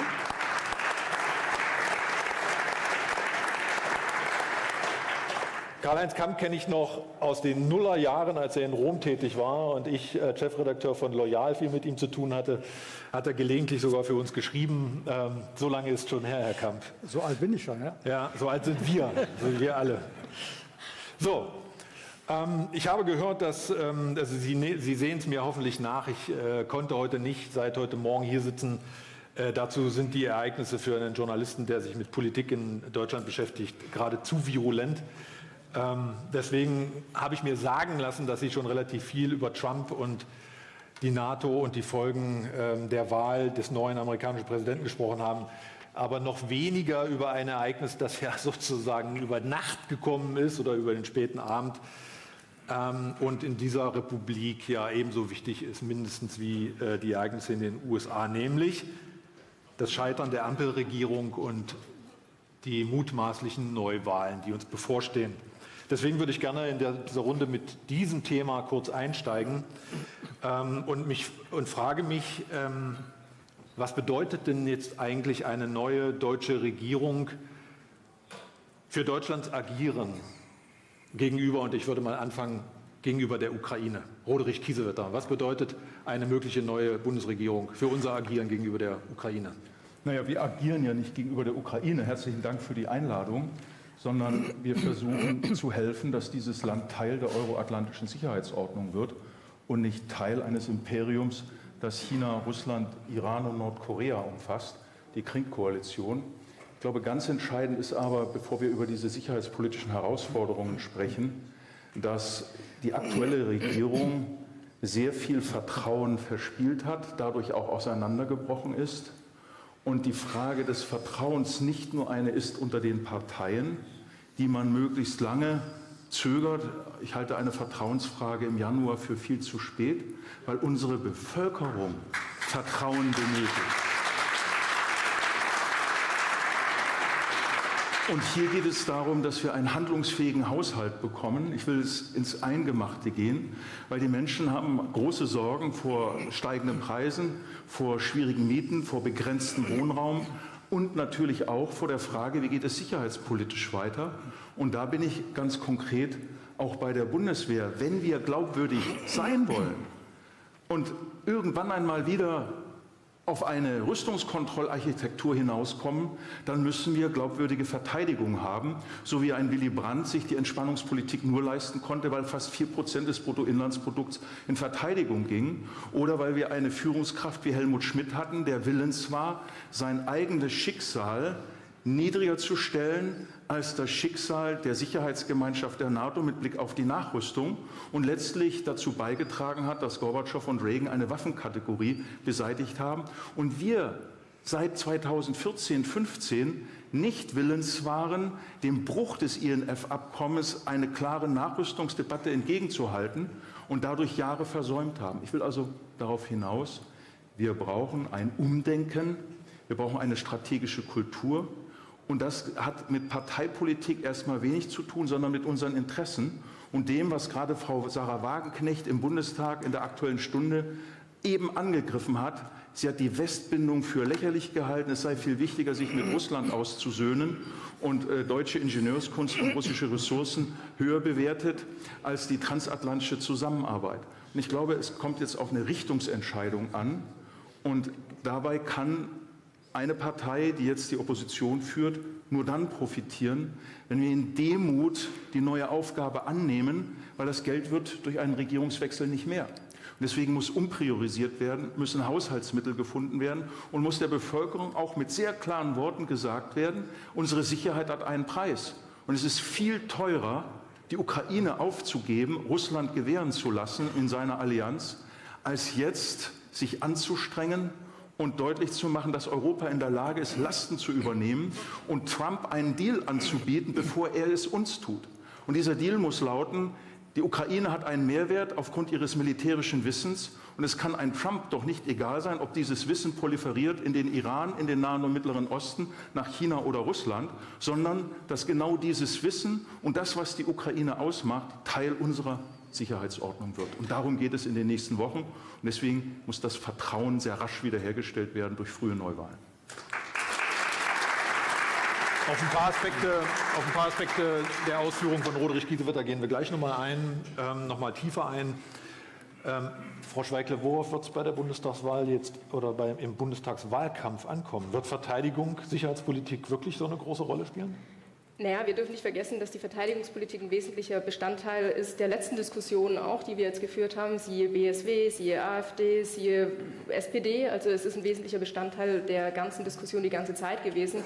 Ich habe aber auch manchmal das Gefühl, dass die Bevölkerung ein bisschen müde ist, verteidigungsmüde. Die wollen nicht mehr darüber reden, die wollen sich keine Gedanken mehr machen. Ich glaube, in der Gesellschaft sind viele Ängste, wie der Herr Kiesewetter auch schon gesagt, das ist ein Vertrauensproblem einfach in die Koalition, die muss, oder nicht nur die Koalition, die Parteien müssen einfach aufholen. Die müssen die Personen wieder abholen, die müssen die Bürger wieder abholen, die Bürgerinnen und Bürger. Und die Ängste in der Bevölkerung sind, keine Ahnung, wie bezahle ich meine Miete, wie bezahle ich mein Essen oder sonstiges, das sind grundlegende Probleme. Und was mir gerade noch eingefallen ist in den Ausführungen von Herrn Kiesewetter, ist natürlich auch die Frage, der Winter in der Ukraine naht. Wir unterstützen so gut wir können, aber es wird immer noch Frauen und Männer geben, die nach Deutschland kommen Und dann haben wir hier wieder andere Ängste, die sind, nämlich die, dass viele Bürgerinnen und Bürger Sorge dafür haben, jetzt kommen die Ukrainer, die nehmen uns was weg. Und das muss man ja im Wahlkampf auch wieder ein bisschen auffangen und abholen. Und ich glaube, wir sind vor so vielen kleinen Problemen, dass die Verteidigung wird eine Rolle spielen, weil Verteidigung ist wichtig. Aber die Frage ist einfach, wie die Regierung und wie die Politikerinnen und Politiker auch wieder das Vertrauen der Bürgerinnen und Bürger gewinnen können. Frau Lienert, was wird in der NATO gesprochen über die Entwicklungen in Deutschland? Wie nimmt man das dort auf, was jetzt hier in Bezug auf unsere Regierung und den Zusammenbruch der Ampel passiert? Also lassen Sie mich zunächst einmal sagen, die NATO zählt auf Deutschland. Es ging heute Morgen ja so ein bisschen drum, hat Deutschland eine Führungsrolle oder hat es keine? Aus NATO-Sicht hat Deutschland eine Führungsrolle. Nicht erst seit der Zeitenwende-Rede, seit dem Sondervermögen, seit der nationalen Sicherheitsstrategie oder den verteidigungspolitischen Richtlinien, in denen man ja nachlesen kann, dass Deutschland das Ziel hat, eben das Rückgrat der kollektiven Abschreckung und Verteidigung in Europa zu sein. Deutschland hat schon sehr viel getan. Also es ist auch nicht so, dass wir jeden Weckruf verschlafen hätten. Das wollte ich auch noch mal zu heute Morgen so ein bisschen klarstellen. Natürlich gibt es viel zu tun, aber Deutschland hat seine Kräfte zum Beispiel eingemeldet in das NATO Force Model. Also wir haben bei der NATO infolge des russischen Angriffskriegs auf die Ukraine mittlerweile vollumfängliche Verteidigungspläne, wie wir eben every inch of Allied Territory verteidigen. Und dafür braucht es Kräfte. Dafür stellt Deutschland Kräfte zur Verfügung. Es braucht Fähigkeiten. Auch da geht Deutschland den Weg, den alle anderen Alliierten zusammen mitgehen. Es braucht eine NATO-Kommandostruktur und es braucht aber auch natürlich Geld. Money matters, wie es so schön bei der NATO heißt. Ohne Geld geht es nicht. Auch da hat sich Deutschland auf einen Weg gemacht. Wenn man sich es anschaut, letztes Jahr noch 1,64% vom Bruttoinlandsprodukt für Verteidigung ausgegeben. Dieses Jahr sind wir bei 2,12%. Die NATO weiß, dass das zum großen Teil dem Sondervermögen geschuldet ist, das nur bis 2027 reicht. Aber es ist schon viel passiert und die NATO zählt auf Deutschland. Und natürlich beobachtet man, was passiert, ist sich aber auf der anderen Seite auch sicher, dass Deutschland den richtigen Weg gehen wird und auch wieder schnell handlungsfähig werden wird, um eben seine Rolle im Bündnis zu erfüllen. Herr Kamp, wenn wir auf eine mögliche neue Bundesregierung schauen, es gibt die verschiedensten Möglichkeiten, in welcher Konstellation sie sein kann, aber deuten sich ja schon, die Konstellation deutet sich ja an, quasi, wenn man sich die Umfragen anschaut. Welches Verhältnis wird eine neue Bundesregierung zu Russland aufbauen oder einnehmen müssen, um auch den Krieg in der Ukraine oder auf den Krieg in der Ukraine entsprechend zu reagieren jetzt? Also ich glaube, wir haben ja schon einiges zu Russland heute gehört, dass die Ideen, die in Teilen der SPD, und ich mache ja keine Parteipolitik, aber die in Teilen der SPD und bei der BSW immer noch herumschweben, zu sagen, man könnte mit Russland wieder Armskontrolle machen, Rüstungskontrolle, Vertrauensbildung, nein, kann man nicht. Mit diesem Putin-Regime werden sie keinerlei Verhandlungen in irgendeiner Form machen können. Deswegen verschwindet Russland natürlich nicht. Insofern, sie müssen mit dem Objekt agieren, aber zu glauben, dass man jetzt durch Wohlverhalten zu irgendwelchen Kompromissen kommen könnte, das wird es nicht geben. Zu dem Punkt, der jetzt auch eben ankam, der Frage Vertrauen. Wie kriegt man das wieder her? Oder auch heute häufig gesagt, der Bürger will das ja gar nicht. Der Bürger will in seiner Kuschelecke bleiben, er will dort da nicht rausgeholt werden. Das stimmt ja nicht unbedingt. Wenn Sie sehen, unmittelbar nach der Zeitenwende-Rede, 100 Milliarden, ganz viele Entwicklungen, war ja schon ein Verständnis für die Bedrohung durch Russland da, in breiten Teilen der Bevölkerung, die bis heute mitträgt, mehrheitlich, nicht BSW, nicht AfD, aber mehrheitlich, die Frage Sanktionen gegen Russland oder Unterstützung der Ukraine. Was, glaube ich, die Regierung, und es ist immer wahrscheinlich leicht zu sagen im Nachhinein, was man sträflich vernachlässigt hat, ist den Verteidigungsminister, der einzige, der offenbar Not, Bedrohung und Sicherheit erklären konnte, dass man den am ausgestreckten Arm hat verhungern lassen. Er hat es ja, ich kann mich nicht erinnern, dass wir einen Verteidigungsminister hatten, der jemals der beliebteste Politiker war. Ich kann mich auch nicht erinnern, dass ein Verteidigungsminister von Kriegstüchtigkeit sprechen kann und nicht zurücktreten muss, wie es der Bundespräsident getan hat 2011. Also, es gibt die Möglichkeiten, glaube ich, wenn Sie die klare Ansprache suchen und wählen, wie es der Verteidigungsminister gemacht hat, und ihn dann auch entsprechend unterfüttern, finanziell oder bei der Frage Reichweitenbegrenzung aufheben oder bei der Frage Taurus, dann haben Sie auch die Wahrnehmung oder das Interesse in der Öffentlichkeit. Wenn Sie das nicht tun und hoffen, dass das die Öffentlichkeit irgendwie selber macht, das tut sie nicht, weil dann hört sie auf die Dinge aus dem Internet, aus allen möglichen Quellen, aber eine Führung, auch sicherheitspolitische Führung, heißt auch Argumentation und die fehlte gerade im letzten Jahr. Und da, glaube ich, hat man einiges an Vertrauen verspielt und eine neue Regierung, vermutlich unter einer Führung einer Partei, bestimmten Partei, wird genau das machen müssen. Sie wird dann natürlich mit dem umgehen müssen, was sie vorher versprochen hat. Tauruslieferung, die Frage der Erhöhung der Mittel für die Ukraine, die Frage der Verteidigungsausgaben. Letzter Satz, 2%, ich höre immer 2%, dass man die erfüllen müsste. Im Bundessondervermögensgesetz, in dem Gesetz, mit dem die 100 Milliarden beschlossen wurden, steht drin, dass wenn die 100 Milliarden aufgebraucht sind, wird die Bundesregierung einen Verteidigungshaushalt bereitstellen, ich zitiere, der ausreicht, um die Planungsziele der NATO zu erfüllen. Da kommen Sie mit 2% bei weitem nicht hin. Roderich Kiesewetter, ist das der CDU oder der Union bewusst, wenn sie dann möglicherweise in die Regierung geht nach den Neuwahlen, vor welchem Berg an Aufgaben sie da steht? Na klar ist uns das bewusst, vor allen Dingen ja auch, weil wir die letzten 3 Jahre nicht Pause gemacht haben, sondern uns die Regierung überzeugt hat, 2022 bei der Einbringung des Sondervermögens einer Grundgesetzänderung zuzustimmen. Uns ist aber auch bewusst, dass in den Ebenen der praktischen Umsetzung vieles schiefgegangen ist. Bereits im Jahr 2022 sind 17 Milliarden Euro des 100-Milliarden-Pakets durch Verzögerung verloren gegangen an Zinsen und Inflation. Somit wissen wir, dass von den 100 Milliarden eben durch Abstriche noch einige andere Dinge nur 66 Milliarden, also 2/3 ankommen.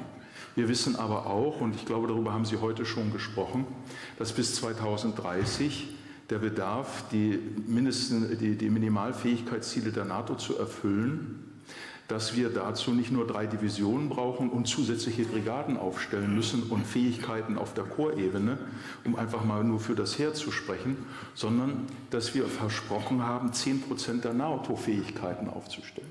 Und wir wissen auch, die Zahl hat unser Vorsitzender genannt, also Friedrich Merz genannt, dass etwa ein Bedarf von weiteren 300 Milliarden Euro für die Ausstattung unserer Verteidigungsfähigkeit erforderlich ist. Und hinzu kommen noch Thema Logistik-Hub, Drehscheibe, die ganze Frage der Bahninfrastruktur und viele mehr.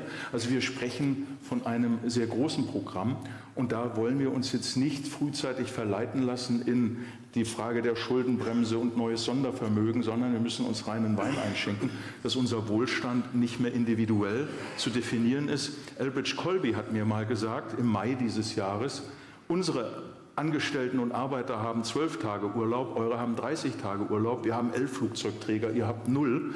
Wir werden die Erwartung der Amerikaner haben, dass sie nicht auf eigenen Wohlstand verzichten, wenn wir nicht bereit sind, unseren besser zu ordnen.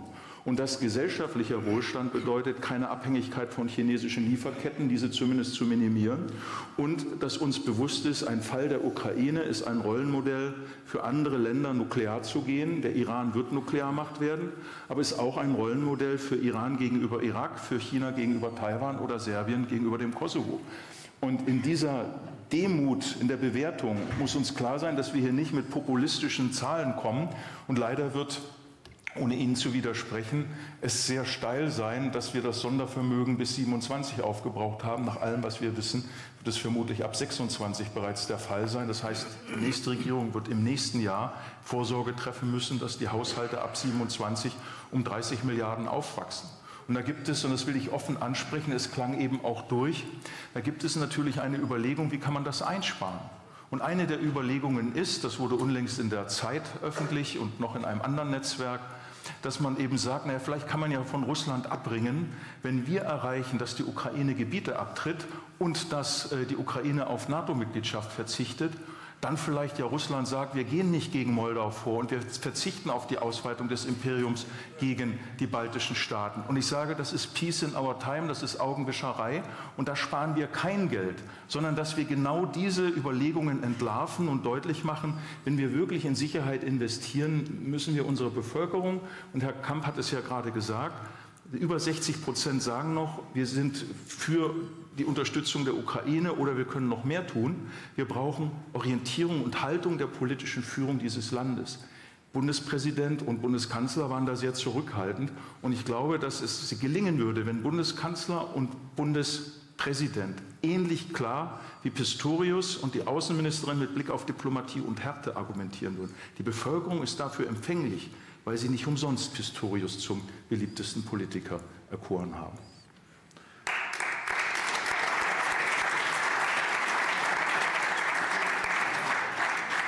Frau Schweigel, ist das erklärbar eigentlich, dass jemand wie Pistorius, der solche Worte spricht, über 1,5 Jahre inzwischen mit großem Abstand der beliebteste Politiker ist? Man kann da sagen, ja, diese Rankings sind jetzt nicht so wichtig.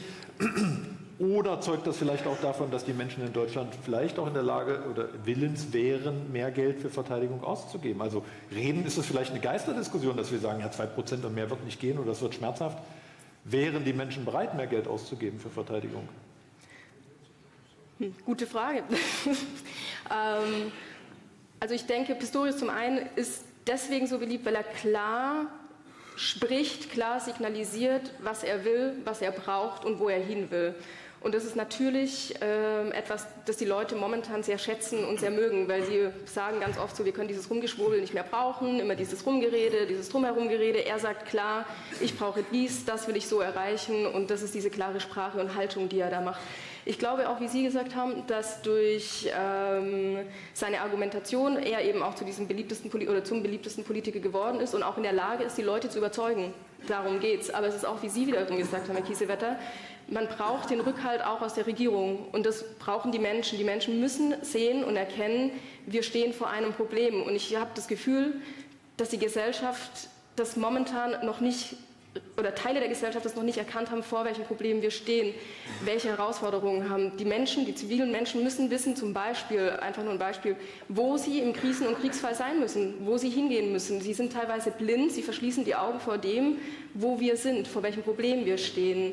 Und ich denke, dass wenn die Leute oder wenn die Politik es schaffen würde, richtig zu kommunizieren und die Ziele klar zu machen und warum es wichtig ist, die Ukraine zu schützen, dass man dann schon schaffen würde, einen Konsens hinzubekommen, dass die Menschen auch bereit wären, mehr zu geben. Aber es wird nicht einfach. Das ist ein Langstreckenlauf, den haben wir jetzt schon seit 2 Jahren, aber es wird weitergehen. Man darf nicht müde werden zu sagen, warum es wichtig ist, das zu machen.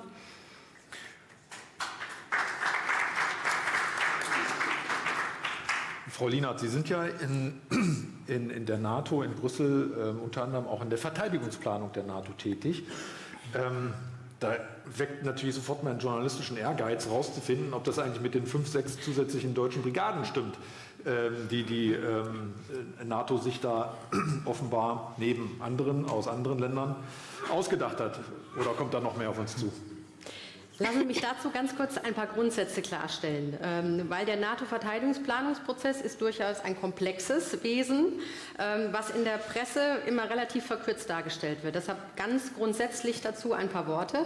Es gibt diesen NDPP, den NATO-Verteidigungsplanungsprozess, seit dem Jahr 2009. Warum hat man ihn überhaupt ins Leben gerufen? Man hat ihn ins Leben gerufen, um zu harmonisieren und synchronisieren, wenn es um nationale Verteidigungsplanung geht. Bei knappen Ressourcen eben Synergien zu schaffen, um möglichst viel in der Allianz zusammen zu erreichen. Es gibt verschiedene Schritte in diesem 4-jährigen Prozess und die 3 wichtigsten Schritte sind der erste Schritt, nämlich die Political Guidance, also die politische Zielrichtung, die sich die NATO gibt. Und die NATO, das muss man immer bedenken, sind eben alle 32 Alliierten. Das ist also nicht irgendeine Organisation, die das von dritter Seite entscheidet, sondern das sind alle Alliierten zusammen, die festlegen, was die NATO wie, wann und wo können soll. Diese Political Guidance stammt aktuell aus dem Jahr 2023, also nach dem russischen Angriffskrieg auf die Ukraine und hat dementsprechend auch auf dieses Ereignis reagiert. Aus dieser politischen Absicht werden immer die militärischen Fähigkeiten abgeleitet, denn Sie können so viel politischen Willen haben, wie Sie wollen. Wenn Sie den nicht in die Umsetzung bringen, dann wird der verhallen und dann können Sie auch nicht abschrecken und verteidigen. Das nennt sich bei der NATO Minimum Capability Requirements, MCR 24. Der ein oder andere hat auch darüber in der Presse sicherlich schon gelesen. Dieser MCR 24 gibt militärisch vor, was die NATO braucht, zu 100%. Das ist ein Minimum. Und das muss nun, und das ist der aktuelle Schritt, der gerade stattfindet, auf die Alliierten verteilt werden. Das ist ein Verteilungsprozess. Sie haben MCRs und die müssen zu 100% eben auf die Alliierten runtergebrochen werden. In diesem Schritt sind wir gerade. Warum ist das jetzt plötzlich neu und alles anders und warum greift die Presse das auf? Das ist deshalb so, weil die NATO einem ständigen Transformationsprozess unterliegt und sie sich zwar schon seit 2014 transformiert, aber mit dem russischen Angriffskrieg auf die Ukraine nochmal das in ganz anderer Weise und in ganz anderer Dringlichkeit nun tut. Und deshalb jetzt eben endgültig von Krisenprävention und Management, das war das, mit dem sich die NATO nach Ende des Kalten Krieges befasst hat, umstellt auf kollektive Verteidigung. Also das gesamte Bündnisgebiet, was mittlerweile ja auch angewachsen ist durch Finnland und Schweden, verteidigen zu können, vollumfänglich, durchhaltefähig in allen Domänen. Das ist ein großer Schritt, den Sie machen von eben limitierten Einsätzen, die zeitlich begrenzt sind, die Sie sich ein Stück weit auch aussuchen können. Da fällt häufig das Wort War of Choice. Also Sie haben die Wahl, ob Sie das machen oder nicht bei Krisenprävention und Management. Bei kollektiver Verteidigung haben Sie das nicht mehr. Also es kommt hoffentlich nicht dazu. Hoffentlich sind wir abschreckungsfähig genug. Aber sie müssen ganz anders aufgestellt sein. Und daraus ergibt sich eben jetzt, dass Verteidigungsplanung und operative Planung zusammenfallen. Und das macht enorm viel mehr aus an Fähigkeiten, die Sie brauchen. Sie haben mich jetzt nach konkreten Dingen gefragt. Es ist aus gutem Grunde so, dass die MCR 24, also die militärischen Notwendigkeiten, geheim eingestuft sind. Denn wir wollen die weder Russland zeigen noch mit Russland diskutieren. Es sind aber gewisse Grundsätze offen und klar und deshalb kann man auch darüber sprechen. Also wenn wir in die Ukraine schauen, wissen wir, wie wichtig Luftverteidigung ist. Das ist für Deutschland und alle anderen Alliierten auch so. Also wir müssen sicherlich ein ganzes Stück mehr an Luftverteidigung, an Fähigkeiten dementsprechend wieder zur Verfügung stellen. Und wenn Sie sich die Rolle Deutschlands anschauen, ich hatte ja vorhin kurz über die Führungsrolle gesprochen und über die Lage Deutschlands, dann wird auch ganz klar sein, dass wir mehr landbewegliche Truppenteile brauchen, also Land Maneuver, wie es bei der NATO heißt. Und wir brauchen auch mehr Enabler-Kräfte, also Unterstützungskräfte, die diese landbeweglichen Truppenteile eben dementsprechend dann in die Lage versetzen, sich zu bewegen. Das ist Feuerunterstützung, das ist Logistik, das sind medizinische Komponenten, also es ist eine Vielzahl. Aber davon brauchen wir definitiv mehr in einer Art und Weise und in einem Umfang, wie wir es seit Ende des Kalten Krieges nicht mehr gebraucht haben. Gut, da kommen wir nachher nochmal auf das Personalthema zu sprechen, was sich für die Bundeswehr ja dann da auch auftut. Aber erstmal die Frage an Herrn Kamp. Nach dem Wahlerfolg von Trump gestern, ich komme nochmal auf Trump zu sprechen, der zeigt ja, dass die USA, dass die Amerikaner, die Bevölkerung offenkundig ja andere Bedrohungen sehen als die Europäer. Also zum Beispiel Migration und Wirtschaftslage. Verliert die NATO nun ihren zentralen Charakter für die transatlantischen Beziehungen? Kann man den Rückschluss daraus ziehen? Naja, also die NATO wird schon einen Teil der Zentralität verlieren, weil in der Tat, deswegen wurde heute Morgen oder heute im Laufe des Tages häufiger vom Ende dieser klassischen transatlantischen Beziehungen gesprochen, ob das dann transpazifische werden, wie auch immer. Aber natürlich, wenn der amerikanische Bürger, und das zeigt sich ja aus der überaus deutlichen oder aus dem überaus deutlichen Erfolg von Trump, dass er in der Tat die Frage wie Migration im eigenen Land oder Sicherheit eben der Arbeitsplätze höher bewertet oder chinesische Einflüsse auf die Wirtschaft, dann ist in der Tat sozusagen auf beiden Seiten ein unterschiedliches Bedrohungswahrnehmungsbild. Das heißt aber nicht der Irrelevanz von NATO, weil natürlich auch die USA, und die USA sind nicht nur Trump. Sie haben ja auch, deswegen, mir war heute Morgen ein bisschen zu viel Doom and Gloom. Ja, Trump ist ein sehr spezieller Charakter, um es sehr vorsichtig auszudrücken. Aber es sind natürlich auch bei den Republikanern haben Sie haben 90% des amerikanischen Sicherheitsestablishments, die Leute, die sich mit dem Thema befassen, verstehen die Grundlagen von transatlantischer Sicherheit, pazifischer Sicherheit, dass sich das ändert, dass wir einen neuen Transatlantic Bargain haben werden. Der alte Bargain war ja, wir Amerikaner schützen euch Europäer, ihr Europäer seid dafür gute Verbündete und unterstützt uns, wo es geht. Der ist vorbei. Der ist schon seit einer Zeit vorbei, weil diese dritte Komponente, nämlich China, mit hereingekommen ist oder Asien-Pazifik.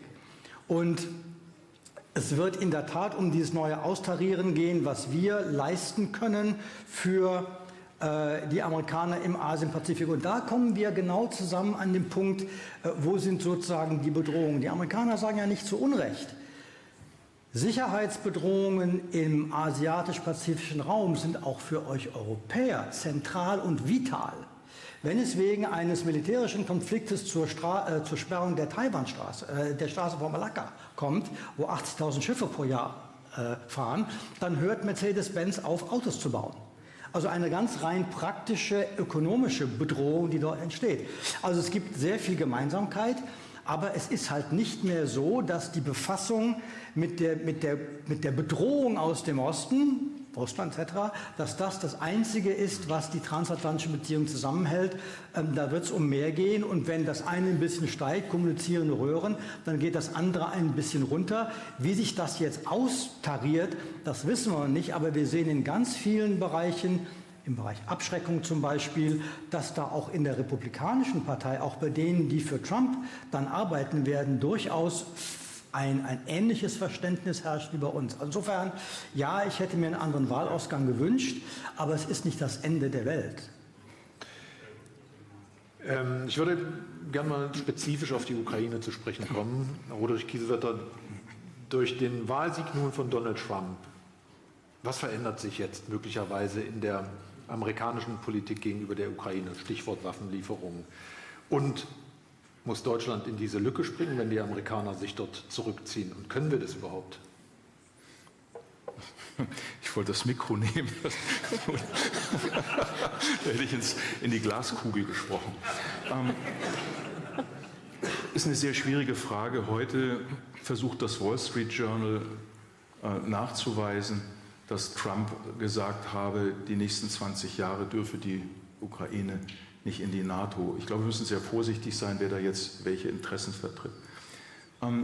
Ich will ein paar Monate zurückgehen. Im Februar war unser Bundeskanzler in den USA und hat versucht, die Amerikaner zu überzeugen, doch das 60-Milliarden-Paket freizugeben.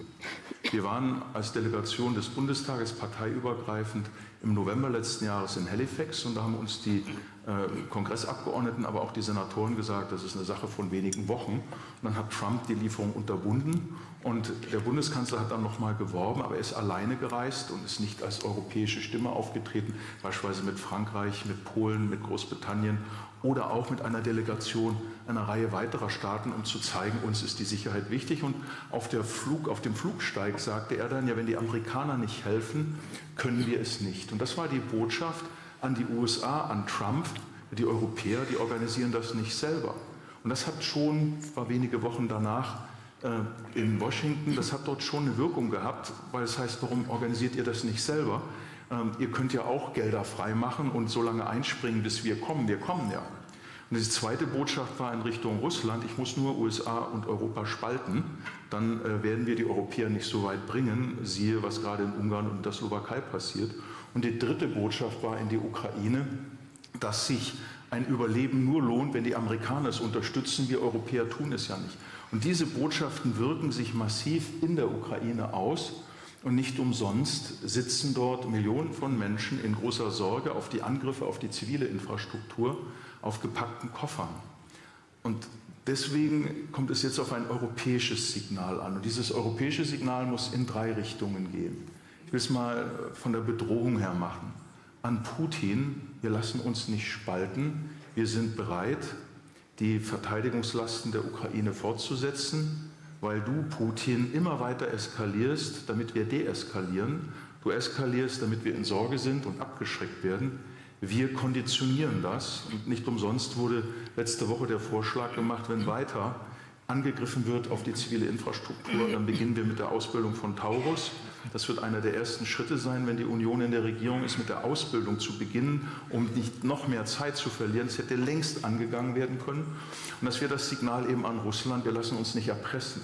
Das zweite Signal ist an die USA, wir sind bereit, die Verteidigung der Ukraine weiter zu organisieren. Wir wollen aber unbedingt, dass ihr den nuklearen Schutzschirm habt. Wir geben euch aber damit auch dieses Deal-Denken, ich will das nicht ins Negative ziehen, den Freiraum, ihr braucht mehr Kapazitäten für den Indopazifik, ist doch klar, Stichwort Taiwan klang an, aber auch Japan, Südkorea, die Philippinen.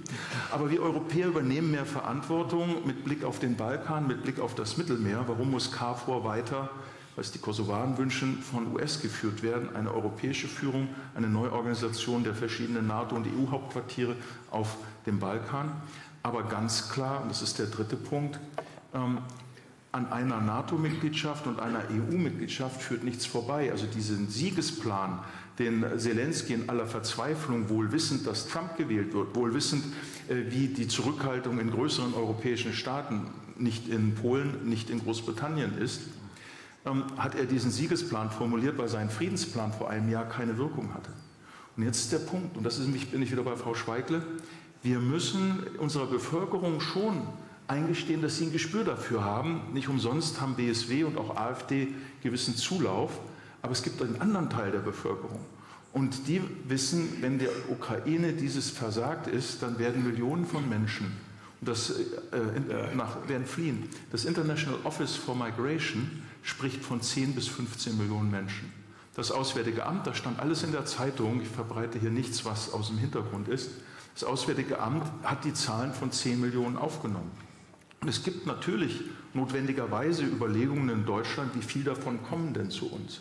Und ich glaube, der Preis ist viel höher, weil nämlich, und das ist mein letzter Punkt in dem Zusammenhang, weil nämlich ein Waffenstillstand nicht Frieden bedeutet. Egon Bahr hat Frieden mit Waffenstillstand gleichgesetzt. Aber in den besetzten Gebieten geschehen furchtbare Dinge.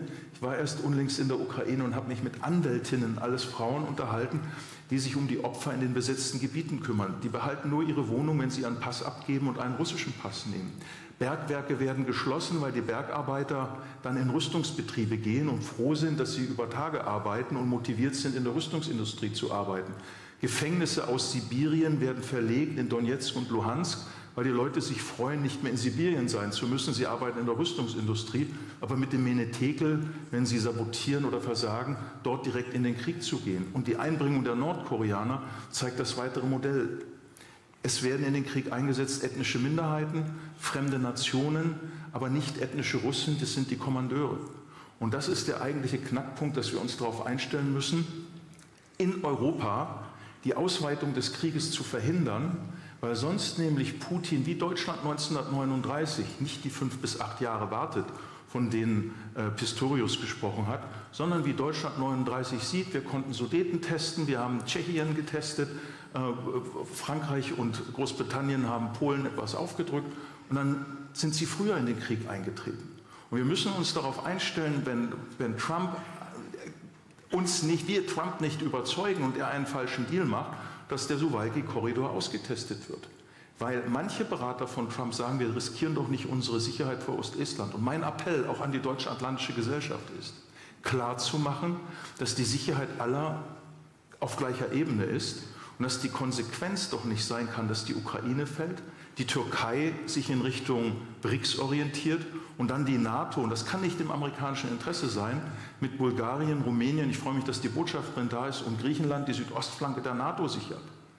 Und das sind die Punkte, die wir vielleicht etwas angenehmer verpackt, etwas gefälliger formuliert, aber in der Sache sehr hart, deutlich gegenüber USA und unserer Bevölkerung klar machen müssen. Karl-Heinz Kamp, wenn wir das jetzt hören,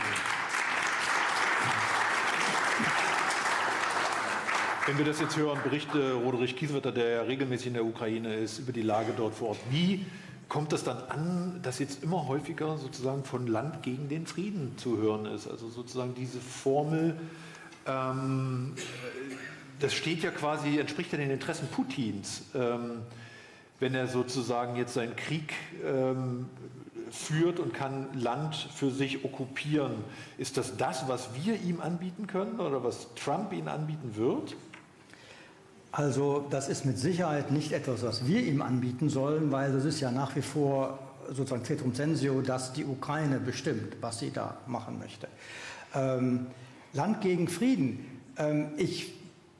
Es kann durchaus sein, dass die Ukraine an einen Punkt kommt, wo sie militärisch dem nicht mehr widerstehen kann. Aber wenn ich mich jetzt in die Position von Putin versetze und sage, gut, also ich habe jetzt eben die Krim bekommen und einen Teil eben der Ostukraine, dann muss er gleichzeitig nicht vor sich, weil ihm ist das wahrscheinlich egal, aber vor seinem Volk, und irgendwann werden die Fragen kommen, ob das 600.000, Tendenz steigend, Tote und Verletzte wert war. Das heißt, wenn das Ziel Russland es war, im Februar 22 die Ukraine zu übernehmen, ein pro-russisches Regime dort zu etablieren, den Faschismus dort zu beseitigen, dann hat Russland dieses Ziel lange verloren. Also strategisch lange verloren für einen immens hohen Preis. Das ist natürlich nicht etwas, mit dem Sie in der Ukraine argumentieren können. Aber wenn Sie jetzt wirklich mal von oben drauf gucken, dann also dramatisch erfolgreich war Russland dann wahrlich nicht. Es hat seine eigene Wirtschaft ruiniert auf Dauer. Es hat seine Streitkräfte ruiniert auf Dauer. Ob es wirklich in der Lage ist, dafür bin ich zu wenig Experte, aber ob es wirklich in der Lage ist, bei der gegebenen wirtschaftlichen Situation, dass sie ein Land sind, das nur 2 Produkte auf dem Weltmarkt haben, nämlich Waffen und Öl, und beide Produkte werden weniger nachgefragt, ob sie dann wirklich so schnell militärisch rekonstituieren können, weiß ich nicht, das wird man sehen müssen. Aber wenn die Ukraine zu dieser Folgerung kommt, dann wird sie nicht völlig verloren haben. Deswegen habe ich manchmal ein Problem, wenn wir sagen, die Russen gewinnen oder die Ukraine verliert. Wir haben keine Kriterien, was wirklich verlieren und gewinnen heißt. Wenn wir in der Totalität reden, also die komplette Kapitulation, die wird es nicht mehr geben. Und wenn ich Putin wäre, würde ich mir auch über einen Punkt noch Sorgen machen. Egal, was Trump macht und egal, was die USA machen, wie Roderich es sagte, die europäischen NATO-Staaten sind, ich habe die Zahl nicht genau, also das Gesamt-GDP der NATO ist 22 Mal größer als das Russland. Ich weiß nicht, wie groß es ist, wenn man die USA rausrichtet. 15 Mal. Also 15 Mal. Wenn ich einen Gegner habe, der ein 15 Mal so hohes GDP hat, wenn ich alle Staaten dazu rechne, die im Rammstein-Format zusammensitzen, sprich die G7, die gerade mal 50 Milliarden da freigesetzt haben oder freisetzen wollen, dann würde mich das besorgen für meine langfristigen Aussichten als Russland. Also insofern, das ist etwas, was die Ukraine wird entscheiden müssen. Wenn sie es entscheidet, hat sie nicht grundlegend verloren. Ob die Anzahl der getöteten der getöteten Ukrainerinnen und Ukrainer das wert war, das ist eine ganz andere Frage. Das kann nur die Ukraine selber beantworten. Frau Schweigler, glauben Sie wirklich, dass die Ukrainer entscheidend mitreden werden bei einem möglichen Friedensabkommen oder Waffenstillstandsabkommen? Oder wer wird das entscheiden? Ich glaube nicht, dass es die ukrainische Bevölkerung sein wird. Also die ukrainische Bevölkerung, die ist ja gerade damit beschäftigt zu überleben. Die sind in einem ständigen Krisenmodus. Seit 2 Jahren geht es darum, wie überleben wir, diese Resilienz, von der wir am Anfang immer gesprochen haben und gesagt haben, die Ukrainer, die verteidigen jetzt dieses Land und sie sind so resilient und da muss man sich abschauen, die haben doch keine Kraft mehr, irgendwie dort zu kämpfen, sich dem Ganzen ständig auszusetzen. Die sind, keine Ahnung, die Leute, die an der Grenze sind, ich habe letztens mit dem International Rescue Committee gesprochen gehabt, die Leute, die bislang ausgeharrt haben an der Grenze, an der Front, die können nicht mehr. Selbst die bewegen sich jetzt mittlerweile weiter ins Land rein, ins Landesinnere rein. Im Landesinneren gibt es auch keinen Strom mehr oder wird es mehr und mehr Stromausfälle geben.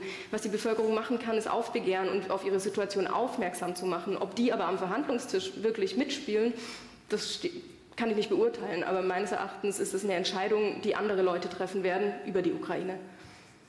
Roderich Giesewetter, da ist doch da ist doch ein Punkt. Wer entscheidet denn über die Zukunft der Ukraine? Wer zieht da im Hintergrund die Fäden? Man hört immer wieder von Gesprächsfäden, die es geben soll, auch der deutschen Regierung Richtung Moskau. Was passiert da seit Monaten? Also die offizielle Aussage ist natürlich, dass die Ukraine selbst bestimmt. Aber wenn man das will, dass die Ukraine selbst bestimmt, muss man sie befähigen. Und zur Befähigung gehört eben auch, dass man nicht sagt Land gegen Frieden, weil auf dem Land leben Menschen und sind womöglich auch Ressourcen. Deswegen muss die Formel lauten Sicherheit gegen Frieden. Und diese Sicherheit ist nicht mit Russland, sondern auf absehbare Zeit gegen Russland zu organisieren. Und wenn man darüber einig ist, sollte man die Rückseite der Medaille betrachten. Und das ist die Überlegung, die ich vorhin kurz andeutete und die auch unlängst in Medien zu lesen war. Ich war selbst mal Mitglied im Deutsch-Russischen Forum. Es gibt das Deutsch-Russische Forum, der Petersburger Dialog. Und da gibt es auch Gesprächsfäden, die erst unlängst, Stichwort Baku, offengelegt haben, dass es so seit längerer Zeit diese Überlegungen gibt, mit Russland wieder ins Benehmen zu kommen. Nun wissen wir, dass die Diplomatie nicht versagt, sondern das Getreideabkommen wird verhandelt, der Austausch oder das Aufsuchen von Zehntausenden Kindern wird verhandelt, die die Russen entführt haben, mit neuem Namen freigegeben haben zur Adoption. Es geht auch um das Getreideabkommen, das unterzeichnet war, aber dann die Getreidesilos zerstört wurden. Also es finden Verhandlungen statt, es gibt diplomatische Fäden. Aber das Gravierendste ist, dass es eben, wie Bingener und Wehner es in ihrem Buch 2014 beschrieben haben, in Deutschland eine lange Tradition russischer Kooperation gibt, nämlich Clausewitz 1812, ich spreche jetzt nicht von Katharina der Großen, die kaiserlichen Streitkräfte Uljanov, Lenin, dann aus Dank dafür Sanktionsumgehungen in den 20er Jahren, Aufbau der Panzerwaffe, Rapallo, Ribbentrop-Molotow, Mannesmann-Röhrengeschäft, Nord Stream 1, Nord Stream 2. Und das ist schon auch philosophisch unterlegt mit Dugin als Hausphilosoph von Putin, der aber auf Carl Schmitt und Halford Mackinder baut, also Kontinentalthese, USA als raumfremde Macht und so weiter. Wenn wir das ernst nehmen, bedeutet das, dass hinter dem Rücken der Ukraine ein Aushandlungsprozess stattfindet, der genauso schlimm ist wie für uns der Weckruf, als Biden und Putin sich in Genf getroffen haben, dass hier plötzlich über Europa gesprochen wird.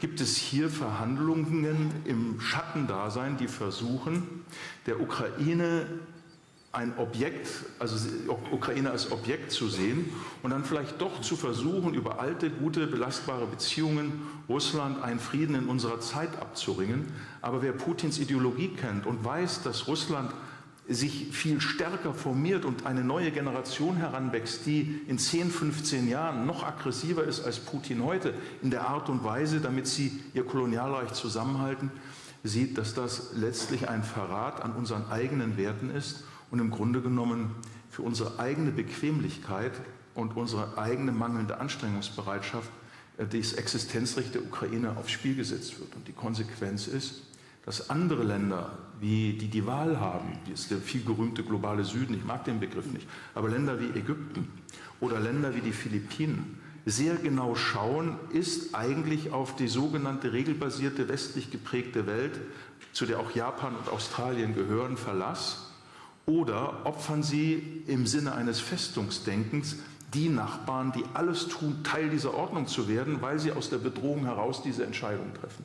Und da muss ich sagen, diese Strippen, die da offenlegen, da müssen wir in den nächsten Monaten sehr sorgfältig, auch mit medialer Begleitung schauen, dass das nicht zur neuen Leitthese eines in Richtung Ungarn und in Richtung eines Bar-Deutschlands und von Trump beeinflussten Denkens führt. Ich mag das mal so stehen lassen erstmal. Das ist ein Thema, das uns mit Sicherheit in den nächsten Monaten noch dringend begleiten wird. Ich würde aber gerne auf einen Aspekt kommen, der Reaktion der Bundesrepublik Deutschland gemeinsam mit den USA auf die sicherheitspolitischen Entwicklungen, nämlich die beabsichtigte Stationierung von Mittelstreckenraketen und Marschflugkörpern in Deutschland ab dem Jahr 2026. Frau Lienhardt, mich würde mal interessieren, was ist in der NATO über diese Bestrebungen eigentlich bekannt? Ist die NATO involviert in diese Absicht, in diese Stationierung, und ist die NATO möglicherweise auch dann involviert, wenn es um den Einsatz dieser Waffensysteme gehen soll? Also dieses Thema, was durchaus kritisch diskutiert wird, ist eines, was man tatsächlich näher beleuchten muss. Die NATO weiß von den Plänen, die Deutschland und die Vereinigten Staaten haben, und die NATO begrüßt diese Pläne. Warum tut sie das? Weil die NATO abschreckt und verteidigt. Also wir schrecken ab, wir setzen die Kosten eines Erstschlags für den Gegner hoffentlich so hoch, dass er niemals angreift und dass es niemals zur Verteidigung kommt. Und für die NATO ist diese Stationierung von Mittelstreckenwaffen ein Mittel der Abschreckung und keinerlei Provokation. Also ich lese das relativ häufig, dass wir damit Russland herausfordern, dass wir die Gefahr für Deutschland erhöhen. Wir müssen ja mal der Realität ins Auge blicken und sehen, dass Russland entsprechende Mittelstreckenwaffen und nicht nur konventioneller Art so stationiert hat, dass Berlin in Reichweite von 500 Kilometern liegt. Das, was also Deutschland und Amerika hier tun, ist eine Reaktion darauf. Das ist eine Reaktion und ein Handeln, um eben hoffentlich es zu verhindern, dass es jemals zu einem Angriff kommt. Und das ist aus NATO-Sicht sehr wichtig. Und es ist natürlich auch so, das muss man auch sehen, Deutschland verfügt nicht über diese Fähigkeiten, über Mittelstreckenwaffen. Wir haben die abgerüstet, in der Hoffnung, dass Russland das auch tut, sind aber eines Besseren belehrt worden. Russland hat es eben nicht getan.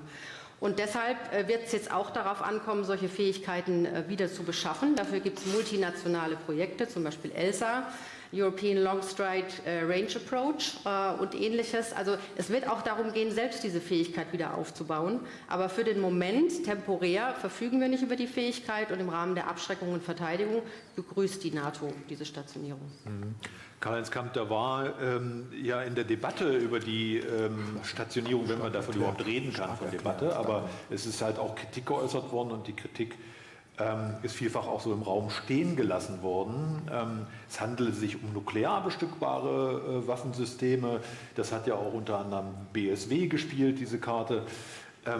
Was ist denn da schiefgelaufen in der ganzen Kommunikation, und warum sind die Dinger eigentlich gar nicht nuklear bestückbar? Also warum hat das mit der Vergleich mit den 80er Jahren und NATO-Doppelbeschluss, warum hinkt das? Also wenn Sie natürlich hören, Mittelstreckenwaffen, oder es geht ja eigentlich eben um die Marschflugkörper, weitreichende Marschflugkörper, dann kommt natürlich bei vielen, die sich noch an Hofgarten in Bonn 1982 erinnern, kommt diese Assoziation. Der Fehler war nicht, dass es schlecht kommuniziert wurde, sondern es wurde gar nicht kommuniziert. Jetzt gibt es da zwei Erklärungen. Die eine Erklärung ist, dass es einfach sehr kurzfristig war, dass offenbar die USA erst relativ spät.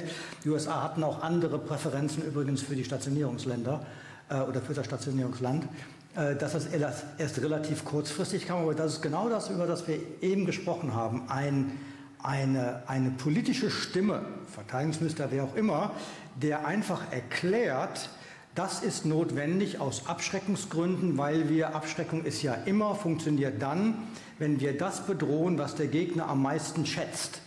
Und wenn das sozusagen die Knotenpunkte sind, die Flughäfen etc. auf russischem Territorium, muss man die bedrohen. Das Zynische dabei ist, was wahrscheinlich die Kommunikation erschwert hätte, ist, dass sich Deutschland und die USA oder Deutschland die Kapazitäten verschafft, die man der Ukraine verwehrt. Denn eigentlich ging es ja aus ukrainischer Sicht genau darum, die Flughäfen, die Knotenpunkte, von denen die Flieger mit den Gleitbomben abheben, die anzugreifen. Und das verwehrt man der Ukraine aus Gründen, da kann man jetzt ganz lange streiten drüber, aber das hat wenn es nicht so zynisch wäre, würde man sagen Geschmäckle, aber der Begriff trifft es nicht. Insofern auch da einfach den Leuten erklären.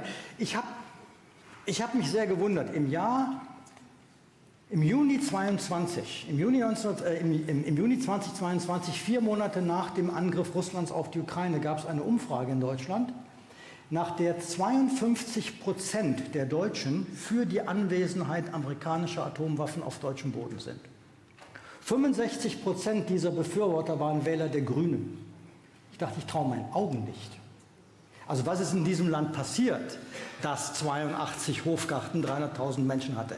Sprich, da ist eine Erkenntnis, wenn Sie das ordentlich vermitteln. Natürlich, wenn jetzt Wagenknecht und wer auch immer das aufgreift, es ist für Gubka-Sulzke in Bottrop ganz schwierig zu unterscheiden, ob das jetzt nun konventionell nuklear, er assoziiert diese Begriffe Mittelstreckenwaffen, da gab es mal was, das ist furchtbar, aber genau dagegen müssen Sie sachlich, vernünftig argumentieren. Es fällt wahnsinnig oft auf, dass die Bevölkerung viel weiter ist, als die Politik glaubt, wenn sie einfach nur die Argumente anwenden würde. Und das muss übrigens, ein Satz noch, wir haben ja eine dramatisch veränderte sicherheitspolitische Debatte in Deutschland. Seit Zeitenwende, seit den Jahren davor, die Anzahl der Talkshows, die Anzahl der Artikel in der Presse dramatisch erhöht. Kann man sagen, ja, nicht, aber das reicht nicht. Letztendlich braucht der Bürger, der sich genau nicht immer landsabends anschaut, weil er dafür abends einfach zu müde ist nach 8 Stunden Arbeit, er will von seinem Kanzler, seiner Regierung, seinem Präsidenten, seinem Abgeordneten in der Region hören, das und das ist wichtig und das versteht er. Und das fehlt. Frau Schweigelke, kann man das erklären aus Kommunikationsprofi-Sicht, warum sich die Bundesregierung da so schwer tut, diese Dinge zu erklären? Naja, also zum einen, gerade in diesem Thematik ist ja auch das große Problem, dass die SPD selber manchmal nicht weiß, wo sie zu Krieg und Frieden stehen. Also man hat dann Pistorius und der spricht von Kriegstüchtigkeit und Kriegstüchtigkeit, dann kommt der Mütze nicht und wischt es irgendwie so vom Tisch. Also schwierig. Und ich glaube, die Bevölkerung, die kapiert das schon. Also die gucken sich doch auch an und fragen sich so, hä, was soll das hier überhaupt? Es ist ja schön, dass wir jetzt hier auf diesem Panel sagen, ja, die müssen sich irgendwie so ein bisschen geradliniger argumentieren und ein bisschen mehr zusammenstehen. Aber die Bevölkerung, die checkt das ja. Also die ist ja nicht doof. Die guckt sich das an und sagt sich, hey, was soll das? Was macht ihr mit uns? Also ich glaube, an der Kommunikationsstrategie könnte man noch so ein bisschen trainieren in der Politik. Also ja, es ist definitiv ein Kommunikationsproblem. Ich glaube, das ist jedem bewusst.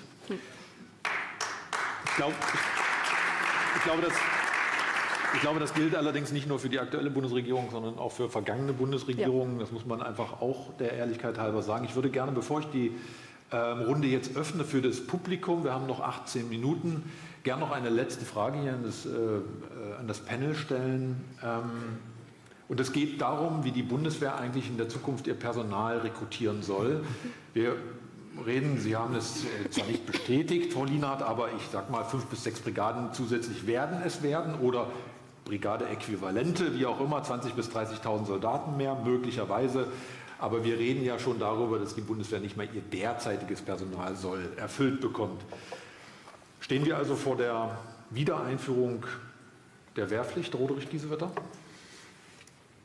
Wir stehen vor der Bremse, die sich dieses Land selbst auferlegt hat. Wir haben einen Bundespräsidenten, der vor 2 Jahren eigentlich sein Leitthema entwickelt hat, die Ausweitung des Gesellschaftsjahrs oder ein freiwilliges oder verpflichtendes Gesellschaftsjahr. Und es war leider in der nationalen Sicherheitsstrategie nur im Entwurf zu stehen, dass wir für alle Deutschen und auch alle, die für Deutschland dienen wollen, ein verpflichtendes Gesellschaftsjahr aufbauen.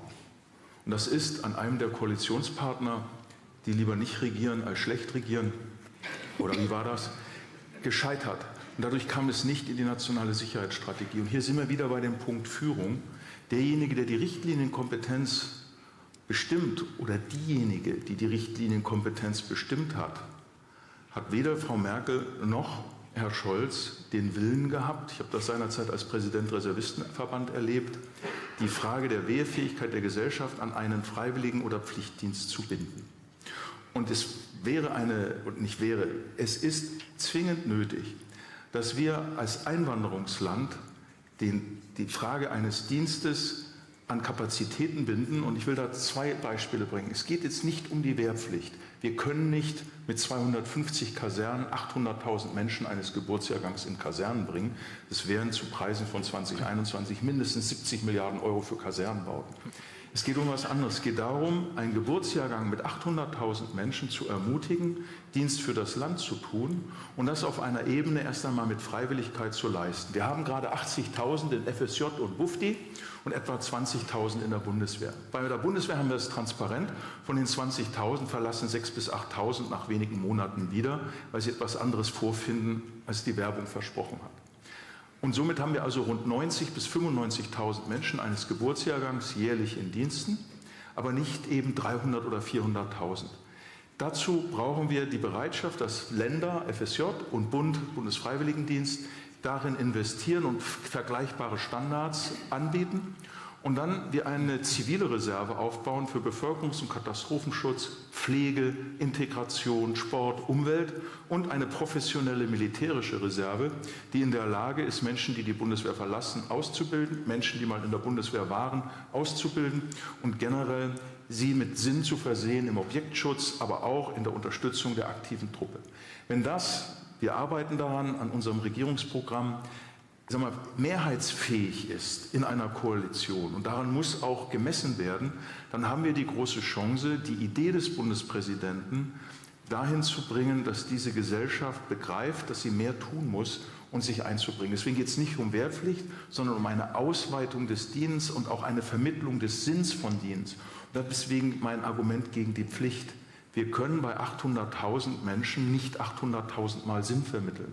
Wir müssen dann auch damit umgehen, wie wir mit den 200.000 Totalverweigerinnen und Verweigern umgehen.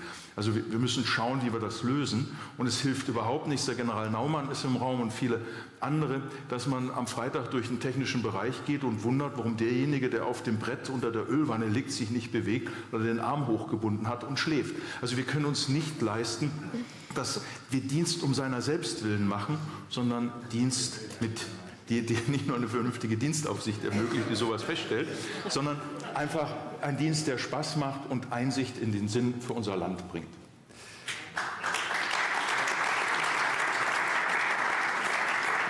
So, meine Damen und Herren, ich öffne jetzt die Runde. Wir nehmen gerne Ihre Fragen entgegen. Wir haben noch ungefähr 14 Minuten Zeit dafür. Wenn Herr Braus uns nicht mehr gibt, dann wird es bei diesen Minuten bleiben. Bitte seien Sie so freundlich, wenn ich Sie aufrufe, dass Sie sich kurz vorstellen. Ich weiß, die Runde kennt Sie schon, wir kennen Sie vielleicht noch nicht. Und dann ganz kurz Ihre Fragen formulieren. Bitte schön. Meier zum Felde, Brigadegeneral AD, Clausewitz Gesellschaft und GSP. Frau Schweigle, ich glaube nicht, dass die SPD lediglich ein Kommunikationsproblem hat, was Pistorius und Mützen nicht und den Kanzler angeht. Ihr Kollege Peter Carstens hat vor ein paar Tagen in der FAZ einen, wie ich fand, sehr plausibel klingenden Artikel geschrieben, wo er mal wirklich Punkt für Punkt auseinander nimmt, in welcher Weise der pazifistische Flügel, angeführt von dem immerhin sehr wichtigen Posten des Fraktionsvorsitzenden Mützenich, die Absichten des Verteidigungsministers Pistorius Punkt für Punkt torpediert und sabotiert hat. Der ist noch mal richtig nachlesenswert. Haben Sie auch eine Frage für uns, Herr von Feld? Habe ich. Das betrifft die Frage der Wehrpflicht, das betrifft die Frage eines verstetigten 80 Milliarden Verteidigungshaushalts und so weiter.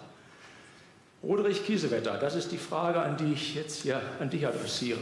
Wie will denn ein künftiger Kanzler mit der Gesamtverantwortung höchstwahrscheinlich ab März oder so für die nächste Koalition in einer wahrscheinlich oder vermutlich CDU-SPD geführten Bundesregierung dafür sorgen, dass sich diese eben geschilderte Situation auflöst, im Sinne, dass eben genau diese Torpedierungsversuche innerhalb der SPD ein Ende finden und Pistorius das umsetzen kann, oder dann er nicht mehr selbst, aber sein Nachfolger, was er sich zu Recht vorgenommen hat und wofür wir hier im Saal mehrheitlich auch große Zustimmung geben würden. Ulrich Kiesewetter, kurze? Achso, direkt? Ja, pardon. Also zunächst einmal hilft Spekulation hier überhaupt nichts.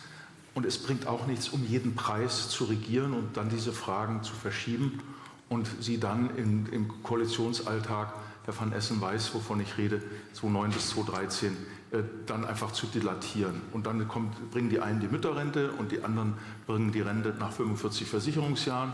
Und dann wird nur gesagt, wir sind die Partei der Bundeswehr, aber die anderen Fragen sind auch wichtig. Ich glaube, dass bei den nächsten Bundestagswahlen für die Bevölkerung ein Satz sehr wichtig ist. Weniger ist mehr. Und dieses weniger bedeutet Priorisierung. Was ist wichtig?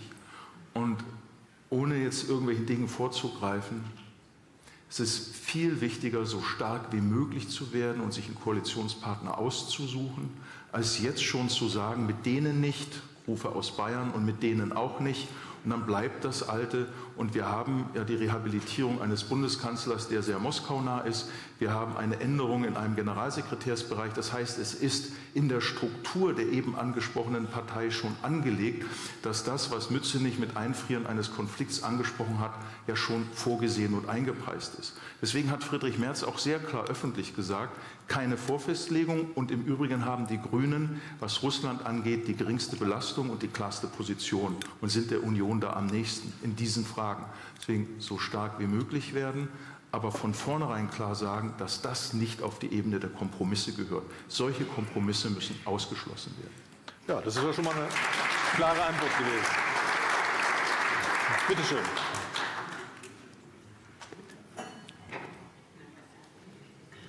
Werner Sonner vom Vorstand der DRG. Ich wollte noch mal zu den amerikanischen Mittelstreckenraketen kommen.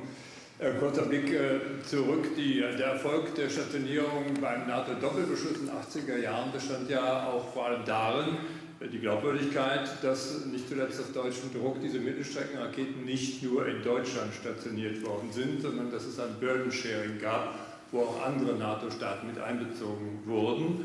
Und die Frage an Ulrich Kiedewetter und auch unsere Vertreterin aus der NATO ist die, warum nur in Deutschland? Und habe ich Sie richtig verstanden, dass die NATO darüber nachdenkt, das auch in anderen Ländern zu tun, abgesehen mal von der Frage, ob Trump überhaupt diese Raketen jetzt noch schicken wird? Dankeschön. Frau Lienhardt vielleicht erstmal? Also prinzipiell sind das immer nationale Vereinbarungen, die da getroffen werden. Und wie man sich dann dementsprechend einigt, beobachtet die NATO, aber die NATO gibt nichts vor. Die NATO sagt nur, Abschreckung und Verteidigung sind wichtig und wir müssen in der Lage sein, unsere Verteidigungspläne ausführen zu können. Und da ist es dann tatsächlich an den Alliierten, solche Vereinbarungen zu treffen. Und da hat die NATO jetzt aber kein direktes Mitspracherecht in diesem Sinne, sondern die NATO gibt den großen Rahmen und die Alliierten, alle 32 an der Zahl, stimmen sich so ab, dass die Abschreckung dann auch tatsächlich so glaubwürdig ist und so effizient ist, dass es eben hoffentlich nicht zur Verteidigung kommt. Sehr kurz, weil Opposition und nicht diese Einblicke. Es ist eine Überbrückungsmaßnahme für die Vorbereitung Deutschlands, Polens, Italiens und Großbritanniens, Raketensysteme zu entwickeln, wie Frau Lienhardt es vorhin ansprach, in dieser ESAT-Initiative. Das dauert noch. Und das ist eine Überbrückungsphase. Und es gab Überlegungen in den USA, unter Bruch der NATO-Russland-Grundakte, das woanders zu stationieren. Und da muss ich sagen, hat Deutschland Verantwortung übernommen und hat gesagt, wir wollen die NATO-Russland-Grundakte in der Weise noch nicht außer Kraft setzen. Und es war eben kein anderes Land in der Form so früh bereit. Der Fehler ist, dies nicht kommunikativ deutlich klargemacht zu haben. Wir als Parlament waren bereit, im Juni darüber zu reden. Unser Antrag dazu ist abgelehnt worden.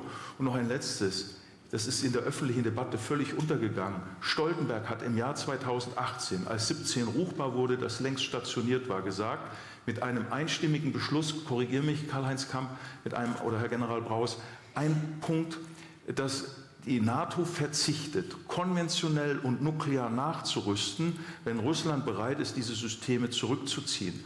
Und das ist nichts erfolgt. Und das ist in der Kommunikation nicht erklärt worden. Ich glaube, da wäre der Frau Wagenknecht sehr früh der Argumentationsboden entzogen gewesen. Karl-Heinz Kamp?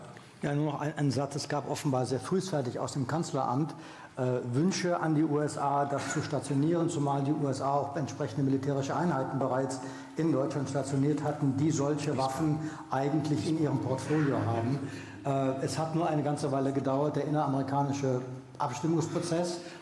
Die USA, wie gesagt, hätten auch andere Länder gerne gehabt, aber es war eine reine bilaterale Sache. Insofern ist es gar kein NATO-Geschäft, sondern eine bilaterale Vereinbarung zwischen Deutschland. Das schließt nicht aus, dass die USA mit anderen europäischen Ländern ebenfalls, sofern da Wünsche bestehen, ebenfalls dieser. Hinzu kommt, dass die Zahl der Systeme begrenzt ist, auch auf amerikanischer Seite. Die Amerikaner überlegen natürlich gerade, wenn wir Amerikaner uns Sorgen machen über China und über den asiatisch-pazifischen Raum, was können wir in Europa stationieren, was wir nicht eventuell im asiatisch-pazifischen Raum brauchen könnten. Ich sehe, dass noch großes Interesse ist an Fragen hier an uns. Ich weiß nicht, ob wir die noch alle schaffen. Ich würde sagen, erstmal hier drüben eine Frage, dann gehe ich wieder darüber eine Frage. Bitte ganz kurz. Genau, meine Frage richtet sich auch an Herrn Kiesewetter, den ich durchaus schätze für seine Offenheit und das jetzt auch nicht erst seit Ihrem großen Medienrummel, das möchte ich vorab sagen. Sie reden nur von 3-4% des BIP für Verteidigung und Sie reden von ehrlichen Weinen bei der Schuldenbremse und ich frage mich, wie soll man das finanzieren? Wie soll man 2% des BIP aus dem Haushalt, unter der Annahme, dass wir dann noch das Sondervermögen haben, kürzen, um auf diese 3-4% zu kommen? Sie reden auch von Willy Brandt und Helmut Schmidt. Das stimmt, dass da so viel ausgegeben wurde, nur die Haushaltsdefizite waren auch bei bis zu 3% und das vergisst in dieser Debatte irgendwie scheinbar jemand. Ich meine, eigentlich müssten Sie da doch auf den Bundeskanzler zukommen und nicht sagen, meinetwegen Neuwahlen jetzt oder Neuwahlen im Januar, sondern Herr Bundeskanzler, wir machen jetzt noch eine Regierung der Einheit meinetwegen, um die Schuldenbremse anzugehen, solange wir die 2/3 mit den Grünen noch haben. Warum denn nicht, Herr Kiesewetter? Das wäre doch konsequent und das wäre ein Kompromiss. Okay, ist angekommen, danke. Nice try. Sehr gut, würde bestimmt auch in vielen Kreisen für sehr viel Beifall sorgen. Zunächst, unser Land hat durch eine vernünftige Haushaltspolitik, die nicht schlechter war als in den Jahren davor, nur einen Verschuldungsgrad von etwas mehr als 60% des Bruttoinlandsprodukts mit Blick auf die Maastricht-Kriterien. Frankreich liegt bei über 120%, andere Länder noch höher, viele dazwischen. Das heißt also, da gäbe es Spielraum. Zweiter Aspekt. Diese Ampel ist inzwischen eine Fußgängerampel geworden, rot-grün. Es hilft nicht, das zu beschleunigen. Deswegen, das nützt jetzt nichts, weil das Spielchen wären, sondern es ist viel wichtiger. Ich habe das ja selbst persönlich erlebt. Ich habe im April öffentlich gesagt, wir haben einen Bedarf von etwa 300 Milliarden Euro. Wir sollten nichts ausschließen. Dann wurde geschrieben, Kiesewetter für neues Sondervermögen. Habe ich nie gesagt, aber dafür habe ich schwer Schelte bekommen aus den eigenen Reihen, weil wir sollen uns nicht den Kopf der Regierung zerbrechen. Was wir aber machen müssen als frei gewählte Abgeordnete, loyal wie wir sind, dass wir uns Gedanken machen, wie. Da kann man nicht alles öffentlich auf dem Markt dahertragen, das sehe ich auch ein. Aber wir müssen es benennen, das hat Friedrich Merz auch gemacht, 300 Milliarden. Auch Joe Wadefuhl hat deutlich gemacht, dass wir in der Überlegungen neuer Finanzierungsmöglichkeiten ran müssen. Aber wir können doch nicht eine Regierung, die dem Finanzminister Hebel auflegt, doch nicht einfach nur neue Schulden machen, weil woanders nicht gespart wird. Wir können nicht über ein Bürgergeld reden, wenn nicht zugleich Bedingungen damit verknüpft sind. Wir haben 6 Millionen Menschen, die im Bürgergeld sind, 5,6 Millionen. Davon sind 2,4 Millionen Menschen Aufstocker, völlig richtig und gut. Wir haben aber 2 Millionen Menschen zwischen 18 und 30, die arbeitsfähig sind und Bürgergeld beziehen. Diese 2 Millionen Menschen in Arbeit gebracht, das kann nicht mit jedem gemacht werden, ich spreche von Arbeitsfähigen, wäre allein etwa 40 bis 50 Milliarden Euro jährlich, die wir da sparen würden. Und deswegen muss man vielfältiger denken und nicht einfach nur simpel sagen, komm, wir lassen alles, wie es ist und wir lockern die Schuldenbremse. Das ist der eigentliche Punkt. Ich glaube, dass wir sehr ehrlich darüber reden müssen und auch über unseren Verschuldungsgrad sprechen müssen, aber eben auch austarieren, umpriorisieren im Haushalt, Sondervermögen, aber auch mal gucken, was kann man der Bevölkerung zumuten. Wir brauchen ein Wohnungsbauprogramm, wir brauchen ein Ertüchtigungsprogramm für unsere Eisenbahn, wir brauchen ein Digitalisierungsprogramm. Wir haben im öffentlichen, deswegen kann man das nicht nur auf Verteidigung beziehen, wir haben in der öffentlichen Verwaltung 700.000 unbesetzte Stellen. Das wäre doch für kreative Leute ein Programm der Digitalisierung der öffentlichen Verwaltung. Also wir müssen da breiter denken und dürfen nicht nur auf das 2, 3 oder 4% Ziel schauen. Wir brauchen, wie es mal Ralf Brinkhaus gesagt hat, eine konkrete Neuordnung. Er nannte das Revolution von oben. So, jetzt rennt uns die Zeit davon. Herr Braus, bitteschön. Sie kriegen noch 5 Minuten. Oh, vielen Dank. Die 5 Minuten brauche ich jetzt. Nein, Quatsch. Ich bin froh, dass wir erstens so eine tolle Diskussion haben, von allen 4. Zweitens, dass das Thema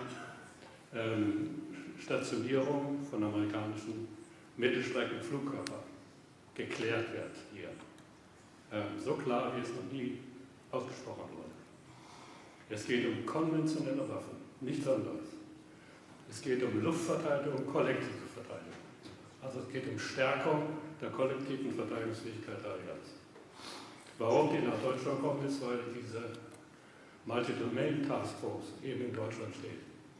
Mit dem Hauptquartier in Wiesbaden. So, jetzt haben wir noch ein Feld offen, was man andere liegt, ist das Nukleare.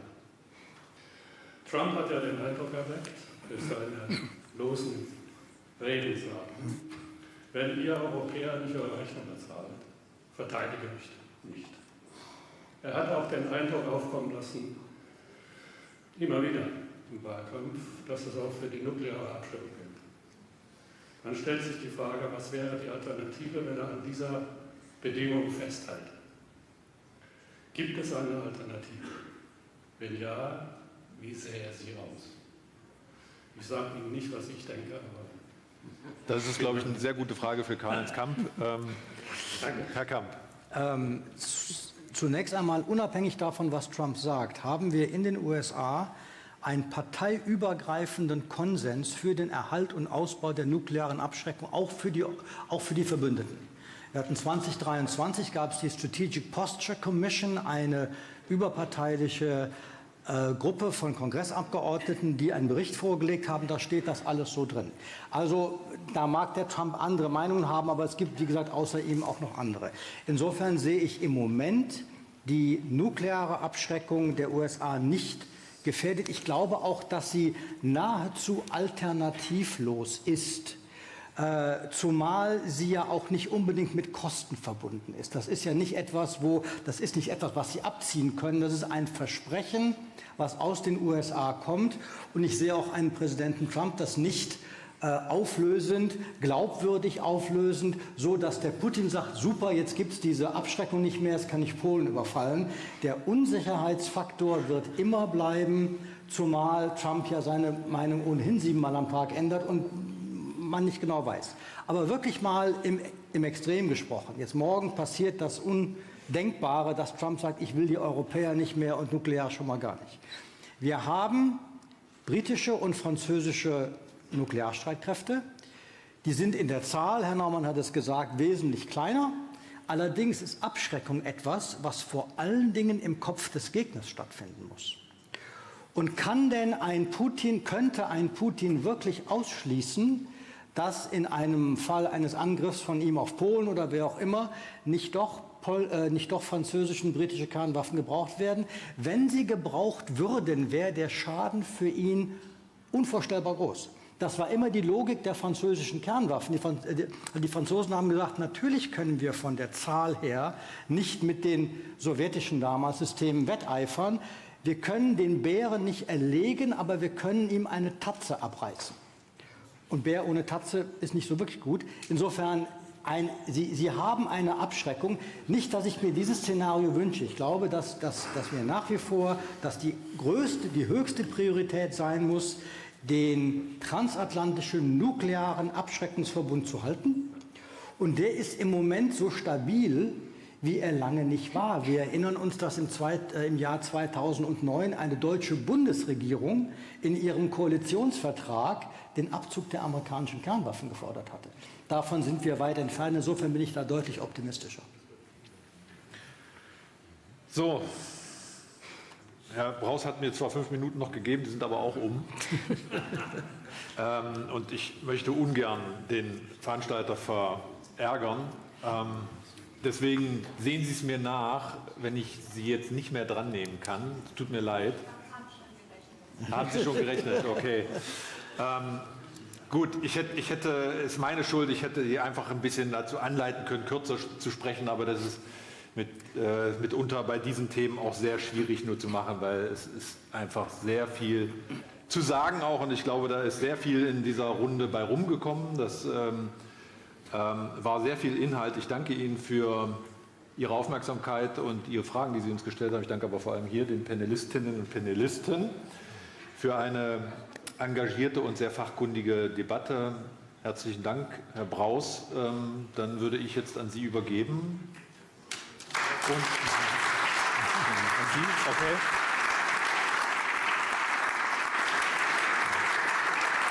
Und wir lösen uns jetzt hier auf. Ich würde gerne Herrn Braus ankündigen. Deswegen. Vielen herzlichen Dank nochmal. Und ja, Sie merken, ich habe eine einzige Moderationskarte in der Hand. NATO Talk 2024 geht langsam zu Ende. Und bevor ich Herrn Reinhold Ruber, Vizepräsident der Deutschen Atlantischen Gesellschaft, und der Direktor des George C. Marshall European Center for Security Studies, Herrn Seguin, um die finale Worte auf die Bühne bitte, möchte ich sehr gerne den Leiter des NATO Talks, Herrn Generalleutnant AD Heinrich Braus, auf die Bühne bitten. Herr Braus ist der ehemalige beigeordnete Generalsekretär der NATO für Streitkräfteplanung. Herr Braus, the floor is yours.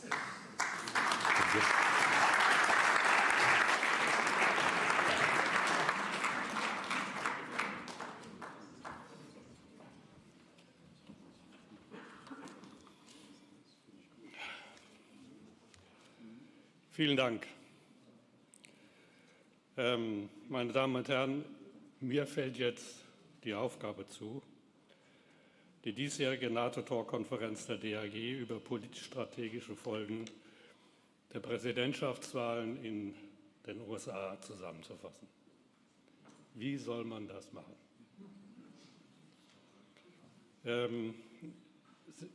Zwar steht das im Programm, aber ich glaube, so viel kann man zu Beginn schon einmal sagen. 2 Dinge. Wir lagen mit der Entscheidung richtig, 2 Tage nach der Wahl in den USA diese Konferenz zu machen. Wir waren sozusagen top aktuell.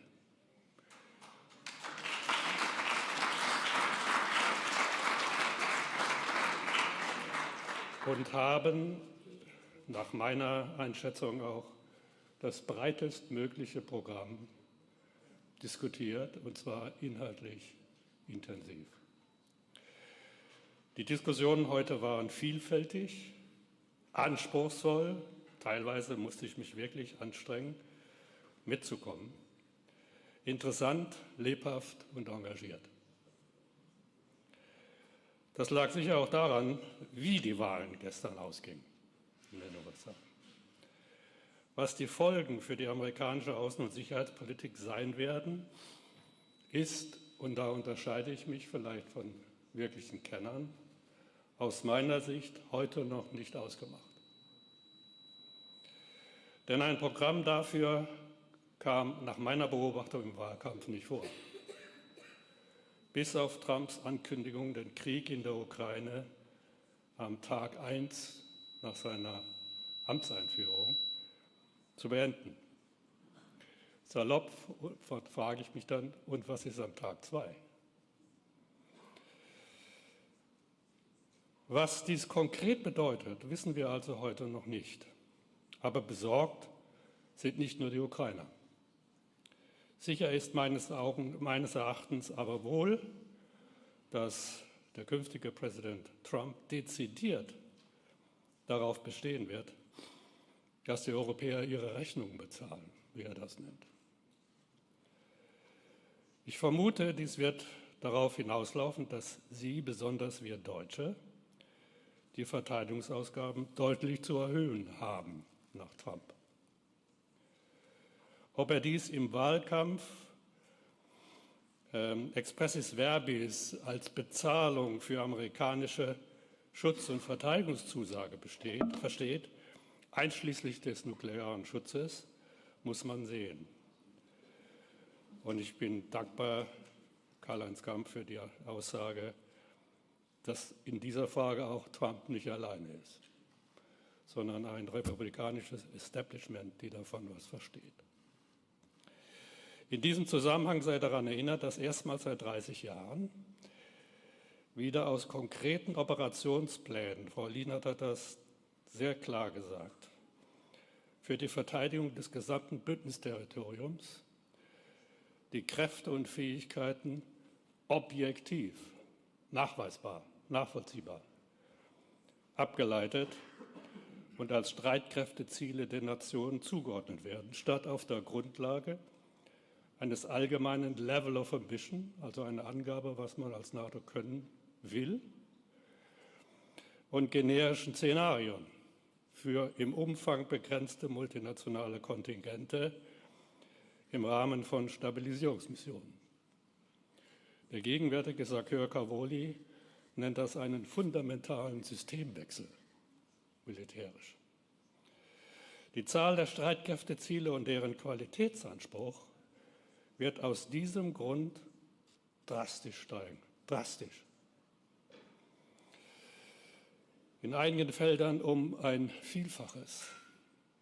Ich will nicht sagen viel Hundertfaches, aber Vielfaches, wenn Sie allein an Luftverteidigung denken. Dadurch, dass wir jetzt das gesamte Territorium zu schützen, zu verteidigen haben, sind die Ziele, die man schützen muss, um ein exponentiell will ich nicht sagen, aber Vielfaches gestiegen. Und wir haben nicht die Mittel dafür, sie schützen zu können. Und diese Ziele muss man schneller erreichen als bisher. In der NATO-Streitkräfteplanung spricht man von 6 Jahren, das ist der Kurzfristzeitraum. Das wäre bis 2030. Das ist das Zieldatum, das auch Pistorius immer wieder nennt. Damit die NATO also bis zu diesem Zeitpunkt verteidigungsfähig wird. Hinreichend. 2% des Bruttoinlandsprodukts für den Verteidigungshaushalt wird ab 2025, wenn die neuen Streitkräfteziele vorliegen, aus den genannten Gründen definitiv nicht ausreichen. Auch weil sich die Nation auf die Guideline von mindestens 2%, was ja impliziert, dass es mehr sein sollten. Es werden aus meiner Sicht 3% oder sogar mehr sein müssen. Ein Präsident Trump wird darauf bestehen, dass dies die Rechnung ist, die wir und die anderen Europäer bezahlen müssen. Und ich finde, da hat er recht. Mehr an Zusammenfassung traue ich mir an dieser Stelle nicht. Nicht zuletzt, weil Sie alle Ihre Schlüsse gezogen haben, vermutlich über das, was heute diskutiert wurde. Und jeder seine eigene Zusammenfassung schon hat. Dagegen will ich Ihnen am Schluss ein paar weiterführende Gedanken anbieten. Ich möchte mit der Begebenheit beginnen, die noch nicht lange zurückliegt. Der vormalige Generalsekretär der NATO, Jens Stoltenberg, wurde im September mit Glanz und Gloria in Brüssel aus seinem Amt verabschiedet. Mit dem Abschied Stoltenbergs Ende September ging im NATO-Hauptquartier in Brüssel eine Art Ära, eine 10-jährige Ära zu Ende. Ich hatte den Vorzug, einige Jahre dabei zu sein, aber das liegt schon lange zurück. Der Generalsekretär ist Sicht und Stimme der NATO. Er agiert als Manager der Konsensbildung unter 32 Nationen. Stoltenberg hat diese Ära der NATO-Entwicklung wesentlich mitgeprägt. In der zweiten Septemberhälfte hielt er eine Art Abschiedsrede. Seit 2014 veränderte sich die sicherheitspolitische Lage in Europa und auch weltweit von Grund auf. Und die NATO vollzog nach seinen Worten die größte Transformation in einer Generation. Sie hat die Verteidigungsfähigkeit an ihrer östlichen Flanke massiv gestärkt. So Stoltenberg. Auf insgesamt 500.000 Truppen. Sagen wir so, jedenfalls dem Plan nach noch. In hoher Einsatzbereitschaft. Die Zahl der Verbündeten, die mindestens 2% ihres Bruttoinlandprodukts für Verteidigung aufwenden, ist von 3 auf 23 gestiegen. Das ist schon etwas, was man Trump vorweisen kann. Der NATO-Gemeinschaftshaushalt hat sie verdoppelt, 4 weitere Nationen aufgenommen und mit Finnland und Schweden die gesamte nordisch-baltische Region mit der Ostsee quasi unter ihre Obhut genommen. Man kann es auch anders formulieren, als geostrategische Einheit unter Kontrolle der NATO gebracht, jedenfalls Russland gegenüber.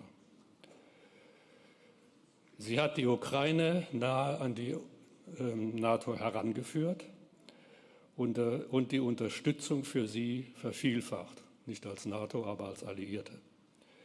Die Zusammenarbeit mit der EU verstärkt und die Beziehung zu den 4 Demokratien in Indo-Pazifik, Australien, Neuseeland, Japan und Südkorea, deutlich ausgebaut. Stoltenberg führte dann aus, was das Bündnis aus der Erfahrung der Zeitwende seit 2014 in Zukunft tun und lassen sollte, um weiter als das erfolgreichste und am längsten bestehende Bündnis der Geschichte zu bleiben. Aus seiner Sicht müssen die Alliierten 5 Herausforderungen bestehen. Ich will sie Ihnen kurz vorstellen, weil sie aus meiner Sicht auch als eine Art Teilzusammenfassung und als Ausblick für unsere Konferenz gelten könnten, wie auch als Lehren für den Weg der NATO in die Zukunft. Erstens, Sicherheit hat ihren Preis. Das haben wir ausgiebig besprochen. Die Verteidigung des gesamten Bündnisgebiets ist ausgeplant, die Pläne politisch gebilligt, die neuen Fähigkeitsziele für die Nationen und für die Implementierung der Pläne müssen erfüllt werden. Sie verlangen erheblich, sagt Stoltenberg, mehr Ressourcen für Verteidigung als 2%. Im nächsten Jahr werden die NATO-Streitkräfteziele der Nation zugeteilt, je nach deren Potenzial im Rahmen fairer Lastenteilung. Also jeder kriegt ein Paket, aber unterschiedlich groß. Freiheit ist wichtiger, das ist eine zweite Schlussfolgerung, Freiheit ist wichtiger als Freihandel.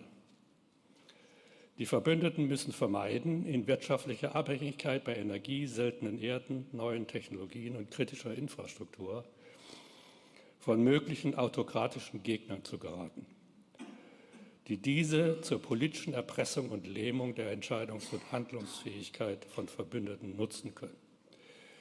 Die vergangene Erfahrung mit Russland muss im künftigen Verhältnis zu China vermieden werden. Aber Protektionismus gegenüber Verbündeten dient der gemeinsamen Sicherheit auch nicht. Sogar gegen den NATO-Vertrag, Nordatlantikvertrag. Drittens. Militärische Stärke ist Voraussetzung für erfolgreichen Dialog mit Gegnern wie Russland. Die Beendigung des Krieges in der Ukraine durch Aufgeben führe nicht zum Frieden, sondern zu russischer Besatzung und Unterdrückung. Je mehr Waffen die Ukraine dagegen erhält, desto eher kann der Krieg beendet und Frieden erreicht werden, sagt Stoltenberg. Jede künftige Abmachung mit Russland muss durch starke militärische Unterstützung der Ukraine, glaubwürdige Sicherheitsgarantien und daher letztlich durch deren NATO-Mitgliedschaft abgesichert werden. Klammer auf, die NATO hat das entschieden. Zweimal. In Vilnius und jetzt in Washington. Unumkehrbarer Weg in die NATO. Dauerhafte Sicherheit Europas verlangt eine unabhängige, stabile Ukraine. Viertens, militärische Macht hat ihre Grenzen. Der Einsatz in Afghanistan hat die NATO die Grenzen militärischer Macht gelehrt. Was als ein Antiterrorismuseinsatz begann, geriet zu einem lang andauernden und immer umfangreicheren Versuch, einen geeinten demokratischen Staat aufzubauen.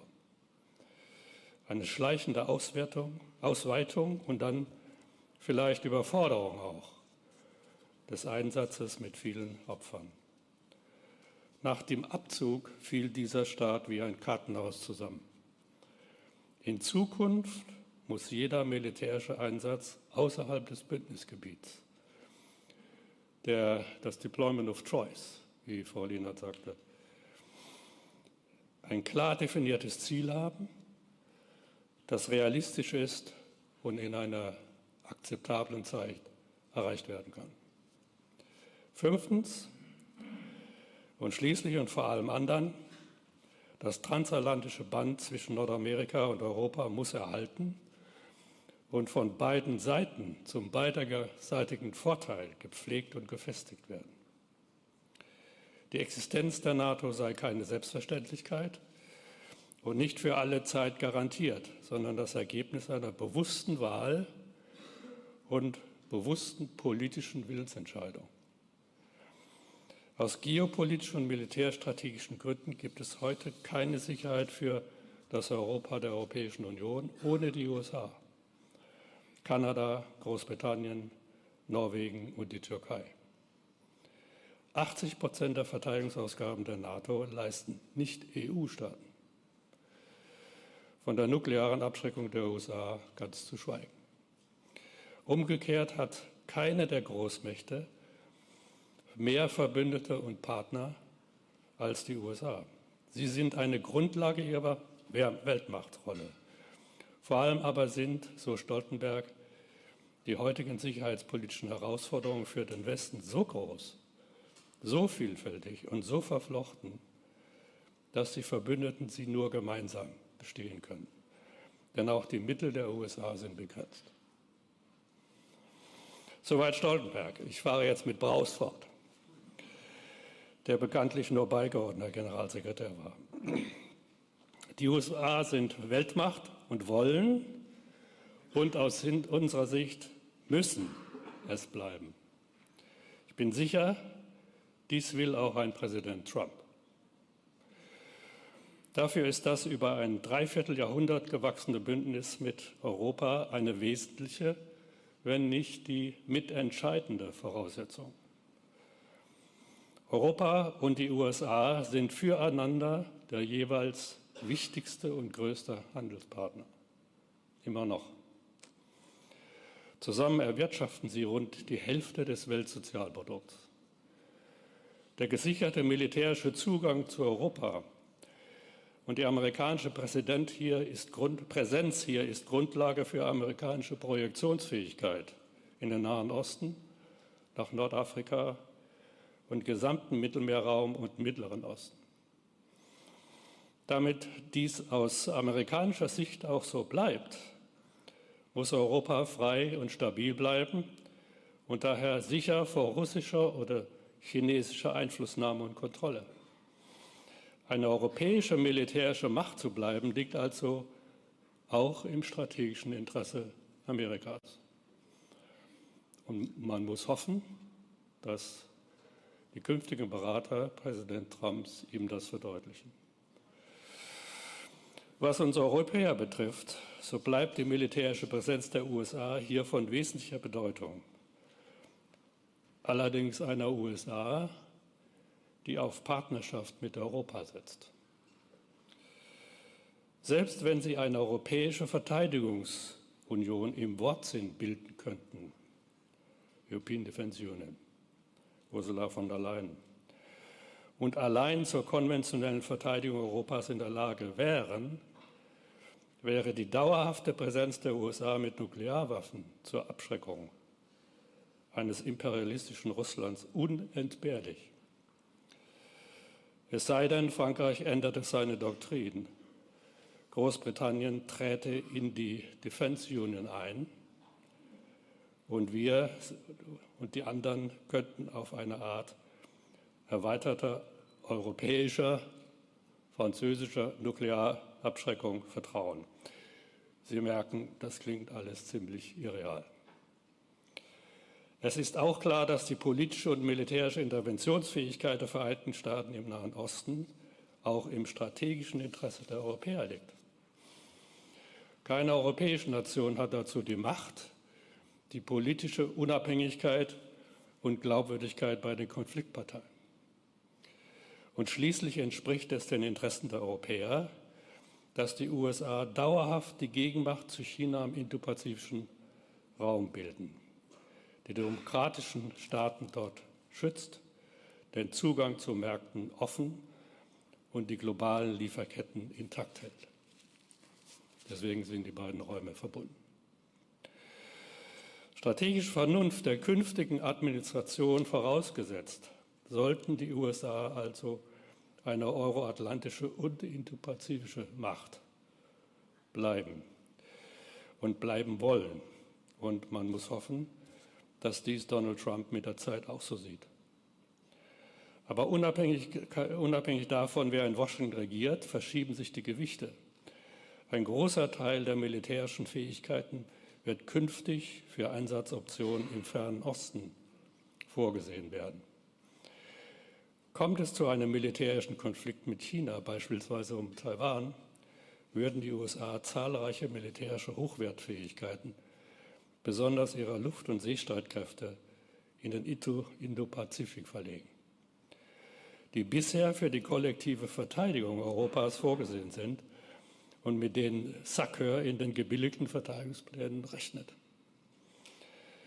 Die europäischen Verbündeten mit Deutschland an erster Stelle müssten die Lücken füllen. Sie müssen die USA daher im euroatlantischen Raum entlasten. Im Rahmen der NATO-Fähigkeitsplanung muss es also zu einer veränderten Verteilung der Lasten zugunsten der Amerikaner kommen. Nicht morgen, aber in der Perspektive. Um in einem größeren, globalen und politisch-strategischen Bemessungsrahmen Fair Burden Sharing sicherzustellen. Denn es ist auch in unserem vitalen Interesse, wenn die USA Aufgaben im Fernen Osten übernehmen, um dort Stabilität zu erhalten. Das bedeutet, dass die Europäer künftig selbst deutlich mehr für die Verteidigung aufbringen müssen. Zusammen verfügen die in der EU organisierten Europäer über das weltweit zweitgrößte Bruttoinlandsprodukt. Immer noch knapp vor China. Das Bruttoinlandsprodukt Großbritanniens und Norwegens käme noch hinzu. Eine veränderte Lastenteilung in Europa muss also möglich sein, denn strategisches Burden Sharing ist kein Zugeständnis an die USA und auch nicht an Trump. Das ist das, was Frau Haber im ersten Panel und Camille Grand sagten. Es geht darum, dass wir unsere eigenen Interessen deutlich machen, als Europäer gemeinsam handeln und so der amerikanischen Regierung gegenübertreten. Dabei kommt es auf diejenigen Fähigkeiten an, die in der Ukraine am meisten gebraucht werden und die in den Inventaren der Europäer die größten Lücken darstellen. Zuerst Luftverteidigung, dann weitreichende Flugkörper und Artillerie, Drohnen und Artilleriemunition. Ein, wie ich das nennen würde, New Transatlantic Compact. Eine neue transatlantische Übereinkunft stünde der 75 Jahre alten transatlantischen Allianz gut zu Gesicht. Die europäischen Verbündeten könnten sich beispielsweise verpflichten, bis 2030 50% der Hochwertfähigkeiten bereitzustellen, die die NATO für die Verteidigung Europas braucht. Das bedeutete die vielberufene Stärkung des europäischen Pfeilers der Allianz, zu der dann auch die EU beitragen müsste und könnte. Was hinter dem Satz steht, ist eine ganze Theorie, wie man die beiden Fähigkeitsplanungsprozesse integriert. Wenn sich die Verbündeten dem Konzept einer neuen transatlantischen Übereinkunft zu eigen machen und die Stoltenbergschen Lehren beherzigen, sollte man meinen, dass sich die NATO auch in den künftigen Herausforderungen bewähren. Auch einer Achse der Autokraten gegenüber, Russland, China, Nordkorea und Iran. Ihr wird dabei helfen, was die besonderen Stärken des Sicherheitsbündnisses zwischen Nordamerika und Europa ausmacht, seine Alleinstellungsmerkmale. Und im Jahr des 25-jährigen Geburtstags ist es angemessen, sich diese ins Bewusstsein zu rufen. Die gleichberechtigte Integration von großen und kleinen Nationen, in Anführungszeichen. Das Schutzversprechen für deren Bündnispartner durch allen anderen und das erfolgreiche Ringen um Konsens.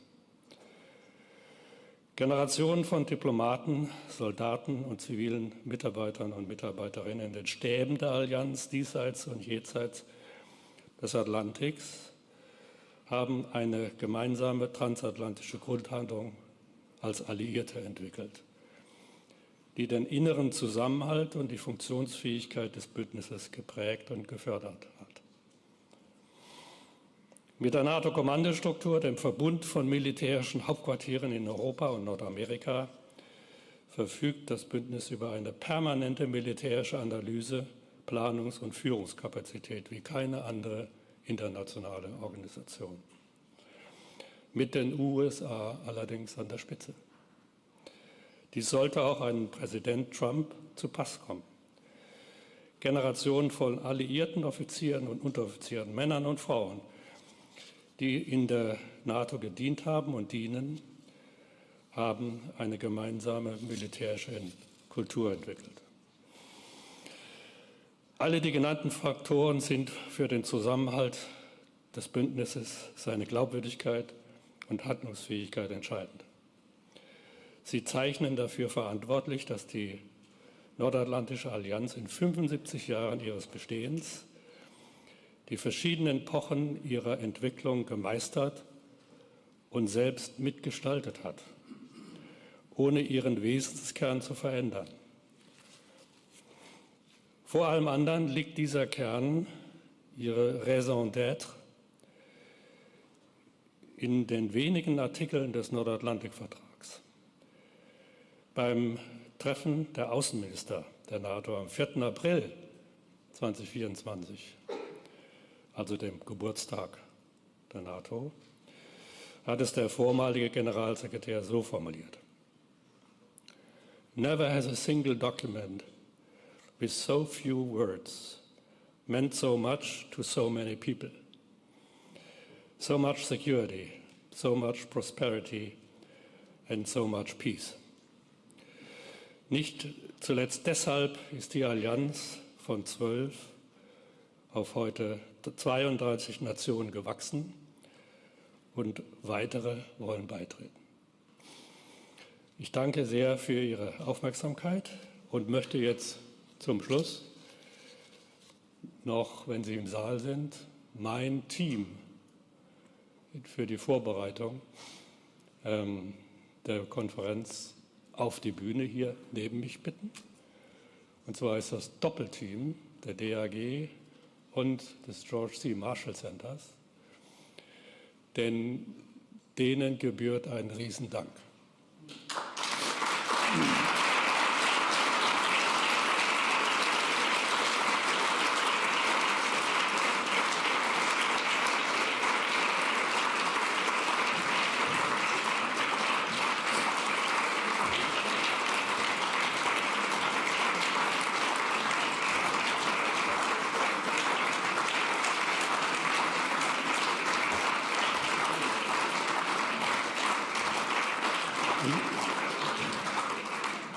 Ich will nur, und das Team will mir das bitte verzeihen, eigentlich 5 nennen. Erst aus meiner Truppe, also der DAG-Truppe, den Dr. Fischerek. Wir haben über Wochen und Monate nicht nur die Konferenz vorbereitet, und das war oft genug ein druckvolles, von Enttäuschungen, Höhen und Tiefen geprägtes Geschäft, bis wir alle die tollen Moderatoren, Moderatorinnen und Panelisten zusammen hatten. Und zweitens haben wir beide sozusagen an den Broschüren gearbeitet, auch in der Unterstützung von General Naumann. Und wer es nicht gemacht hat, dem kann ich nur sagen, es ist teilweise ein Albtraum. Das Korrekturlesen von PDF-Dateien und dann verbessern. Also er war mein wesentlicher Mitarbeiter, aber auch die anderen aus dem DAG-Team. Da hinten sitzt einer verschnupft, der Dario Weiland, der für die gesamte Medienentwicklung und Betreuung zuständig ist.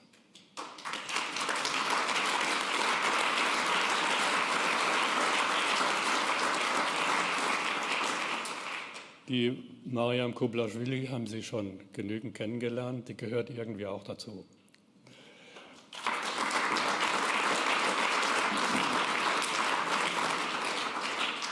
Und dann darf ich von meiner Seite den beiden Teammitgliedern des George C. Marshall Center herzlichst danken. Einer steht hier.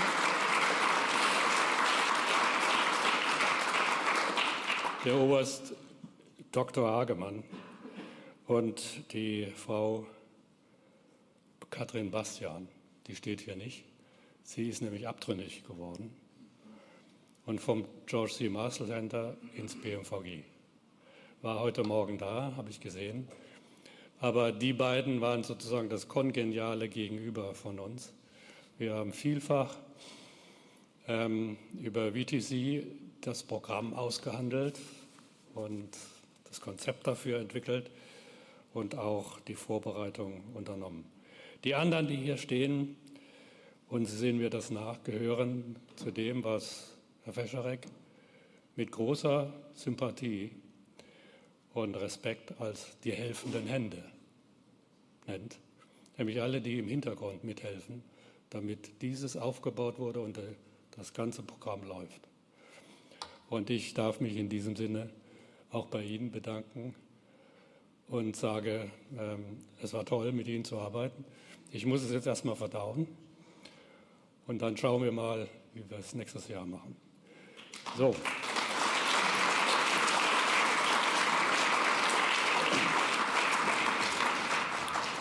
Vielen Dank, General Secretary. Richtig?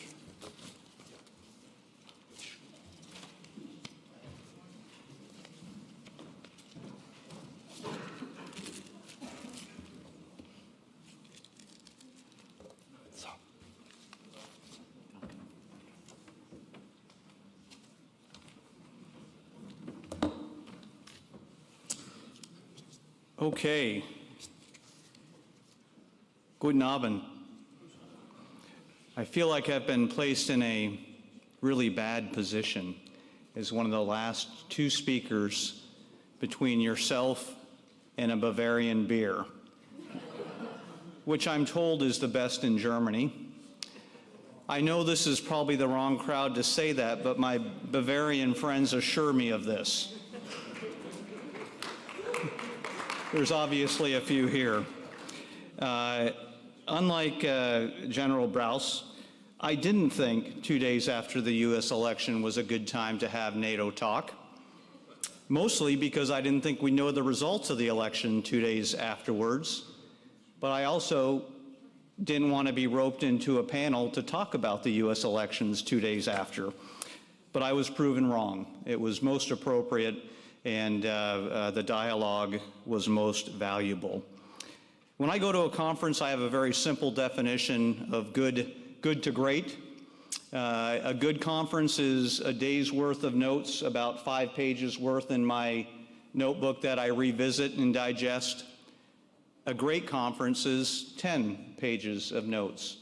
And today I walk away with 14 pages of notes. So I think we can easily swing the gavel and pass the judgment that this indeed was a great conference today. I want to give special thanks, not mentioned, to our interpreters, Claudia and Melita, part of the Marshall Center team, couldn't step forward because they're busy still, without whom I don't think I would have made it through today. So resuming my notes, for me personally, the leitmotif of this conference could be summarized with one word, and that word is change. We see this reflected in the recent political developments on both sides of the Atlantic. We discussed it this morning, analyzed the impact on the security architecture, as well as the ongoing war in Ukraine.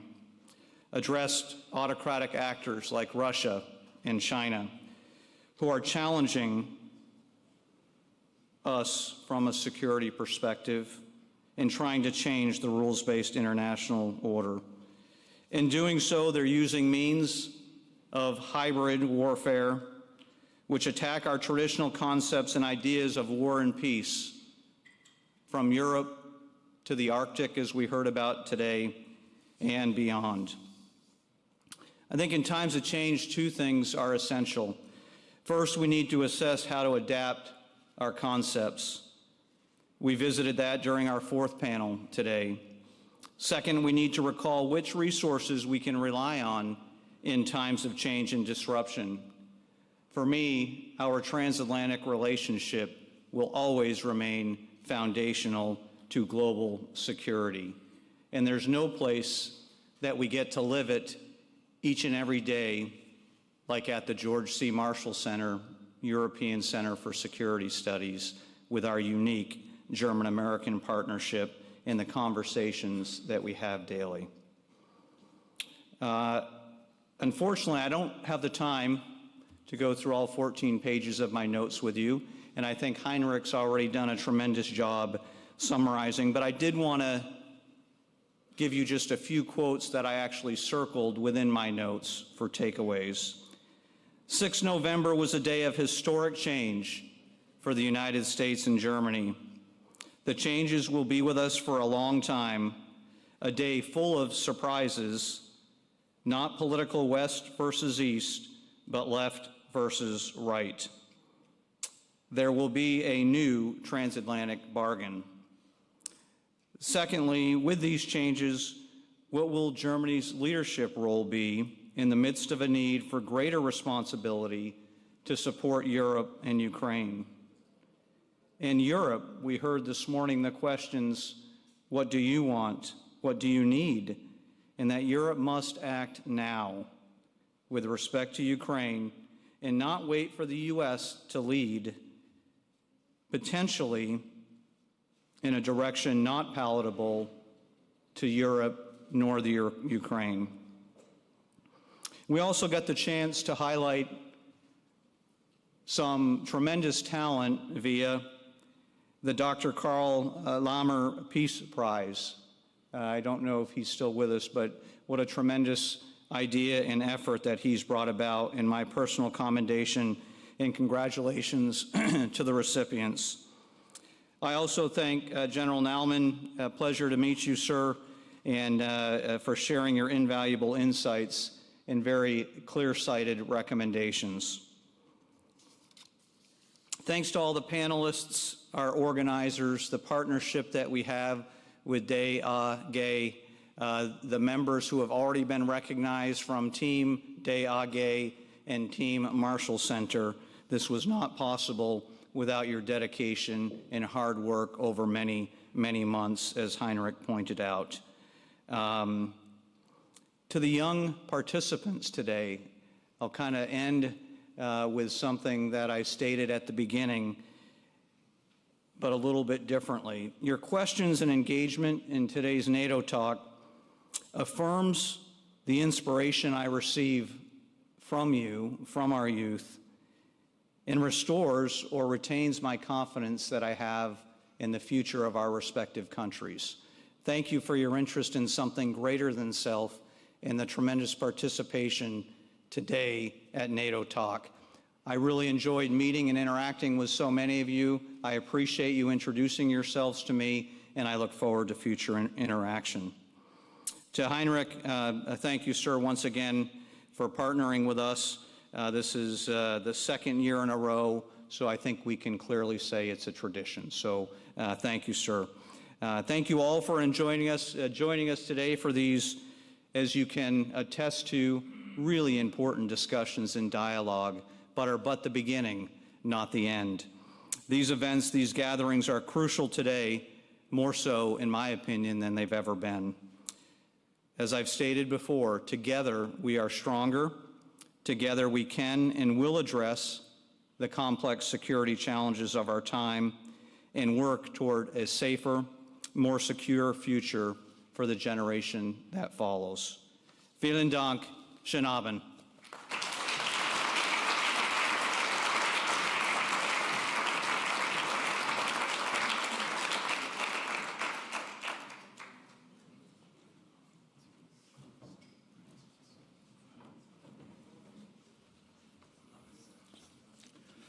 Lieber Herr General Seguin, meine sehr verehrten Damen und Herren, keine Angst, es folgt jetzt kein abschließendes, umfängliches Referat, sondern ich habe die Aufgabe übernommen, sehr gerne übernommen, will ich sagen, einer Bitte von unserem Präsidenten nachzukommen. Der Christian Schmidt musste den letzten Flieger nach Sarajevo erwischen und deswegen hat er mich gefragt, ob ich das Schlusswort sprechen will, und das will ich gerne tun.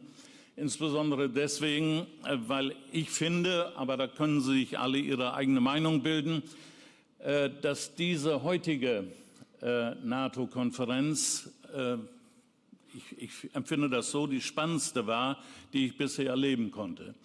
Das ist natürlich einmal selbstverständlich allen Teilnehmern hier geschuldet, die ihren Beitrag geleistet haben.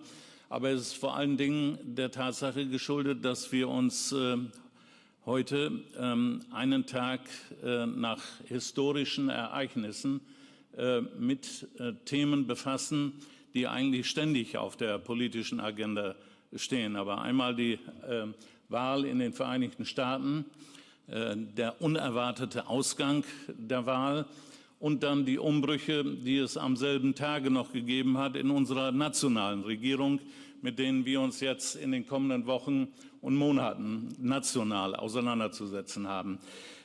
Das wird sicher auch ein Thema werden der deutschlandländischen Gesellschaft, insbesondere, und das haben wir Entschuldigung, auf dem letzten Panel insbesondere gesehen.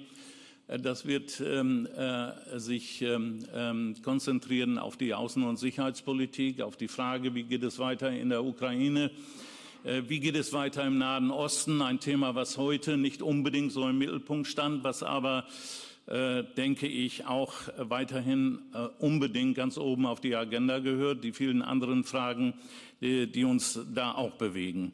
Also alles in allem haben wir es heute dann auch in der Abrundung mit dem spannenden Interview mit Klaus Naumann, haben wir es heute zu tun gehabt mit einem bunten Strauß von unglaublich spannenden, wichtigen Themen, die, wie gesagt, in den kommenden Wochen und Monaten uns weiterhin beschäftigen werden.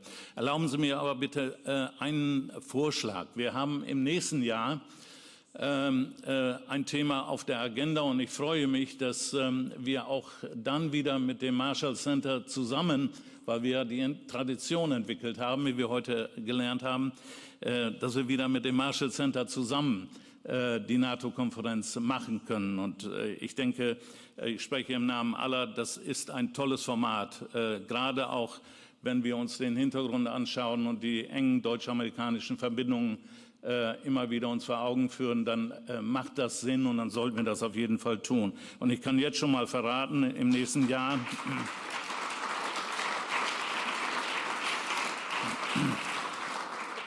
Im nächsten Jahr wird als Thema auf der Agenda stehen 70 Jahre deutscher Beitritt zur NATO. Das liegt eigentlich auf der Hand. Natürlich ist das ein wichtiges Jubiläum und natürlich müssen wir das hier diskutieren. Aber und jetzt kommt mein Wunsch, ich würde mich freuen, wenn wir dann noch ein paar mehr Uniformträger hier im Saal hätten. Das sage ich als alter Wehrbeauftragter. Ich habe vorhin mal so ein bisschen durch die Reihen geschaut. Natürlich sind einige Uniformträger da, sind auch etliche ehemalige Uniformträger da, die dürfen wir nicht vergessen. Aber ich hatte in der Pause Gelegenheit, mit einer Abordnung von Kameradinnen und Kameraden aus Büchel zu sprechen, die hier an einer Fortbildung teilnehmen, mehr nach dem Zufallsprinzip. Das sollten wir, wenn ich das an unsere eigene Adresse sagen darf, nächstes Mal ein bisschen systematisieren und vielleicht einige Truppenteile gezielt ansprechen, damit wir das Thema dann auch verbinden mit denen, die für unsere Sicherheit jeden Tag ihren Kopf hinhalten, ihre Gesundheit und im erforderlichen Fall auch ihr Leben einsetzen, um die Sicherheit zu gewährleisten. Das wäre nach meiner Auffassung eine schöne Sache. In diesem Sinne, meine sehr verehrten Damen und Herren, vielen, vielen Dank. Ich will nicht alle Dankesworte wiederholen, jetzt alles gesagt worden, aber eines darf ich noch sagen, ich darf Ihnen ganz herzlich danken dafür, dass Sie heute hier sind, dass Sie die Debatten begleitet haben, auch mit Beifall unterstützt haben. Und ich darf Sie herzlich ermuntern, erzählen Sie es weiter, was hier für eine tolle Veranstaltung heute stattgefunden hat. Und kommen Sie nächstes Jahr wieder. Wir würden uns freuen. In diesem Sinne alles Gute, schönen Abend.